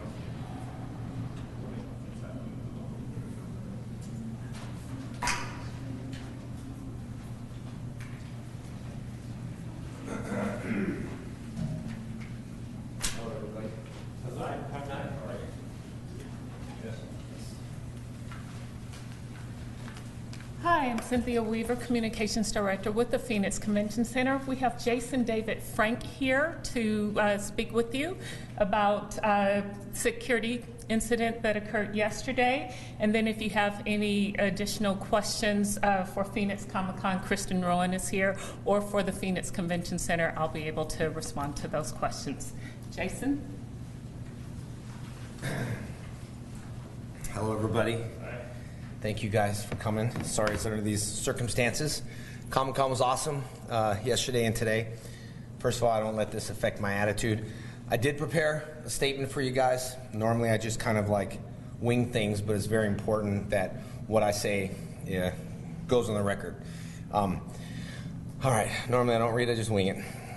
First of all, I'm very grateful to the Phoenix Police Department for their brave and outstanding efforts, which avoided a terrible tragedy as recently seen at the concert in Manchester. To all my fans, please, if you see something, say something. And this helped avoided a dangerous situation. Due to the pending allegations, I will only state I do not personally know the person who was arrested, but I will pray for him. I will not speculate to his motives or intent on the advice of legal counsel why this matter is pending before the court. But I will say this. This incident is an eye-opening situation to increase and add more securities at all Comic-Cons around the world. Due to the increased securities for the duration of the show, we are banning all prop weapons. However, please do not let this hinder your creativity and festival atmosphere. Comic-Cons are something that I love to do and very dear to my heart. I fully support additional security measures at these events and hope that everyone respects the policies. As we've seen today, everybody respected them, which is great. We can stay focused, but to continue to express ourselves and have fun, because that's what Comic-Cons are all about, is having fun. I will not let this situation stop me from meeting all my fans. I will continue my regular schedule at Phoenix Comic-Con for the duration of the show. But if you guys have any questions regarding this case, please contact Sergeant Fortune of the Phoenix Police Department. I will say this, thank you to everybody, and be assured one thing, this has not affected me in any manner. So, that's what I'd like to say. You guys have any questions? When police told you about some of the details that he told them in their interview, what kind of things go through your mind? You know, I don't personally know the guy, and there's a price to be a celebrity, but I don't really consider myself a celebrity, although I am. And like I said, there's a price to pay being a celebrity, but I've been doing this for a very long time, and I do want to say that increased security is important for Comic-Cons, for all Comic-Cons around the world. But Phoenix did a great job, and you know, the police department caught it, and we stopped it, and it wasn't a tragedy. So that's the reason why that I'm happy at this point that it was a blessing. It was a blessing for everyone. I got a chance to be that guy, to bless and maybe save other people from around the world, and that's just how I feel. So it's going through my mind. Good thing he was caught, and it's a good thing I'm standing here with all you lovely people today. Have you spoken with your family? What do they think and feel? I have spoke to my family. Of course they're worried, you know. I play superhero on TV, but you know, it's one of those things where people do have feelings and stuff, but I tell you what, I feel safe at this show, and I feel safe at every show, you know. And I've always said one thing: God has my back, and you know. But of course they're worried, but I'm telling them everything is okay. And when they hear my voice and they hear that, I think they're okay with that. Have any of your fans today talked to you about this incident? What's their reaction to it? You know, I think it hasn't affected me at all. When, you know, I do Comic-Cons, I feed off their energy, and they feed off mine. And I certainly don't want to panic anyone or my fans. Some people have mentioned it, but, you know, it's one of those things where they're respectful. They're respectful. My fans are very respectful for me, to me and stuff. So, obviously, the video that's out there now has over 1 million views, so my phone is blowing up, and everyone just wants to make sure that I'm okay, and I am. And I'm going to continue to be okay. When you say that Comic-Con should have more security, what do you have in mind? First of all, when I say I'm going to be okay, I would like to say everyone will be okay, because I'm not really necessarily worried about myself. I'm worried about other people. You know, other Comic-Cons that I'm at. When I mean that is, I mean that when we cosplay, we have to cosplay in a proper way, not to scare people, not to scare little kids. You know, we're cosplaying with certain weapons and things. I think there needs to be somewhat of a screening without delaying the process of Comic-Cons. There's a lot of Comic-Cons around the world that takes hours to get into, but there needs to be some kind of process. You know, we have backpacks, we have other stuff that's not being checked, and, you know, who knows what I can have around my waist at this point. That's what I mean, that it needs to be monitored a little bit. I talked to a lot of actors today. They have my back, they have my support, and we're all in agreement on this. But like I said, this is an eye-opener, and I think that Phoenix Comic-Con did a great job at what they did. You know, there's a lot of ways that you can sneak into a Comic-Con, and it's unfortunate stuff like that happens.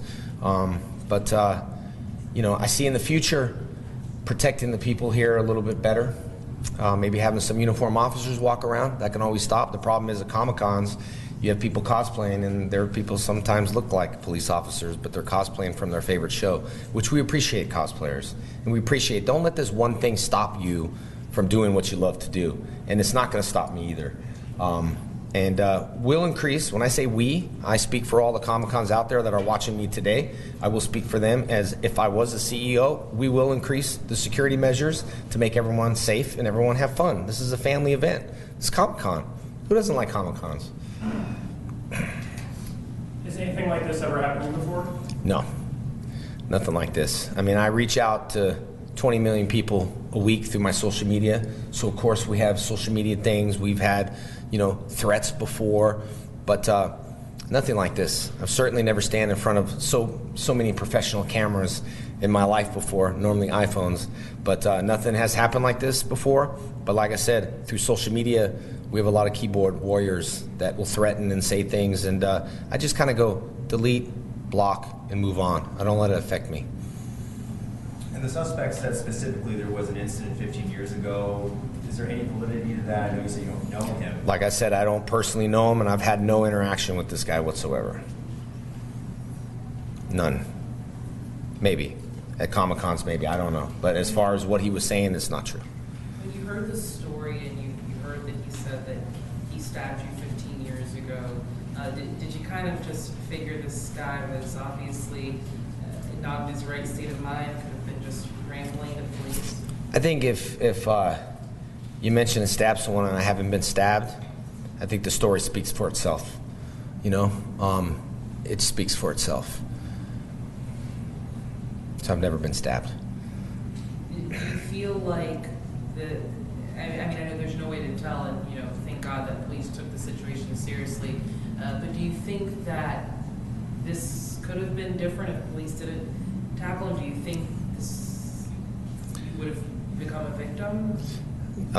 No, because I don't really necessarily look at the what ifs. I'm a high believer in the man up above, and we could say what ifs all day to everybody, and I just believe that things are meant to be, and I believe that this is meant to be to increase security at other Comic-Cons. I've done so many in the last 5 years. I live in this world. I live in the Comic-Con world. I know who I'm dealing with. I know who I'm speaking with. Some just want to have fun. And, some live in another world. And I think he lives in a different world.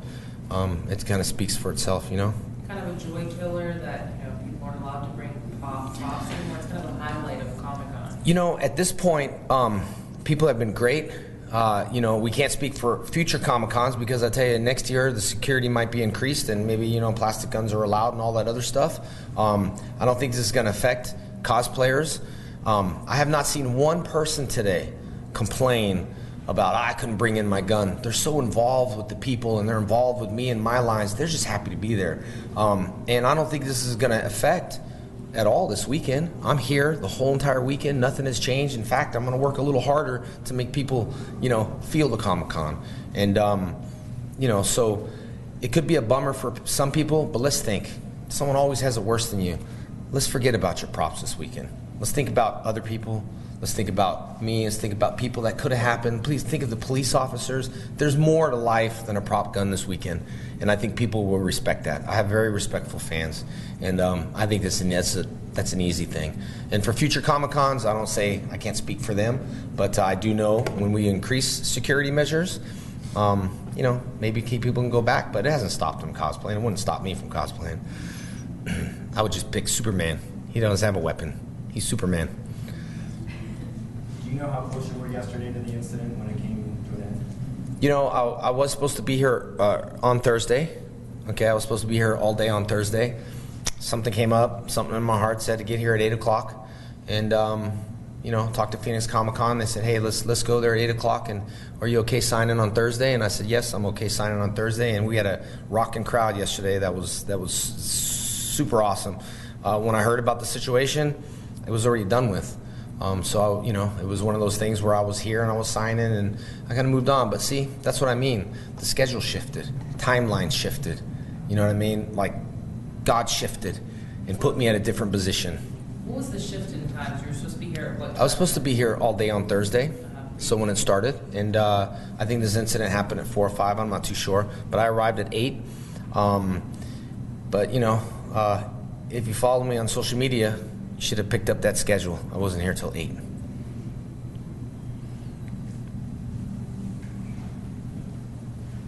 All right, are there any other questions for Jason? Any other questions for anyone for Phoenix Comic-Con or for the Phoenix Convention Center? Can you guys talk about the increased security that you have employed in the last couple of days? Sure, absolutely. And I would first like to thank Jason. Thank you so much. Thank you so much. For coming and sharing your message, and invite Matt Solberg up to join me. Matt is the CEO and founder of Phoenix Comic-Con. All right, thanks, Matt. Good afternoon. Good evening. My name is Matthew Solberg. I am the founder and CEO of Phoenix Comic-Con. I do not have a prepared statement, but I am available for questions. Can you talk about increased security over the past couple of days? Absolutely. As far as what we've done since the incident happened, we increased the enhanced security measures on getting into the convention center. So the convention center is what I would call a 360-degree building. There's entrances and exits all over. So we first restricted it to 3 areas that you're able to get in. And then within that, we have instituted a wand check, which is essentially a metal detector type process, along with bag search. In addition to that, we have not allowed prop weapons from coming into the convention. With such an event attracting hundreds and thousands of people, and considering the day and age that we live in and the kinds of events that we've seen, why wasn't a metal detector or a wand search implemented prior to this? Because yesterday the security, it was just everyone was just kind of everywhere. It wasn't just so many people, so many costumes. I think we've been very fortunate. Not just Phoenix Comic-Con, but I think conventions of this nature across the country and across the world. And I think that there's an aspect where until something gets driven home, unfortunately change just isn't made. It's very easy with 20/20 hindsight to look back and say, geez, why wasn't something done? That occurs just throughout life. Hopefully we can look at it and say, now that something happened, it could have been worse than it was, but now that something has happened, what is the result and the improvements that are made from that point forward? Looking forward to next year, how do you think this will affect security measures? Do you think that people will be allowed to bring the props and perhaps we will have the wands to detect metal? I think it's too early to talk about what the exact measures are going to be for next year. Obviously, we're going to take the lessons that we learned from this year and develop plans for next year. I've been very open about Phoenix Comic-Con that things don't always go according to plan. And sometimes there are decisions that we make that turn out to be wrong. Sometimes forces are thrust upon us that we have to react to. And my feeling is not to let those same situations happen from year to year. In a longer conversation and setting, I can point out different aspects over the years of things that have gone right or wrong that needed to get improved from one year to the next. So this is definitely a learning experience, and we'll take this and develop better processes. So once we get to next year, it'll be a much smoother process for attendees to get in. Even building on that, there are events like this that have had line issues or have had other factors that have been imposed upon them. And as far as the attendees, they love coming to the show. We are a very social activity. I don't think that this or future measures are going to impact their enthusiasm for being able to attend. I have a gentleman who was in line yesterday. He was a very close proximity to the suspect. He works private security as well, and he says that he was here enjoying the event. He said there was, quote, noticeable gaps in security beginning in the beginning, screening people getting in, going up the escalator, getting the tickets.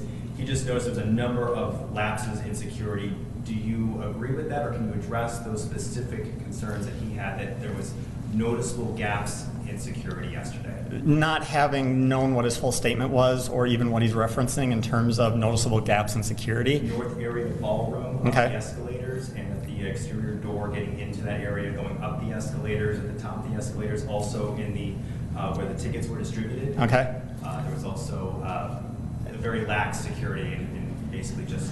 Well, I think it's pretty easy to note that, prior to yesterday's incident, we did not have a magnetic wand process, and we did not have a bag search process.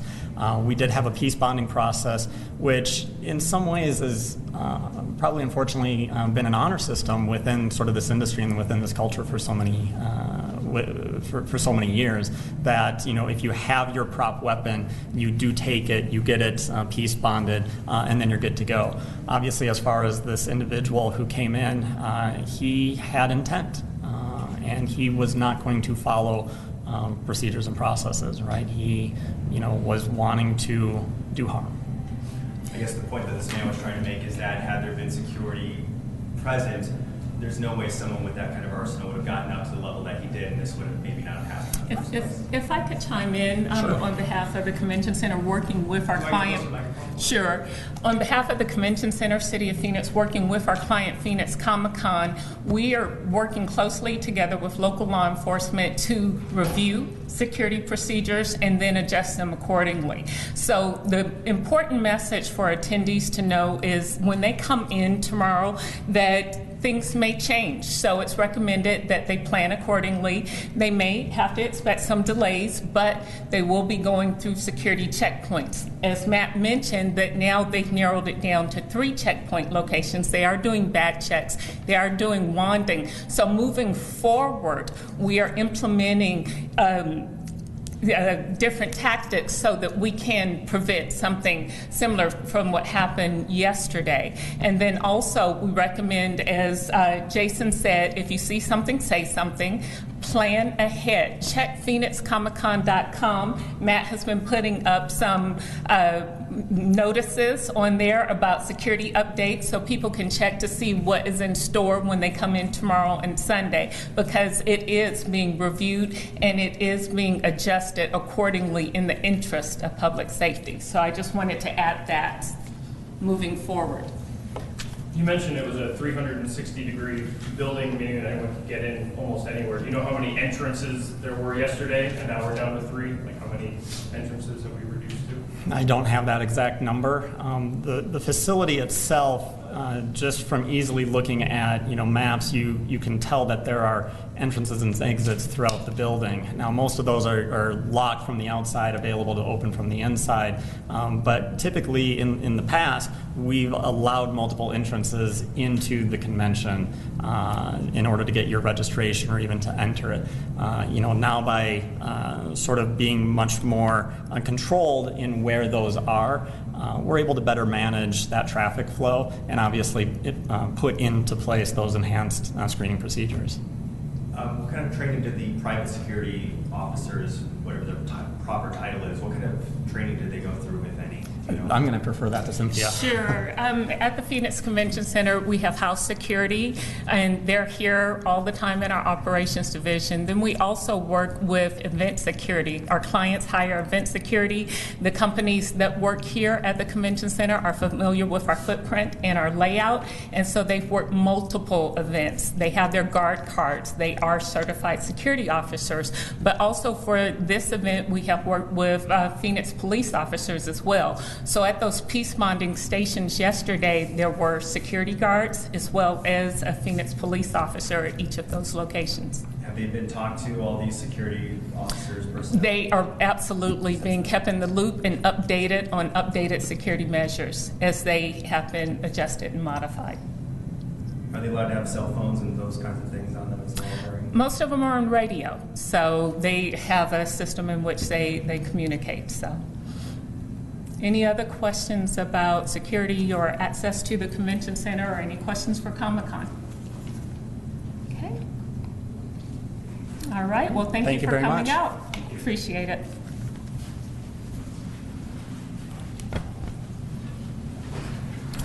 Thank you, guys. Thank you. All right, everybody, that press conference coming here locally from Phoenix, Arizona, where Green Ranger actor Jason David Frank's life was threatened. Now, he mentioned it wasn't really a big deal to him because when he found out about this, the situation was already taken care of, and he applauded the Phoenix security team there and the police there for handling it after a man claimed he wanted to kill Jason David Frank. We appreciate you watching live with us here on the Fox News Now stream, as well as Fox 10 Phoenix Facebook Live. Taking you to the next top story here in the show. Give me one moment.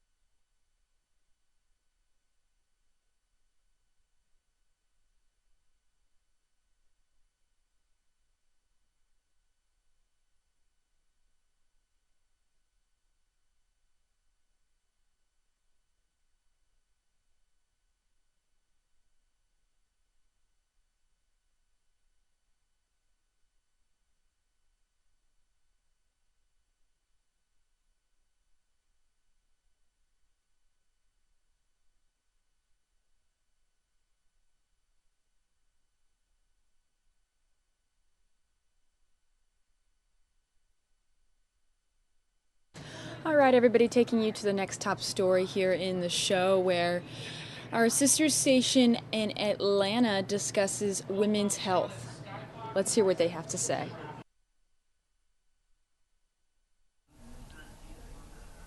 Hello, I'm the Fox Medical Team's Beth Galvin, and I'm live in the Fox 5 Digital Center with Dr. Tia Guster. She is an OBGYN from Piedmont Healthcare, and for the next few minutes, probably about the next 30 minutes, we are going to be answering any questions that you have about women's issues. So she's able to talk about menopause, perimenopause, getting pregnant, some of the difficulties of going through fertility treatments, anything that you want to talk about. And so why don't we start off if we can, and if you want to just chime in, leave a question in the comments. You'll notice I'll be looking down at my phone to get your questions for Dr. Guster, but feel free to start asking your questions, posting them, and we'll get to them as they come in.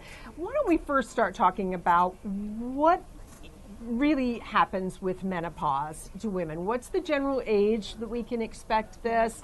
I know we go through perimenopause first, then menopause. Explain a little bit about how the process works. So that's a super awesome question. So menopause, essentially, by definition, is when you've had one whole year where you haven't had a cycle. Okay. But the process of menopause can start, about 5 to 10 years prior to you actually hit menopause. The average age for American women is 51. Okay. And so when you start that process, the changes that you start, what are normal changes to see? So normal changes to see are changes in your cycle. Mm-hmm. So your monthly cycle could get a little bit longer or a little bit shorter, which would be nice. Sometimes it gets a little bit more crampy or painful, which is not so nice. And that's usually when I end up seeing people in the office. Mm-hmm. And at what point should you think about going to see the doctor? You know, at what point does it maybe need to be checked out? So I say any departure from what you consider to be normal or comfortable for your daily living is a good time to check in with the doctor.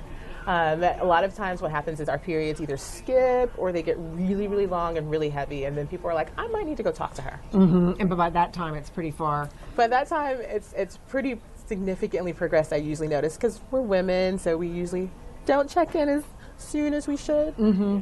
And what remedies are out there for sort of as you're moving from perimenopause into menopause, where the symptoms are maybe becoming a little bit more severe or pronounced? So the first thing I always want people to check is cross-check your thyroid, because that can significantly enhance the symptoms that you feel. Mm-hmm. So if that's optimized, then we can do a lot to reduce things like hair loss, hot flashes, weight loss or weight gain, which is usually most people's problem. Mm-hmm. And talking a little bit about weight gain, is it normal to put on a few pounds? Is there anything you can do sort of preventatively going into it to kind of watch out and try to keep your weight down? There are, so it's really normal for people to have weight changes, particularly weight gain. Everyone always talks about their middle sections are just a little bit looser than they remember them to be. I usually say that's a good time to kind of take an inventory of what you're actually eating, because we totally metabolize foods a lot differently as we age. So I definitely tell people cut down on carbs, cut down on sugars, good fats only, and lots of fruits and veggies. Okay, and what about exercise for women? Is that a remedy to help with some of the symptoms? Exercise for women is excellent. We love to do weight-bearing exercises, but that can include just walking or going upstairs. That does an awesome job for your bone health. Also, if we can do things that increase like our muscle mass, so we don't want to look like, bodybuilders or Arnold Schwarzenegger in his heyday, but you definitely want to have kind of a nice frame. Lean muscle mass burns a lot of calories, and it also carries us around better, makes our posture better, makes us look better in our clothes. So what do you recommend, for women who might be thinking about joining a gym? How should you divide up between cardio and strength training? So I always say your heart is like your major muscle in your body, and if that's not working too good, then we're going to have a problem. So 20 to 30 minutes, at least 3 to 5 times a week is the recommendation. You don't have to run a marathon and you don't have to be dripping sweat, but you need to get your heart rate up a little bit above its baseline, and that's usually significant. When you're thinking about joining a gym, go someplace that answers your questions and that you feel really comfortable in attending. Okay, and we're starting to get some questions now. Paulette Myers asks one that I think you've addressed. When does menopause start? You said typically about 51 is the average, but it can start. It can start sooner or later. 51 is the average. I usually tell people, check in with the female members of your family, because people and their families tend to run about the same way. So if you know your mom went through menopause about 45, then you can expect about 45. If you know she went through it 52 or 53, then about 52 or 53. Okay, and so we're getting a question here from Kathy Campbell. She says, need help with hot flashes. That's a major reason why people come visit me. So again, I always say cross-reference your thyroid and make sure that that's going well. But hot flashes is definitely more of an individualized treatment plan. Sometimes we can add back a little bit of the hormones that we're losing, and sometimes we can do non-hormonal management to help with that. Okay, and getting a question here from Carol Mora. She says, does menopause change your hair texture? Yes, there are actually a lot of hair changes that happen in menopause. Most people will notice that they feel like their hair is thinning or falling out or just a little bit more brittle. Okay, and talking about hot flashes, what are some natural remedies that you believe are kind of actually tried and true that you, or is there anything that you recommend?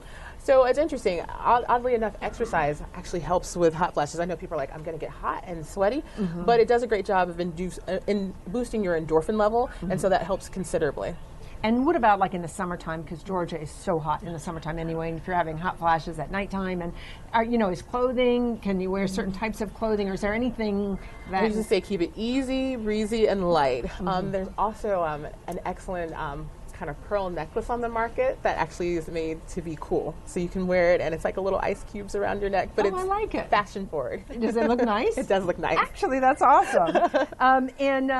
What about diet with hot flashes? Anything that you can eat? Is soy helpful? So soy goes in and out of the market. Soy actually has some baseline estrogens in it, and so I usually tell people who have maybe some conditions that are estrogen sensitive and that thus they should avoid estrogens, that maybe soy is not the best idea.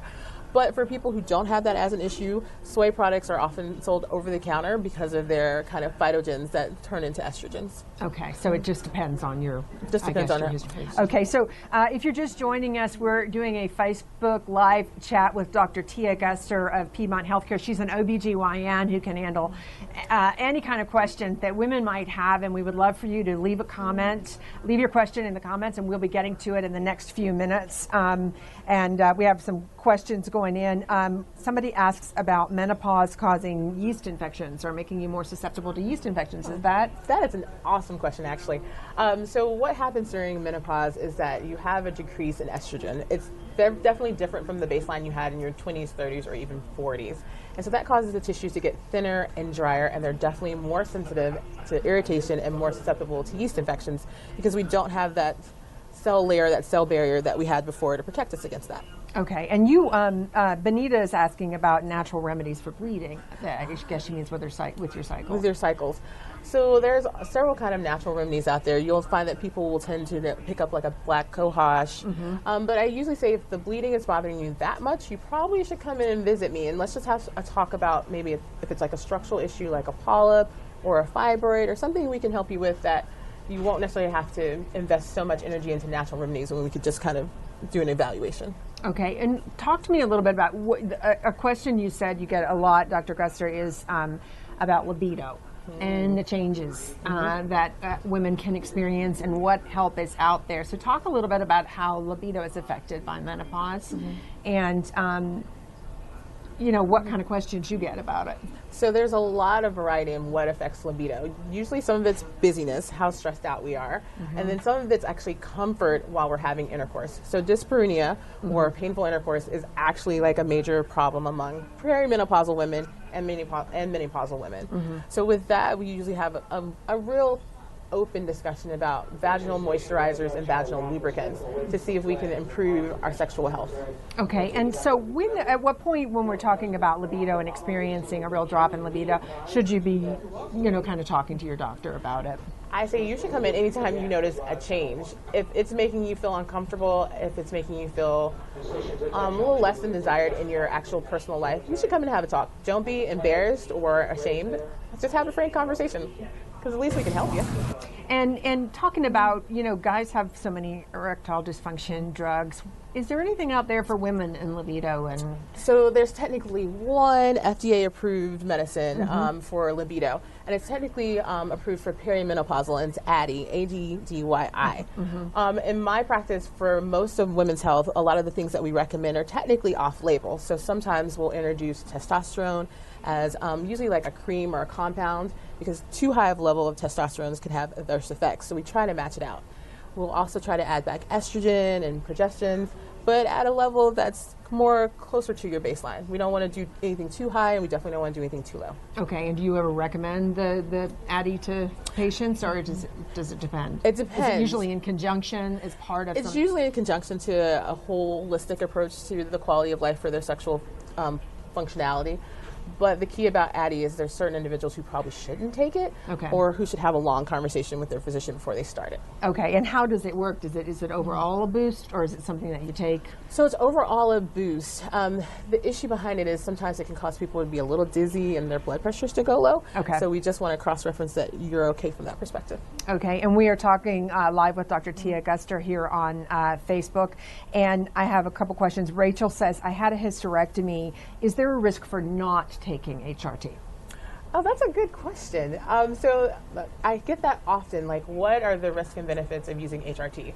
So people will say immediately, like, your bone health benefits a lot from HRT, but there's sometimes reasons why women can't have it.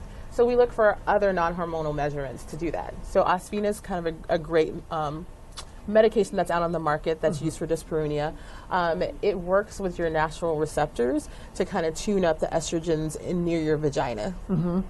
And going back just a little bit, so who should be thinking about hormone replacement therapy, and who should not be, and when we're talking about women? So people who definitely have estrogen sensitive or hormone sensitive conditions, like breast cancer patients, should definitely have a long talk before they opt to do that. People who sometimes have different GI conditions or heart conditions should also have a conversation with us too. Okay, and is there, and then people who really might benefit from it, who fits into that category? So I would say people who benefit from it would be anybody who's experiencing symptoms that really do alter their day-to-day. If you're doing well and we've had a conversation about your other comorbidities that don't, get you out for having HRT, then sure, it's certainly worth giving it a try. Okay, and is the thinking now that you just do it for a short amount of time, sort of to get you through sort of the difficult period in time and then stop? So several years ago, there was a major study that came out about HRT in women. And so kind of the generalized statement is we try to use it for the least amount of time, but to get the most benefit. So, some people find that the least amount of time is a really long time, and some people find that the least amount of time is a very short time. Okay. I have a question here, and I'm looking down at my phone because I'm looking at your Facebook questions. This is from Carla, and she says, is it normal to still have a period in your 50s, and is there a risk? So the key about menopause is the average is 51, Carla. So some women in your family may go a little bit longer. You have to ask yourself, have I stopped having a whole cycle for a year? If that is the case, then you would be considered postmenopausal. And postmenopausal bleeding is a serious condition that you should actually consult your doctor for.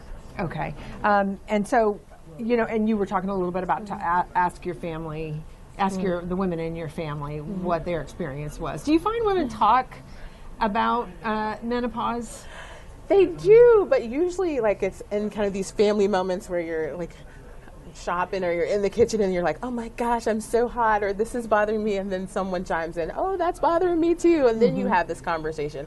I don't think people really have the forethought to say, hey mom, when did you go through menopause? Or hey auntie, when did you go through menopause? But it's usually that moment where you're candidly doing something in life that you bring it up. Okay, and you talked a little bit about, you said you get a lot of questions about sort of female issues like vaginal irritation and things like that. Talk a little bit about that. I mean, is that a big issue for women? It's a huge issue for women. Vaginal irritation can come in many, many forms, and thankfully we have a lot of really good technology. So at one point you can always collect a vaginal specimen and look under the microscope and see if you see anything. But they also have vaginal probes that will literally look at all of the vaginal flora and fauna and it can tell you exactly what's growing in your vagina. A lot of times people are having issues from dryness. So if you're thinking of more holistic measures to help that, vitamin E and coconut oil are excellent kind of holistic sources. Vaginal moisturizers have like blown up on the market and there's plenty of choices. Lubrigent. All right, you guys, that is a health discussion on Fox. Giving you a live look of the White House right now. We're changing topics here. Streaming live here on the Fox News Now stream. Thanks for joining us tonight. Taking you to an event from NASA now. Any space fans out there, I think you'll like this event. Acting Administrator Robert Lightfoot discusses NASA's 2018 budget.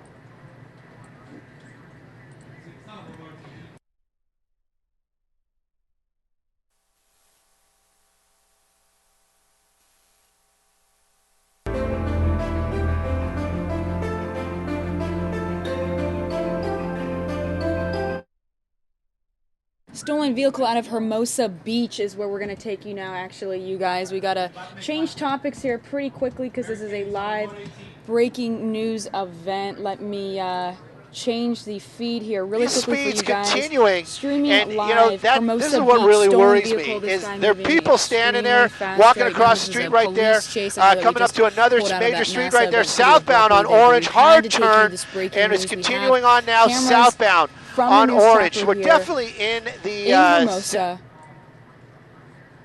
Streaming live here on the Fox News Now stream. The helicopter doesn't even make sense. I can't even say those words and go. That's like nails on a chalkboard. It's coming up on another solid red light right there, making another crazy hard turn. Parts of the Audi now starting to fall off, making a westbound. It looks like a smaller road, but still a major. It's not like a residential. It was a westbound turn off of Orange. Continuing on right now. And, yeah, we could be coming up on Long Beach. I'm trying to stay wider and read the map at the same time. Hard on the brakes, making a little bit of a U-turn there. I guess he missed his turn. Maybe he is going somewhere. Again, I can't understand how he hasn't gotten to where he wants to be yet. Somebody in the roadway right there. Luckily, he did slow down for that person. And, again, making another hard turn on a street. We are in the city of Long Beach. We are in the city of Long Beach, yes. Another hard turn. Looks like he's coming to a stop. They're going to drop off the passenger there. There we go. The passenger's jumped out. Cars continuing on.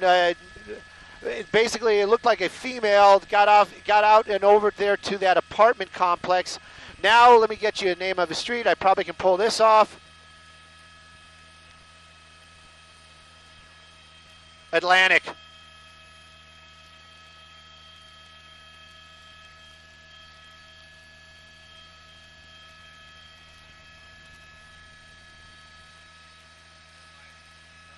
Well, you know what we know about this car is this guy drives like crazy. Now he's just jumping out, running across the street. We're going to kind of keep this wider shot right now, seeing where he is. There he is. He's underneath the helicopter running the opposite direction behind the trees. And he's continuing on. Well, hopefully we'll get a shot of him right there. There he goes, continuing on, northbound on Atlantic. Northbound on Atlantic, continuing to run. The sheriff's car is getting a little bit closer. He's making his way into the shrubbery out here. I'd like to say over there by the red or the purple plant, but that's not going to help the officers. Continuing on back across the street, running across Atlantic right now. So that's the first time we got a cleaner shot of this guy. This guy earlier on, we've seen 2 hit and runs with that vehicle. Extremely high speeds, extremely dangerous situation. You know, this was one of the ones where we're just watching. I was in awe. We were on the web for a while there, and I really, truly, I couldn't even speak at some points because it was like, I just was like, what is this guy running for? What is he doing? There he goes. Now he's got his hands up. Officers, deputies from the Sheriff's Department. Oh, no, they're not deputies. Those are Long Beach PD right there making contact with that suspect. This is the first time we've actually seen that person. Did drop off somebody. I don't know if we were live when that happened. Dropped somebody off. Appeared to be a female passenger. And that was also, I was just in shock. There's a passenger inside this car making all those crazy moves, driving that crazy. You'd think that that person would have said at some point, hey, I'm not down with this, slow it down. Right now, though, we've seen 2 collisions, and the suspect now going into custody. Like you said, started in the Carson area. I was going to say Carson-Compton, but in the Carson area, deputies were in pursuit. They gave it up because of the crazy driving. That driving did not slow down, and now coming to an end out here on Atlantic in the Long Beach area, Long Beach PD taking this guy into custody.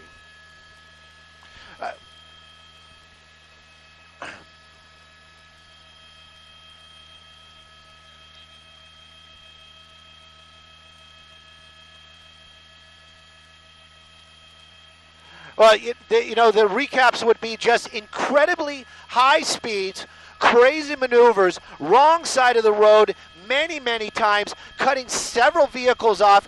It seemed like every light he came to this afternoon was red. He was weaving, he was cutting people off, wrong side of the road, extremely high speeds. At one point, we did see a pedestrian running to get out of the way, with a dog. And then we saw him in neighborhoods, very small neighborhoods, doing those same types of maneuvers. It was incredible that nobody was hurt.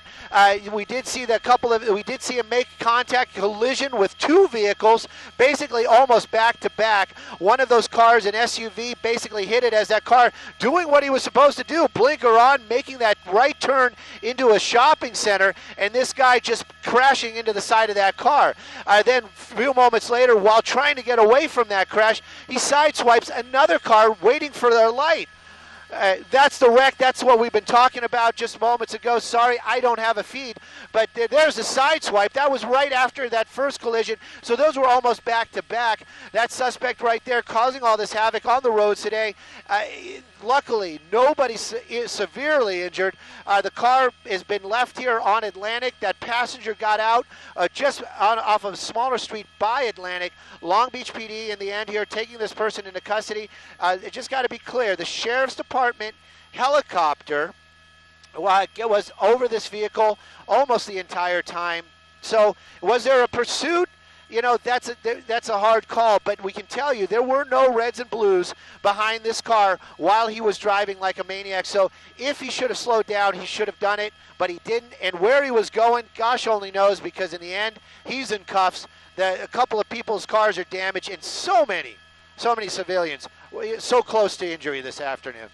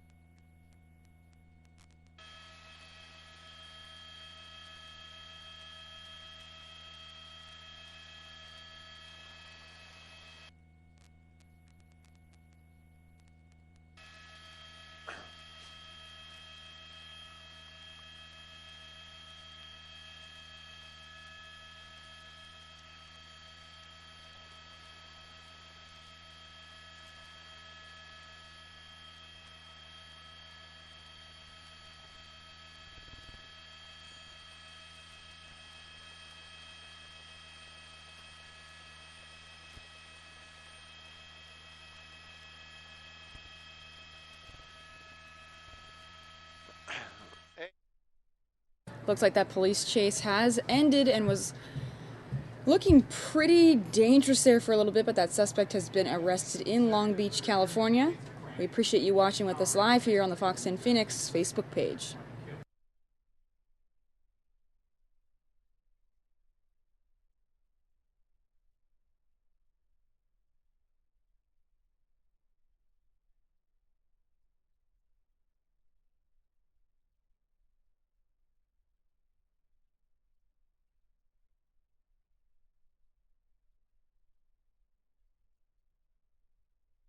All right, everybody, taking you back to this NASA event where they're discussing the 2018 budget.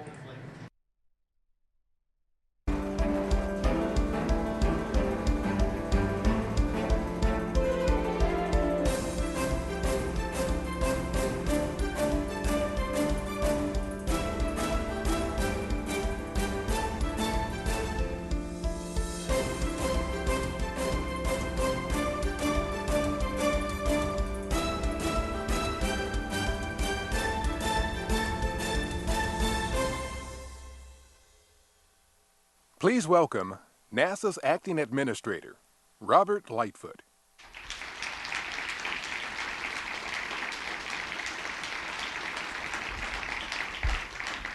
All right, well, good afternoon and good morning to everyone. Welcome across the agency out in the colonies. Good to see everybody there. It's my pleasure to join you guys for the second half of our budget rollout. As you know, we did the rollout of the skinny budget a couple of months ago, and this is the, I guess I'll call it the fatter budget, right? As time goes, we all get a little heavier. So our budget got a little heavier over the last 2 months, and so that's what we'll get to share today. Seriously, my basic message is the same as it was last time when we talked a couple of months ago, is what this budget tells us to do is keep going. Keep doing what we've been doing. Very important for us to maintain that course and move forward as an agency with all the great things we're doing. It's really cool as I sit here and I see the different sites on the screen here.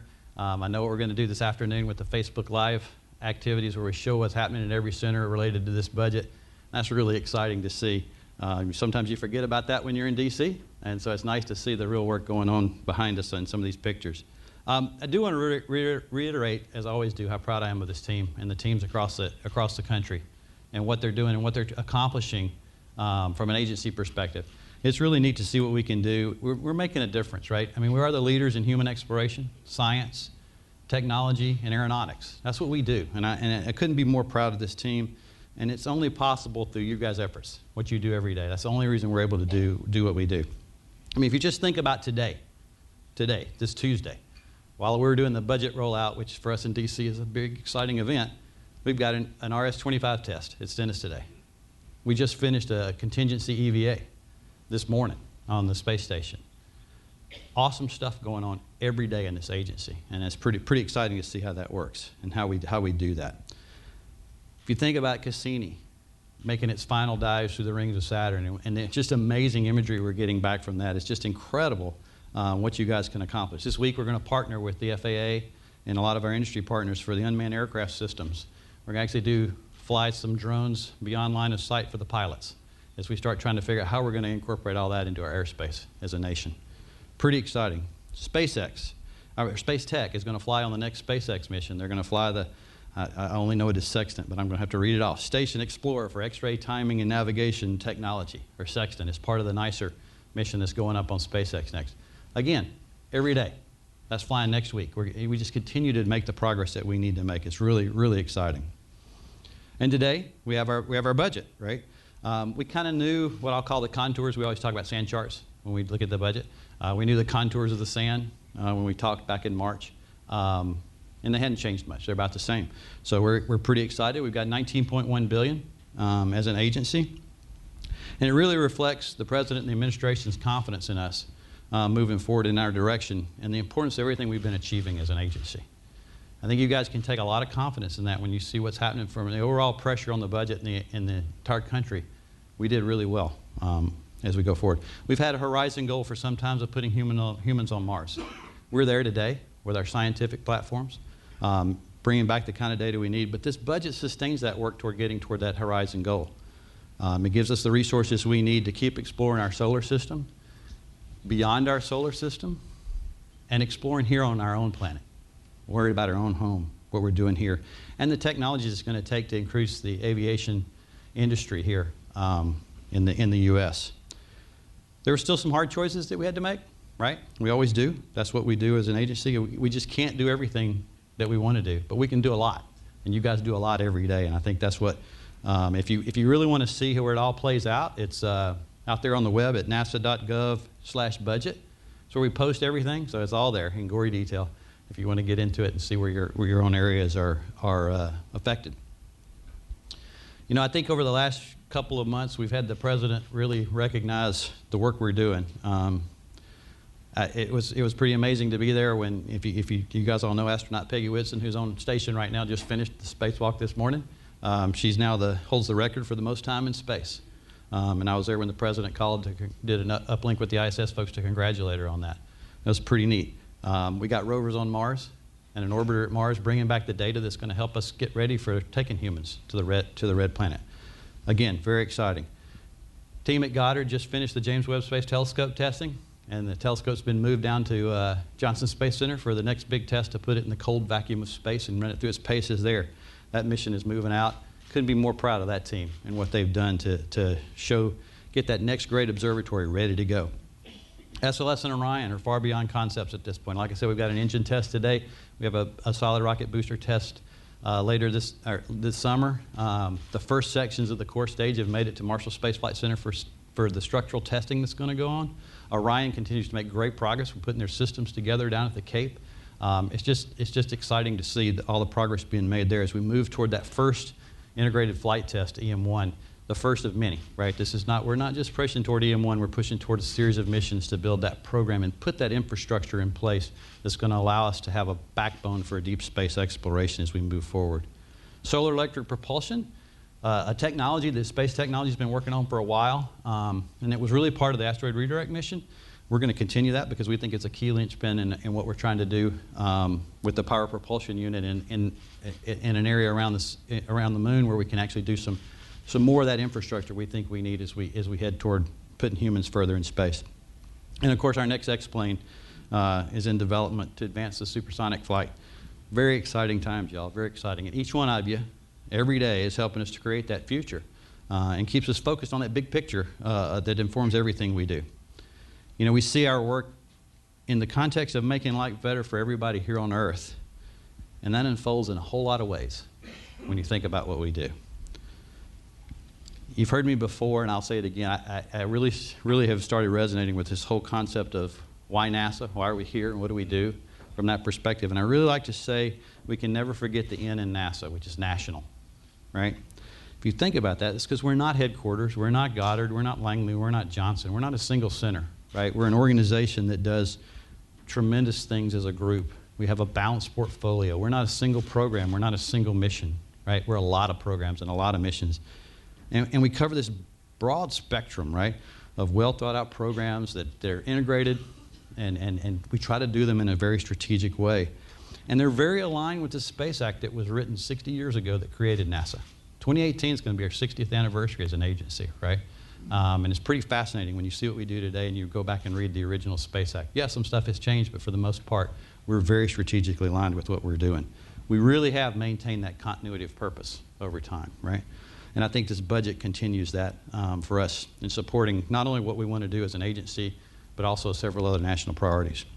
As we approach that 60th anniversary, you know, this budget will maintain that. It'll maintain our place as a leader, I think, a global leader in space, and a global leader here at home in aviation and aeronautics and what we do. We appreciate the continued bipartisan commitment we get.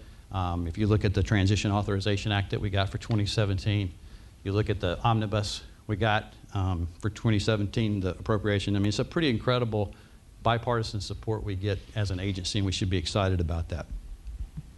You know, one of the challenges we have is our goals and our programs typically, they can work over decades.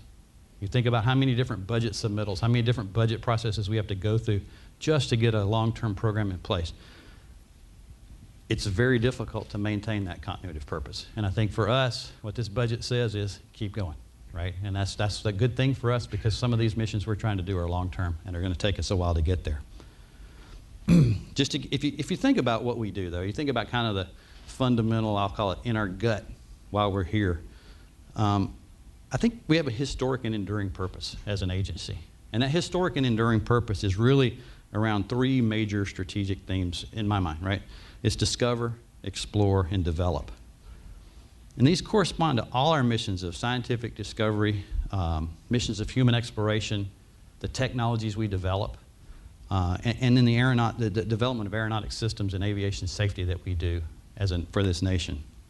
We're focused on these, but we never lose sight of the the other contributions and the other things that we do as an agency. You know, that's kind of what I just described as kind of our day job, right?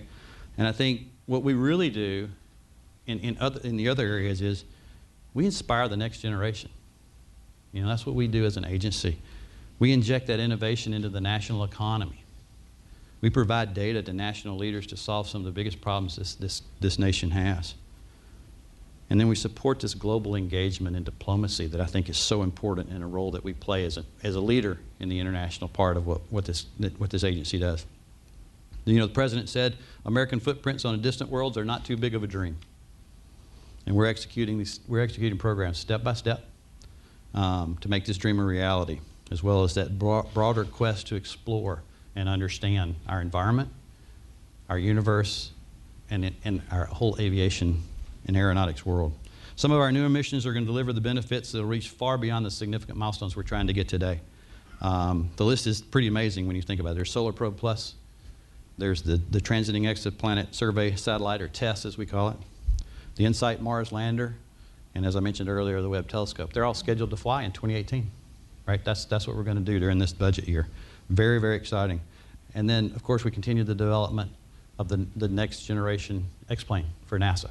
That's going to fly in 2021 to really investigate low-boom supersonic flight, which could be a tremendous game changer for not only this country, but the economy in general.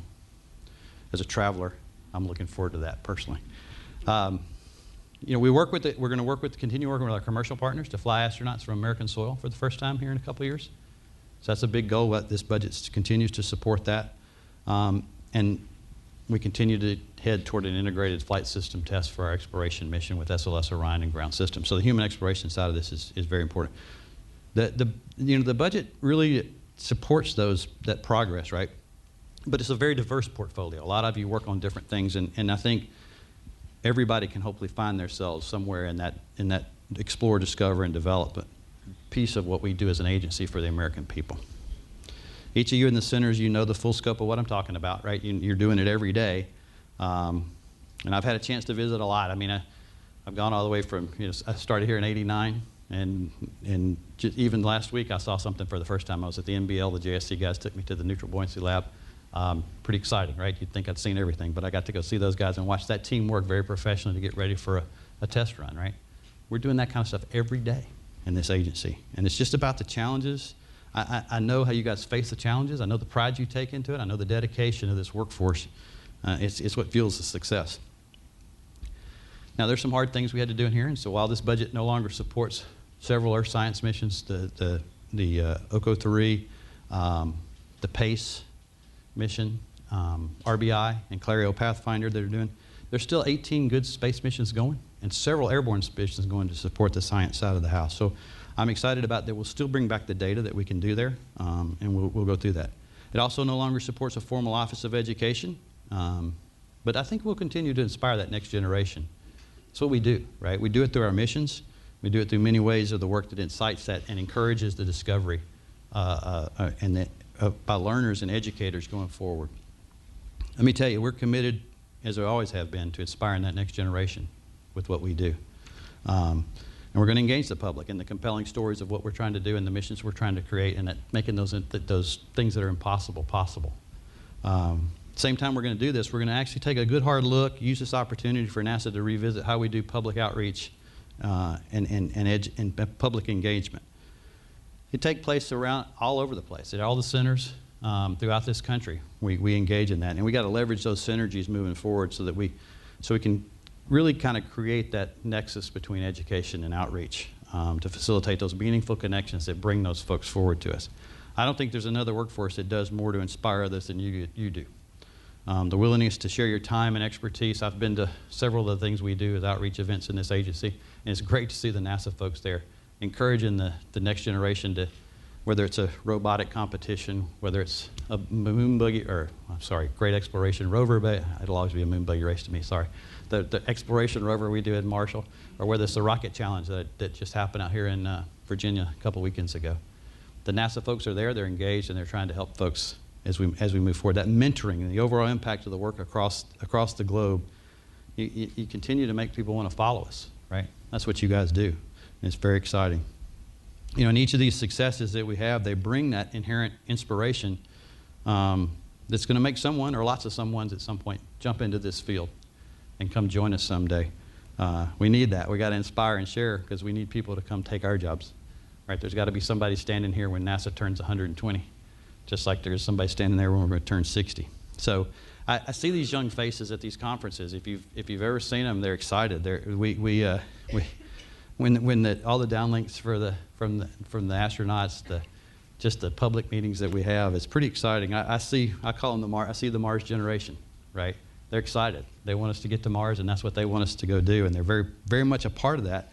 And we're going to keep bringing that potential to NASA and the things that this budget enables to keep inspiring them to want to be part of our team and want to join us someday, because they're the ones that are going to follow in our footsteps and pick up, frankly, where we picked up from the generation before us, right? And so we can keep doing what we're doing. You can get all the details online, as I said, but I do want to mention a few other specifics about the budget, just to kind of give you a feel for what's out there. Some of these I've already talked about a little bit, but I'll hit them again. In science, for instance, the budget supports about 100 missions going on, roughly 40 missions that are preparing for launch, and 60 that are operating. So it's a good, healthy mix for what we're doing. Our work here just leads the world in size, scope, and impact. I truly believe that. And I think, when you think about it, the budget's going to keep us with the next selection of New Frontiers missions moving forward. We'll be able to make that selection. And it does the formulation of our Europa mission that's so important for us to go see. We think there's a great opportunity there to find that, but that always that search for, is there life out there somewhere else as we move forward.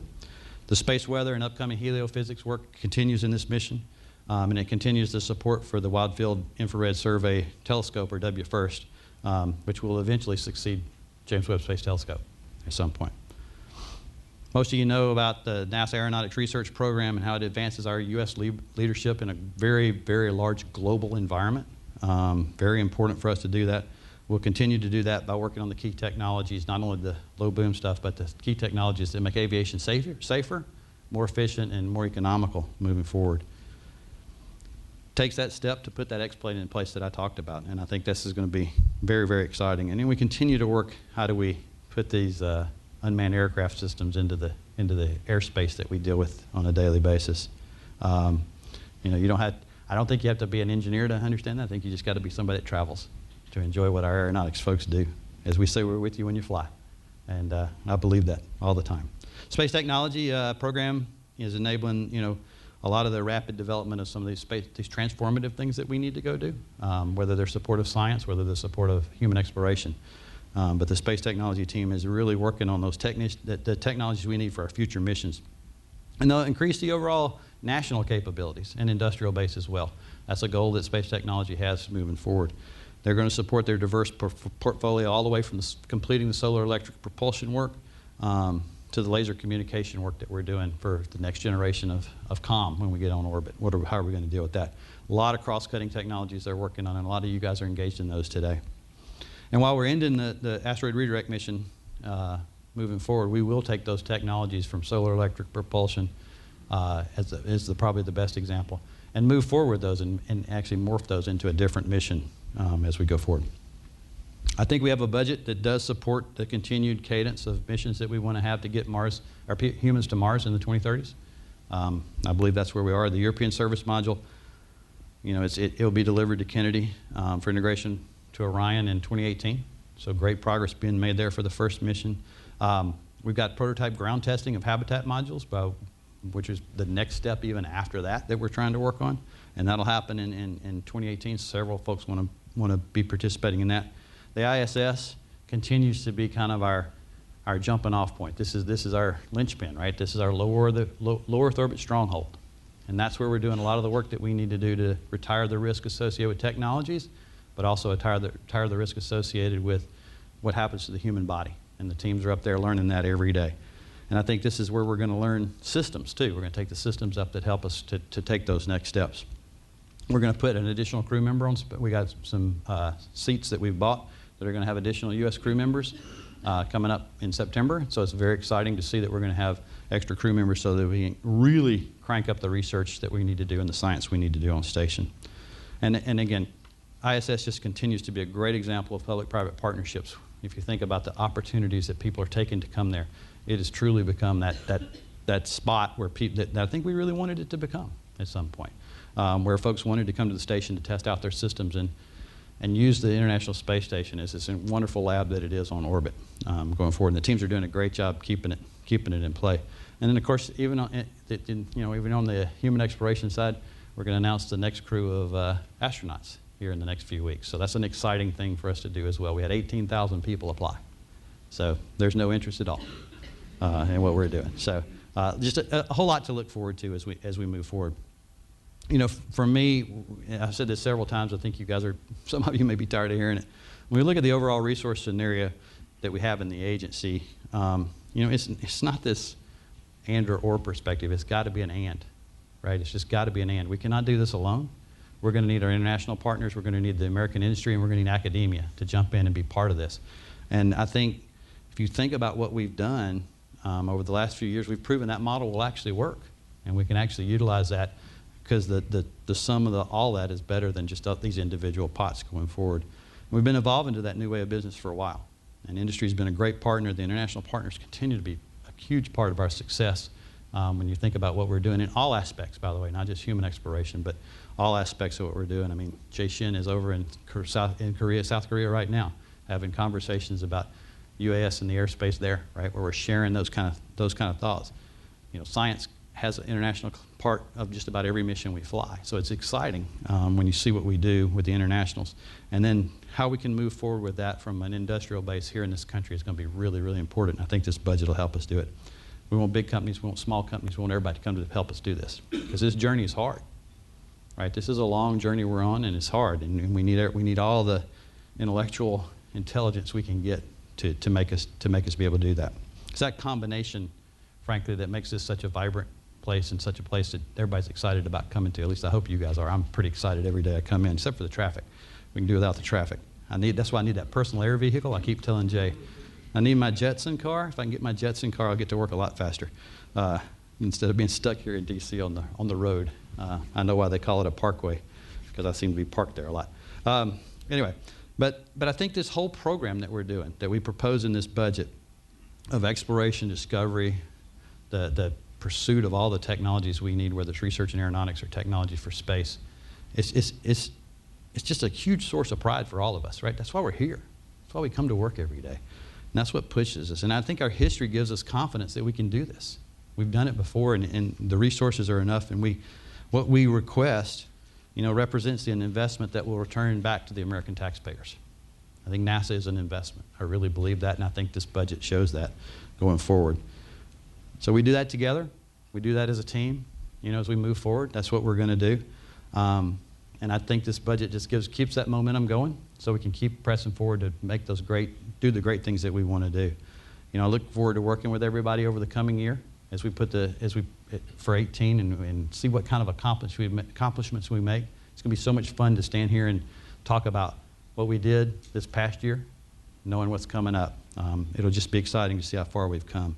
I look forward to working with the Hill and Congress on the budget and explaining to them what the elements are. I think that'll be part of as you guys know, that's part of the process we're proposing, and then we get to go debate that with the guys on the Hill and talk about why this is an important budget for us to hit the objectives we want to go do. So it's pretty excited about where we are.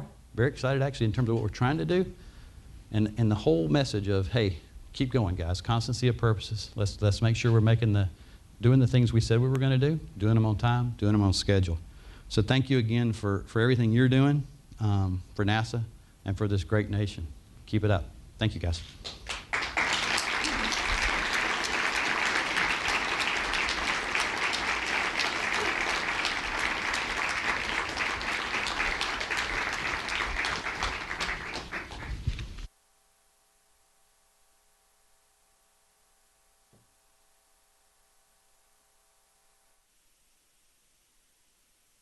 All right, everybody, giving you a live look of the Capitol building right now. That was a discussion coming from NASA, the acting administrator, Robert Lightfoot, discussing NASA's 2018 budget.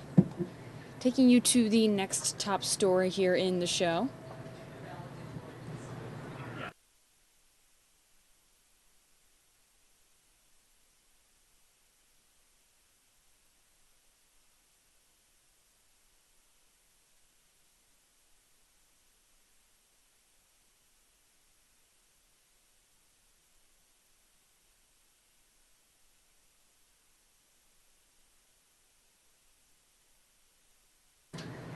In case you guys missed it earlier today, Vice President Mike Pence delivered the commencement address at the United States Naval Academy. Let's hear what he had to say.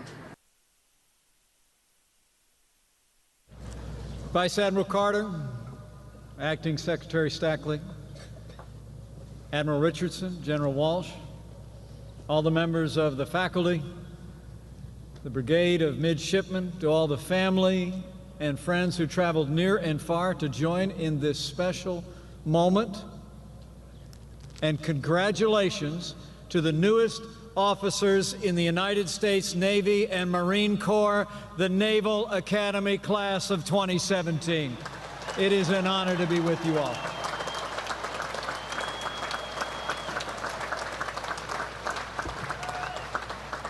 Today, it's my great privilege to bring you congratulations, and also to offer you the congratulations of your Commander-in-Chief, the 45th President of the United States of America, President Donald Trump.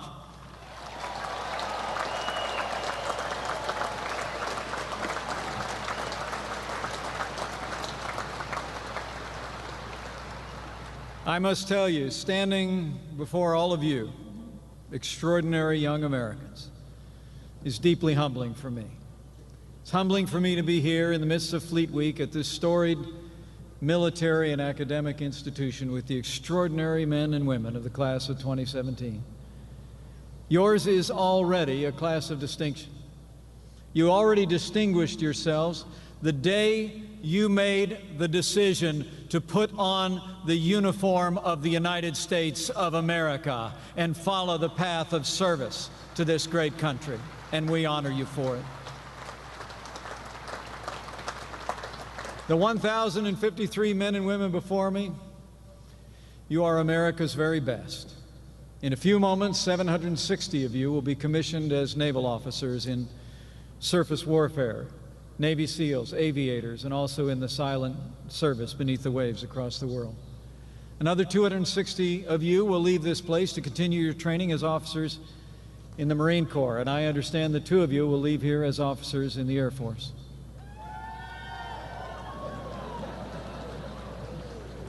Apparently well represented here. No matter what path you take, know that your Commander-in-Chief is proud of you, and so am I, and every American is grateful for you standing tall and stepping forward to serve our nation and protect our people.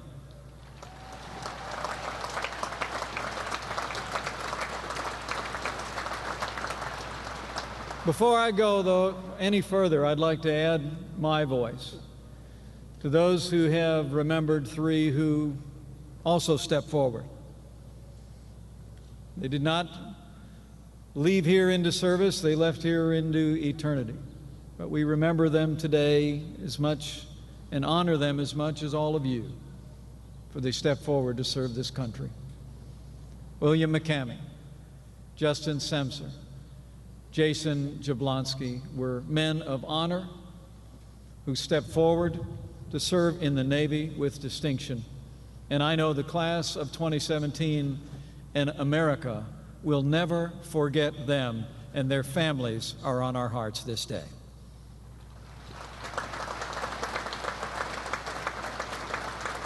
So, today is a day of pride and celebration. Not only for all of you in uniform before me, but for those who saw you through, for your friends, your professors, your commanding officers, and especially your families. And speaking of which, I'm grateful to be joined today by my commanding officer. Would you mind welcoming the Second Lady of the United States of America, who's a Marine Corps mom? Karen Pence is with us today.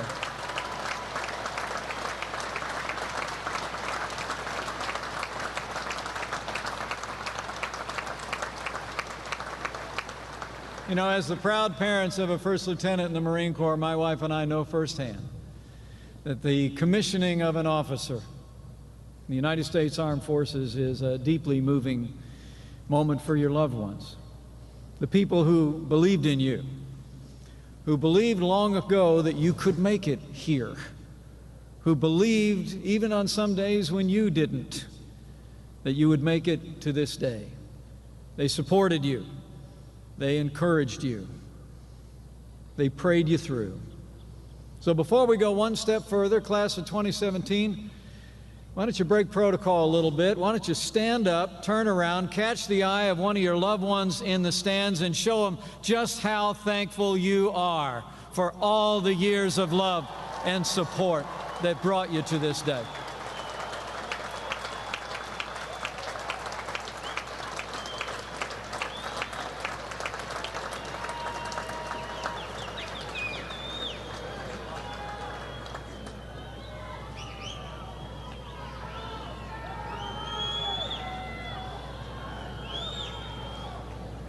Oh, and before I forget to all the midshipmen who are here today, the whole cell phone thing and that last deal, your minor conduct offenses are completely forgiven.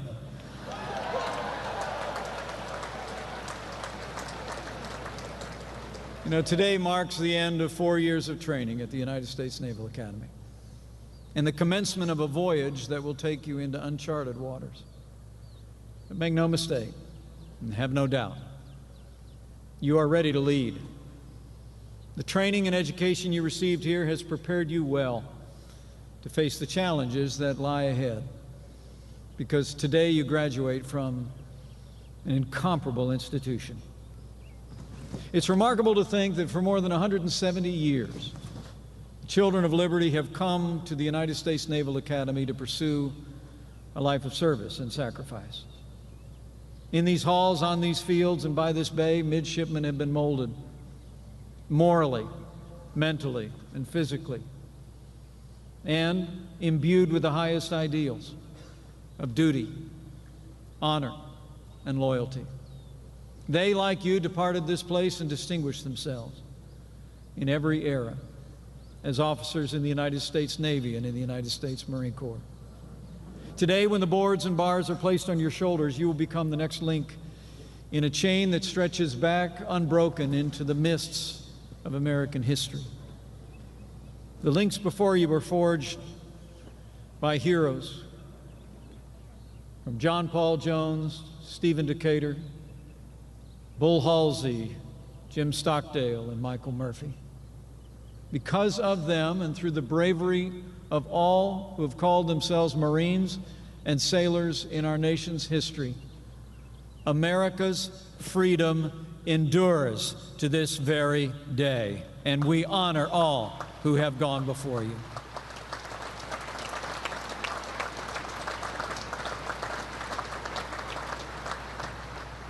But now it's your turn to assume the watch.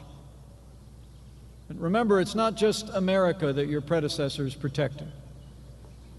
Think today of what the world owes the United States Navy and Marine Corps. Here at the Navy Marine Corps Stadium, these stands are emblazoned top to bottom with the names of lands and seas that were consecrated by the sacrifice of the American sailor and Marine. I see Belleau Wood, where Marines charged the enemy 6 times, won the day to defend the freedom of Western Europe.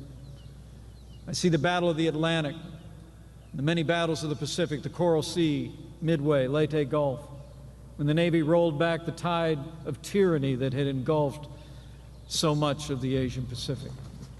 I see Incheon in Korea and the Mekong Delta in Vietnam. I see Iraq and Afghanistan, where to this very day, at this very hour, your brothers and sisters in arms stand strong and courageous in defense of liberty in the global war on terror. And between the places engraved on these stands, I see all that the Navy and Marine Corps have done and continue to do day in and day out to foster peace and prosperity on the 7 seas, to defend the defenseless in distant lands, to keep the shores of America safe from all who would dare threaten us. The truth is that today, you'll become leaders in the world's greatest force for good, the armed forces of the United States of America.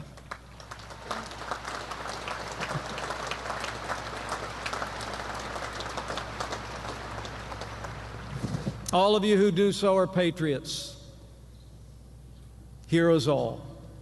You're the pride of your family, and you're the pride of the American people. There's not an American across this country who wouldn't like to have the view that I have today. It's very inspiring. You're from the rest of us, but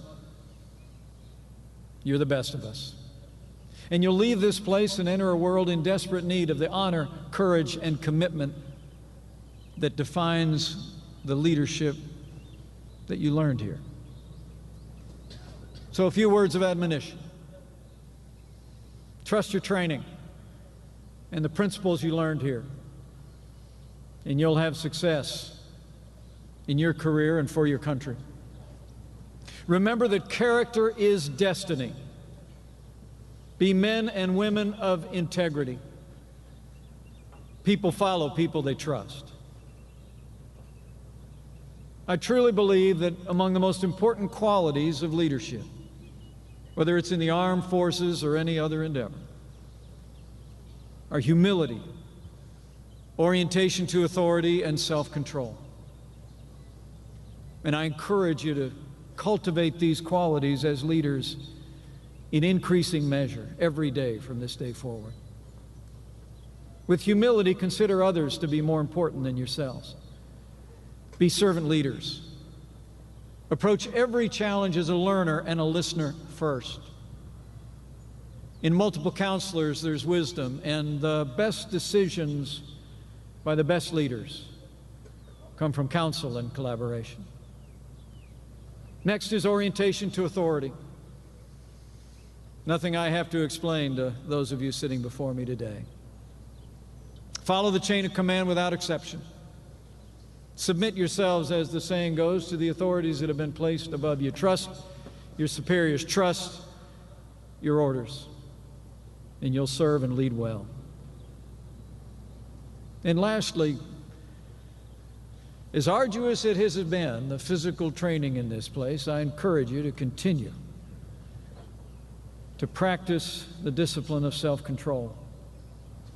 There's an old proverb that says, like a city whose walls are broken down is a man who lacks self-control.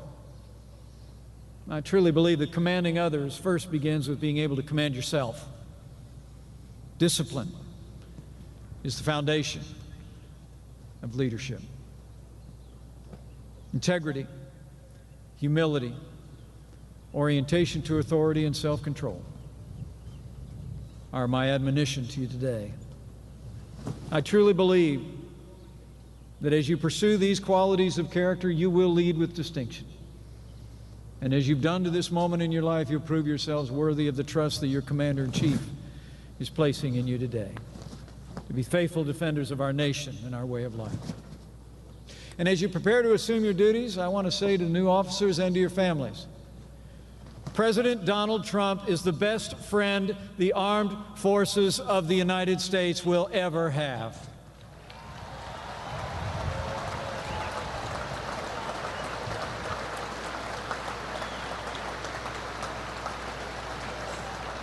And I'll make you a promise. No matter where you're called to serve, no matter what the mission, this Commander-in-Chief will always have your back.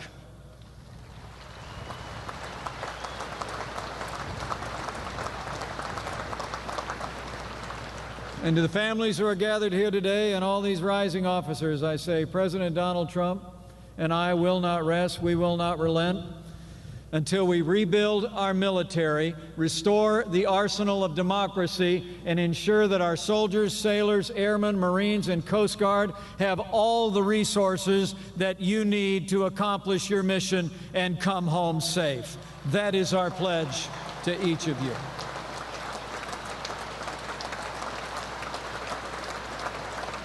Earlier this month, President Trump signed a $21 billion increase in funding for our armed forces, the largest investment in military readiness in nearly a decade.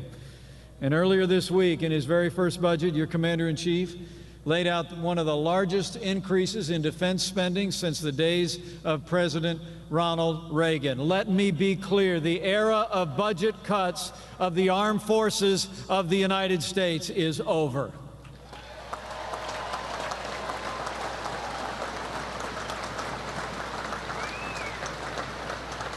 President's budget increases funding for our national defense by $54 billion, provides more than 56,000 new service members, and begins to rebuild our Navy with 8 new battle force ships headed for the sea.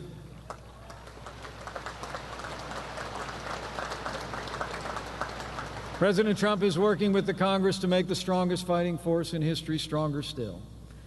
And with renewed American strength, your Commander-in-Chief is once again reaffirming America's role as leader of the free world.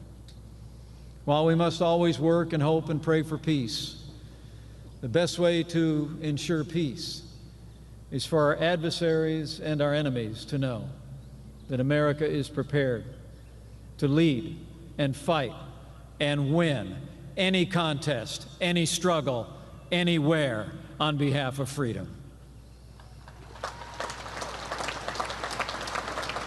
Now you, the class of 2017, will be the instruments of American policy.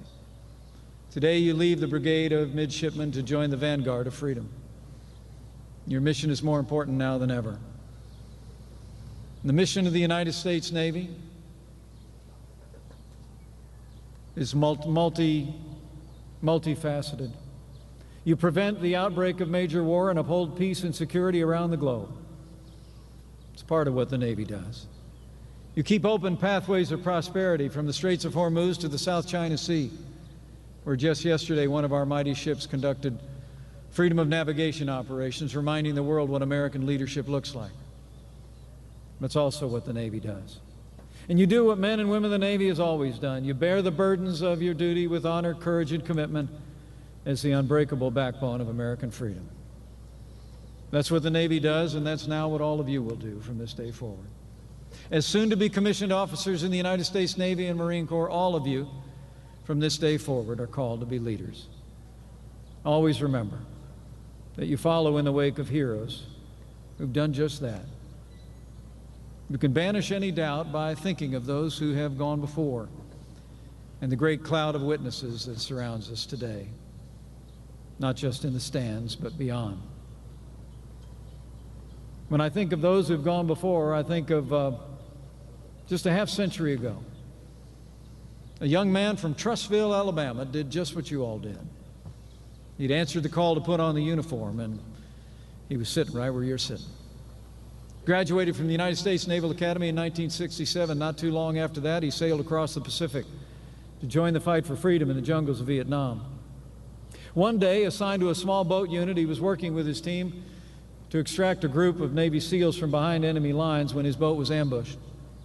He was thrown overboard, wounded by shrapnel, but he still found within himself the strength and courage to swim back to his nearly empty boat and provide cover fire for his brothers. Despite his own injuries, he personally attended to the wounded. He refused medical assistance until all his brothers in arms had been treated. He was awarded the Silver Star for his peerless bravery and leadership under fire. 50 years ago, he was sitting right where you're sitting today. He went on from that moment to serve with distinction, 7th Fleet Commander, Fleet Forces Commander. When he retired in 2003, he'd risen to the rank of a 4-star admiral. And that young man from that small town is with us today. Would you join me in welcoming Admiral Robert Natter of the class of 1967, who joins us here today.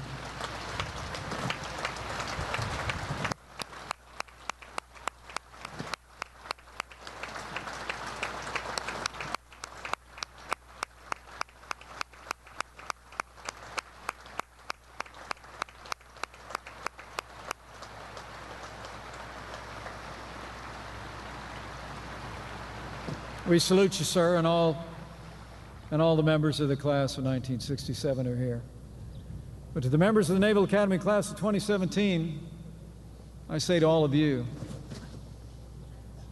what do you want to be thinking when you're sitting here 50 years from now? Because we'll tell you it'll come a lot quicker than you think. I know in my heart you want to be every bit as heroic and defined as leaders as those who've gone before. Any one of the members of the class of 1967 who are here. So my challenge to all of you today is Write your own story right now in your mind. See it and go live it.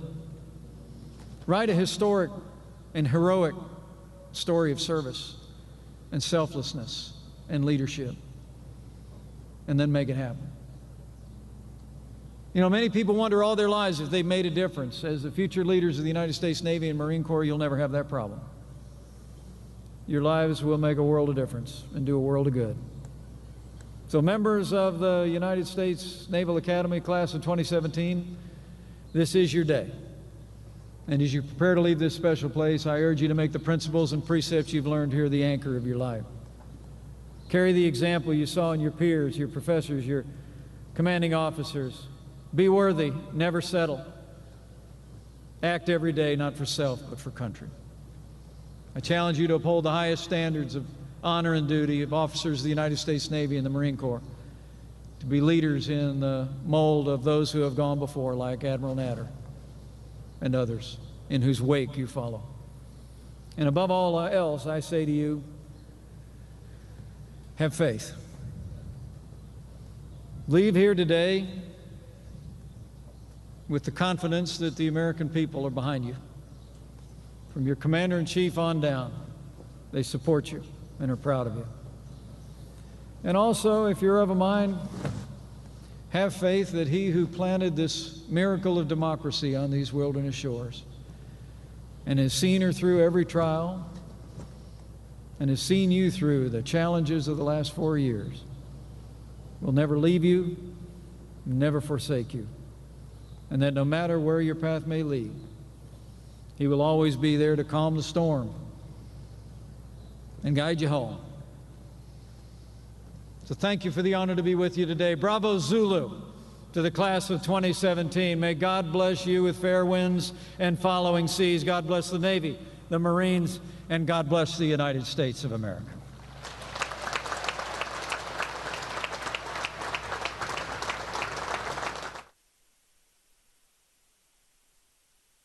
All right, everybody, that was Vice President Mike Pence giving the commencement address at the U.S. Naval Academy. You're getting a live look of the Capitol building right now, keeping you updated on all of the current events of the day. In case you missed it, President Trump also participated in a NATO event today, the NATO unveiling of the Article 5 and Berlin Wall memorials. Let's hear what he had to say.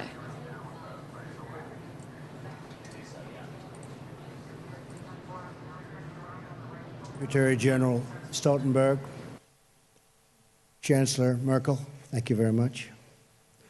Other heads of state and government, I am honored to be here with members of an alliance that has promoted safety and peace across the world. Prime Minister May, all of the nations here today grieve with you and stand with you. I would like to ask that we now observe a moment of silence for the victims and families of the savage attack which took place in Manchester.